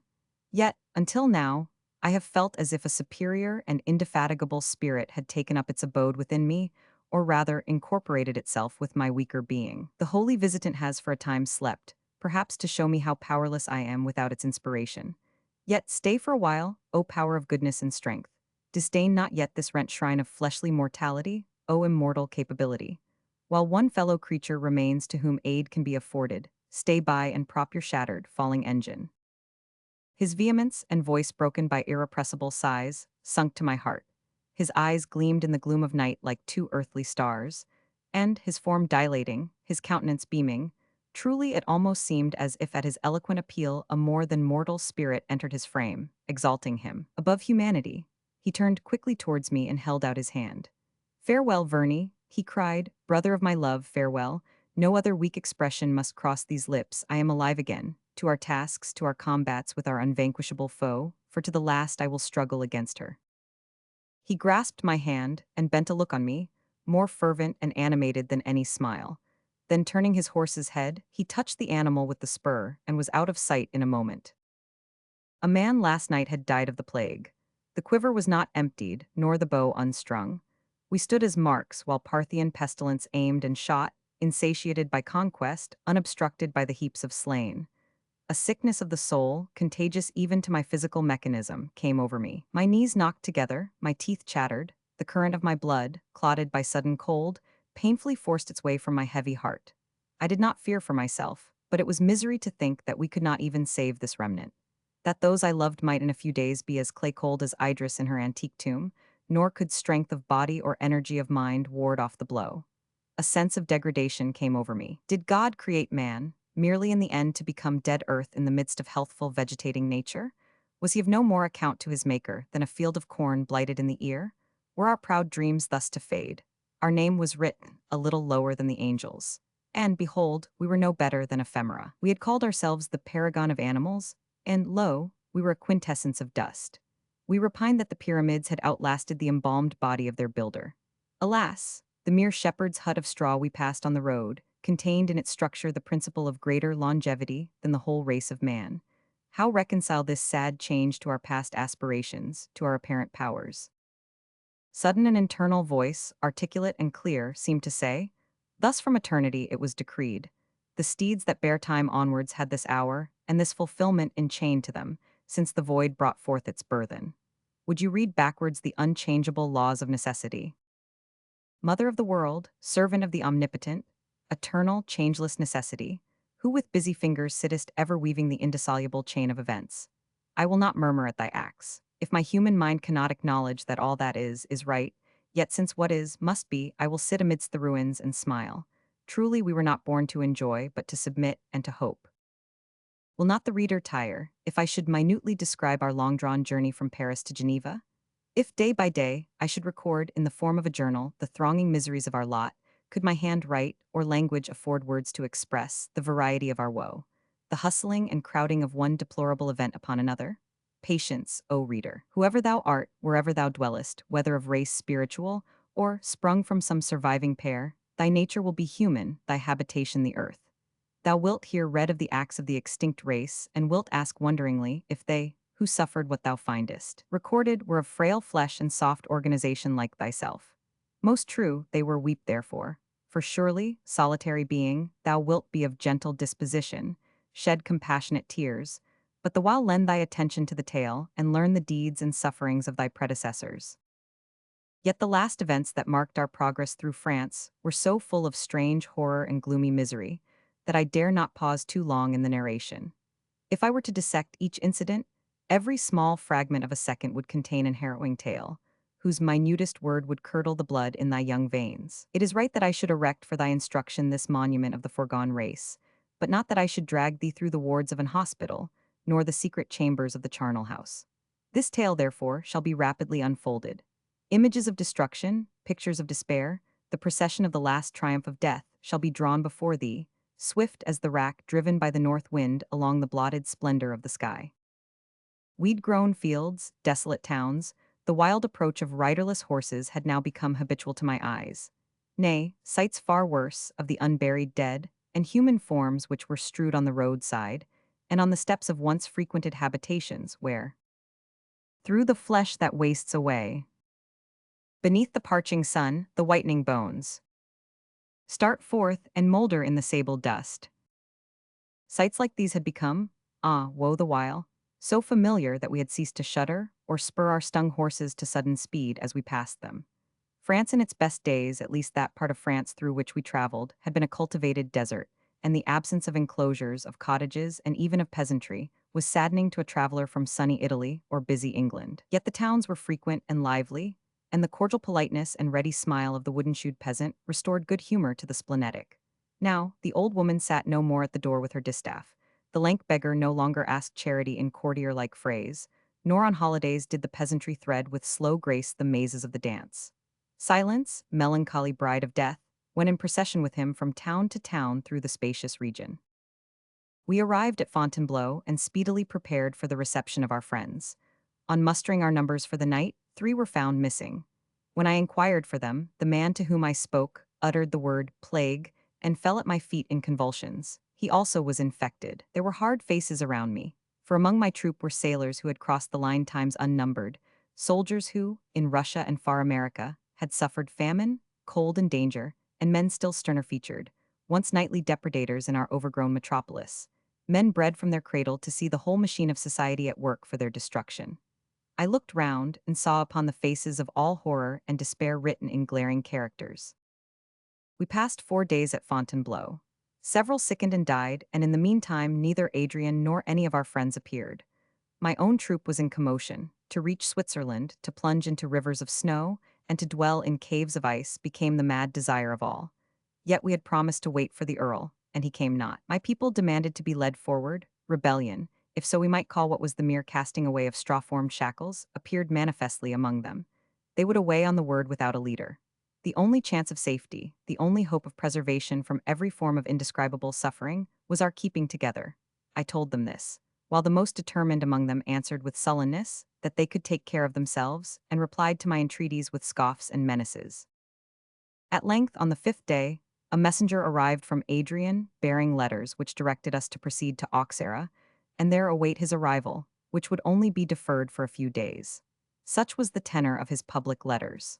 Those privately delivered to me detailed at length the difficulties of his situation, and left the arrangement of my future plans to my own discretion. His account of the state of affairs at Versailles was brief, but the oral communications of his messenger filled up his omissions, and showed me that perils of the most frightful nature were gathering around him.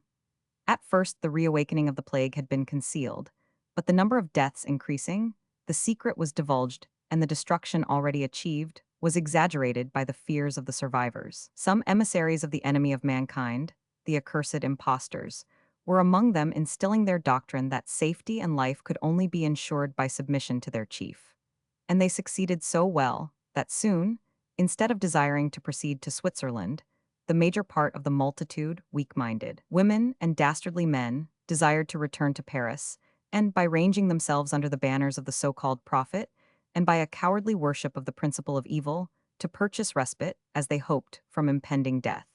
The discord and tumult induced by these conflicting fears and passions detained Adrian. It required all his ardor in pursuit of an object, and his patience under difficulties, to calm and animate such a number of his followers, as might counterbalance the panic of the rest, and lead them back to the means from which alone safety could be derived. He had hoped immediately to follow me, but, being defeated in this intention, he sent his messenger urging me to secure my own troop at such a distance from Versailles, as to prevent the contagion of rebellion from reaching them, promising, at the same time, to join me the moment a favorable occasion should occur, by means of which he could withdraw the main body of the emigrants from the evil influence at present exercised over them. I was thrown into a most painful state of uncertainty by these communications.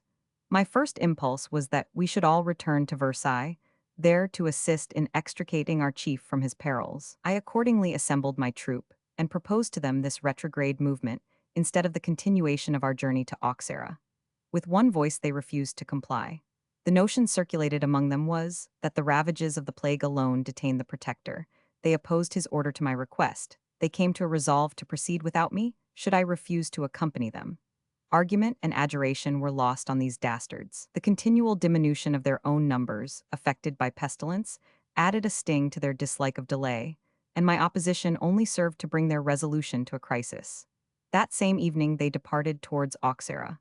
Oaths, as from soldiers to their general, had been taken by them. These they broke. I also had engaged myself not to desert them. It appeared to me inhuman to ground any infraction of my word on theirs. The same spirit that caused them to rebel against me would impel them to desert each other, and the most dreadful sufferings would be the consequence of their journey in their present unordered and chiefless array. These feelings for a time were paramount, and, in obedience to them, I accompanied the rest towards Auxerre. We arrived the same night at Villeneuve-Laguiard, a town at the distance of 4 posts from Fontainebleau. When my companions had retired to rest, and I was left alone to revolve and ruminate upon the intelligence I received of Adrian's situation, another view of the subject presented itself to me. What was I doing, and what was the object of my present movements? Apparently I was to lead this troop of selfish and lawless men towards Switzerland, leaving behind my family and my selected friend, which, subject as they were hourly to the death that threatened to all, I might never see again. Was it not my first duty to assist the protector, setting an example of attachment and duty? At a crisis, such as the one I had reached, it is very difficult to balance nicely opposing interests, and that towards which our inclinations lead us obstinately assumes the appearance of selfishness, even when we meditate a sacrifice. We are easily led at such times to make a compromise of the question, and this was my present resource. I resolved that very night to ride to Versailles. If I found affairs less desperate than I now deemed them, I would return without delay to my troop. I had a vague idea that my arrival at that town would occasion some sensation more or less strong, of which we might profit for the purpose of leading forward the vacillating multitude. At least no time was to be lost. I visited the stables. I saddled my favorite horse, and vaulting on his back, without giving myself time for further reflection or hesitation, quitted Villeneuve-Laguierd on my return to Versailles. I was glad to escape from my rebellious troop, and to lose sight for a time of the strife of evil with good, where the former forever remained triumphant. I was stung almost to madness by my uncertainty concerning the fate of Adrian, and grew reckless of any event, except what might lose or preserve my unequaled friend. With an heavy heart that sought relief in the rapidity of my course, I rode through the night to Versailles. I spurred my horse, who addressed his free limbs to speed, and tossed his gallant head in pride. The constellations reeled swiftly by, swiftly each tree and stone and landmark fled past my onward career. I bared my head to the rushing wind, which bathed my brow in delightful coolness. As I lost sight of Villeneuve-Laguierd, I forgot the sad drama of human misery. Methought it was happiness enough to live, sensitive the while of the beauty of the verdure-clad earth, the star-bespangled sky, and the tameless wind that lent animation to the whole. My horse grew tired, and I, forgetful of his fatigue, still as he lagged, cheered him with my voice and urged him with the spur. He was a gallant animal, and I did not wish to exchange him for any chance beast I might light on, leaving him never to be refound. All night we went forward. In the morning he became sensible that we approached Versailles, to reach which as his home, he mustered his flagging strength. The distance we had come was not less than 50 miles, yet he shot down the long boulevard swift as an arrow. Poor fellow, as I dismounted at the gate of the castle, he sunk on his knees, his eyes were covered with a film, he fell on his side. A few gasps inflated his noble chest, and he died. I saw him expire with an anguish unaccountable even to myself. The spasm was as the wrenching of some limb in agonizing torture, but it was brief as it was intolerable. I forgot him as I swiftly darted through the open portal and up the majestic stairs of this castle of victories. Heard Adrian's voice, O fool, O woman nurtured, effeminate and contemptible being. I heard his voice and answered it with convulsive shrieks. I rushed into the hall of Hercules, where he stood surrounded by a crowd, whose eyes, turned in wonder on me, reminded me that on the stage of the world, a man must repress such girlish ecstasies. I would have given worlds to have embraced him. I dared not. Half in exhaustion, half voluntarily, I threw myself at my length on the ground. Dare I disclose the truth to the gentle offspring of solitude? I did so that I might kiss the dear and sacred earth he trod. I found everything in a state of tumult. An emissary of the leader of the elect had been so worked up by his chief, and by his own fanatical creed, as to make an attempt on the life of the protector and preserver of lost mankind. His hand was arrested while in the act of poignarding the earl.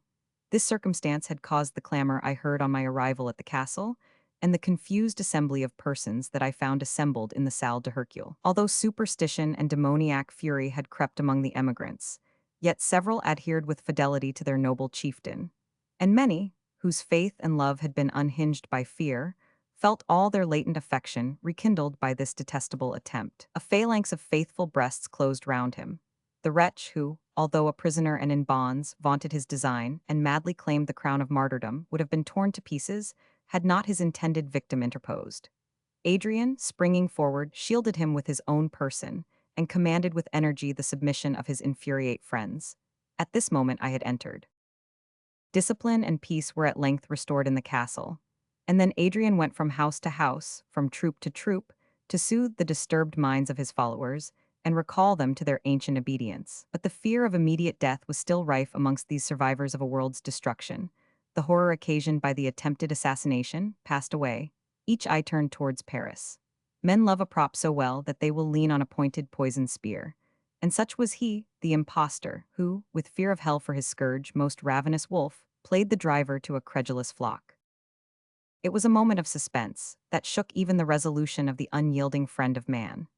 Adrian, for one moment, was about to give in, to cease the struggle and quit with a few adherents, the deluded crowd, leaving them a miserable prey to their passions and to the worst tyrant who excited them. But again, after a brief fluctuation of purpose, he resumed his courage and resolves, sustained by the singleness of his purpose and the untried spirit of benevolence which animated him. At this moment, as an omen of excellent import, his wretched enemy pulled destruction on his head, destroying with his own hands the dominion he had erected. His grand hold upon the minds of men took its rise from the doctrine inculcated by him that those who believed in and followed him were the remnant to be saved, while all the rest of mankind were marked out for death. Now, at the time of the flood, the Omnipotent repented him that he had created man, and as then with water, now with the arrows of pestilence, was about to annihilate all, except those who obeyed his decrees, promulgated by the Ipse Dixit prophet. It is impossible to say on what foundations this man built his hopes of being able to carry on such an imposture. It is likely that he was fully aware of the lie which murderous nature might give to his assertions, and believed it to be the cast of a die, whether he should in future ages be reverenced as an inspired delegate from heaven, or be recognized as an impostor by the present dying generation. At any rate, he resolved to keep up the drama to the last act. When, on the first approach of summer, the fatal disease again made its ravages among the followers of Adrian, the impostor exultingly proclaimed the exemption of his own congregation from the universal calamity. He was believed. His followers, hitherto shut up in Paris, now came to Versailles. Mingling with the coward band there assembled, they reviled their admirable leader and asserted their own superiority and exemption. At length the plague, slow-footed but sure in her noiseless advance, destroyed the illusion, invading the congregation of the elect and showering promiscuous death among them. Their leader endeavored to conceal this event. He had a few followers who, admitted into the arcana of his wickedness, could help him in the execution of his nefarious designs. Those who sickened were immediately and quietly withdrawn, the cord and a midnight grave disposed of them forever, while some plausible excuse was given for their absence. At last a female, whose maternal vigilance subdued even the effects of the narcotics administered to her, became a witness of their murderous designs on her only child. Mad with horror, she would have burst among her deluded fellow victims, and, wildly shrieking, have awaked the dull ear of night with the history of the fiend-like crime.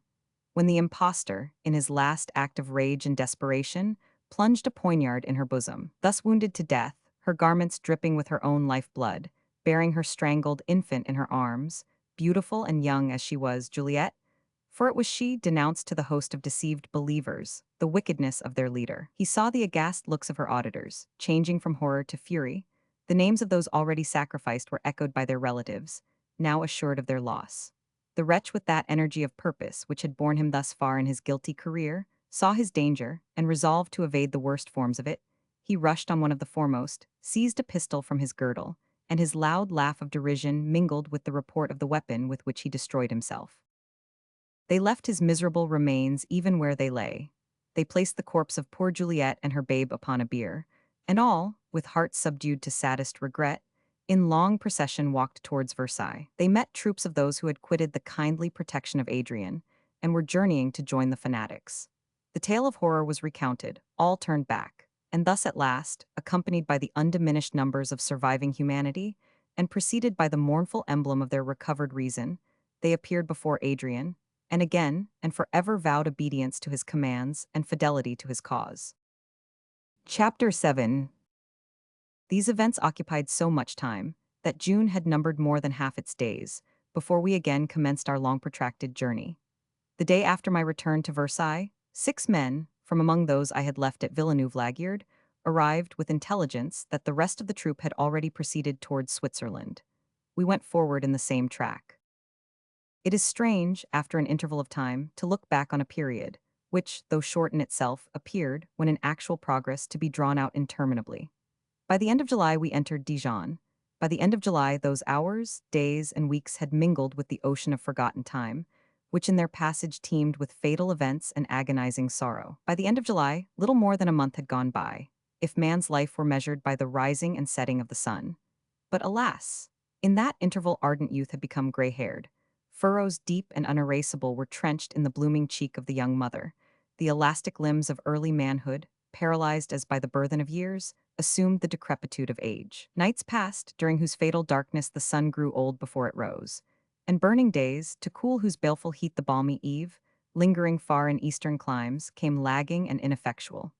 Days, in which the dial, radiant in its noonday station, moved not its shadow the space of a little hour, until a whole life of sorrow had brought the sufferer to an untimely grave.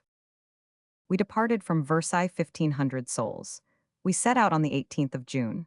We made a long procession, in which was contained every dear relationship or tie of love that existed in human society. Fathers and husbands, with guardian care, gathered their dear relatives around them. Wives and mothers looked for support to the manly form beside them, and then with tender anxiety bent their eyes on the infant troop around. They were sad but not hopeless. Each thought that someone would be saved, each, with that pertinacious optimism, which to the last characterized our human nature, trusted that their beloved family would be the one preserved. We passed through France and found it empty of inhabitants. Some one or two natives survived in the larger towns, which they roamed through like ghosts. We received therefore small increase to our numbers, and such decrease through death, that at last it became easier to count the scanty list of survivors. As we never deserted any of the sick, until their death permitted us to commit their remains to the shelter of a grave, our journey was long, while every day a frightful gap was made in our troop. They died by tens, by fifties, by hundreds. No mercy was shewn by death, we ceased to expect it, and every day welcomed the sun with the feeling that we might never see it rise again. The nervous terrors and fearful visions which had scared us during the spring continued to visit our coward troop during this sad journey. Every evening brought its fresh creation of specters. A ghost was depicted by every blighted tree, and appalling shapes were manufactured from each shaggy bush. By degrees these common marvels palled on us, and then other wonders were called into being.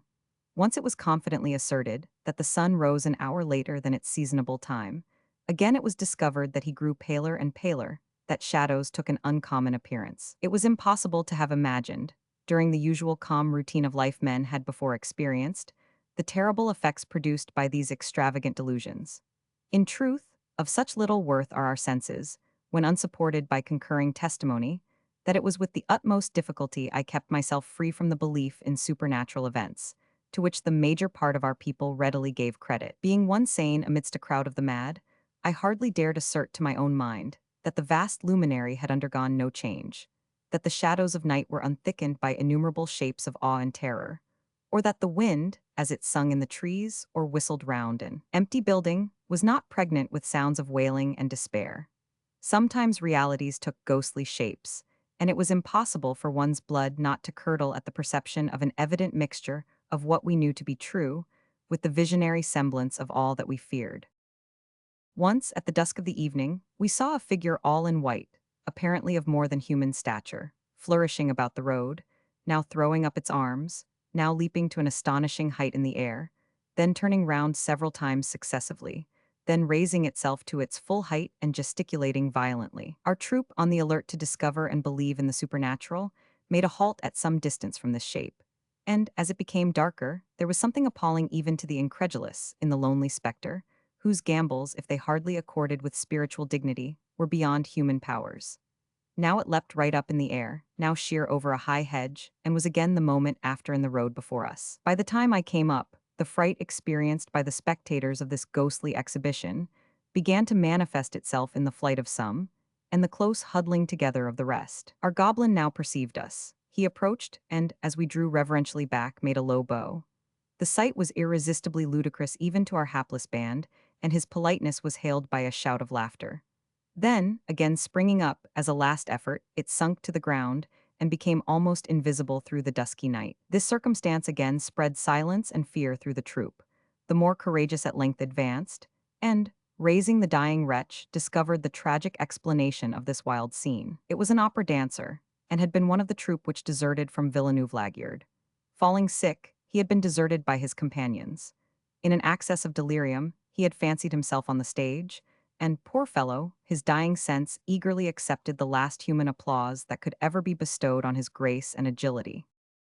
At another time, we were haunted for several days by an apparition, to which our people gave the appellation of the Black Spectre. We never saw it except at evening, when his coal-black steed, his mourning dress and plume of black feathers had a majestic and awe-striking appearance. His face, one said, who had seen it for a moment, was ashy pale. He had lingered far behind the rest of his troop, and suddenly at a turn in the road saw the black spectre coming towards him. He hid himself in fear, and the horse and his rider slowly passed, while the moonbeams fell on the face of the latter, displaying its unearthly hue. Sometimes at dead of night, as we watched the sick, we heard one galloping through the town. It was the black spectre come in token of inevitable death. He grew giant tall to vulgar eyes. An icy atmosphere, they said, surrounded him. When he was heard, all animals shuddered, and the dying knew that their last hour was come. It was death himself, they declared, come visibly to seize on subject earth, and quell at once our decreasing numbers, sole rebels to his law. One day at noon, we saw a dark mass on the road before us, and coming up, beheld the black spectre fallen from his horse, lying in the agonies of disease upon the ground. He did not survive many hours, and his last words disclosed the secret of his mysterious conduct. He was a French noble of distinction, who, from the effects of plague, had been left alone in his district. During many months he had wandered from town to town, from province to province, seeking some survivor for a companion, and abhorring the loneliness to which he was condemned. When he discovered our troop, fear of contagion conquered his love of society. He dared not join us, yet he could not resolve to lose sight of us, sole human beings who besides himself existed in wide and fertile France. So he accompanied us in the spectral guise I have described, till pestilence gathered him to a larger congregation, even that of dead mankind. It had been well if such vain terrors could have distracted our thoughts from more tangible evils. But these were too dreadful, and too many not to force themselves into every thought, every moment of our lives. We were obliged to halt at different periods for days together, till another and yet another was consigned as a clod to the vast clod which had been once our living mother. Thus we continued traveling during the hottest season, and it was not till the 1st of August that we, the emigrants, reader, there were just 80 of us in number, entered the gates of Dijon. We had expected this moment with eagerness, for now we had accomplished the worst part of our drear journey, and Switzerland was near at hand. Yet how could we congratulate ourselves on any event thus imperfectly fulfilled?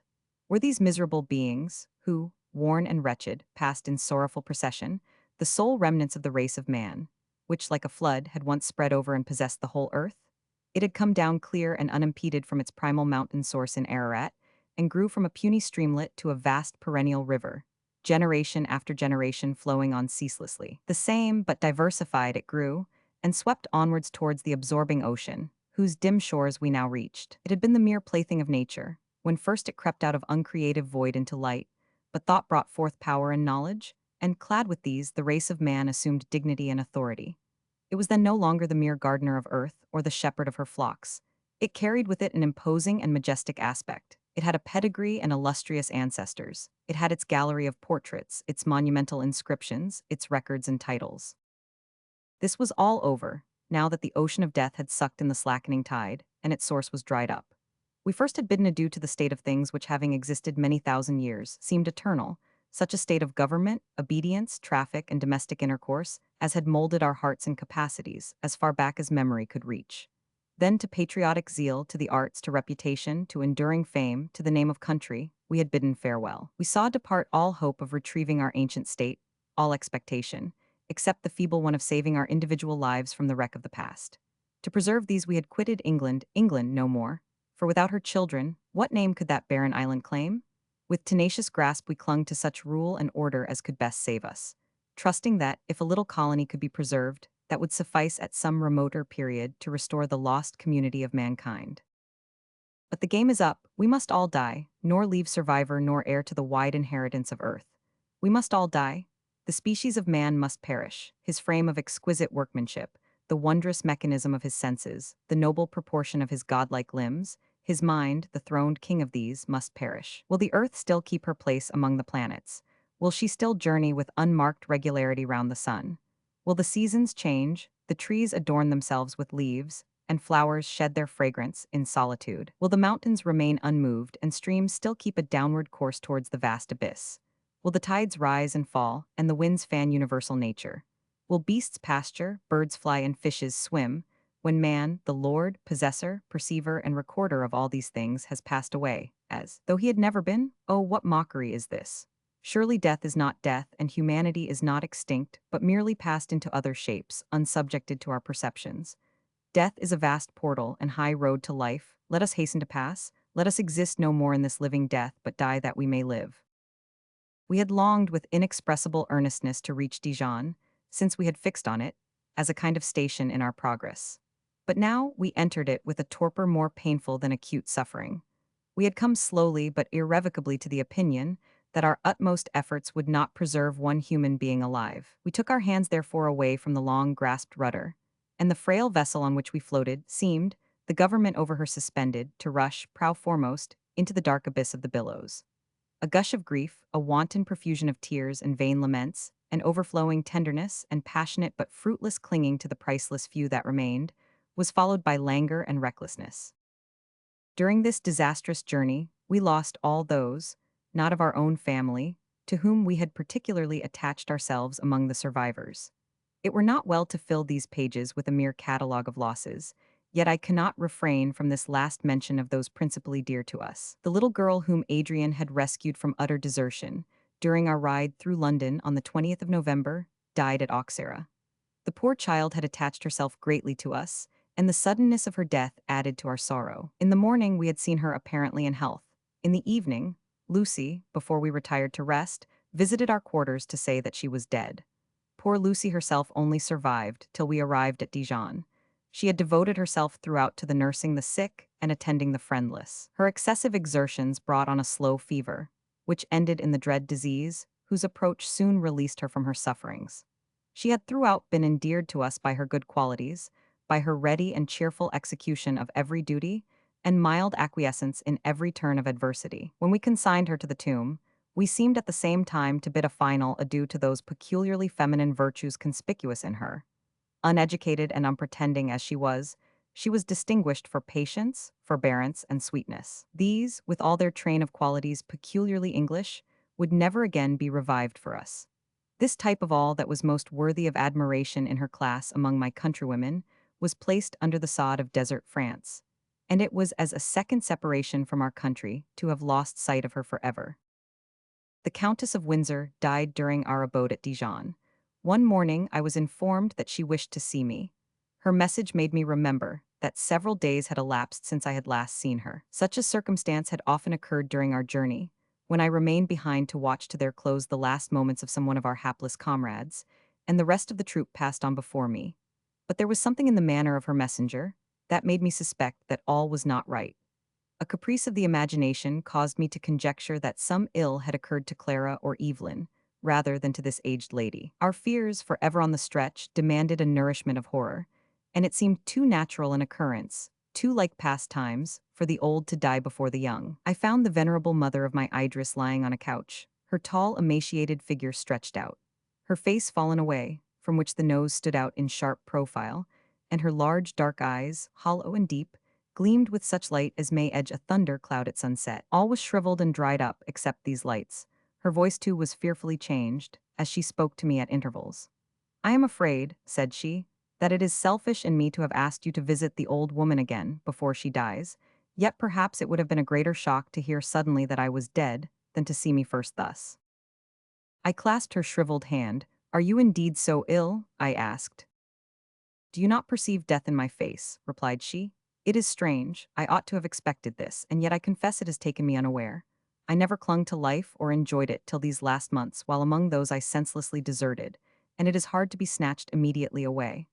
I am glad, however, that I am not a victim of the plague. Probably I should have died at this hour, though the world had continued as it was in my youth."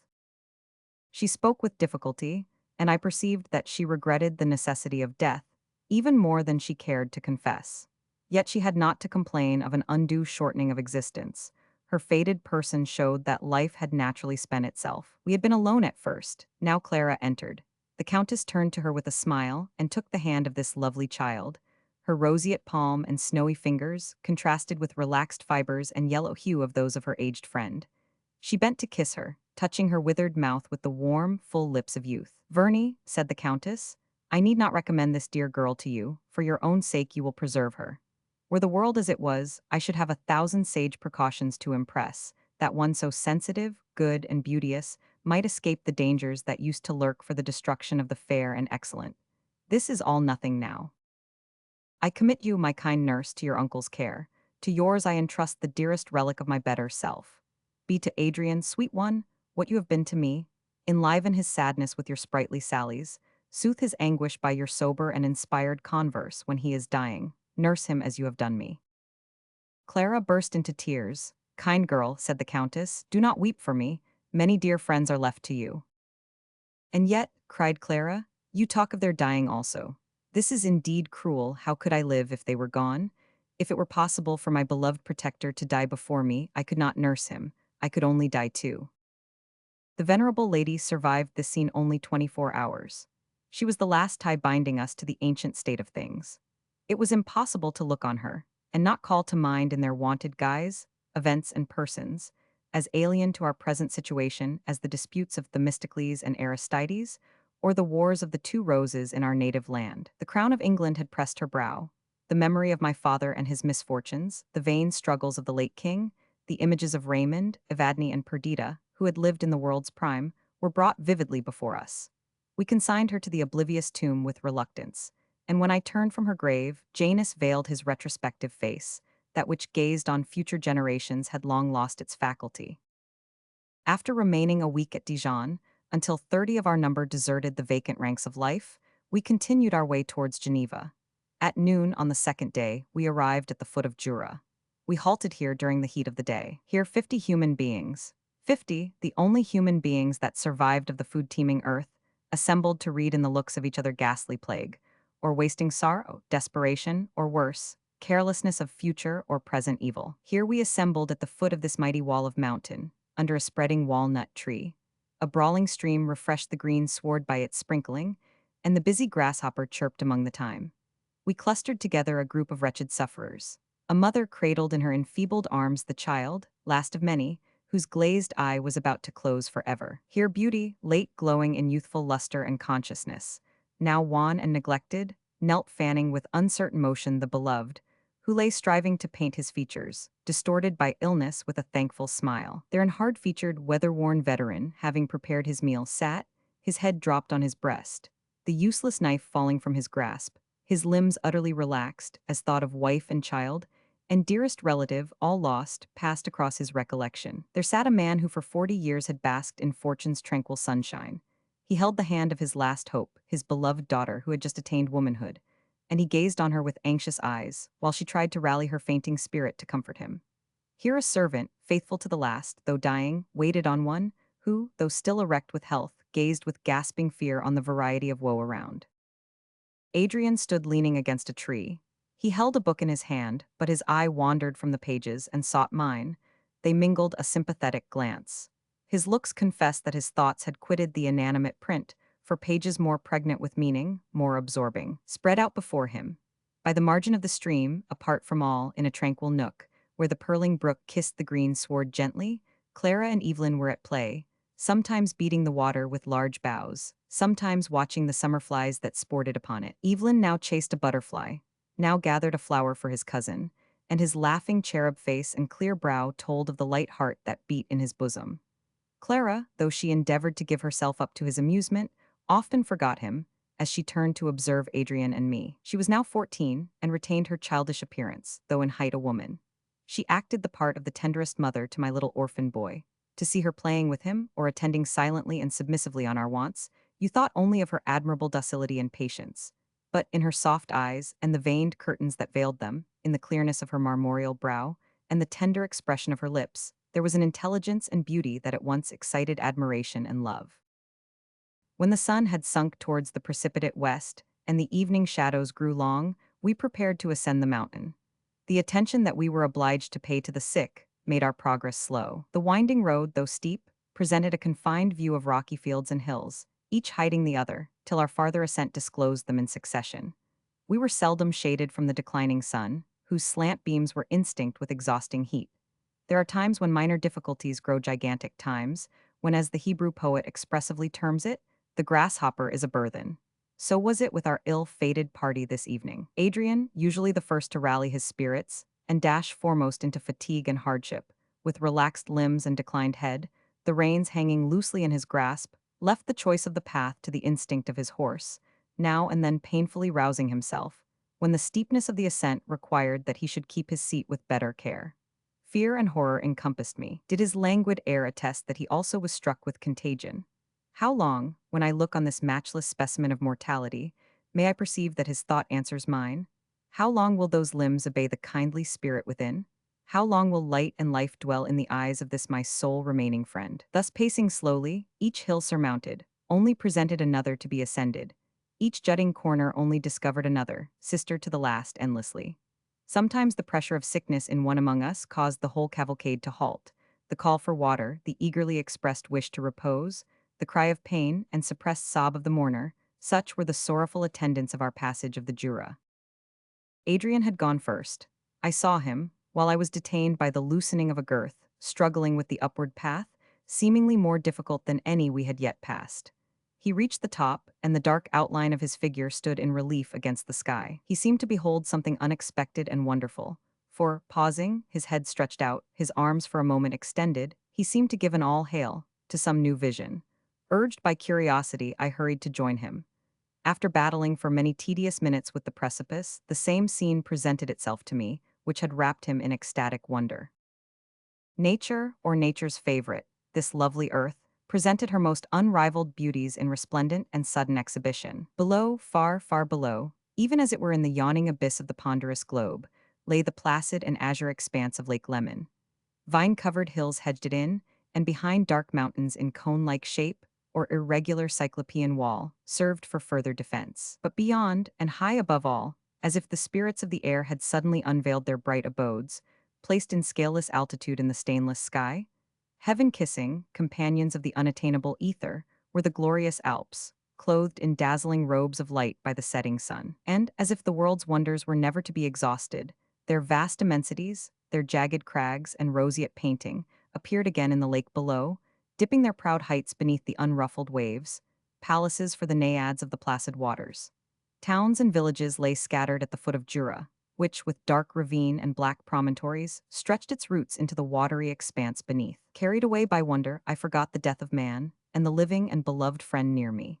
When I turned, I saw tears streaming from his eyes, his thin hands pressed one against the other, his animated countenance beaming with admiration. "Why," cried he at last, "why, O heart, whisperest thou of grief to me? Drink in the beauty of that scene, and possess delight beyond what a fabled paradise could afford."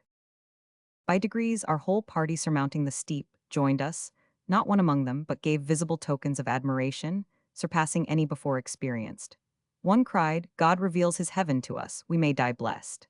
Another and another, with broken exclamations and extravagant phrases, endeavored to express the intoxicating effect of this wonder of nature. So we remained a while, lightened of the pressing burthen of fate, forgetful of death, into whose night we were about to plunge, no longer reflecting that our eyes now and forever were, and would be the only ones which might perceive the divine magnificence of this terrestrial exhibition. An enthusiastic transport, akin to happiness, burst, like a sudden ray from the sun, on our darkened life.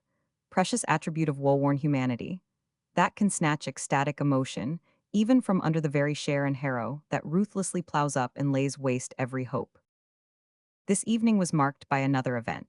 Passing through Fernie in our way to Geneva, unaccustomed sounds of music arose from the rural church which stood embosomed in trees, surrounded by smokeless, vacant cottages.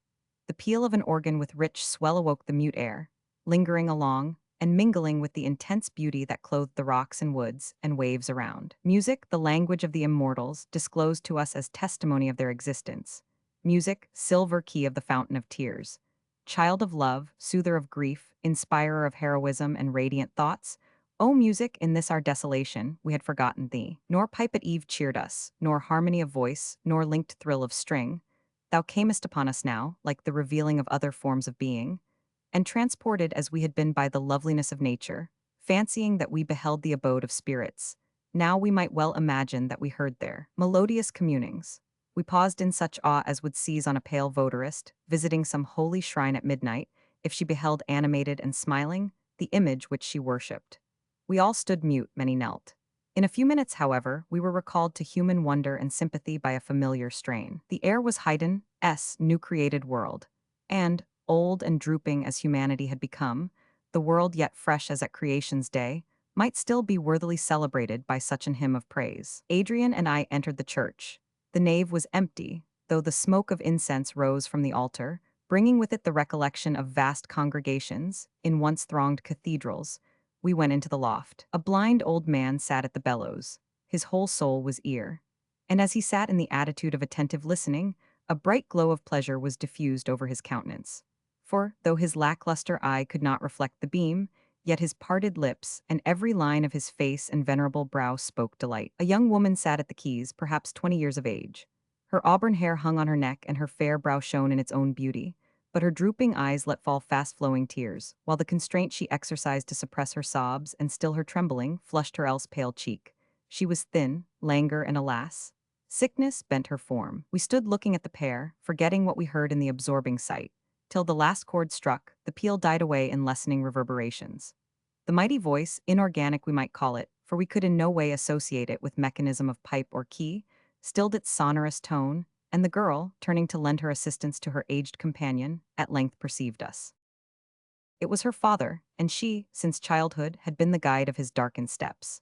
They were Germans from Saxony, and, emigrating thither but a few years before, had formed new ties with the surrounding villagers. About the time that the pestilence had broken out, a young German student had joined them. Their simple history was easily divined. He, a noble, loved the fair daughter of the poor musician, and followed them in their flight from the persecutions of his friends.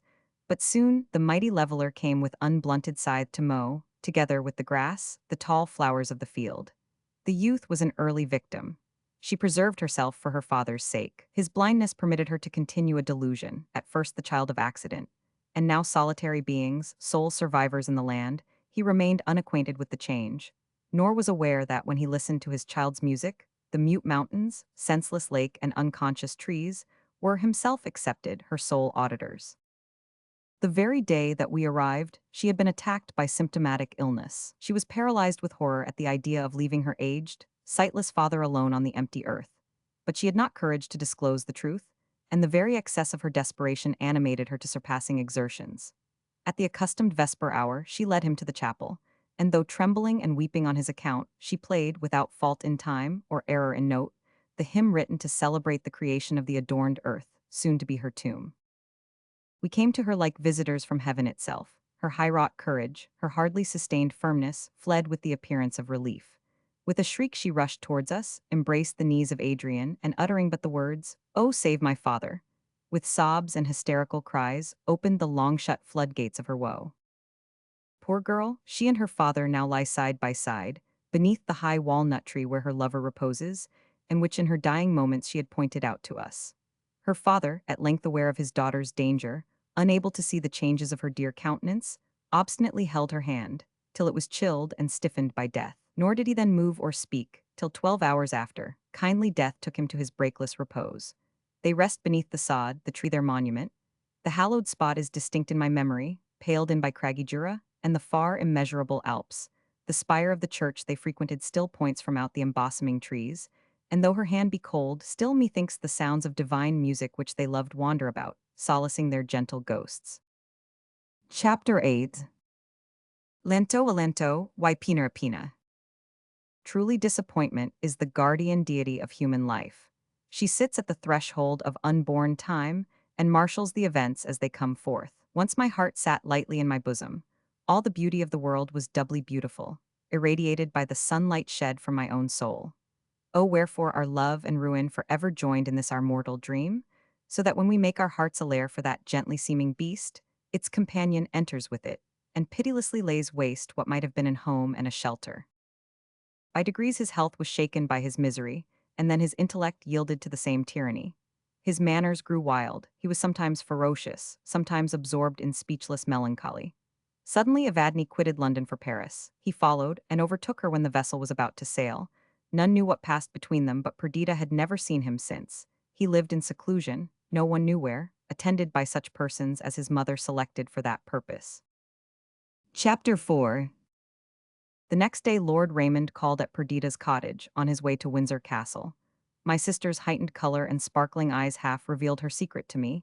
He was perfectly self-possessed. He accosted us both with courtesy, seemed immediately to enter into our feelings, and to make one with us. I scanned his physiognomy, which varied as he spoke, yet was beautiful in every change. The usual expression of his eyes was soft, though at times he could make them even glare with ferocity, His complexion was colorless, and every trait spoke predominate self-will.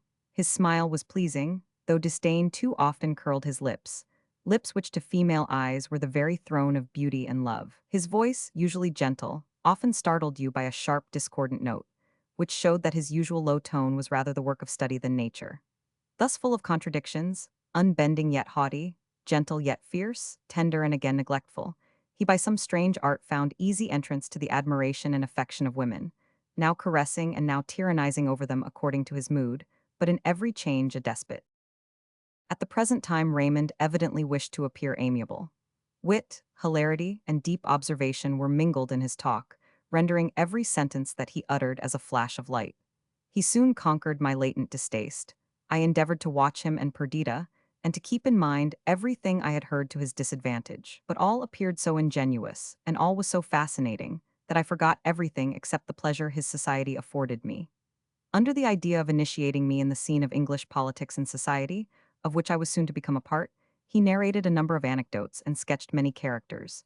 His discourse, rich and varied, flowed on, pervading all my senses with pleasure. But for one thing he would have been completely triumphant. He alluded to Adrian, and spoke of him with that disparagement that the worldly wise always attach to enthusiasm. He perceived the cloud gathering, and tried to dissipate it, but the strength of my feelings would not permit me to pass thus lightly over this sacred subject. So I said emphatically, "Permit me to remark that I am devotedly attached to the Earl of Windsor. He is my best friend and benefactor. I reverence his goodness, I accord with his opinions, and bitterly lament his present, and I trust temporary, illness. That illness, from its peculiarity, makes it painful to me beyond words to hear him mentioned, unless in terms of respect and affection." Raymond replied, but there was nothing conciliatory in his reply. I saw that in his heart he despised those dedicated to any but worldly idols. "Every man," he said, "dreams about something, love, honor, and pleasure. You dream of friendship and devote yourself to a maniac. Well, if that be your vocation, doubtless you are in the right to follow it." Some reflection seemed to sting him, and the spasm of pain that for a moment convulsed his countenance checked my indignation. "Happy are dreamers," he continued, "so that they be not awakened. Would I could dream, but broad and garish day is the element in which I live. The dazzling glare of reality inverts the scene for me.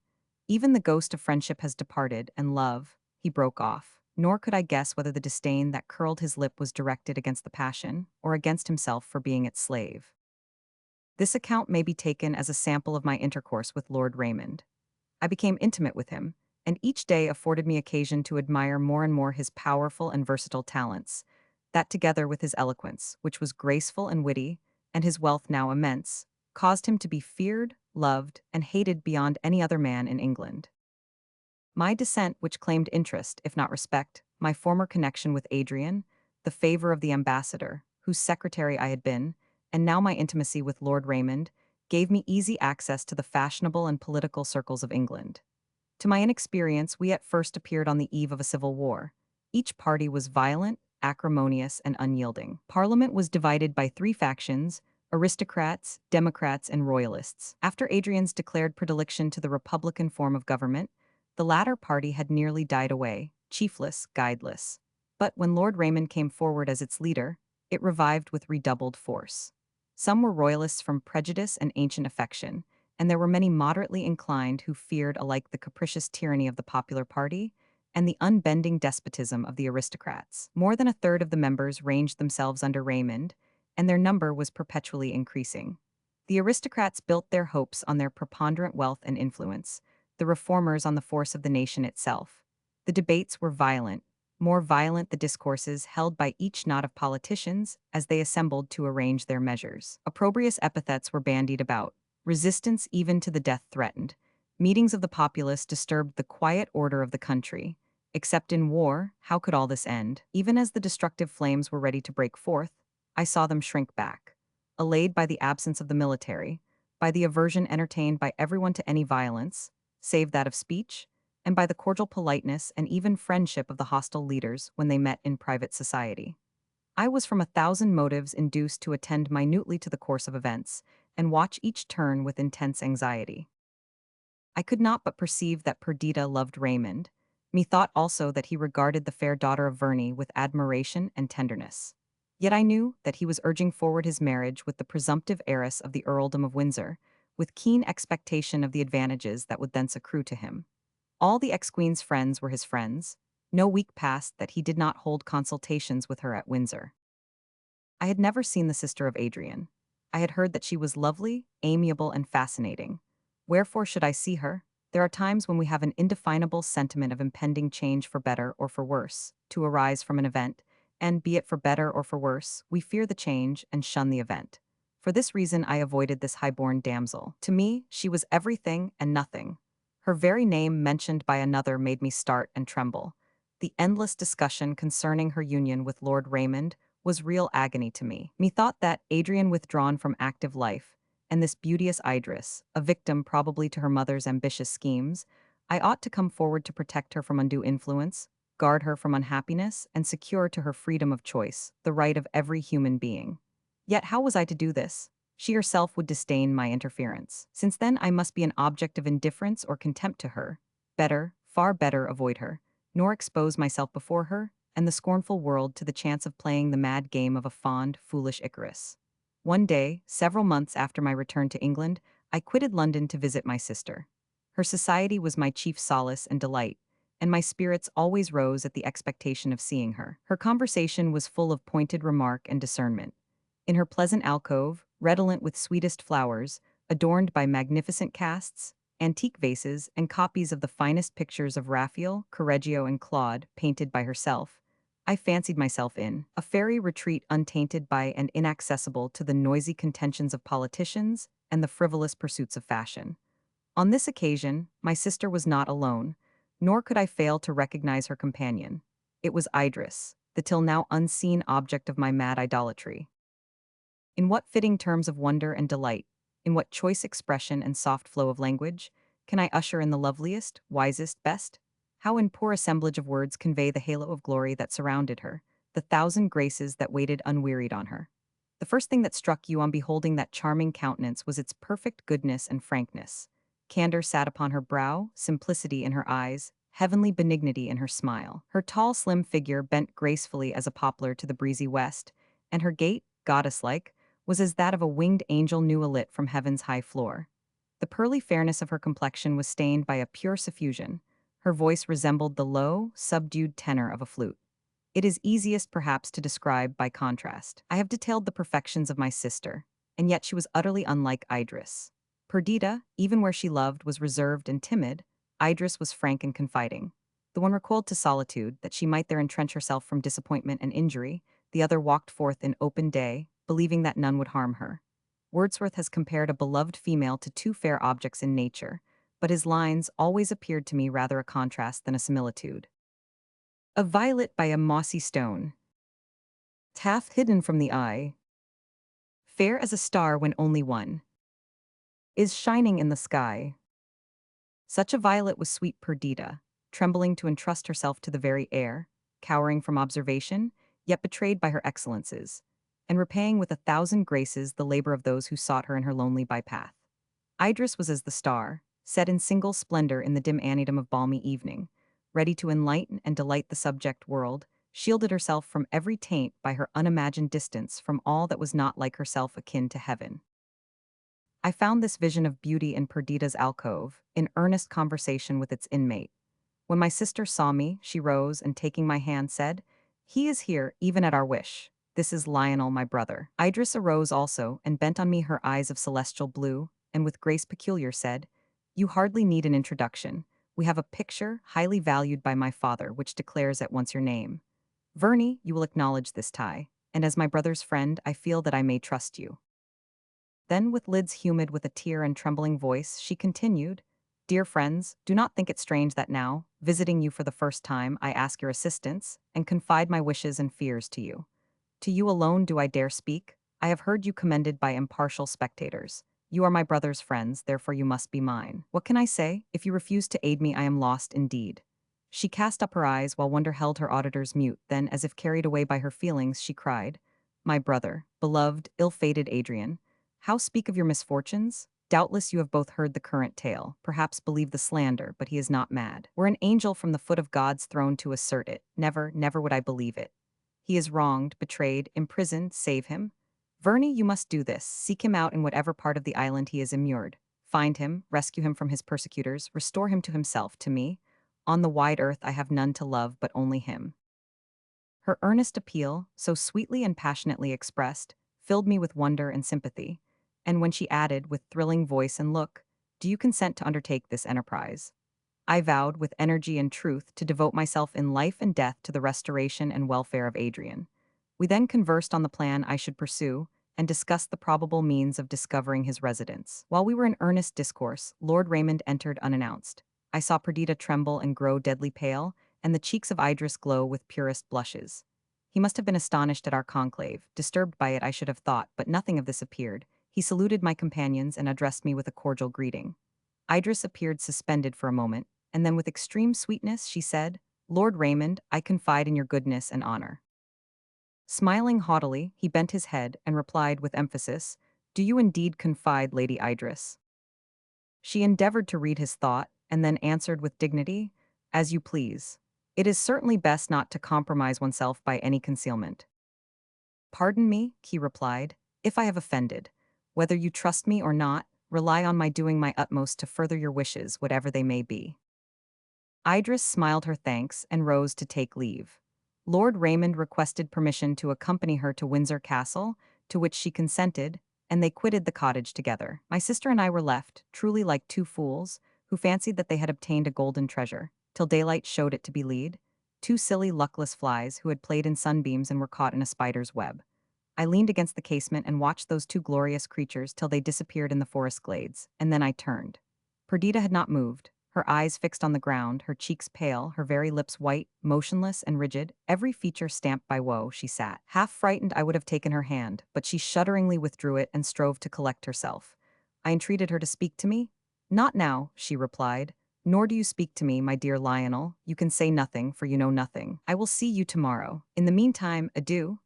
She rose and walked from the room, but pausing at the door and leaning against it, as if her overbusy thoughts had taken from her the power of supporting herself, she said, "Lord Raymond will probably return. Will you tell him that he must excuse me today, for I am not well? I will see him tomorrow if he wishes it, and you also. You had better return to London with him. You can there make the inquiries agreed upon concerning the Earl of Windsor and visit me again tomorrow, before you proceed on your journey. Till then, farewell." She spoke falteringly and concluded with a heavy sigh. I gave my assent to her request, and she left me. I felt as if from the order of the systematic world I had plunged into chaos, obscure, contrary, unintelligible. That Raymond should marry Idris was more than ever intolerable, yet my passion, though a giant from its birth, was too strange, wild, and impracticable for me to feel at once the misery I perceived in Perdita. How should I act? She had not confided in me. I could not demand an explanation from Raymond without the hazard of betraying what was perhaps her most treasured secret. I would obtain the truth from her the following day, in the meantime, but while I was occupied by multiplying reflections, Lord Raymond returned. He asked for my sister, and I delivered her message. After musing on it for a moment, he asked me if I were about to return to London, and if I would accompany him. I consented. He was full of thought and remained silent during a considerable part of our ride.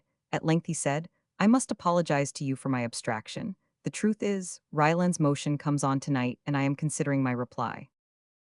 Ryland was the leader of the popular party, a hard-headed man, and, in his way, eloquent. He had obtained leave to bring in a bill making it treason to endeavor to change the present state of the English government and the standing laws of the Republic.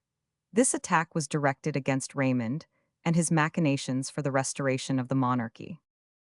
Raymond asked me if I would accompany him to the house that evening. I remembered my pursuit for intelligence concerning Adrian, and, knowing that my time would be fully occupied, I excused myself.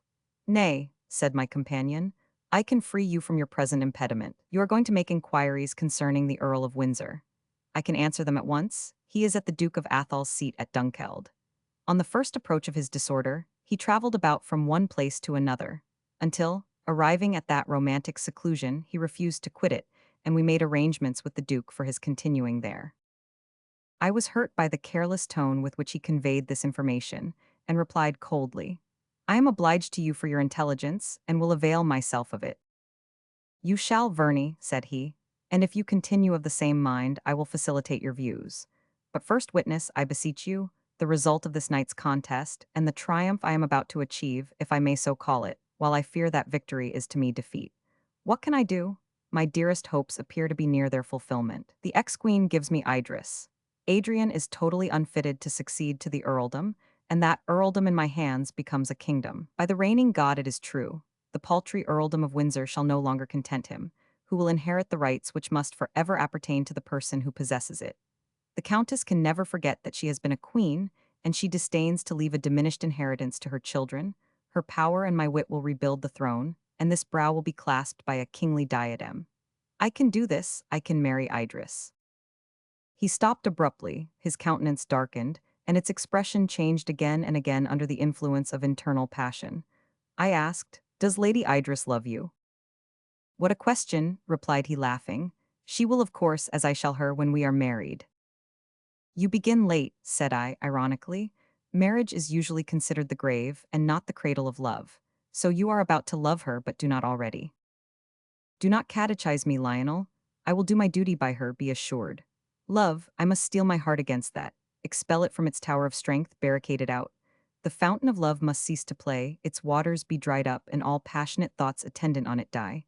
That is to say, the love which would rule me, not that which I rule. Idris is a gentle, pretty, sweet little girl. It is impossible not to have an affection for her, and I have a very sincere one. Only do not speak of love, love, the tyrant and the tyrant queller.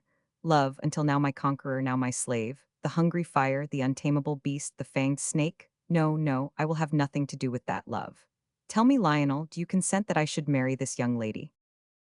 He bent his keen eyes upon me, and my uncontrollable heart swelled in my bosom.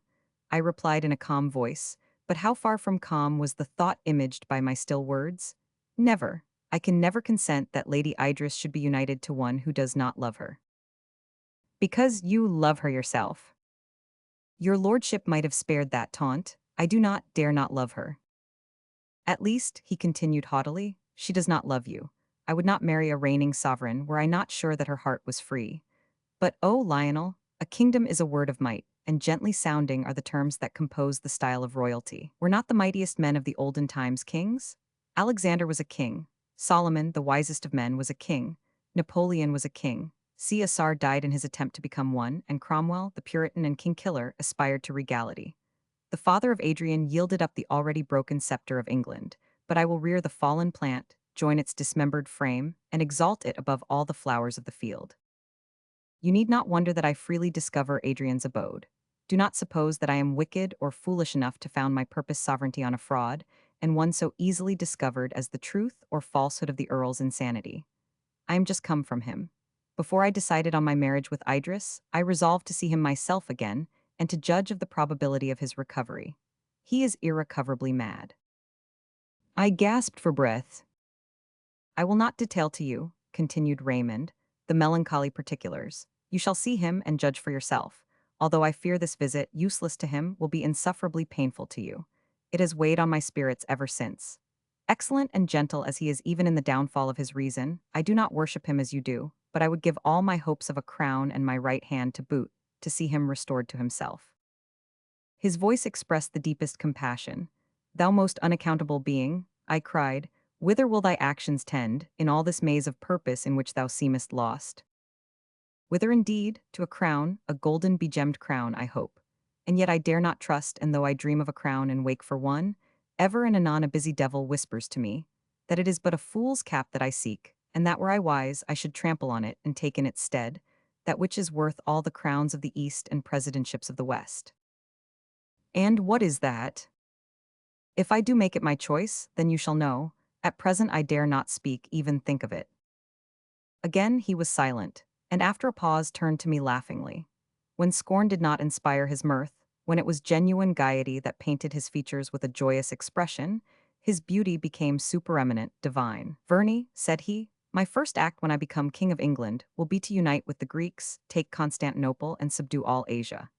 I intend to be a warrior, a conqueror.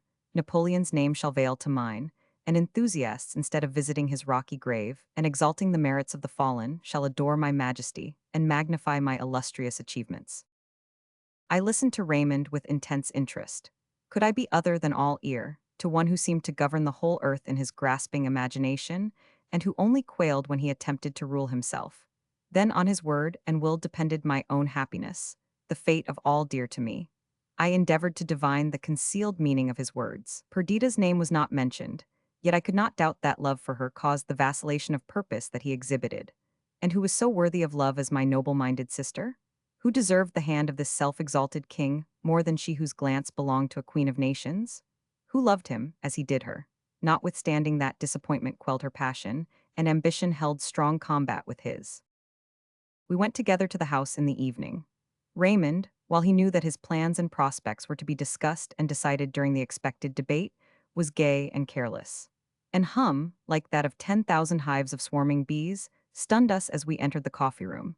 Knots of politicians were assembled with anxious brows and loud or deep voices. The aristocratical party, the richest and most influential men in England, appeared less agitated than the others, for the question was to be discussed without their interference. Near the fire was Ryland and his supporters. Ryland was a man of obscure birth and of immense wealth, inherited from his father, who had been a manufacturer. He had witnessed, when a young man, the abdication of the king and the amalgamation of the two houses of Lords and Commons.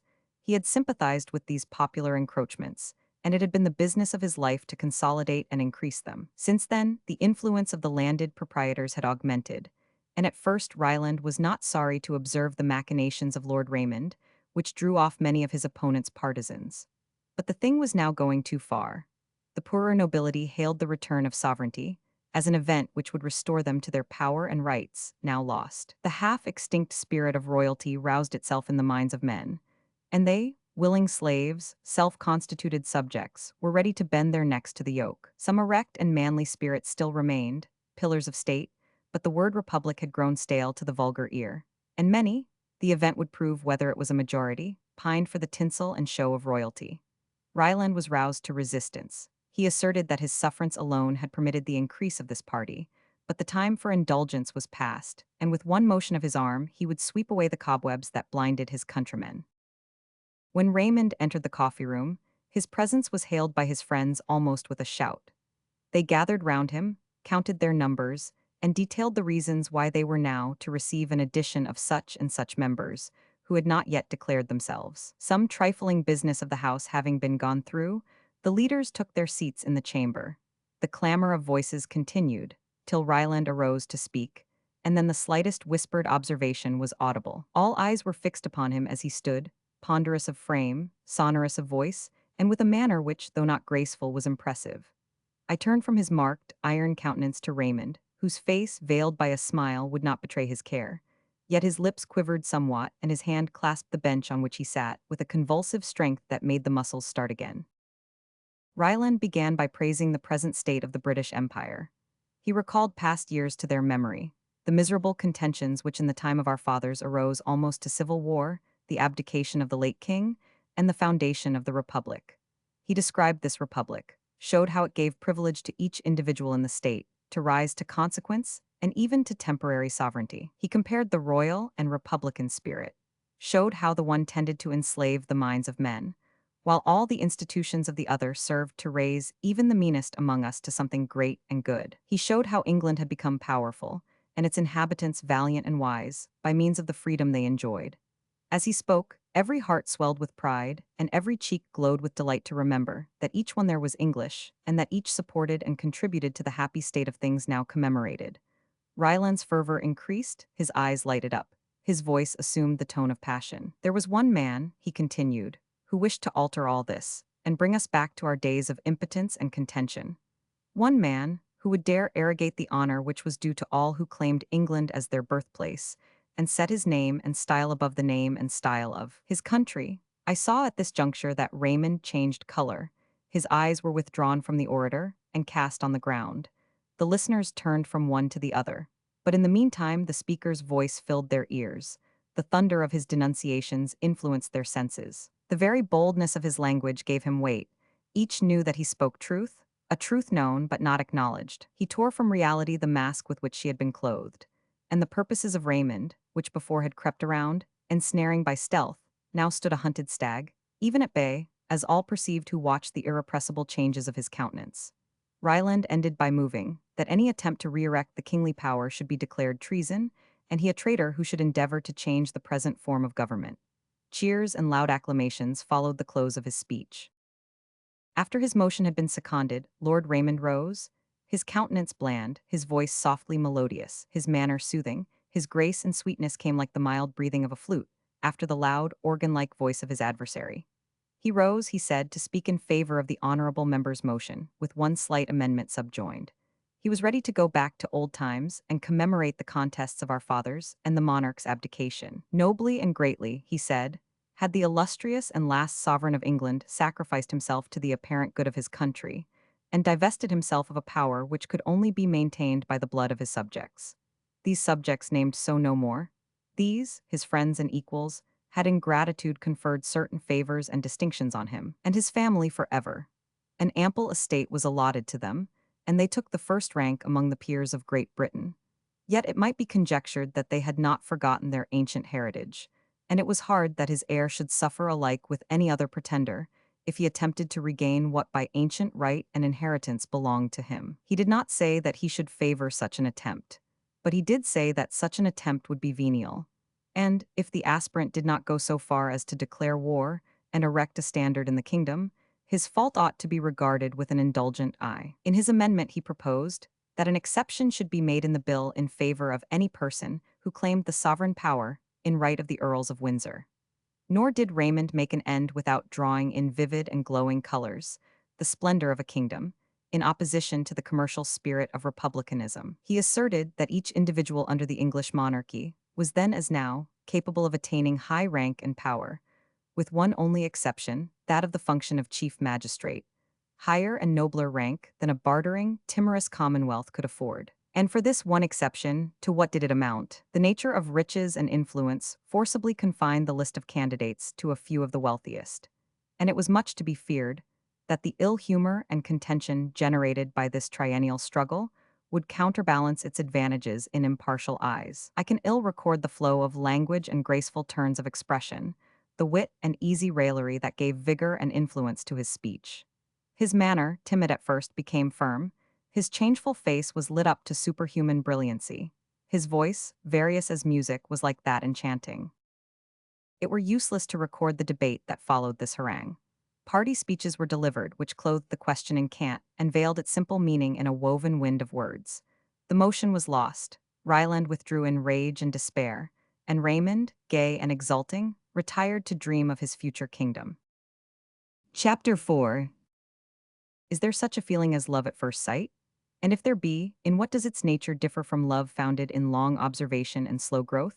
Perhaps its effects are not so permanent, but they are, while they last, as violent and intense. We walk the pathless mazes of society, vacant of joy, till we hold this clue, leading us through that labyrinth to paradise. Our nature dim, like to an unlighted torch, sleeps in formless blank till the fire attain it. This life of life, this light to moon and glory to the sun. What does it matter, whether the fire be struck from flint and steel, nourished with care into a flame, slowly communicated to the dark wick, or whether swiftly the radiant power of light and warmth passes from a kindred power, and shines at once the beacon and the hope. In the deepest fountain of my heart the pulses were stirred. Around, above, beneath, the clinging memory as a cloak enwrapped me. In no one moment of coming time did I feel as I had done in time gone by. The spirit of Idris hovered in the air I breathed. Her eyes were ever and forever bent on mine. Her remembered smile blinded my faint gaze and caused me to walk as one, not in eclipse, not in darkness and vacancy, but in a new and brilliant light, too novel, too dazzling for my human senses. On every leaf, on every small division of the universe, as on the hyacinth Alpha Sigma is engraved, was imprinted the talisman of my existence. She lives. She is. I had not time yet to analyze my feeling, to take myself to task and leash in the tameless passion. All was one idea, one feeling, one knowledge. It was my life. But the die was cast. Raymond would marry Idris. The merry marriage bells rung in my ears. I heard the nation's gratulation which followed the union. The ambitious noble uprose with swift eagle flight from the lowly ground to regal supremacy and to the love of Idris. Yet not so, she did not love him. She had called me her friend. She had smiled on me. To me she had entrusted her heart's dearest hope, the welfare of Adrian. This reflection thawed my congealing blood, and again the tide of life and love flowed impetuously onward, again to ebb as my busy thoughts changed. The debate had ended at 3 in the morning. My soul was in tumults. I traversed the streets with eager rapidity. Truly, I was mad that night. Love, which I have named a giant from its birth, wrestled with despair. My heart, the field of combat, was wounded by the iron heel of the one, watered by the gushing tears of the other. Day, hateful to me, dawned. I retreated to my lodgings. I threw myself on a couch. I slept. Was it sleep? For thought was still alive, love and despair struggled still, and I writhed with unendurable pain. I awoke half stupefied. I felt a heavy oppression on me, but knew not wherefore. I entered, as it were, the council chamber of my brain, and questioned the various ministers of thought therein assembled. Too soon I remembered all. Too soon my limbs quivered beneath the tormenting power. Soon, too soon, I knew myself a slave. Suddenly, unannounced, Lord Raymond entered my apartment. He came in gaily, singing the Tyrolese Song of Liberty, noticed me with a gracious nod, and threw himself on a sofa opposite the copy of a bust of the Apollo Belvedere. After one or two trivial remarks to which I sullenly replied, he suddenly cried, looking at the bust, "I am called like that, Victor. Not a bad idea. The head will serve for my new coinage, and be an omen to all dutiful subjects of my future success." He said this in his most gay, yet benevolent manner, and smiled, not disdainfully, but in playful mockery of himself.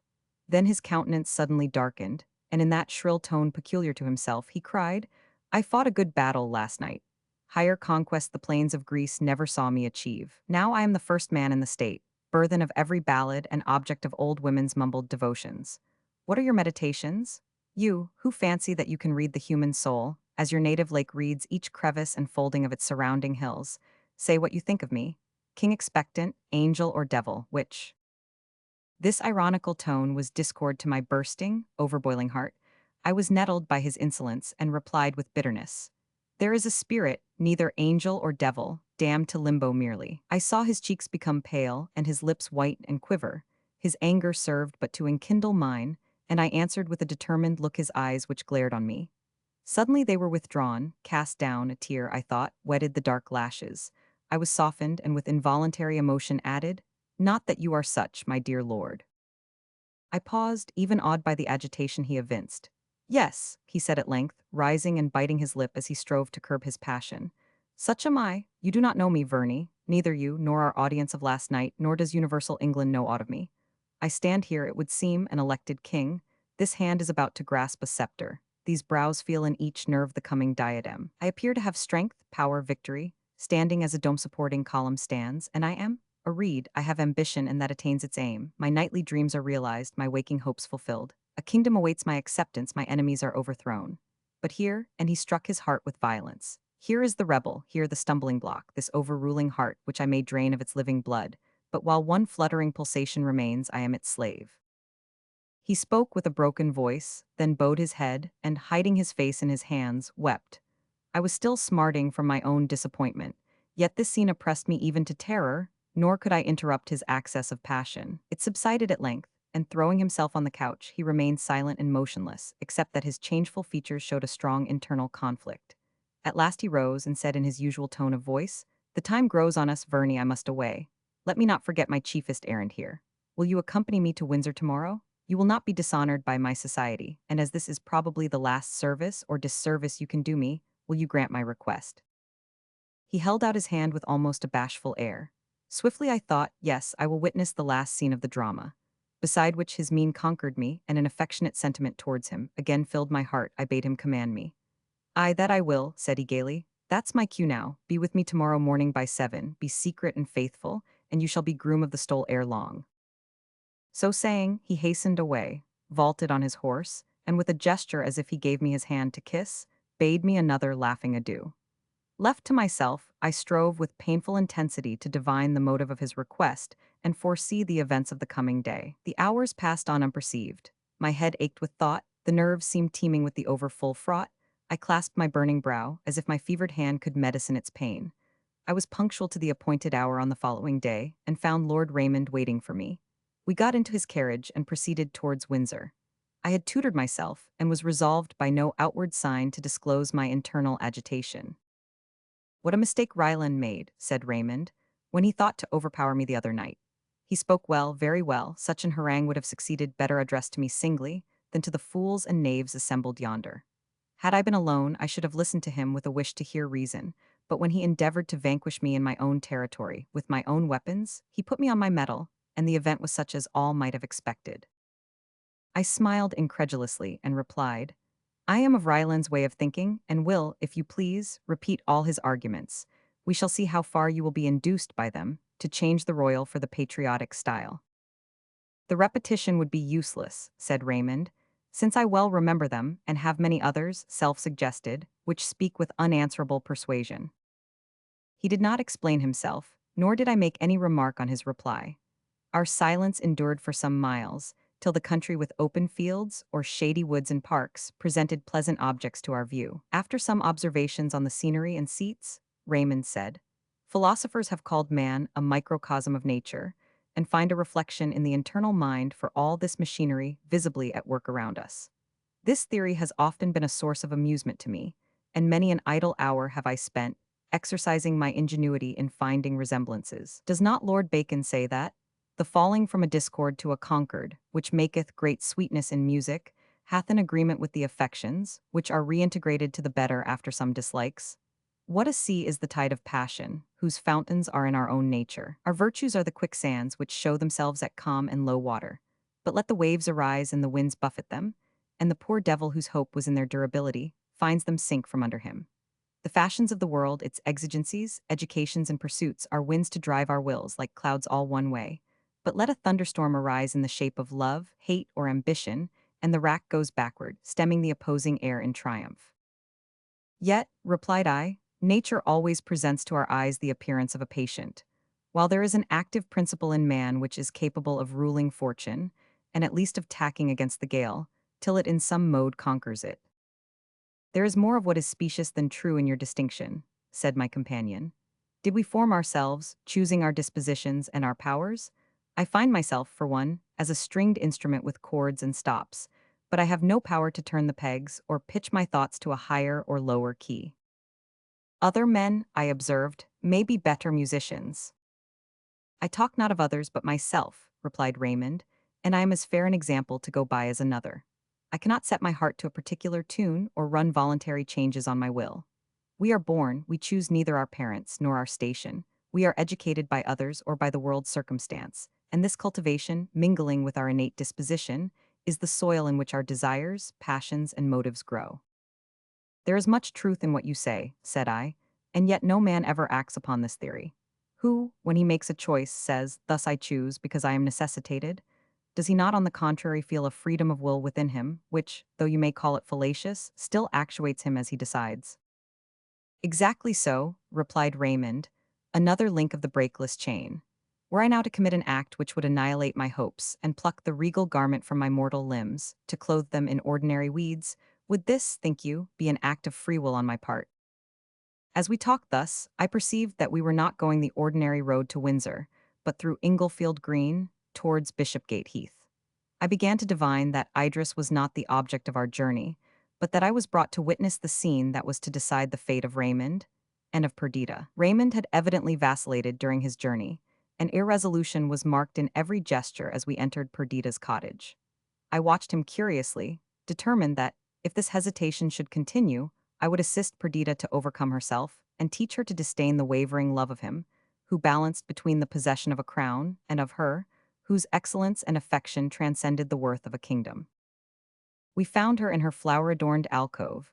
She was reading the newspaper report of the debate in Parliament that apparently doomed her to hopelessness. That heart-sinking feeling was painted in her sunk eyes and spiritless attitude. A cloud was on her beauty, and frequent sighs were tokens of her distress. This sight had an instantaneous effect on Raymond. His eyes beamed with tenderness, and remorse clothed his manners with earnestness and truth.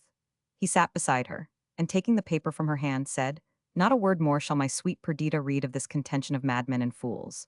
I must not permit you to be acquainted with the extent of my delusion, lest you despise me.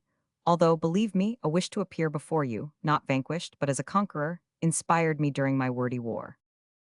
Perdita looked at him like one amazed. Her expressive countenance shone for a moment with tenderness. To see him only was happiness. But a bitter thought swiftly shadowed her joy. She bent her eyes on the ground, endeavoring to master the passion of tears that threatened to overwhelm her.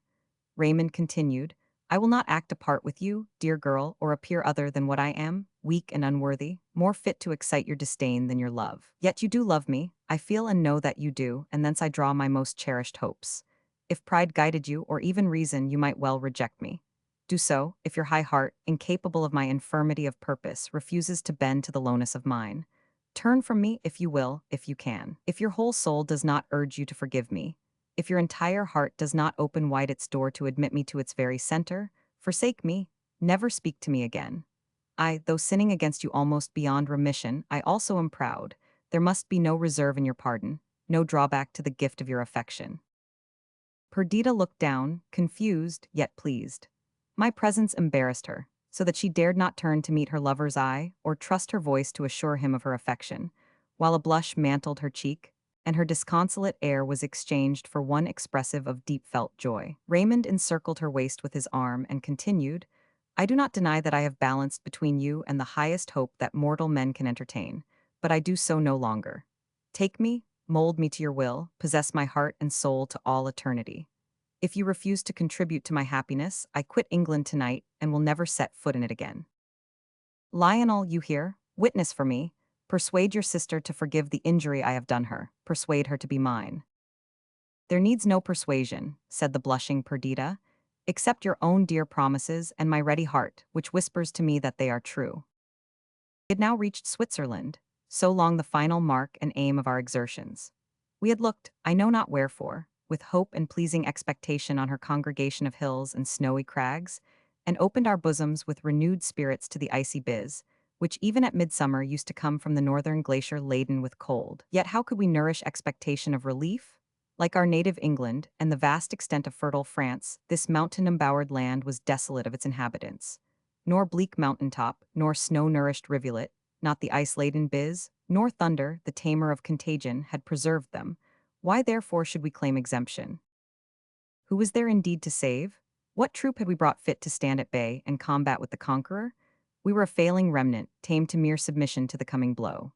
A train half dead, through fear of death, a hopeless, unresisting, almost reckless crew, which, in the tossed bark of life, had given up all pilotage and resigned themselves to the destructive force of ungoverned winds. Like a few furrows of unreaped corn, which, left standing on a wide field after the rest is gathered to the garner, are swiftly borne down by the winter storm. Like a few straggling swallows, which, remaining after their fellows had, on the first unkind breath of passing autumn, migrated to genial climes, were struck to earth by the first frost of November. Like a stray sheep that wanders over the sleep-beaten hillside, while the flock is in the pen, and dies before morning dawn.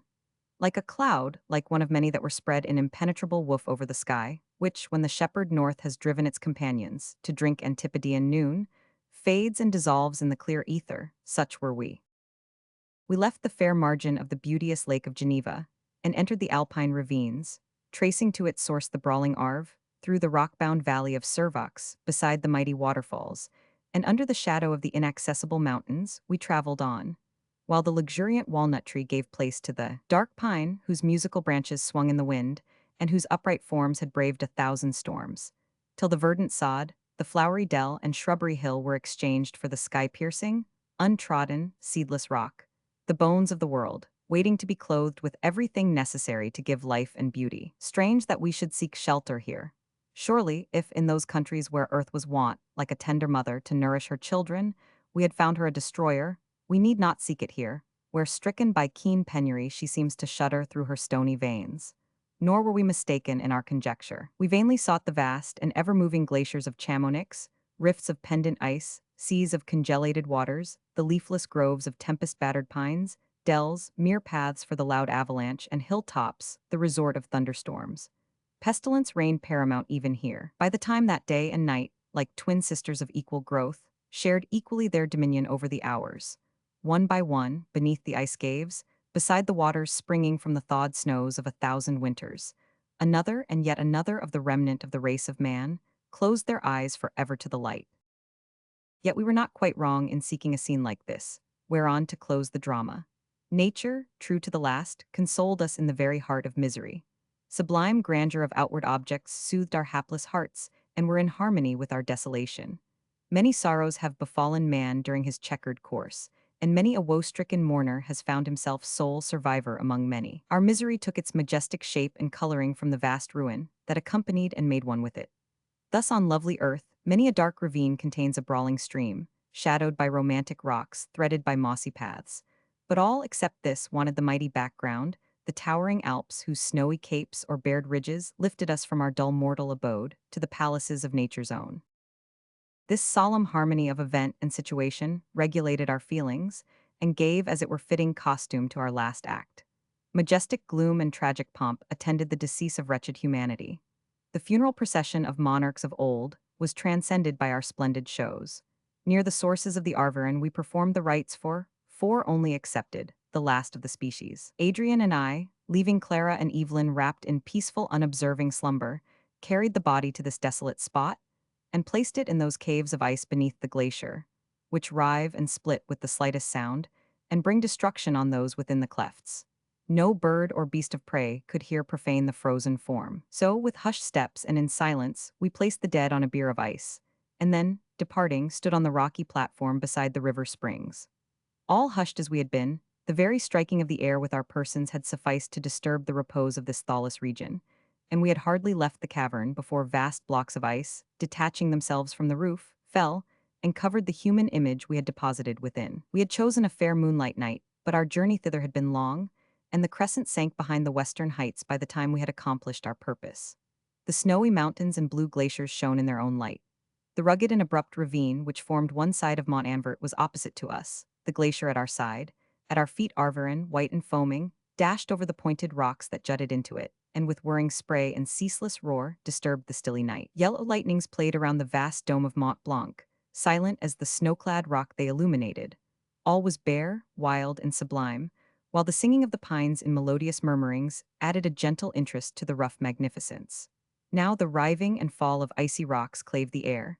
Now the thunder of the avalanche burst on our ears. In countries whose features are of less magnitude, nature betrays her living powers in the foliage of the trees, in the growth of herbage, in the soft purling of meandering streams.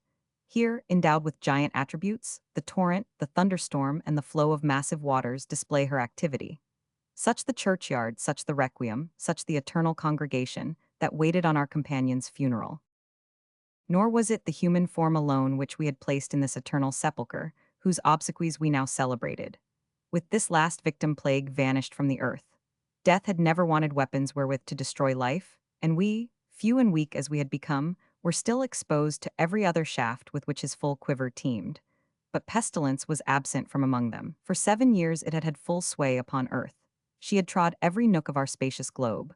She had mingled with the atmosphere, which as a cloak enwraps all our fellow creatures, the inhabitants of native Europe, the luxurious Asiatic, the swarthy African and free American had been vanquished and destroyed by her. Her barbarous tyranny came to its close here in the rocky vale of Chamonix. Still recurring scenes of misery and pain, the fruits of this distemper, made no more a part of our lives. The word plague no longer rung in our ears. The aspect of plague incarnate in the human countenance no longer appeared before our eyes. From this moment I saw plague no more. She abdicated her throne and despoiled herself of her imperial scepter among the ice rocks that surrounded us. She left solitude and silence co-heirs of her kingdom. My present feelings are so mingled with the past that I cannot say whether the knowledge of this change visited us as we stood on this sterile spot. It seems to me that it did, that a cloud seemed to pass from over us, that a weight was taken from the air, that henceforth we breathed more freely and raised our heads with some portion of former liberty. Yet we did not hope. We were impressed by the sentiment that our race was run, but that plague would not be our destroyer. The coming time was as a mighty river, down which a charmed boat is driven, whose mortal steersman knows that the obvious peril is not the one he needs fear, yet that danger is nigh, and who floats awestruck under beetling precipices, through the dark and turbid waters, seeing in the distance yet stranger and ruder shapes, towards which he is irresistibly impelled. What would become of us? Oh, for some Delphic oracle or Pythian maid to utter the secrets of futurity. Oh, for some Oedipus to solve the riddle of the cruel Sphinx. Such Oedipus was I to be, not divining a word's juggle, but whose agonizing pangs and sorrow-tainted life were to be the engines, wherewith to lay bare the secrets of destiny, and reveal the meaning of the enigma, whose explanation closed the history of the human race. Dim fancies akin to these haunted our minds and instilled feelings not unallied to pleasure, as we stood beside this silent tomb of nature, reared by these lifeless mountains above her living veins choking her vital principle. Thus are we left, said Adrian, two melancholy blasted trees where once a forest waved. We are left to mourn and pine and die. Yet even now we have our duties, which we must string ourselves to fulfill. the duty of bestowing pleasure where we can, and by force of love, irradiating with rainbow hues the tempest of grief. Nor will I repine if in this extremity we preserve what we now possess. Something tells me, Verney, that we need no longer dread our cruel enemy, and I cling with delight to the oracular voice. Though strange, it will be sweet to mark the growth of your little boy and the development of Clara's young heart. In the midst of a desert world, we are everything to them, and if we live, it must be our task to make this new mode of life happy to them. At present, this is easy, for their childish ideas do not wander into futurity, and the stinging craving for sympathy, and all of love of which our nature is susceptible, is not yet awake within them. We cannot guess what will happen then, when nature asserts her indefeasible and sacred powers, but long before that time, we may all be cold, as he who lies in yonder tomb of ice. We need only provide for the present, and endeavor to fill with pleasant images the inexperienced fancy of your lovely niece. The scenes which now surround us, vast and sublime as they are not such as can best contribute to this work. Nature is here like our fortunes, grand but too destructive, bare and rude, to be able to afford delight to her young imagination. Let us descend to the sunny plains of Italy. Winter will soon be here, to clothe this wilderness in double desolation, but we will cross the bleak hilltops and lead her to scenes of fertility and beauty, where her path will be adorned with flowers, and the cheery atmosphere inspire pleasure and hope. In pursuance of this plan, we quitted Chamonix on the following day. We had no cause to hasten our steps.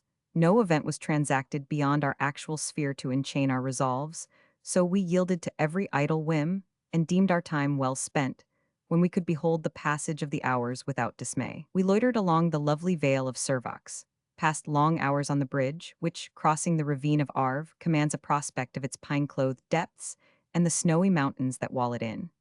We rambled through romantic Switzerland, till, fear of coming winter leading us forward, the first days of October found us in the valley of La Maurienne, which leads to Cenis. I cannot explain the reluctance we felt at leaving this land of mountains. Perhaps it was that we regarded the Alps as boundaries between our former and our future state of existence, and so clung fondly to what of old we had loved.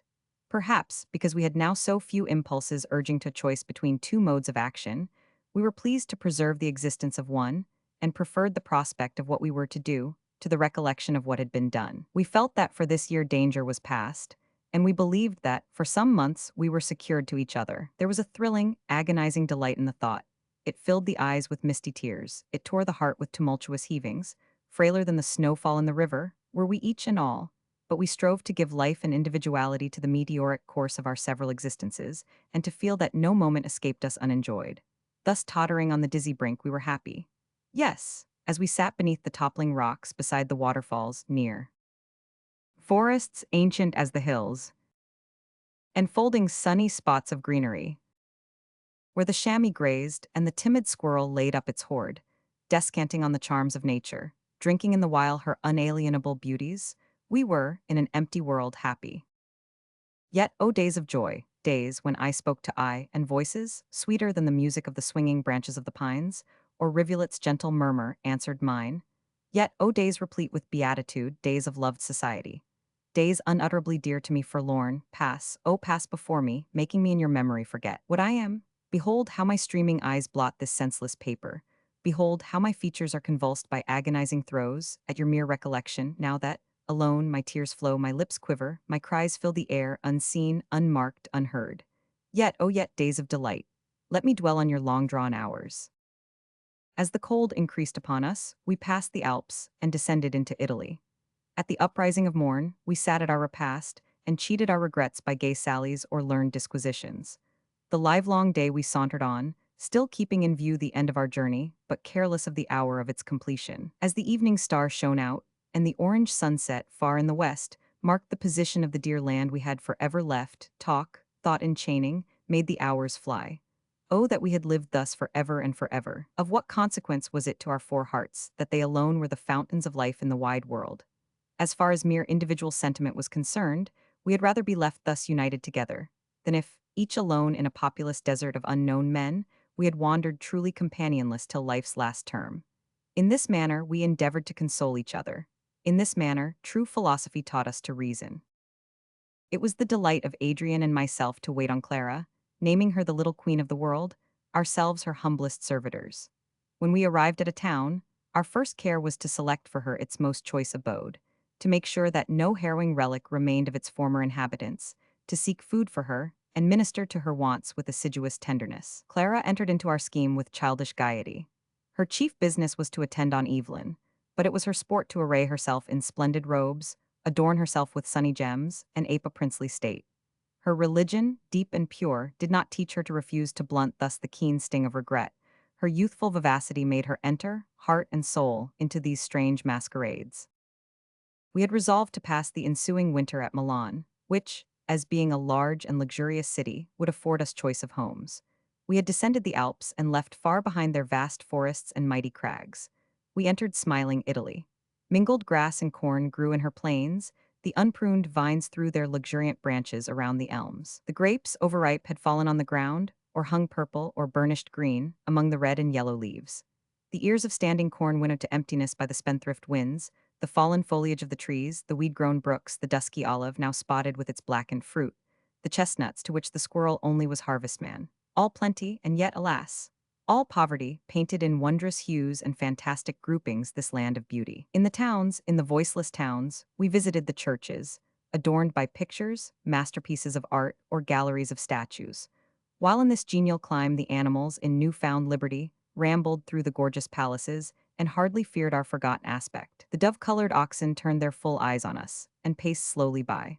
A startling throng of silly sheep with pattering feet would start up in some chamber, formerly dedicated to the repose of beauty, and rush, huddling past us, down the marble staircase into the street, and again in at the first open door, taking unrebuked possession of hallowed sanctuary or kingly council chamber. We no longer started at these occurrences, nor at worse exhibition of change, when the palace had become a mere tomb, pregnant with fetid stench, strewn with the dead, and we could perceive how pestilence and fear had played strange antics, chasing the luxurious dame to the dank fields and bare cottage, gathering, among carpets of Indian woof and beds of silk, the rough peasant or the deformed half-human shape of the wretched beggar.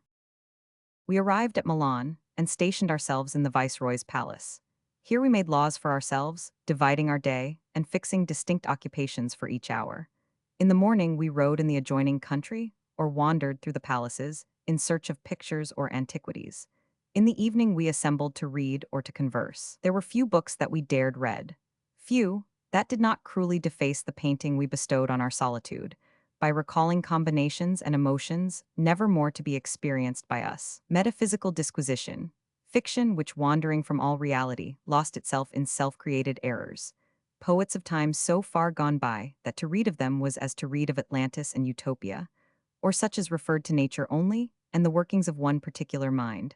But most of all, talk, varied and ever new, beguiled our hours. While we paused thus in our onward career towards death, time held on its accustomed course. Still and forever did the earth roll on, enthroned in her atmospheric car, speeded by the force of the invisible coursers of never-erring necessity. And now, this dewdrop in the sky, this ball, ponderous with mountains, lucent with waves, passing from the short tyranny of watery Pisces and the frigid Ram, entered the radiant domain of Taurus and the Twins. There, fanned by vernal airs, the spirit of beauty sprung from her cold repose, and, with winnowing wings and soft pacing feet, set a girdle of verdure around the earth, sporting among the violets, hiding within the springing foliage of the trees, tripping lightly down the radiant streams into the sunny deep. For lo, winter is past, the rain is over and gone, the flowers appear on the earth, the time of the singing of birds is come, and the voice of the turtle is heard in our land. The fig tree putteth forth her green figs, and the vines, with the tender grape, give a good smell. Thus was it in the time of the ancient regal poet, thus was it now. Yet how could we miserable hail the approach of this delightful season? We hoped indeed that death did not now as heretofore walk in its shadow. Yet, left as we were alone to each other, we looked in each other's faces with inquiring eyes, not daring altogether to trust to our presentiments, and endeavoring to divine which would be the hapless survivor to the other three. We were to pass the summer at the Lake of Como, and thither we removed as soon as spring grew to her maturity, and the snow disappeared from the hilltops. 10 miles from Como, under the steep heights of the eastern mountains, by the margin of the lake, was a villa called the Pliniana, from its being built on the site of a fountain, whose periodical ebb and flow is described by the younger Pliny in his letters. The house had nearly fallen into ruin, till in the year 2090 an English nobleman had bought it and fitted it up with every luxury. 2 large halls, hung with splendid tapestry, and paved with marble, opened on each side of a court, of whose two other sides one overlooked the deep dark lake, and the other was bounded by a mountain, from whose stony side gushed, with roar and splash, the celebrated fountain. Above, underwood of myrtle and tufts of odorous plants crowned the rock, while the star-pointing giant cypresses reared themselves in the blue air, and the recesses of the hills were adorned with the luxuriant growth of chestnut trees. Here we fixed our summer residence. We had a lovely skiff, in which we sailed, now stemming the midmost waves, now coasting the overhanging and craggy banks, thick sown with evergreens, which dipped their shining leaves in the waters, and were mirrored in many a little bay and creek of waters of translucent darkness. Here orange plants bloomed, here birds poured forth melodious hymns, and here, during spring, the cold snake emerged from the clefts and basked on the sunny terraces of rock. Were we not happy in this paradisiacal retreat, if some kind spirit had whispered forgetfulness to us, methinks we should have been happy here, where the precipitous mountains, nearly pathless, shut from our view the far fields of desolate earth, and with small exertion of the imagination, we might fancy that the cities were still resonant with popular hum, and the peasant still guided his plough through the furrow, and that we, the world's free denizens, enjoyed a voluntary exile, and not a remediless cutting off from our extinct species. Not one among us enjoyed the beauty of this scenery so much as Clara. Before we quitted Milan, a change had taken place in her habits and manners. She lost her gaiety, she laid aside her sports, and assumed an almost vestal plainness of attire. She shunned us, retiring with Evelyn to some distant chamber or silent nook. Nor did she enter into his pastimes with the same zest as she was wont, but would sit and watch him with sadly tender smiles, and eyes bright with tears, yet without a word of complaint. She approached us timidly, avoided our caresses, nor shook off her embarrassment till some serious discussion or lofty theme called her for a while out of herself. Her beauty grew as a rose, which, opening to the summer wind, discloses leaf after leaf till the sense aches with its excessive loveliness. A slight and variable color tinged her cheeks, and her motions seemed attuned by some hidden harmony of surpassing sweetness. We redoubled our tenderness and earnest attentions. She received them with grateful smiles that fled swift as sunny beam from a glittering wave on an April day. Our only acknowledged point of sympathy with her appeared to be Evelyn. This dear little fellow was a comforter and delight to us beyond all words. His buoyant spirit and his innocent ignorance of our vast calamity were balm to us, whose thoughts and feelings were overwrought and spun out in the immensity of speculative sorrow. To cherish, to caress, to amuse him was the common task of all. Clara, who felt towards him in some degree like a young mother, gratefully acknowledged our kindness towards him. To me, oh, to me, who saw the clear brows and soft eyes of the beloved of my heart, my lost and ever dear Idris, reborn in his gentle face, to me he was dear even to pain. If I pressed him to my heart, methought I clasped a real and living part of her, who had lain there through long years of youthful happiness. It was the custom of Adrian and myself to go out each day in our skiff to forage in the adjacent country. In these expeditions, we were seldom accompanied by Clara or her little charge, but our return was an hour of hilarity. Evelyn ransacked our stores with childish eagerness, and we always brought some new-found gift for our fair companion. Then, too, we made discoveries of lovely scenes or gay palaces, whither in the evening we all proceeded. Our sailing expeditions were most divine, and with a fair wind or transverse course we cut the liquid waves, and, if talk failed under the pressure of thought, I had my clarionet with me, which awoke the echoes and gave the change to our careful minds.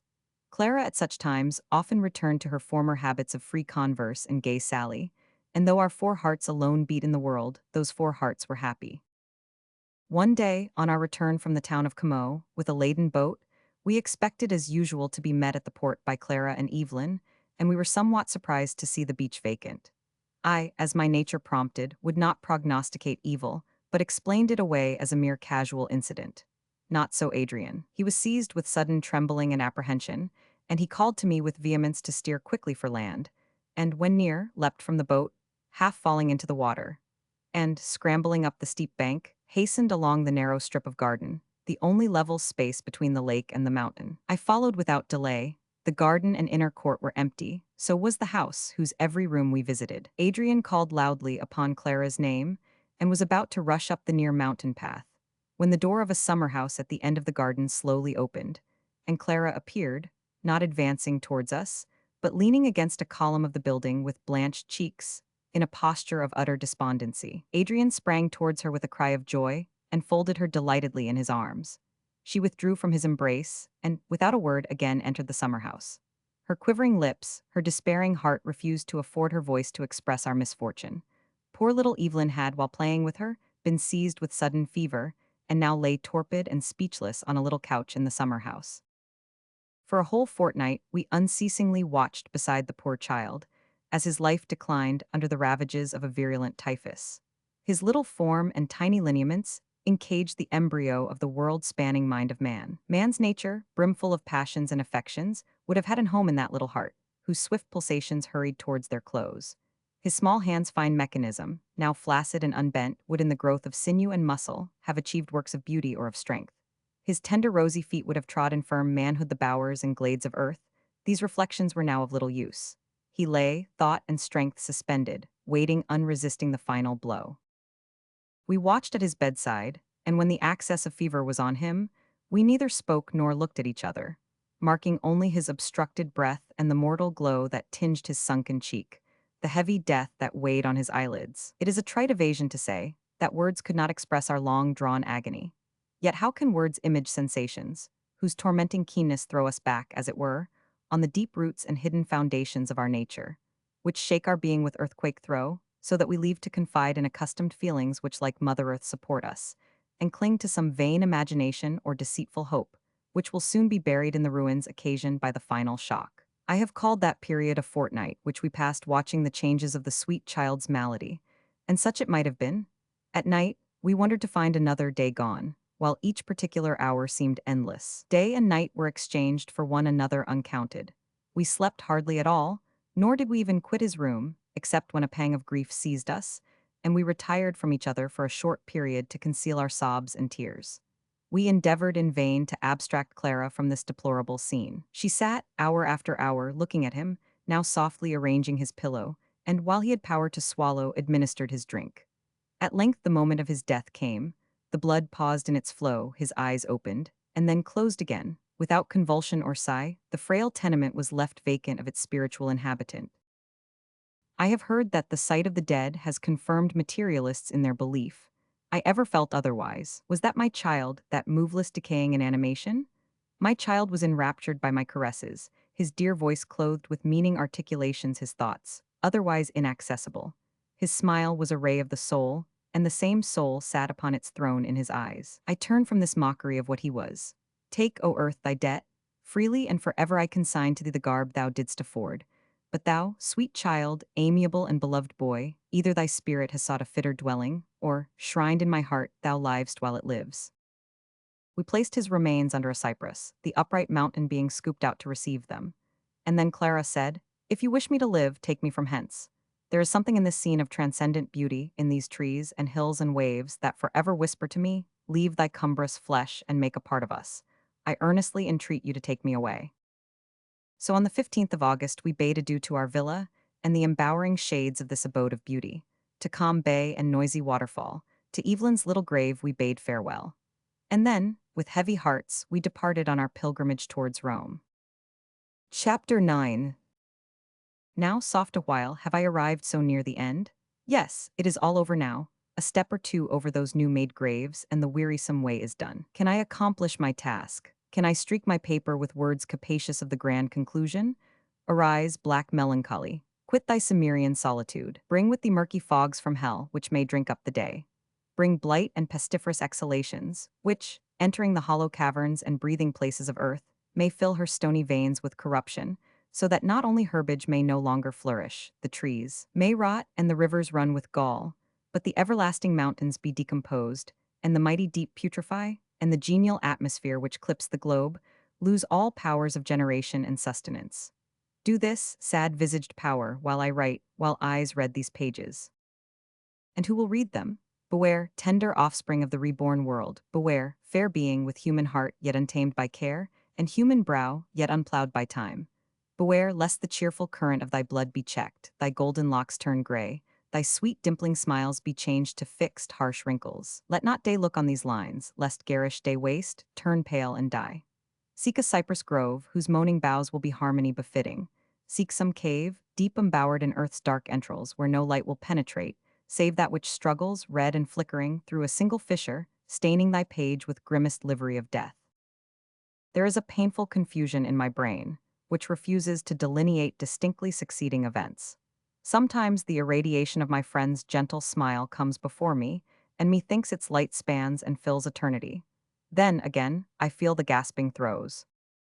We quitted Como, and in compliance with Adrian's earnest desire, we took Venice in our way to Rome. There was something to the English peculiarly attractive in the idea of this wave-encircled, island-enthroned city. Adrian had never seen it. We went down the Po and the Brenta in a boat. And the days proving intolerably hot, we rested in the bordering palaces during the day, traveling through the night, when darkness made the bordering banks indistinct and our solitude less remarkable. When the wandering moon lit the waves that divided before our prow, and the night wind filled our sails, and the murmuring stream, waving trees, and swelling canvas accorded in harmonious strain. Clara, long overcome by excessive grief, had to a great degree cast aside her timid, cold reserve, and received our attentions with grateful tenderness.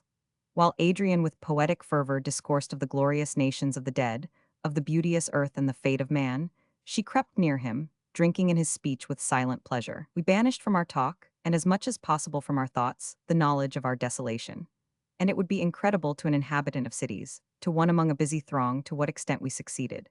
It was as a man confined in a dungeon, whose small and grated rift at first renders the doubtful light more sensibly obscure, till, the visual orb having drunk in the beam, and adapted itself to its scantiness, he finds that clear noon inhabits his cell. So we, a simple triad on empty earth, were multiplied to each other, till we became all in all. We stood like trees, whose roots are loosened by the wind, which support one another, lining and clinging with increased fervor while the wintry storms howl. Thus we floated down the widening stream of the Po, sleeping when the sickle sang, awake with the stars. We entered the narrower banks of the Brenta, and arrived at the shore of the Laguna at sunrise on the 6th of September. The bright orb slowly rose from behind its cupolas and towers, and shed its penetrating light upon the glassy waters. Wrecks of gondolas, and some few uninjured ones, were strewed on the beach at Fusina. We embarked in one of these for the widowed daughter of Ocean, who, abandoned and fallen, sat forlorn on her propping isles, looking towards the far mountains of Greece. We rowed lightly over the Laguna and entered Canal Grande. The tide ebbed sullenly from out the broken portals and violated halls of Venice.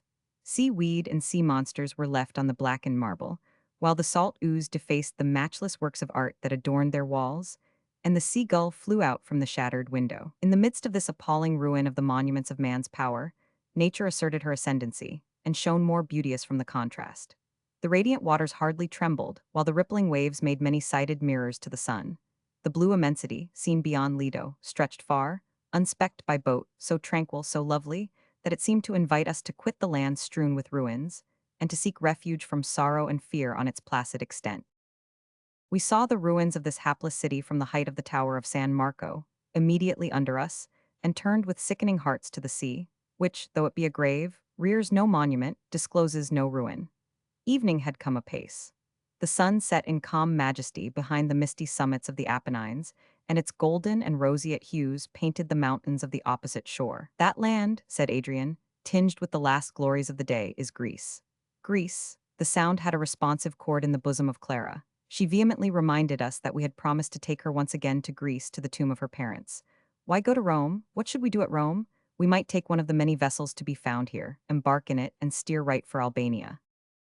I objected the dangers of ocean, and the distance of the mountains we saw, from Athens, a distance which, from the savage uncultivation of the country, was almost impassable. Adrian, who was delighted with Clara's proposal, obviated these objections. The season was favorable.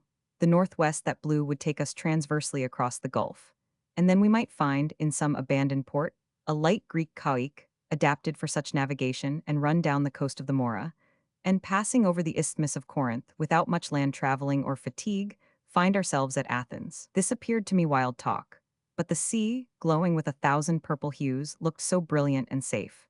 My beloved companions were so earnest, so determined, that, when Adrian said, "Well, though it is not exactly what you wish, yet consent to please me," I could no longer refuse.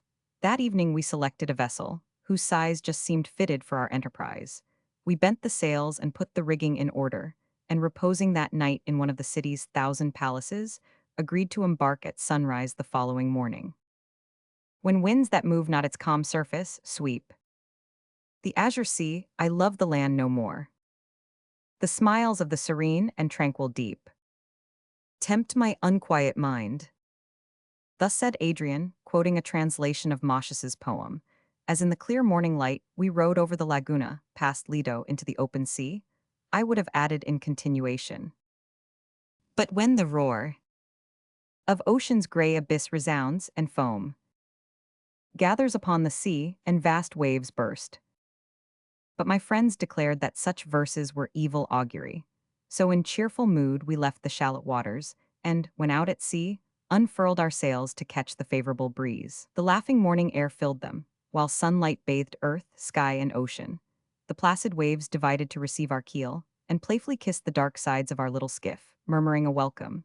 As land receded, still the blue expanse, most waveless, twin sister to the azure empyrean, afforded smooth conduct to our bark. As the air and waters were tranquil and balmy, so were our minds steeped in quiet. In comparison with the unstained, deep, funereal earth appeared a grave.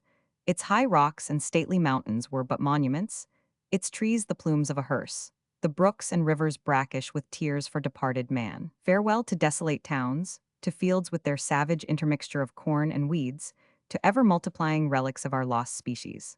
Ocean, we commit ourselves to thee, even as the patriarch of old floated above the drowned world. Let us be saved, as thus we betake ourselves to thy perennial flood. Adrian sat at the helm, I attended to the rigging, the breeze right aft filled our swelling canvas, and we ran before it over the untroubled deep. The wind died away at noon. Its idle breath just permitted us to hold our course. As lazy, fair-weather sailors, careless of the coming hour, we talked gaily of our coasting voyage, of our arrival at Athens. We would make our home of one of the Cyclades, and there in myrtle groves amidst perpetual spring, fanned by the wholesome sea breezes, we would live long years in beatific union. Was there such a thing as death in the world? The sun passed its zenith and lingered down the stainless floor of heaven. Lying in the boat, my face turned up to the sky, I thought I saw on its blue-white, marbled streaks, so slight, so immaterial that now I said they are there, and now it is a mere imagination. A sudden fear stung me while I gazed, and starting up and running to the prow, as I stood, my hair was gently lifted on my brow. A dark line of ripples appeared to the east, gaining rapidly on us. My breathless remark to Adrian was followed by the flapping of the canvas as the adverse wind struck it and our boat lurched. Swift as speech, the web of the storm thickened overhead. The sun went down red, the dark sea was strewed with foam, and our skiff rose and fell in its increasing furrows. Behold us now in our frail tenement, hemmed in by hungry, roaring waves buffeted by winds. In the inky east 2 vast clouds, sailing contrary ways, met, the lightning leapt forth, and the hoarse thunder muttered. Again in the south, the clouds replied, and the forked stream of fire running along the black sky showed us the appalling piles of clouds, now met and obliterated by the heaving waves. Great God, and we alone, we three, alone, sole dwellers on the sea and on the earth, we three must perish. The vast universe, its myriad worlds, and the plains of boundless earth which we had left, the extent of shoreless sea around, contracted to my view, they and all that they contained, shrunk up to one point, even to our tossing bark, freighted with glorious humanity. A convulsion of despair crossed the love-beaming face of Adrian, while with set teeth he murmured, "Yet they shall be saved." Clara, visited by an human pang, pale and trembling, crept near him. He looked on her with an encouraging smile. "Do you fear, sweet girl? Oh, do not fear, we shall soon be on shore." The darkness prevented me from seeing the changes of her countenance, but her voice was clear and sweet as she replied, "Why should I fear? Neither sea nor storm can harm us if mighty destiny or the ruler of destiny does not permit. And then the stinging fear of surviving either of you is not here. One death will clasp us undivided." Meanwhile, we took in all our sails, save a jib, and, as soon as we might without danger, changed our course, running with the wind for the Italian shore. Dark night mixed everything. We hardly discerned the white crests of the murderous surges, except when lightning made brief noon and drank the darkness, showing us our danger and restoring us to double night. We were all silent, except when Adrian, as steersman, made an encouraging observation. Our little shell obeyed the rudder miraculously well, and ran along on the top of the waves, as if she had been an offspring of the sea, and the angry mother sheltered her endangered child. I sat at the prow, watching our course, when suddenly I heard the waters break with redoubled fury. We were certainly near the shore. At the same time I cried, "About there!" And a broad lightning filling the concave showed us for one moment the level beach ahead, disclosing even the sands and stunted, ooze-sprinkled beds of reeds that grew at high water mark. Again it was dark, and we drew in our breath with such content as one may, who, while fragments of volcano-hurled rock darken the air, sees a vast mass plowing the ground immediately at his feet. What to do we knew not, the breakers here, there, everywhere, encompassed us. They roared and dashed and flung their hated spray in our faces. With considerable difficulty and danger, we succeeded at length in altering our course and stretched out from shore. I urged my companions to prepare for the wreck of our little skiff, and to bind themselves to some oar or spar which might suffice to float them. I was myself an excellent swimmer. The very sight of the sea was wont to raise in me such sensations, as a huntsman experiences when he hears a pack of hounds in full cry. I loved to feel the waves wrap me and strive to overpower me, while I, lord of myself, moved this way or that, in spite of their angry buffetings. Adrian also could swim, but the weakness of his frame prevented him from feeling pleasure in the exercise or acquiring any great expertness. But what power could the strongest swimmer oppose to the overpowering violence of ocean in its fury? My efforts to prepare my companions were rendered nearly futile, for the roaring breakers prevented our hearing one another speak, and the waves, that broke continually over our boat, obliged me to exert all my strength in lading the water out as fast as it came in. The wild darkness, palpable and rayless, hemmed us round, dissipated only by the lightning. Sometimes we beheld thunderbolts, fiery red, fall into the sea, and at intervals vast spouts stooped from the clouds, churning the wild ocean, which rose to meet them, while the fierce gale bore the wrack onwards, and they were lost in the chaotic mingling of sky and sea. Our gunwales had been torn away, our single sail had been rent to ribands, and borne down the stream of the wind. We had cut away our mast, and lightened the boat of all she contained. Clara attempted to assist me in heaving the water from the hold, and as she turned her eyes to look on the lightning, I could discern by that momentary gleam that resignation had conquered every fear. We have a power given us in any worst extremity, which props the else feeble mind of man, and enables us to endure the most savage tortures with a stillness of soul, which in hours of happiness we could not have imagined. A calm, more dreadful in truth than the tempest, allayed the wild beatings of my heart, a calm like that of the gamester, the suicide, and the murderer when the last die is on the point of being cast, while the poisoned cup is at the lips, as the death blow is about to be given. Hours passed thus, hours which might write old age on the face of beardless youth, and grizzle the silky hair of infancy. Hours, while the chaotic uproar continued, while each dread gust transcended in fury the one before, and our skiff hung on the breaking wave, and then rushed into the valley below, and trembled and spun between the watery precipices that seemed most to meet above her. For a moment the gale paused, and ocean sank to comparative silence. It was a breathless interval. The wind which, as a practiced leaper, had gathered itself up before it sprung, now with terrific roar rushed over the sea, and the waves struck our stern. Adrian exclaimed that the rudder was gone. "We are lost," cried Clara. "Save yourselves, oh save yourselves." The lightning showed me the poor girl half buried in the water at the bottom of the boat. As she was sinking in it, Adrian caught her up and sustained her in his arms. We were without a rudder. We rushed prow foremost into the vast billows piled up ahead. They broke over and filled the tiny skiff. One scream I heard, one cry that we were gone, I uttered. I found myself in the waters, darkness was around. When the light of the tempest flashed, I saw the keel of our upset boat close to me. I clung to this, grasping it with clenched hand and nails, while I endeavored during each flash to discover any appearance of my companions. I thought I saw Adrian at no great distance from me, clinging to an oar. I sprung from my hold, and with energy beyond my human strength, I dashed aside the waters as I strove to lay hold of him. As that hope failed, instinctive love of life animated me, and feelings of contention, as if a hostile will combated with mine. I breasted the surges and flung them from me, as I would the opposing front and sharpened claws of a lion about to enfang my bosom. When I had been beaten down by one wave, I rose on another, while I felt bitter pride curl my lip. Ever since the storm had carried us near the shore, we had never attained any great distance from it.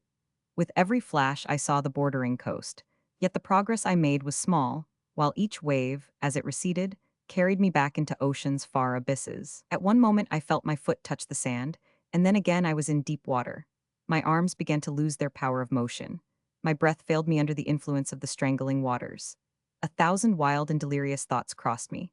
As well as I can now recall them, my chief feeling was, how sweet it would be to lay my head on the quiet earth, where the surges would no longer strike my weakened frame, nor the sound of waters ring in my ears. To attain this repose, not to save my life, I made a last effort. The shelving shore suddenly presented a footing for me. I rose and was again thrown down by the breakers. A point of rock to which I was enabled to cling gave me a moment's respite. And then, taking advantage of the ebbing of the waves, I ran forwards, gained the dry sands, and fell senseless on the oozy reeds that sprinkled them. I must have lain long deprived of life. For when first, with a sickening feeling, I unclosed my eyes, the light of morning met them. Great change had taken place meanwhile. Gray dawn dappled the flying clouds, which sped onwards, leaving visible at intervals vast lakes of pure ether. A fountain of light arose in an increasing stream from the east, behind the waves of the Adriatic, changing the gray to a roseate hue, and then flooding sky and sea with aerial gold. A kind of stupor followed my fainting. My senses were alive, but memory was extinct. The blessed respite was short. A snake lurked near me to sting me into life. On the first retrospective emotion, I would have started up, but my limbs refused to obey me. My knees trembled, the muscles had lost all power. I still believed that I might find one of my beloved companions cast like me, half alive on the beach, and I strove in every way to restore my frame to the use of its animal functions. I wrung the brine from my hair, and the rays of the risen sun soon visited me with genial warmth. With the restoration of my bodily powers, my mind became in some degree aware of the universe of misery, henceforth to be its dwelling. I ran to the water's edge, calling on the beloved names. Ocean drank in and absorbed my feeble voice, replying with pitiless roar. I climbed a near tree. The level sands bounded by a pine forest, and the sea clipped round by the horizon, was all that I could discern. In vain I extended my researches along the beach. The mast we had thrown overboard, with tangled cordage and remnants of a sail, was the sole relic land received of our wreck. Sometimes I stood still and wrung my hands. I accused earth and sky, the universal machine and the almighty power that misdirected it. Again I threw myself on the sands, and then the sighing wind, mimicking a human cry, roused me to bitter, fallacious hope. Assuredly, if any little bark or smallest canoe had been near, I should have sought the savage plains of ocean, found the dear remains of my lost ones, and clinging round them have shared their grave. The day passed thus, each moment contained eternity, although when hour after hour had gone by, I wondered at the quick flight of time.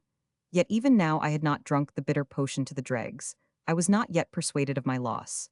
I did not yet feel in every pulsation, in every nerve, in every thought that I remained alone of my race, that I was the last man.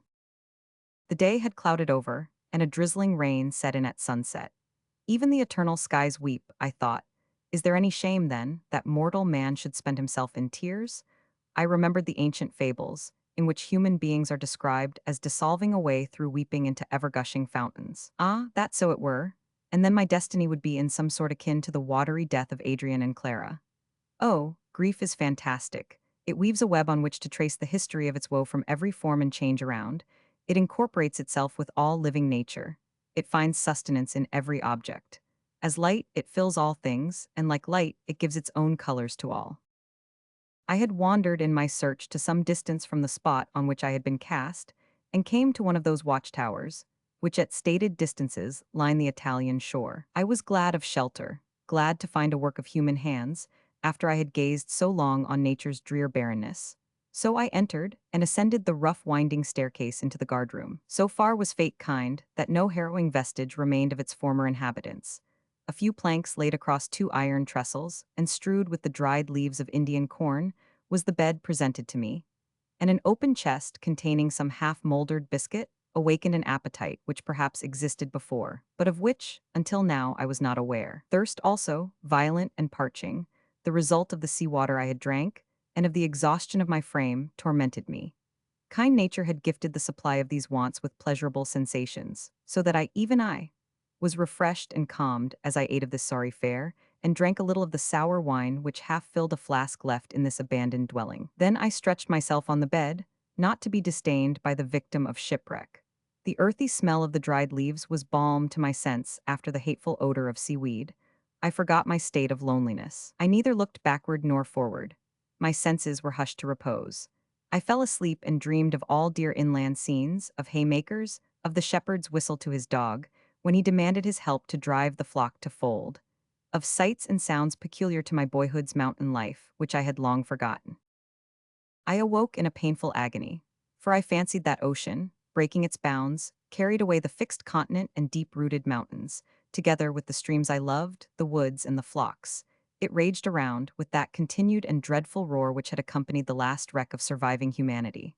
As my waking sense returned, the bare walls of the guard-room closed round me, and the rain pattered against the single window. How dreadful it is to emerge from the oblivion of slumber, and to receive as a good morrow the mute wailing of one's own hapless heart, to return from the land of deceptive dreams to the heavy knowledge of unchanged disaster. Thus was it with me now and forever. The sting of other griefs might be blunted by time, and even mine yielded sometimes during the day to the pleasure inspired by the imagination or the senses. But I never look first upon the morning light, but with my fingers pressed tight on my bursting heart, and my soul deluged with the interminable flood of hopeless misery. Now I awoke for the first time in the dead world. I awoke alone, and the dull dirge of the sea, heard even amidst the rain, recalled me to the reflection of the wretch I had become. The sound came like a reproach, a scoff, like the sting of remorse in the soul. I gasped, the veins and muscles of my throat swelled, suffocating me. I put my fingers to my ears, I buried my head in the leaves of my couch. I would have dived to the center to lose hearing of that hideous moan. But another task must be mine. Again I visited the detested beach. Again I vainly looked far and wide. Again I raised my unanswered cry, lifting up the only voice that could ever again force the mute air to syllable the human thought. What a pitiable, forlorn, disconsolate being I was. My very aspect and garb told the tale of my despair. My hair was matted and wild, my limbs soiled with salt ooze, while at sea I had thrown off those of my garments that encumbered me, and the rain drenched the thin summer clothing I had retained. My feet were bare, and the stunted reeds and broken shells made them bleed. The while I hurried to and fro, now looking earnestly on some distant rock which, islanded in the sands, bore for a moment a deceptive appearance, now with flashing eyes reproaching the murderous ocean for its unutterable cruelty. For a moment I compared myself to that monarch of the waste, Robinson Crusoe. We had been both thrown companionless, he on the shore of a desolate island, I on that of a desolate world. I was rich in the so-called goods of life. If I turned my steps from the near barren scene, and entered any of the earth's million cities, I should find their wealth stored up for my accommodation. Clothes, food, books, and a choice of dwelling beyond the command of the princes of former times. Every climate was subject to my selection, while he was obliged to toil in the acquirement of every necessary, and was the inhabitant of a tropical island, against whose heats and storms he could obtain small shelter. Viewing the question thus, who would not have preferred the sybarite enjoyments I could command, the philosophically leisure and ample intellectual resources to his life of labor and peril? Yet he was far happier than I, for he could hope, nor hope in vain. The destined vessel at last arrived to bear him to countrymen and kindred, where the events of his solitude became a fireside tale. To none could I ever relate the story of my adversity. No hope had I. He knew that, beyond the ocean which begirt his lonely island, thousands lived whom the sun enlightened when it shone also on him. Beneath the meridian sun and visiting moon, I alone bore human features. I alone could give articulation to thought, and when I slept, both day and night were unbeheld of any. He had fled from his fellows and was transported with terror at the print of a human foot. I would have knelt down and worshipped the same. The wild and cruel Caribbee, the merciless cannibal, or worse than these, the uncouth, brute, and remorseless veteran in the vices of civilization, would have been to me a beloved companion, a treasure dearly prized. His nature would be kin to mine, his form cast in the same mold. Human blood would flow in his veins. A human sympathy must link us forever. It cannot be that I shall never behold a fellow being more. Never, never, not in the course of years. Shall I wake and speak to none, pass the interminable hours my soul, islanded in the world, a solitary point, surrounded by vacuum? Will day follow day endlessly thus? No, no. A god rules the world. Providence has not exchanged its golden scepter for an aspic's sting. Away! Let me fly from the ocean grave, let me depart from this barren nook, paled in, as it is, from access by its own desolateness. Let me tread once again the paved towns, step over the threshold of man's dwellings, and most certainly I shall find this thought a horrible vision, a maddening but evanescent dream. I entered Ravenna, the town nearest to the spot whereon I had been cast. Before the second sun had set on the empty world, I saw many living creatures, oxen and horses and dogs, but there was no man among them. I entered a cottage, it was vacant. I ascended the marble stairs of a palace. The bats and the owls were nestled in the tapestry. I stepped softly, not to awaken the sleeping town. I rebuked a dog that by yelping disturbed the sacred stillness. I would not believe that all was as it seemed. The world was not dead, but I was mad. I was deprived of sight, hearing, and sense of touch. I was laboring under the force of a spell, which permitted me to behold all sights of earth, except its human inhabitants. They were pursuing their ordinary labors. Every house had its inmate, but I could not perceive them. If I could have deluded myself into a belief of this kind, I should have been far more satisfied. But my brain, tenacious of its reason, refused to lend itself to such imaginations. And though I endeavored to play the antic to myself, I knew that I, the offspring of man, during long years one among many, now remained sole survivor of my species. The sun sank behind the western hills. I had fasted since the preceding evening, but, though faint and weary, I loathed food, nor ceased, while yet a ray of light remained to pace the lonely streets. Night came on and sent every living creature but me to the bosom of its mate. It was my solace to blunt my mental agony by personal hardship. Of the thousand beds around, I would not seek the luxury of one. I lay down on the pavement. A cold marble step served me for a pillow. Midnight came. And then, though not before, did my wearied lids shut out the sight of the twinkling stars and their reflex on the pavement near. Thus I passed the second night of my desolation. Chapter 10. I awoke in the morning, just as the higher windows of the lofty houses received the first beams of the rising sun.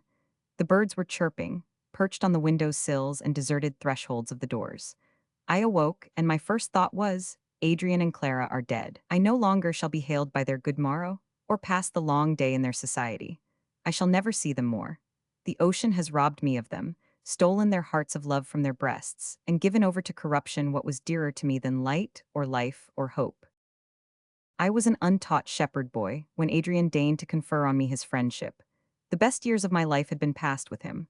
All I had possessed of this world's goods, of happiness, knowledge, or virtue, I owed to him. He had in his person, his intellect, and rare qualities given a glory to my life, which without him it had never known.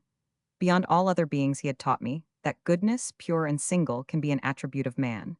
It was a sight for angels to congregate to behold, to view him lead, govern, and solace the last days of the human race. My lovely Clara also was lost to me. She who last of the daughters of man exhibited all those feminine and maiden virtues, which poets, painters, and sculptors have in their various languages strove to express. Yet, as far as she was concerned, could I lament that she was removed in early youth from the certain advent of misery. Pure she was of soul, and all her intents were holy. But her heart was the throne of love, and the sensibility her lovely countenance expressed was the prophet of many woes, not the less deep and drear, because she would have forever concealed them. These two wondrously endowed beings had been spared from the universal wreck, to be my companions during the last year of solitude. I had felt, while they were with me, all their worth. I was conscious that every other sentiment, regret, or passion had by degrees merged into a yearning, clinging affection for them. I had not forgotten the sweet partner of my youth, mother of my children, my adored Idris, but I saw at least a part of her spirit alive again in her brother. And after that, by Evelyn's death, I had lost what most dearly recalled her to me.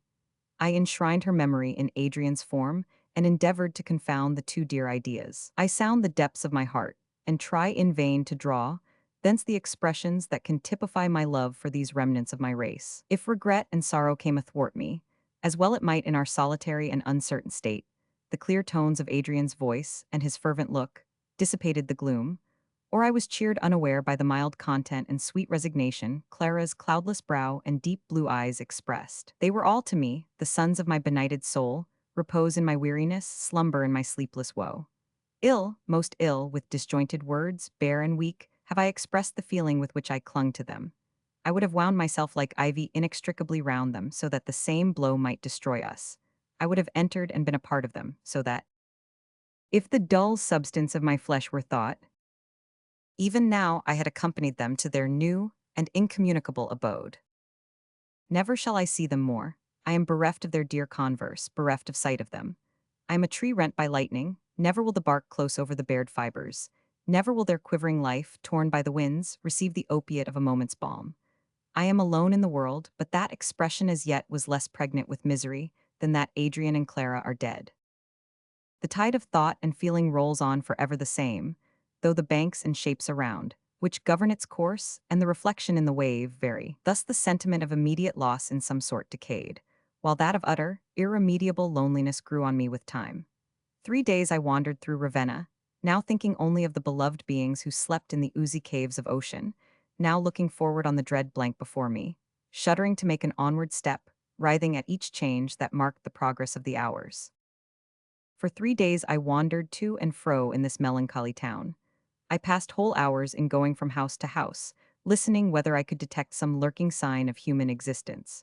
Sometimes I rang at a bell. It tinkled through the vaulted rooms, and silence succeeded to the sound. I called myself hopeless, yet still I hoped, and still disappointment ushered in the hours, intruding the cold, sharp steel which first pierced me. into the aching, festering wound. I fed like a wild beast, which seizes its food only when stung by intolerable hunger. I did not change my garb or seek the shelter of a roof during all those days.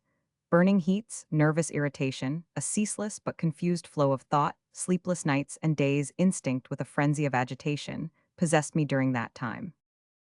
As the fever of my blood increased, a desire of wandering came upon me. I remember that the sun had set on the 5th day after my wreck, when, without purpose or aim, I quitted the town of Ravenna. I must have been very ill. Had I been possessed by more or less of delirium, that night had surely been my last.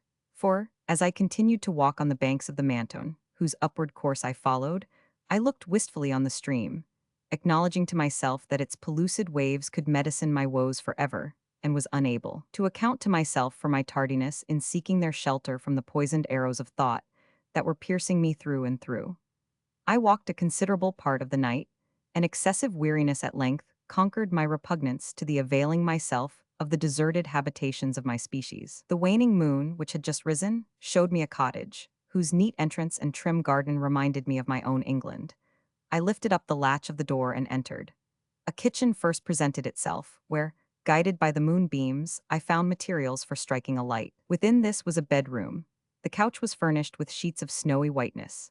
The wood piled on the hearth, and an array as for a meal, might almost have deceived me into the dear belief that I had here found what I had so long sought. One survivor, a companion for my loneliness, a solace to my despair. I steeled myself against the delusion. The room itself was vacant. It was only prudent, I repeated to myself, to examine the rest of the house. I fancied that I was proof against the expectation, yet my heart beat audibly as I laid my hand on the lock of each door, and it sunk again when I perceived in each the same vacancy. Dark and silent they were as vaults, so I returned to the first chamber, wondering what sightless host had spread the materials for my repast and my repose. I drew a chair to the table and examined what the viands were of which I was to partake. In truth, it was a death feast. The bread was blue and moldy, the cheese lay a heap of dust. I did not dare examine the other dishes. A troop of ants passed in a double line across the tablecloth. Every utensil was covered with dust, with cobwebs and myriads of dead flies. These were objects each and all betokening the fallaciousness of my expectations. Tears rushed into my eyes. Surely this was a wanton display of the power of the destroyer. What had I done that each sensitive nerve was thus to be anatomized? Yet why complain more now than ever?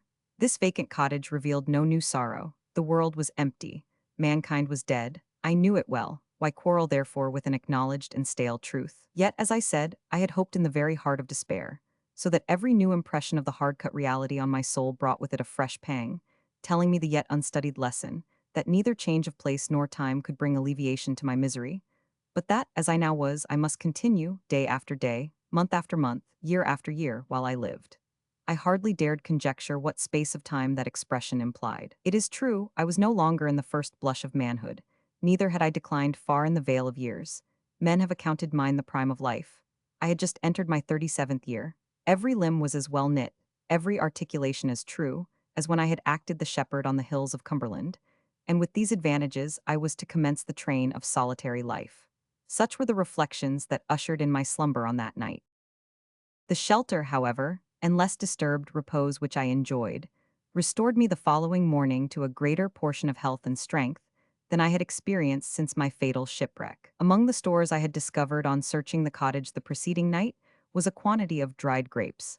These refreshed me in the morning, as I left my lodging and proceeded towards a town which I discerned at no great distance. As far as I could divine, it must have been Forlì. I entered with pleasure its wide and grassy streets. All, it is true, pictured the excess of desolation, yet I loved to find myself in those spots which had been the abode of my fellow creatures. I delighted to traverse street after street, to look up at the tall houses, and repeat to myself, once they contained beings similar to myself, I was not always the wretch I am now. The wide square of Forlì, the arcade around it, its light and pleasant aspect cheered me. I was pleased with the idea that if the earth should be again peopled, we, the lost race, would, in the relics left behind, present no contemptible exhibition of our powers to the newcomers. I entered one of the palaces and opened the door of a magnificent saloon. I started, I looked again with renewed wonder. What wild-looking, unkempt, half-naked savage was that before me? The surprise was momentary. I perceived that it was I myself whom I beheld in a large mirror at the end of the hall. No wonder that the lover of the princely Idris should fail to recognize himself in the miserable object there portrayed. My tattered dress was that in which I had crawled half alive from the tempestuous sea. My long and tangled hair hung in elf locks on my brow. My dark eyes, now hollow and wild, gleamed from under them. My cheeks were discolored by the jaundice, which, the effect of misery and neglect, suffused my skin and were half hid by a beard of many days' growth. Yet why should I not remain thus, I thought. The world is dead, and this squalid attire is a fitter mourning garb than the foppery of a black suit. And thus, methinks, I should have remained had not hope, without which I do not believe man could exist, whispered to me, that in such a plight I should be an object of fear and aversion to the being, preserved I knew not where, but I fondly trusted at length to be found by me. Will my readers scorn the vanity that made me attire myself with some care, for the sake of this visionary being? Or will they forgive the freaks of a half-crazed imagination? I can easily forgive myself, for hope, however vague, was so dear to me, and a sentiment of pleasure of so rare occurrence that I yielded readily to any idea that cherished the one, or promised any recurrence of the former to my sorrowing heart. After such occupation, I visited every street, alley, and nook of Forli. These Italian towns presented an appearance of still greater desolation than those of England or France. Plague had appeared here earlier, it had finished its course, and achieved its work much sooner than with us. Probably the last summer had found no human being alive, in all the track included between the shores of Calabria and the northern Alps. My search was utterly vain, yet I did not despond. Reason, methought, was on my side, and the chances were by no means contemptible that there should exist in some part of Italy a survivor like myself, of a wasted, depopulate land. As therefore I rambled through the empty town, I formed my plan for future operations. I would continue to journey on towards Rome.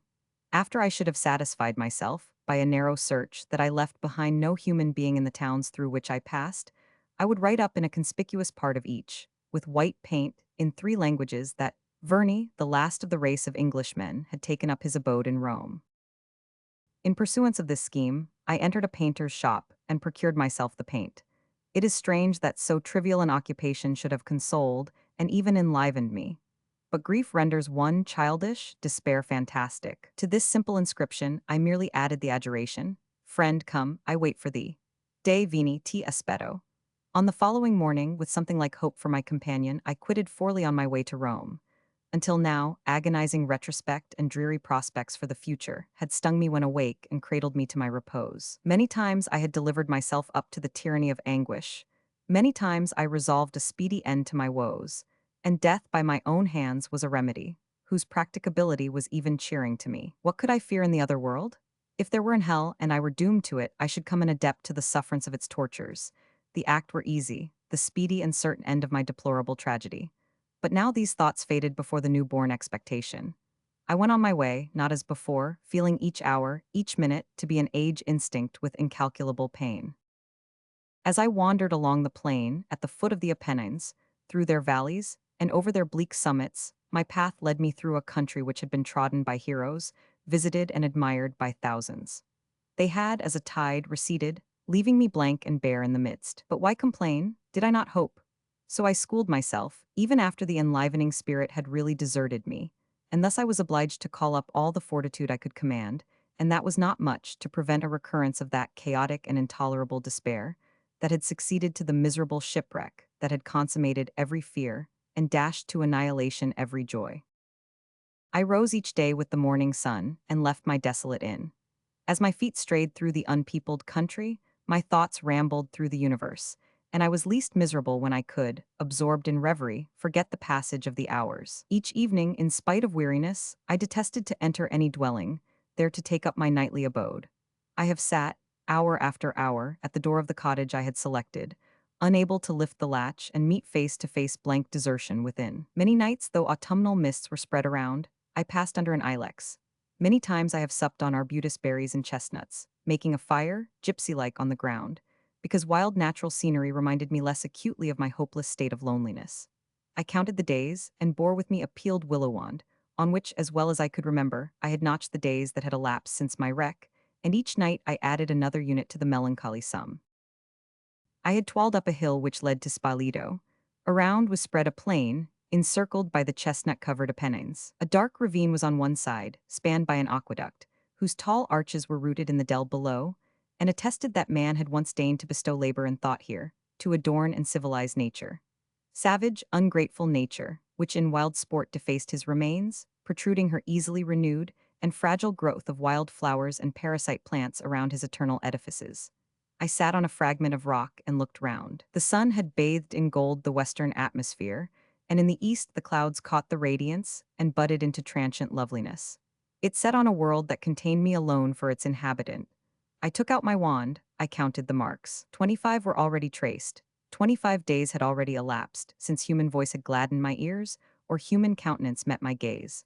25 long, weary days, succeeded by dark and lonesome nights, had mingled with foregone years and had become a part of the past, the never to be recalled, a real, undeniable portion of my life, 25 long, long days. Why this was not a month? Why talk of days or weeks or months?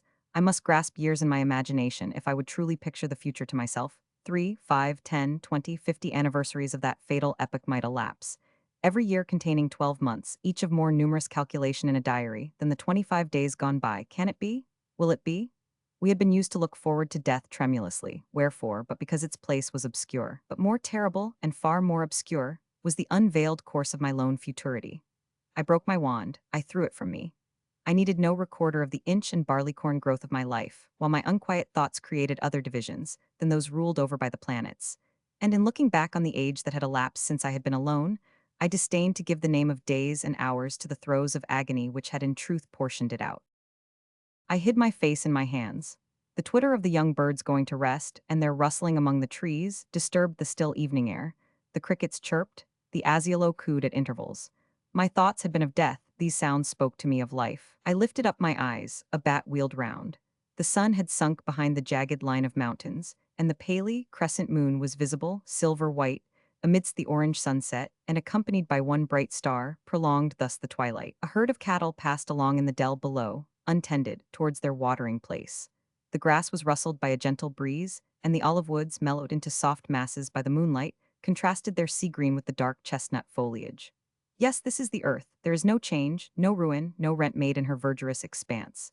She continues to wheel round and round with alternate night and day through the sky, though man is not her adorner or inhabitant. Why could I not forget myself like one of those animals, and no longer suffer the wild tumult of misery that I endure? Yet, ah, what a deadly breach yawns between their state and mine. Have not they companions? Have not they each their mate, their cherished young, their home, which, though unexpressed to us, is, I doubt not, endeared and enriched, even in their eyes, by the society which kind nature has created for them? It is I only that am alone. I, on this little hilltop, gazing on plain and mountain recess, on sky, and its starry population, listening to every sound of earth and air and murmuring wave. I only cannot express to any companion my many thoughts, nor lay my throbbing head on any loved bosom, nor drink from meeting. Eyes an intoxicating dew, that transcends the fabulous nectar of the gods. Shall I not then complain? Shall I not curse the murderous engine which has mowed down the children of men, my brethren? Shall I not bestow a malediction on every other of nature's offspring, which dares live and enjoy, while I live and suffer? Ah, no, I will discipline my sorrowing heart to sympathy in your joys. I will be happy because ye are so. Live on, ye innocents, nature's selected darlings. I am not much unlike to you. Nerves, pulse, brain, joint, and flesh, of such am I composed, and ye are organized by the same laws. I have something beyond this, but I will call it a defect, not an endowment if it leads me to misery, while ye are happy. Just then there emerged from a near copse 2 goats and a little kid, by the mother's side. They began to browse the herbage of the hill. I approached near to them without their perceiving me. I gathered a handful of fresh grass and held it out. The little one nestled close to its mother while she timidly withdrew. The male stepped forward, fixing his eyes on me. I drew near, still holding out my lure, while he, depressing his head, rushed at me with his horns. I was a very fool. I knew it, yet I yielded to my rage. I snatched up a huge fragment of rock. It would have crushed my rash foe. I poised it, aimed it, then my heart failed me. I hurled it wide of the mark. It rolled clattering among the bushes into dell. My little visitants, all aghast, galloped back into the covert of the wood, while I, my very heart bleeding and torn, rushed down the hill, and by the violence of bodily exertion, sought to escape from my miserable self. No, no, I will not live among the wild scenes of nature, the enemy of all that lives. I will seek the towns, Rome, the capital of the world, the crown of man's achievements. Among its storied streets, hallowed ruins, and stupendous remains of human exertion, I shall not, as here, find everything forgetful of man, trampling on his memory, defacing his works, proclaiming from hill to hill, and vale to vale, by the torrents freed from the boundaries which he imposed, by the vegetation liberated from the laws which he enforced, by his habitation abandoned to mildew and weeds that his power is lost, his race annihilated forever. I hailed the Tiber, for that was as it were an unalienable possession of humanity. I hailed the wild Campagna, for every root had been trod by man, and its savage uncultivation, of no recent date, only proclaimed more distinctly his power, since he had given an honorable name and sacred title to what else would have been a worthless, barren track. I entered eternal Rome by the Porta del Popolo, and saluted with awe its time-honored space. The wide square, the churches near, the long extent of the Corso, the near eminence of Trinita de' Monti appeared like fairy work. They were so silent, so peaceful, and so very fair. It was evening, and the population of animals which still existed in this mighty city had gone to rest. There was no sound, save the murmur of its many fountains, whose soft monotony was harmony to my soul. The knowledge that I was in Rome soothed me, that wondrous city, hardly more illustrious for its heroes and sages than for the power it exercised over the imaginations of men. I went to rest that night, the eternal burning of my heart quenched, my senses tranquil. The next morning, I eagerly began my rambles in search of oblivion. I ascended the many terraces of the garden of the Colonna Palace, under whose roof I had been sleeping, and passing out from it at its summit, I found myself on Monte Cavallo. The fountains sparkled in the sun. The obelisk above pierced the clear dark blue air. The statues on each side, the works as they are inscribed of Phidias and Praxiteles, stood in undiminished grandeur, representing Castor and Pollux, who with majestic power tamed the rearing animal at their side. If those illustrious artists had in truth chiseled these forms, how many passing generations had their giant proportions outlived? And now they were viewed by the last of the species, they were sculptured to represent and deify. I had shrunk into insignificance in my own eyes, as I considered the multitudinous beings these stone demigods had outlived, but this afterthought restored me to dignity in my own conception. The sight of the poetry eternized in these statues took the sting from the thought, arraying it only in poetic ideality. I repeated to myself, I am in Rome. I behold, and as it were, familiarly converse with the wonder of the world, sovereign mistress of the imagination, majestic and eternal survivor of millions of generations of extinct men. I endeavored to quiet the sorrows of my aching heart, by even now taking an interest in what in my youth I had ardently longed to see. Every part of Rome is replete with relics of ancient times. The meanest streets are strewed with truncated columns, broken capitals, Corinthian and Ionic, and sparkling fragments of granite or porphyry. The walls of the most penurious dwellings enclose a fluted pillar or ponderous stone, which once made part of the palace of the Caesars, and the voice of dead time, in still vibrations, is breathed from these dumb things, animated and glorified as they were by man. I embraced the vast columns of the Temple of Jupiter Stator, which survives in the open space that was the Forum, and leaning my burning cheek against its cold durability, I tried to lose the sense of present misery and present desertion, by recalling to the haunted cell of my brain vivid memories of times gone by. I rejoiced at my success as I figured Camillus, the Gracchi, Cato, and last the heroes of Tacitus, which shine meteors of surpassing brightness during the murky night of the empire. As the verses of Horace and Virgil, or the glowing periods of Cicero, thronged into the opened gates of my mind, I felt myself exalted by long-forgotten enthusiasm. I was delighted to know that I beheld the scene which they beheld, the scene which their wives and mothers, and crowds of the unnamed witnessed, while at the same time they honored, applauded, or wept for these matchless specimens of humanity. At length, then, I had found a consolation. I had not vainly sought the storied precincts of Rome. I had discovered a medicine for my many and vital wounds. I sat at the foot of these vast columns. The Colosseum, whose naked ruin is robed by nature in a verdurous and glowing veil, lay in the sunlight on my right. Not far off, to the left, was the tower of the Capitol. Triumphal arches, the falling walls of many temples, strewed the ground at my feet. I resolved, to force myself to see the plebeian multitude and lofty patrician forms congregated around. And, as the diorama of ages passed across my subdued fancy, they were replaced by the modern Roman. The Pope in his white stole, distributing benedictions to the kneeling worshippers, the friar in his cowl, the dark-eyed girl veiled by her mesura, the noisy, sunburnt rustic, leading his herd of buffaloes and oxen to the Campo Vaccino. The romance with which, dipping our pencils in the rainbow hues of sky and transcendent nature, we to a degree gratuitously endow the Italians, replaced the solemn grandeur of antiquity. I remembered the dark monk and floating figures of the Italian, and how my boyish blood had thrilled at the description. I called to mind Corinna ascending the Capitol to be crowned, and, passing from the heroine to the author, reflected how the enchantress spirit of Rome held sovereign sway over the minds of the imaginative, until it rested on me, sole remaining spectator of its wonders.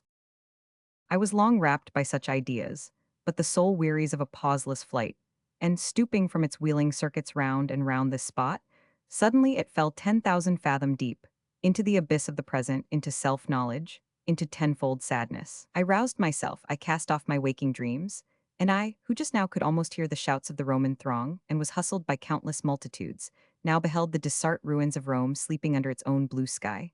The shadows lay tranquilly on the ground. Sheep were grazing untended on the Palatine, and a buffalo stalked down the sacred way that led to the Capitol.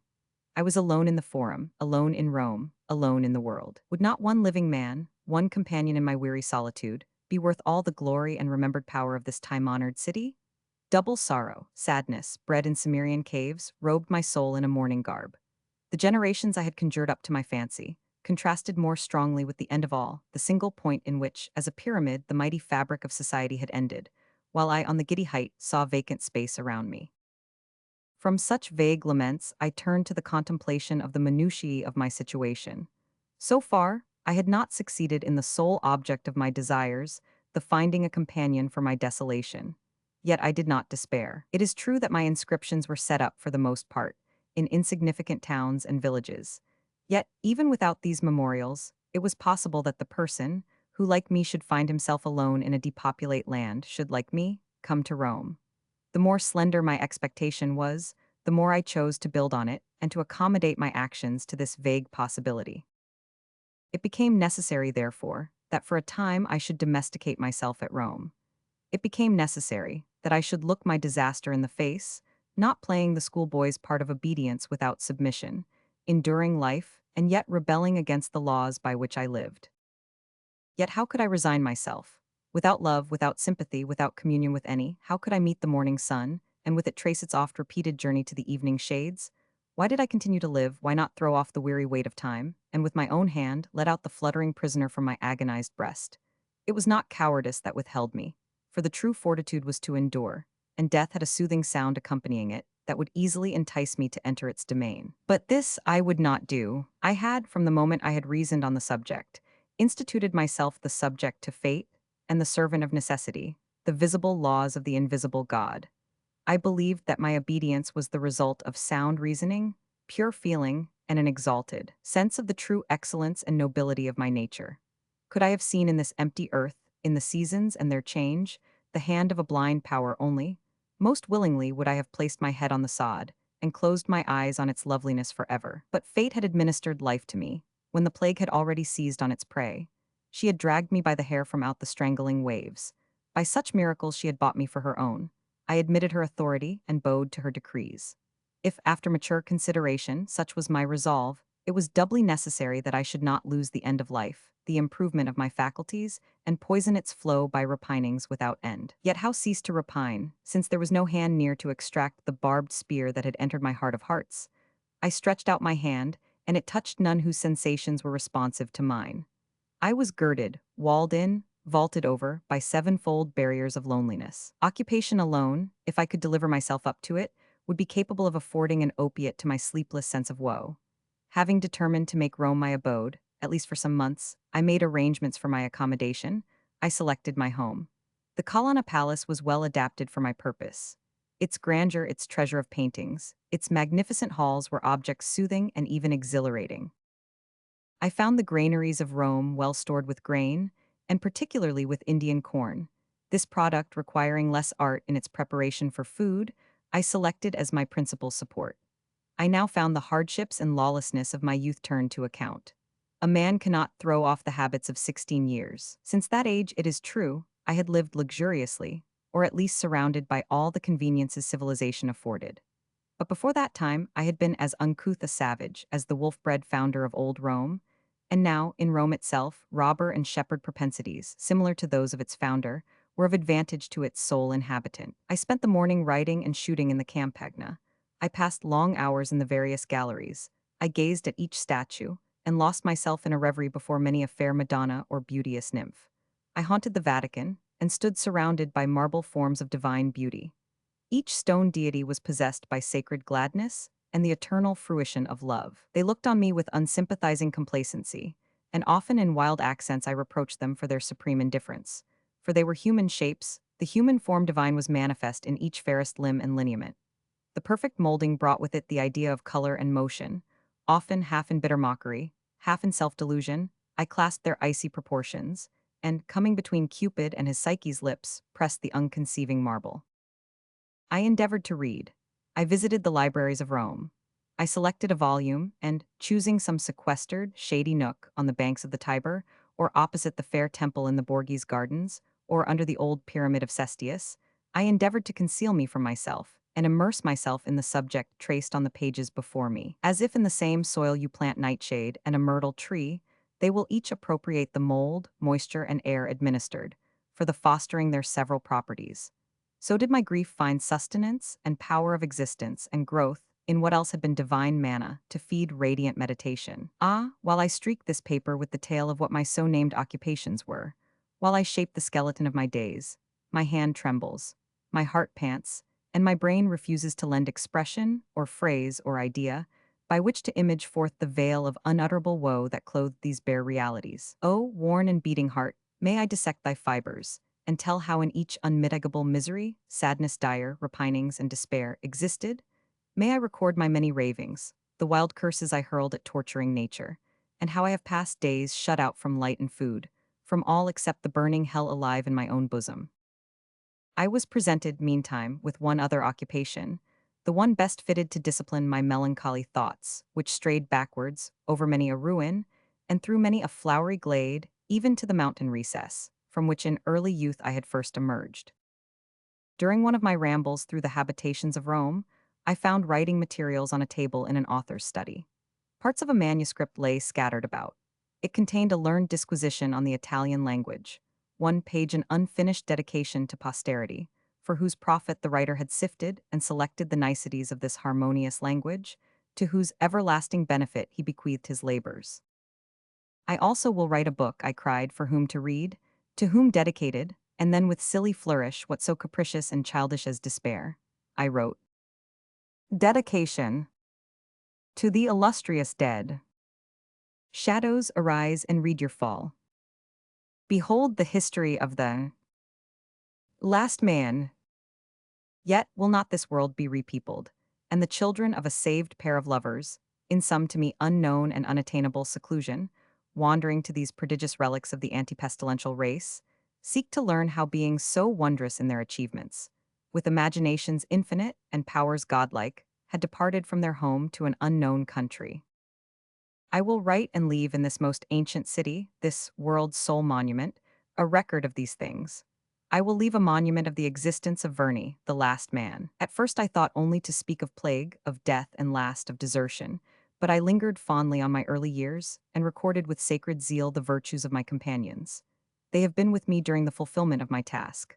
I have brought it to an end. I lift my eyes from my paper. Again they are lost to me. Again I feel that I am alone. A year has passed since I have been thus occupied. The seasons have made their wonted round, and decked this eternal city in a changeful robe of surpassing beauty. A year has passed, and I no longer guess at my state or my prospects. Loneliness is my familiar, sorrow my inseparable companion. I have endeavored to brave the storm. I have endeavored to school myself to fortitude. I have sought to imbue myself with the lessons of wisdom. It will not do. My hair has become nearly gray. My voice, unused now to utter sound, comes strangely on my ears. My person, with its human powers and features, seemed to me a monstrous excrescence of nature. How express in human language a woe human being until this hour never knew? How give intelligible expression to a pang none but I could ever understand? No one has entered Rome. None will ever come. I smile bitterly at the delusion I have so long nourished, and still more, when I reflect that I have exchanged it for another as delusive, as false, but to which I now cling with the same fond trust. Winter has come again, and the gardens of Rome have lost their leaves. The sharp air comes over the Campagna, and has driven its brute inhabitants to take up their abode in the many dwellings of the deserted city. Frost has suspended the gushing fountains, and Trevi has stilled her eternal music. I had made a rough calculation, aided by the stars, by which I endeavored to ascertain the first day of the new year. In the old outworn age, the sovereign pontiff was used to go in solemn pomp, and mark the renewal of the year by driving a nail in the gate of the Temple of Janus. On that day I ascended St. Peter's, and carved on its topmost stone the era 2100, last year of the world.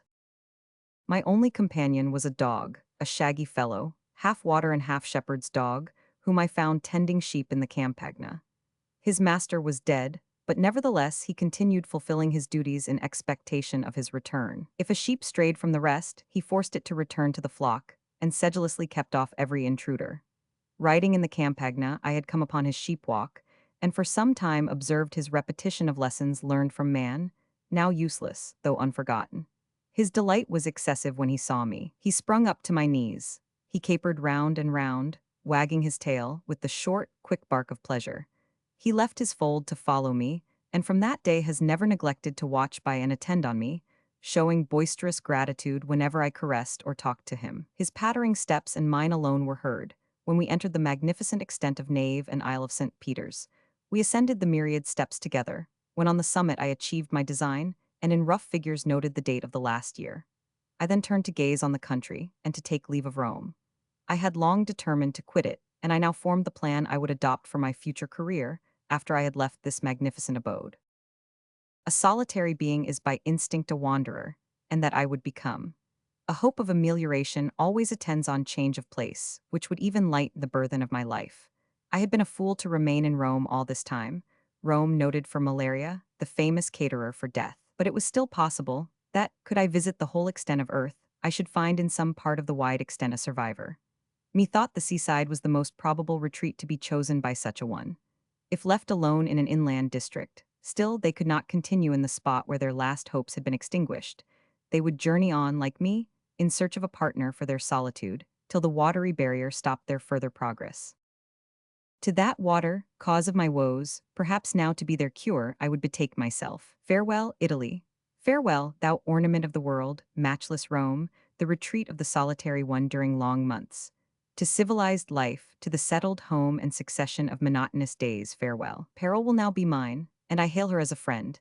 Death will perpetually cross my path, and I will meet him as a benefactor. Hardship, inclement weather, and dangerous tempests will be my sworn mates. Ye spirits of storm, receive me? Ye powers of destruction, open wide your arms and clasp me forever. If a kinder power have not decreed another end, so that after long endurance I may reap my reward, and again feel my heart beat near the heart of another like to me. Tiber, the road which is spread by nature's own hand, threading her continent, was at my feet, and many a boat was tethered to the banks. I would with a few books, provisions, and my dog, embark in one of these and float down the current of the stream into the sea.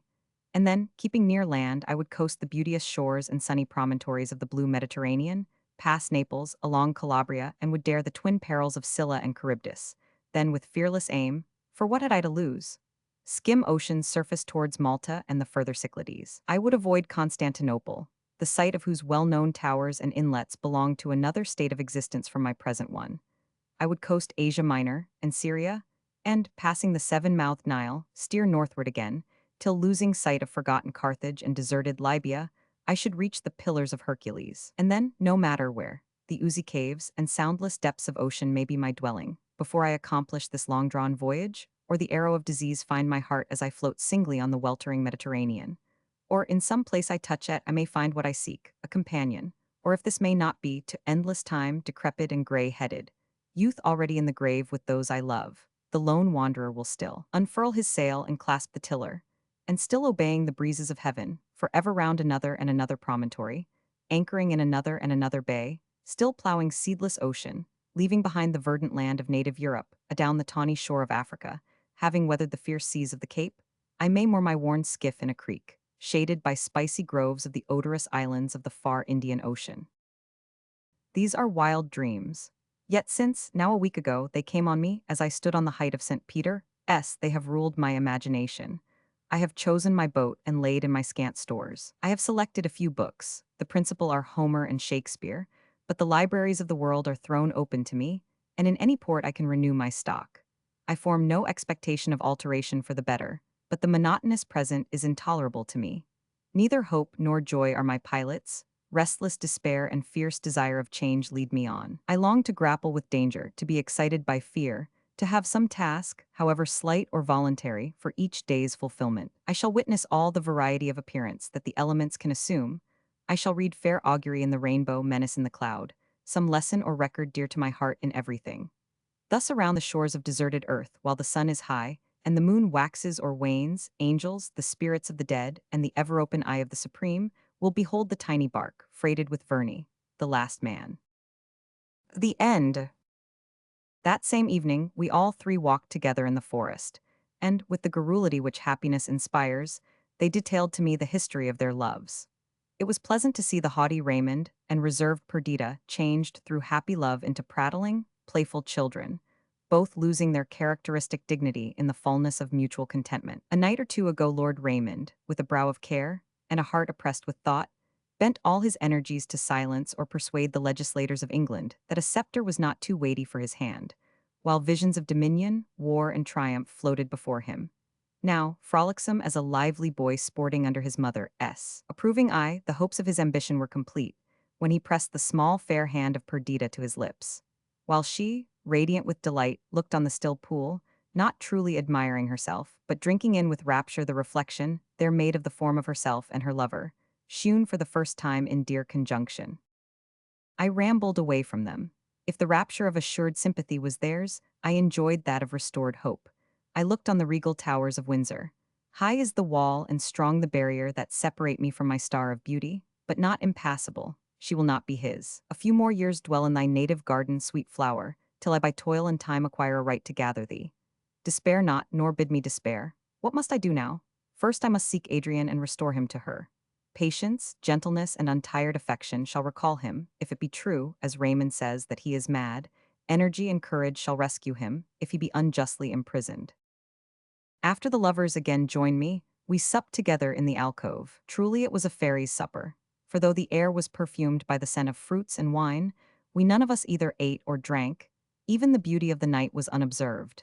Their ecstasy could not be increased by outward objects, and I was wrapped in reverie. At about midnight Raymond and I took leave of my sister to return to town. He was all gaiety, scraps of songs fell from his lips, every thought of his mind, every object about us, gleamed under the sunshine of his mirth. He accused me of melancholy, of ill humor and envy. Not so, said I, though I confess that my thoughts are not occupied as pleasantly as yours are. You promised to facilitate my visit to Adrian. I conjure you to perform your promise. I cannot linger here. I long to soothe, perhaps to cure the malady of my first and best friend. I shall immediately depart for Dunkeld. Thou bird of night, replied Raymond, what an eclipse do you throw across my bright thoughts, forcing me to call to mind that melancholy ruin, which stands in mental desolation, more irreparable than a fragment of a carved column in a weed-grown field. You dream that you can restore him? Daedalus never wound so inextricable an error round Minotaur, as madness has woven about his imprisoned reason. Nor you, nor any other Theseus can thread the labyrinth, to which perhaps some unkind Ariadne has the clue. You allude to Evadne Zamy, but she is not in England. And were she, said Raymond, I would not advise her seeing him. Better to decay in absolute delirium than to be the victim of the methodical unreason of ill-bestowed love. The long duration of his malady has probably erased from his mind all vestige of her, and it were well that it should never again be imprinted. You will find him at Dunkeld. Gentle and tractable, he wanders up the hills and through the wood or sits listening beside the waterfall. You may see him, his hair stuck with wild flowers, his eyes full of untraceable meaning, his voice broken, his person wasted to a shadow. He plucks flowers and weeds and weaves chaplets of them, or sails yellow leaves and bits of bark on the stream, rejoicing in their safety or weeping at their wreck. The very memory half unmans me. By heaven, the first tears I have shed since boyhood rushed scalding into my eyes when I saw him. It needed not this last account to spur me on to visit him. I only doubted whether or not I should endeavor to see Idris again before I departed. This doubt was decided on the following day. Early in the morning Raymond came to me. Intelligence had arrived that Adrian was dangerously ill, and it appeared impossible that his failing strength should surmount the disorder. Tomorrow, said Raymond, his mother and sister set out for Scotland to see him once again. And I go today, I cried. This very hour I will engage a sailing balloon. I shall be there in 48 hours at furthest, perhaps in less if the wind is fair. Farewell, Raymond, be happy in having chosen the better part in life. This turn of fortune revives me. I feared madness, not sickness. I have a presentiment that Adrian will not die. Perhaps this illness is a crisis, and he may recover. Everything favored my journey. The balloon rose about half a mile from the earth, and with a favorable wind it hurried through the air, its feathered vans cleaving the unopposing atmosphere. Notwithstanding the melancholy object of my journey, my spirits were exhilarated by reviving hope, by the swift motion of the airy pinnace, and the balmy visitation of the sunny air. The pilot hardly moved the plumed steerage, and the slender mechanism of the wings, wide unfurled, gave forth a murmuring noise, soothing to the sense. Plain and hill, stream and cornfield were discernible below, while we unimpeded sped on swift and secure, as a wild swan in his springtide flight. The machine obeyed the slightest motion of the helm, and, the wind blowing steadily, there was no let or obstacle to our course. Such was the power of man over the elements, a power long sought and lately won, yet foretold in bygone time by the Prince of Poets, whose verses I quoted much to the astonishment of my pilot, when I told him how many 100 years ago they had been written. O human wit, thou canst invent much ill. Thou searchest strange arts, who would think by skill? And heavy man like a light bird should stray, and through the empty heavens find a way. I alighted at Perth, and, though much fatigued by a constant exposure to the air for many hours, I would not rest, but merely altering my mode of conveyance, I went by land instead of air, to Dunkeld. The sun was rising as I entered the opening of the hills. After the revolution of ages, Burnham Hill was again covered with a young forest, while more aged pines, planted at the very commencement of the 19th century by the then Duke of Athol, gave solemnity and beauty to the scene. The rising sun first tinged the pine tops, and my mind, rendered through my mountain education deeply susceptible of the graces of nature, and now on the eve of again beholding my beloved and perhaps dying friend, was strangely influenced by the sight of those distant beams. Surely they were ominous, and as such I regarded them, good omens for Adrian, on whose life my happiness depended. Poor fellow, he lay stretched on a bed of sickness, his cheeks glowing with the hues of fever, his eyes half closed, his breath irregular and difficult. Yet it was less painful to see him thus than to find him fulfilling the animal functions uninterruptedly, his mind sick the while. I established myself at his bedside. I never quitted it day or night. Bitter task was it, to behold his spirit waver between death and life, to see his warm cheek, and know that the very fire which burned too fiercely there was consuming the vital fuel, to hear his moaning voice, which might never again articulate words of love and wisdom, to witness the ineffectual motions of his limbs, soon to be wrapped in their mortal shroud. Such for 3 days and nights appeared the consummation which fate had decreed for my labors, and I became haggard and spectre-like, through anxiety and watching. At length his eyes unclosed faintly, yet with a look of returning life. He became pale and weak, but the rigidity of his features was softened by approaching convalescence. He knew me. What a brimful cup of joyful agony it was, when his face first gleamed with the glance of recognition, when he pressed my hand, now more fevered than his own, and when he pronounced my name. No trace of his past insanity remained to dash my joy with sorrow. This same evening his mother and sister arrived. The Countess of Windsor was by nature full of energetic feeling, but she had very seldom in her life permitted the concentrated emotions of her heart to show themselves on her features. The studied immovability of her countenance, her slow, equable manner and soft but unmelodious voice were a mask, hiding her fiery passions and the impatience of her disposition. She did not in the least resemble either of her children. Her black and sparkling eye, lit up by pride, was totally unlike the blue luster and frank, benignant expression of either Adrian or Idris. There was something grand and majestic in her motions, but nothing persuasive, nothing amiable. Tall, thin, and straight, her face still handsome, her raven hair hardly tinged with gray, her forehead arched and beautiful, had not the eyebrows been somewhat scattered, it was impossible not to be struck by her, almost to fear her. Idris appeared to be the only being who could resist her mother, notwithstanding the extreme mildness of her character. But there was a fearlessness and frankness about her, which said that she would not encroach on another's liberty, but held her own sacred and unassailable. The Countess cast no look of kindness on my worn-out frame, though afterwards she thanked me coldly for my attentions.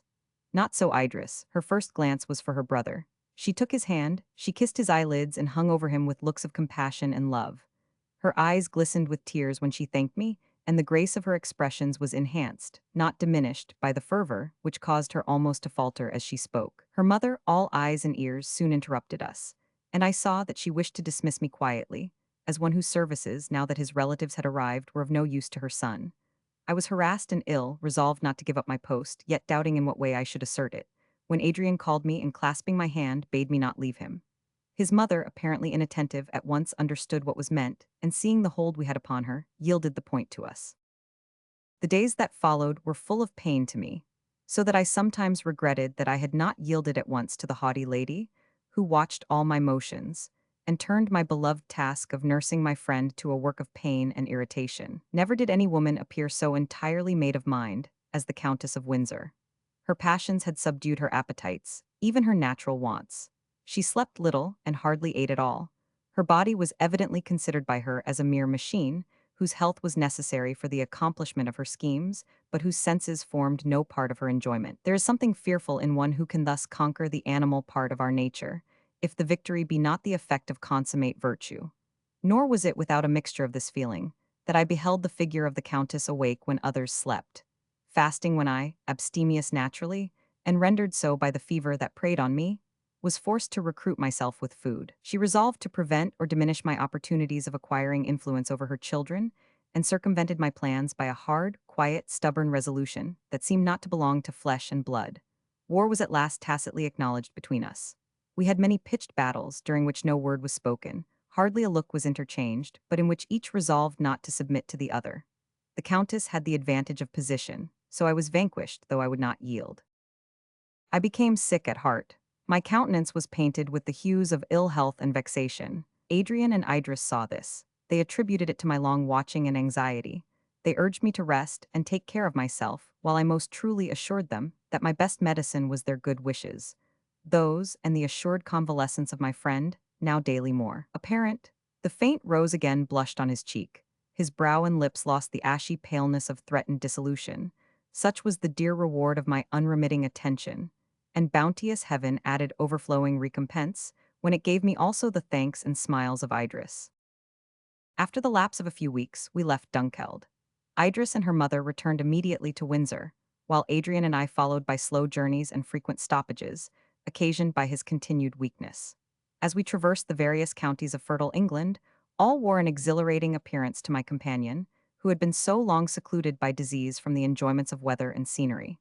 We passed through busy towns and cultivated plains. The husbandmen were getting in their plenteous harvests, and the women and children, occupied by light rustic toils, formed groups of happy, healthful persons, the very sight of whom carried cheerfulness to the heart. One evening, quitting our inn, we strolled down a shady lane, then up a grassy slope, till we came to an eminence that commanded an extensive view of hill and dale, meandering rivers, dark woods, and shining villages. The sun was setting, and the clouds, straying like new-shorn sheep through the vast fields of sky, received the golden color of his parting beams. The distant uplands shone out, and the busy hum of evening came, harmonized by distance, on our ear. Adrian, who felt all the fresh spirit infused by returning health, clasped his hands in delight, and exclaimed with transport, "O happy earth and happy inhabitants of earth! A stately palace has God built for you, O man, and worthy are you of your dwelling. Behold the verdant carpet spread at our feet, and the azure canopy above, the fields of earth which generate and nurture all things, and the track of heaven which contains and clasps all things. Now, at this evening hour, at the period of repose and refection, methinks all hearts breathe one hymn of love and thanksgiving, and we, like priests of old on the mountain tops, give a voice to their sentiment. Assuredly, a most benignant power built up the majestic fabric we inhabit, and framed the laws by which it endures. If mere existence, and not happiness, had been the final end of our being, what need of the profuse luxuries which we enjoy? Why should our dwelling place be so lovely, and why should the instincts of nature minister pleasurable sensations? The very sustaining of our animal machine is made delightful, and our sustenance, the fruits of the field, is painted with transcendent hues, endued with grateful odors, and palatable to our taste. Why should this be, if you were not good? We need houses to protect us from the seasons, and behold the materials with which we are provided, the growth of trees with their adornment of leaves, while rocks of stone piled above the plains variegate the prospect with their pleasant irregularity. Nor are outward objects alone the receptacles of the spirit of good. Look into the mind of man, where wisdom reigns enthroned, where imagination, the painter, sits, with his pencil dipped in hues lovelier than those of sunset, adorning familiar life with glowing tints. What a noble boon, worthy the giver, is the imagination. It takes from reality its leaden hue. It envelopes all thought and sensation in a radiant veil, and with an hand of beauty beckons us from the sterile seas of life to her gardens and bowers and glades of bliss. And is not love a gift of the divinity? Love and her child hope, which can bestow wealth on poverty, strength on the weak, and happiness on the sorrowing. My lot has not been fortunate. I have consorted long with grief, entered the gloomy labyrinth of madness, and emerged but half alive. Yet I thank God that I have lived. I thank God that I have beheld his throne, the heavens and earth, his footstool. I am glad that I have seen the changes of his day.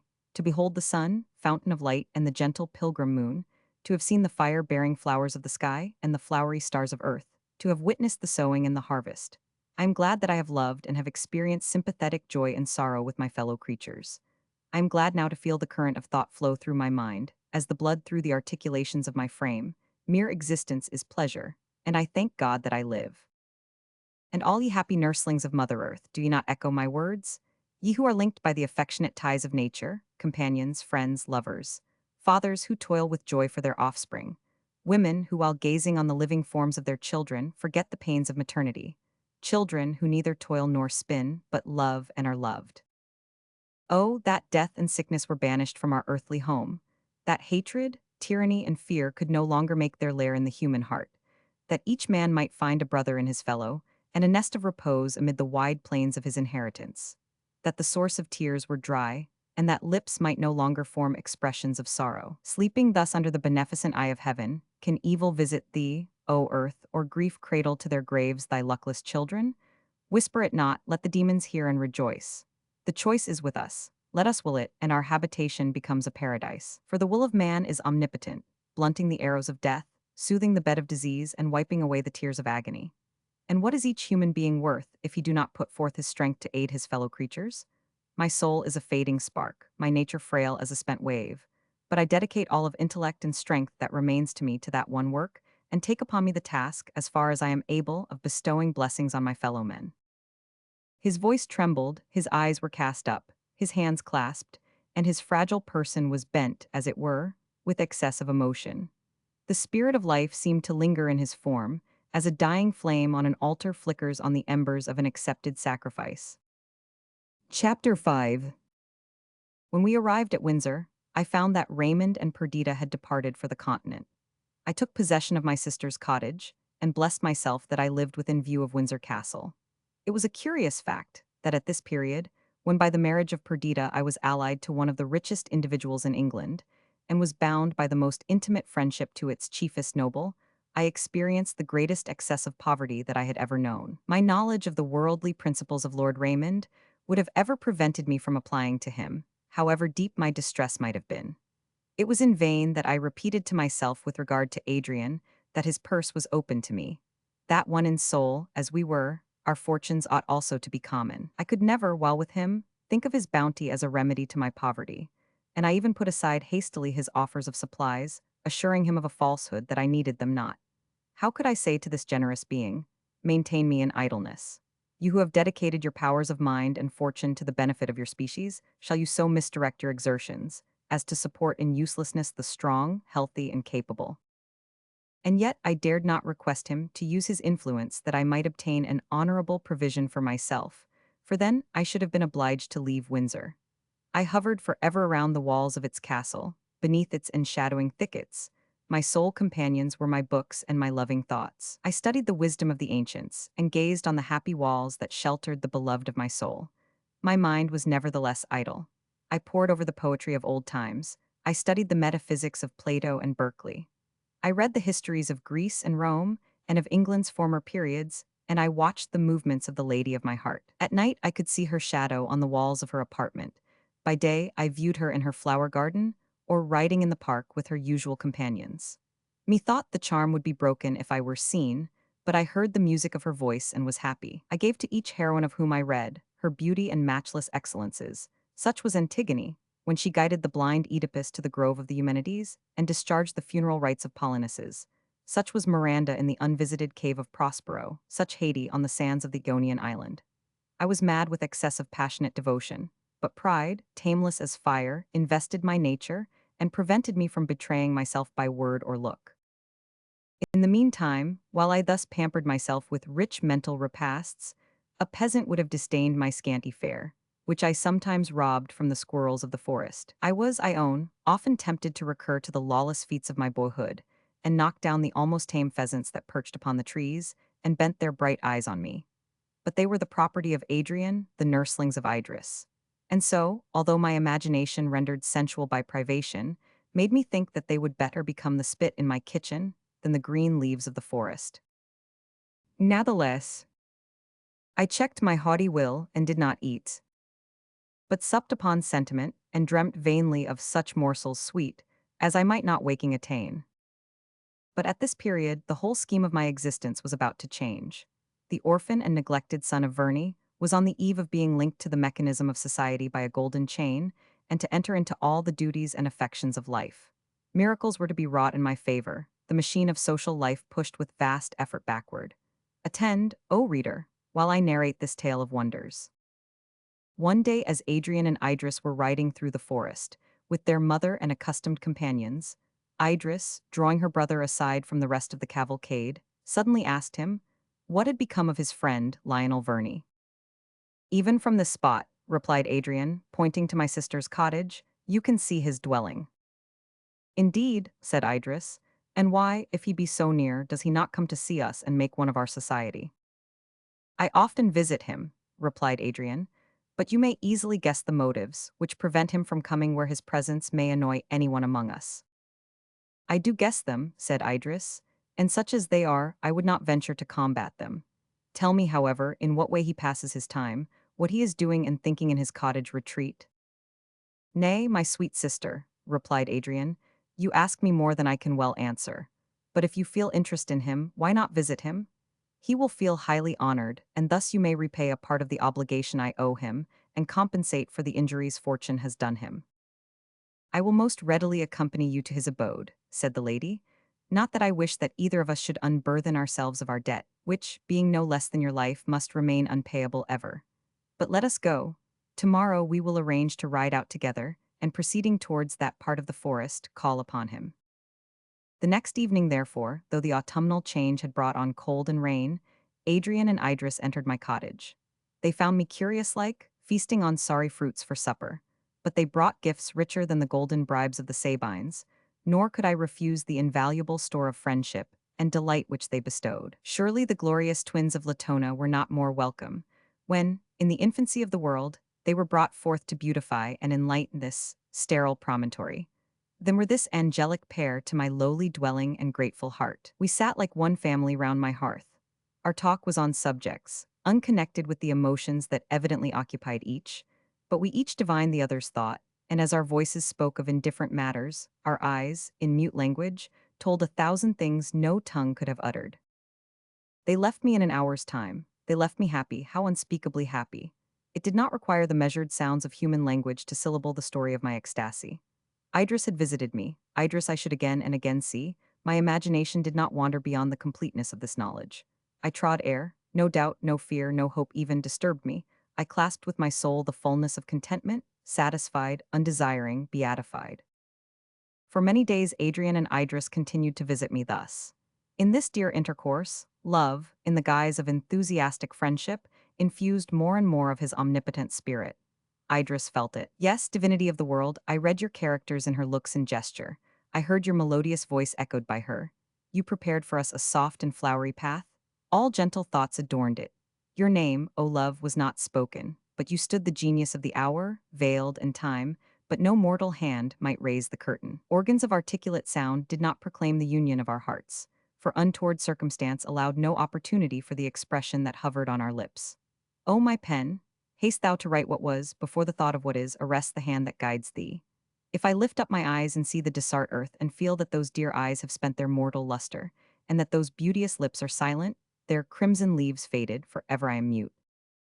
But you live, my Idris, even now you move before me. There was a glade, O reader, a grassy opening in the wood. The retiring trees left its velvet expanse as a temple for love. The silver Thames bounded it on one side, and a willow bending down dipped in the water its naiad hair, disheveled by the wind's viewless hand. The oaks around were the home of a tribe of nightingales. There am I now. Idris, in youth's dear prime, is by my side. Remember, I am just 22, and 17 summers have scarcely passed over the beloved of my heart. The river, swollen by autumnal rains, deluged the lowlands, and Adrian in his favorite boat is employed in the dangerous pastime of plucking the topmost bough from a submerged oak.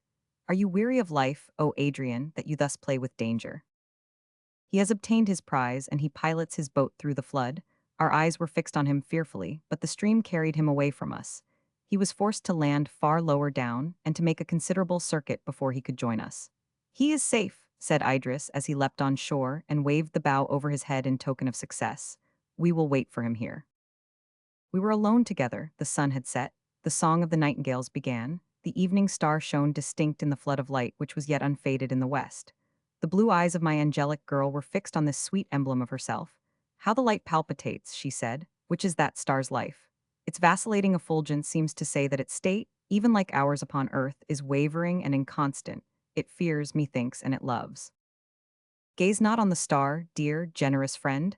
I cried, read not love in its trembling rays, look not upon distant worlds, speak not of the mere imagination of a sentiment. I have long been silent, long even to sickness have I desired to speak to you, and submit my soul, my life, my entire being to you. Look not on the star, dear love, or do, and let that eternal spark plead for me.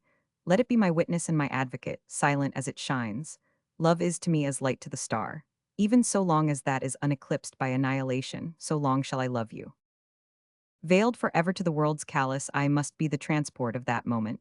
Still do I feel her graceful form press against my full-fraught heart, still does sight, and pulse, and breath sicken and fail at the remembrance of that first kiss. Slowly and silently we went to meet Adrian, whom we heard approaching. I entreated Adrian to return to me after he had conducted his sister home. And that same evening, walking among the moonlit forest paths, I poured forth my whole heart, its transport and its hope, to my friend. For a moment he looked disturbed.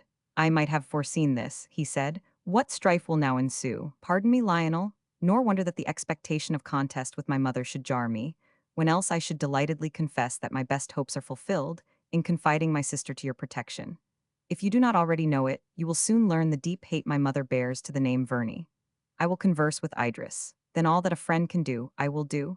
To her it must belong to play the lover's part, if she be capable of it. While the brother and sister were still hesitating in what manner they could best attempt to bring their mother over to their party, she, suspecting our meetings, taxed her children with them, taxed her fair daughter with deceit, and an unbecoming attachment for one whose only merit was being the son of the profligate favorite of her imprudent father, and who was doubtless as worthless as he from whom he boasted his descent. The eyes of Idris flashed at this accusation. She replied, I do not deny that I love Verney. Prove to me that he is worthless, and I will never see him more. Dear madam, said Adrian, let me entreat you to see him, to cultivate his friendship. You will wonder then, as I do, at the extent of his accomplishments and the brilliancy of his talents. Pardon me, gentle reader, this is not futile vanity. Not futile, since to know that Adrian felt thus brings joy even now to my lone heart.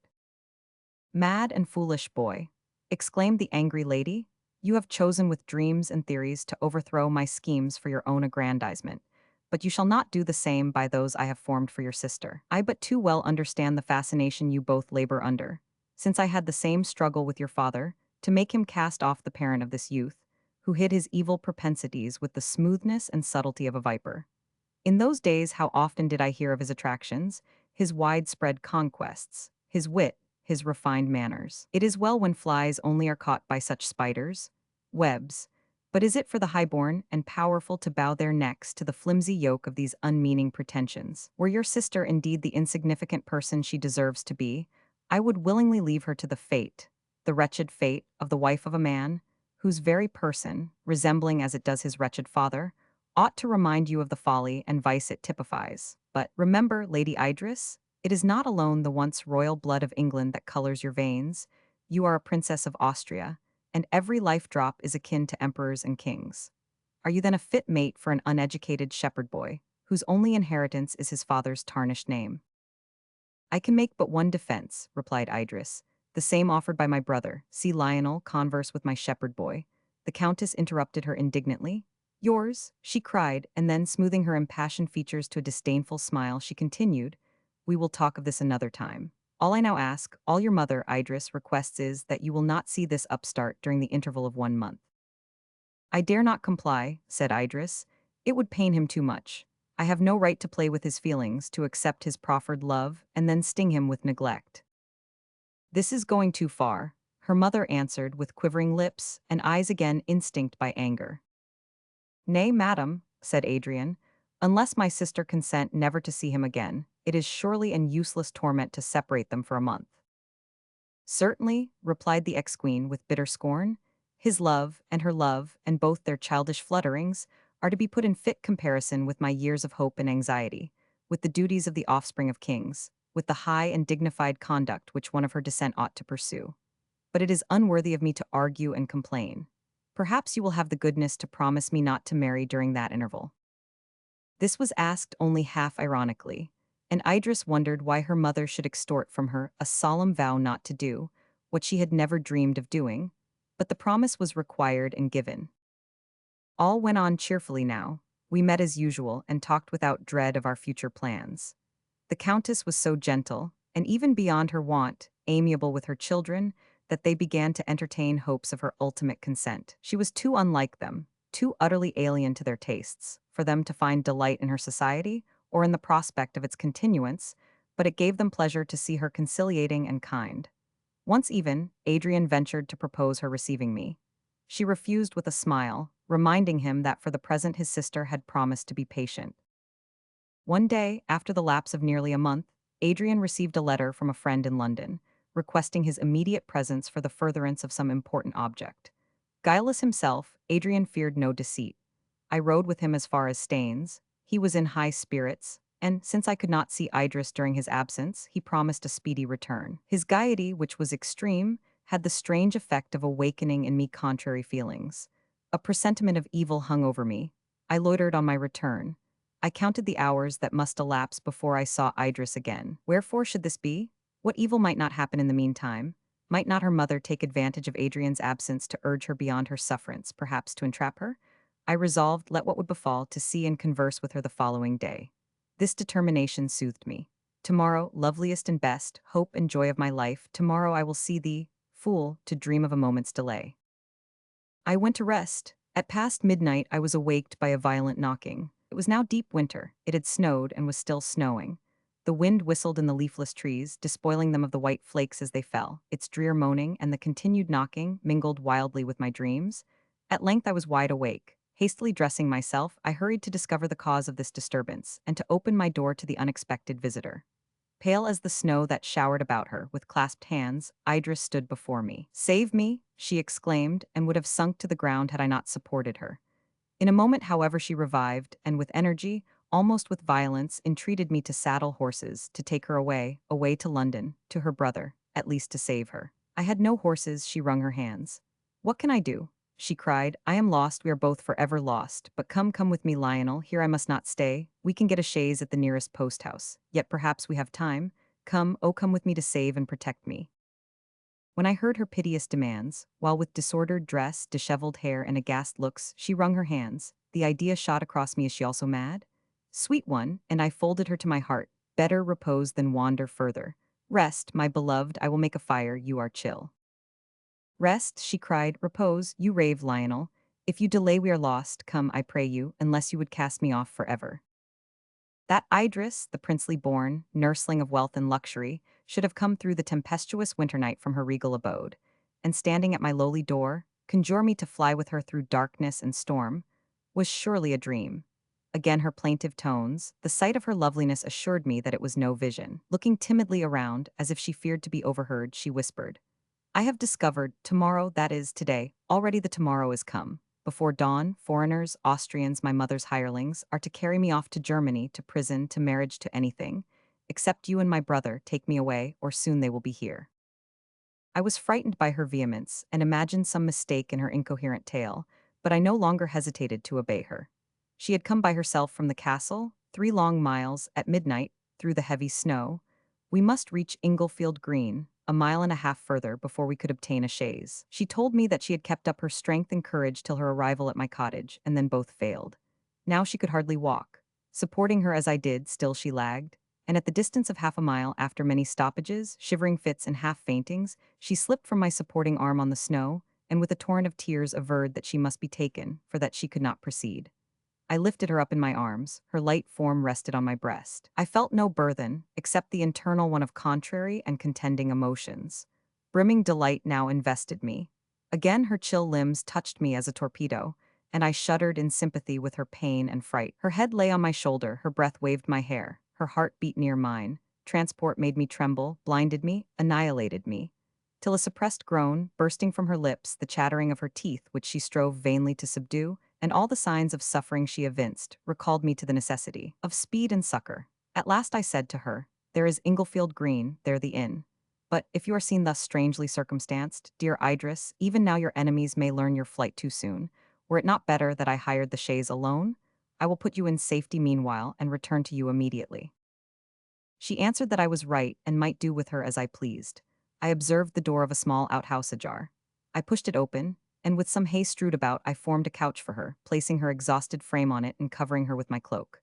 I feared to leave her, she looked so wan and faint, but in a moment she reacquired animation, and with that, fear, and again she implored me not to delay. To call up the people of the inn, and obtain a conveyance and horses, even though I harnessed them myself, was the work of many minutes. Minutes, each freighted with the weight of ages. I caused the chaise to advance a little, waited till the people of the inn had retired, and then made the postboy draw up the carriage to the spot where Idris, impatient and now somewhat recovered, stood waiting for me. I lifted her into the chaise. I assured her that with our 4 horses we should arrive in London before 5 o'clock, the hour when she would be sought and missed. I besought her to calm herself. A kindly shower of tears relieved her, and by degrees she related her tale of fear and peril. That same night after Adrian's departure, her mother had warmly expostulated with her on the subject of her attachment to me. Every motive, every threat, every angry taunt was urged in vain. She seemed to consider that through me she had lost Raymond. I was the evil influence of her life. I was even accused of increasing and confirming the mad and base apostasy of Adrian from all views of advancement and grandeur.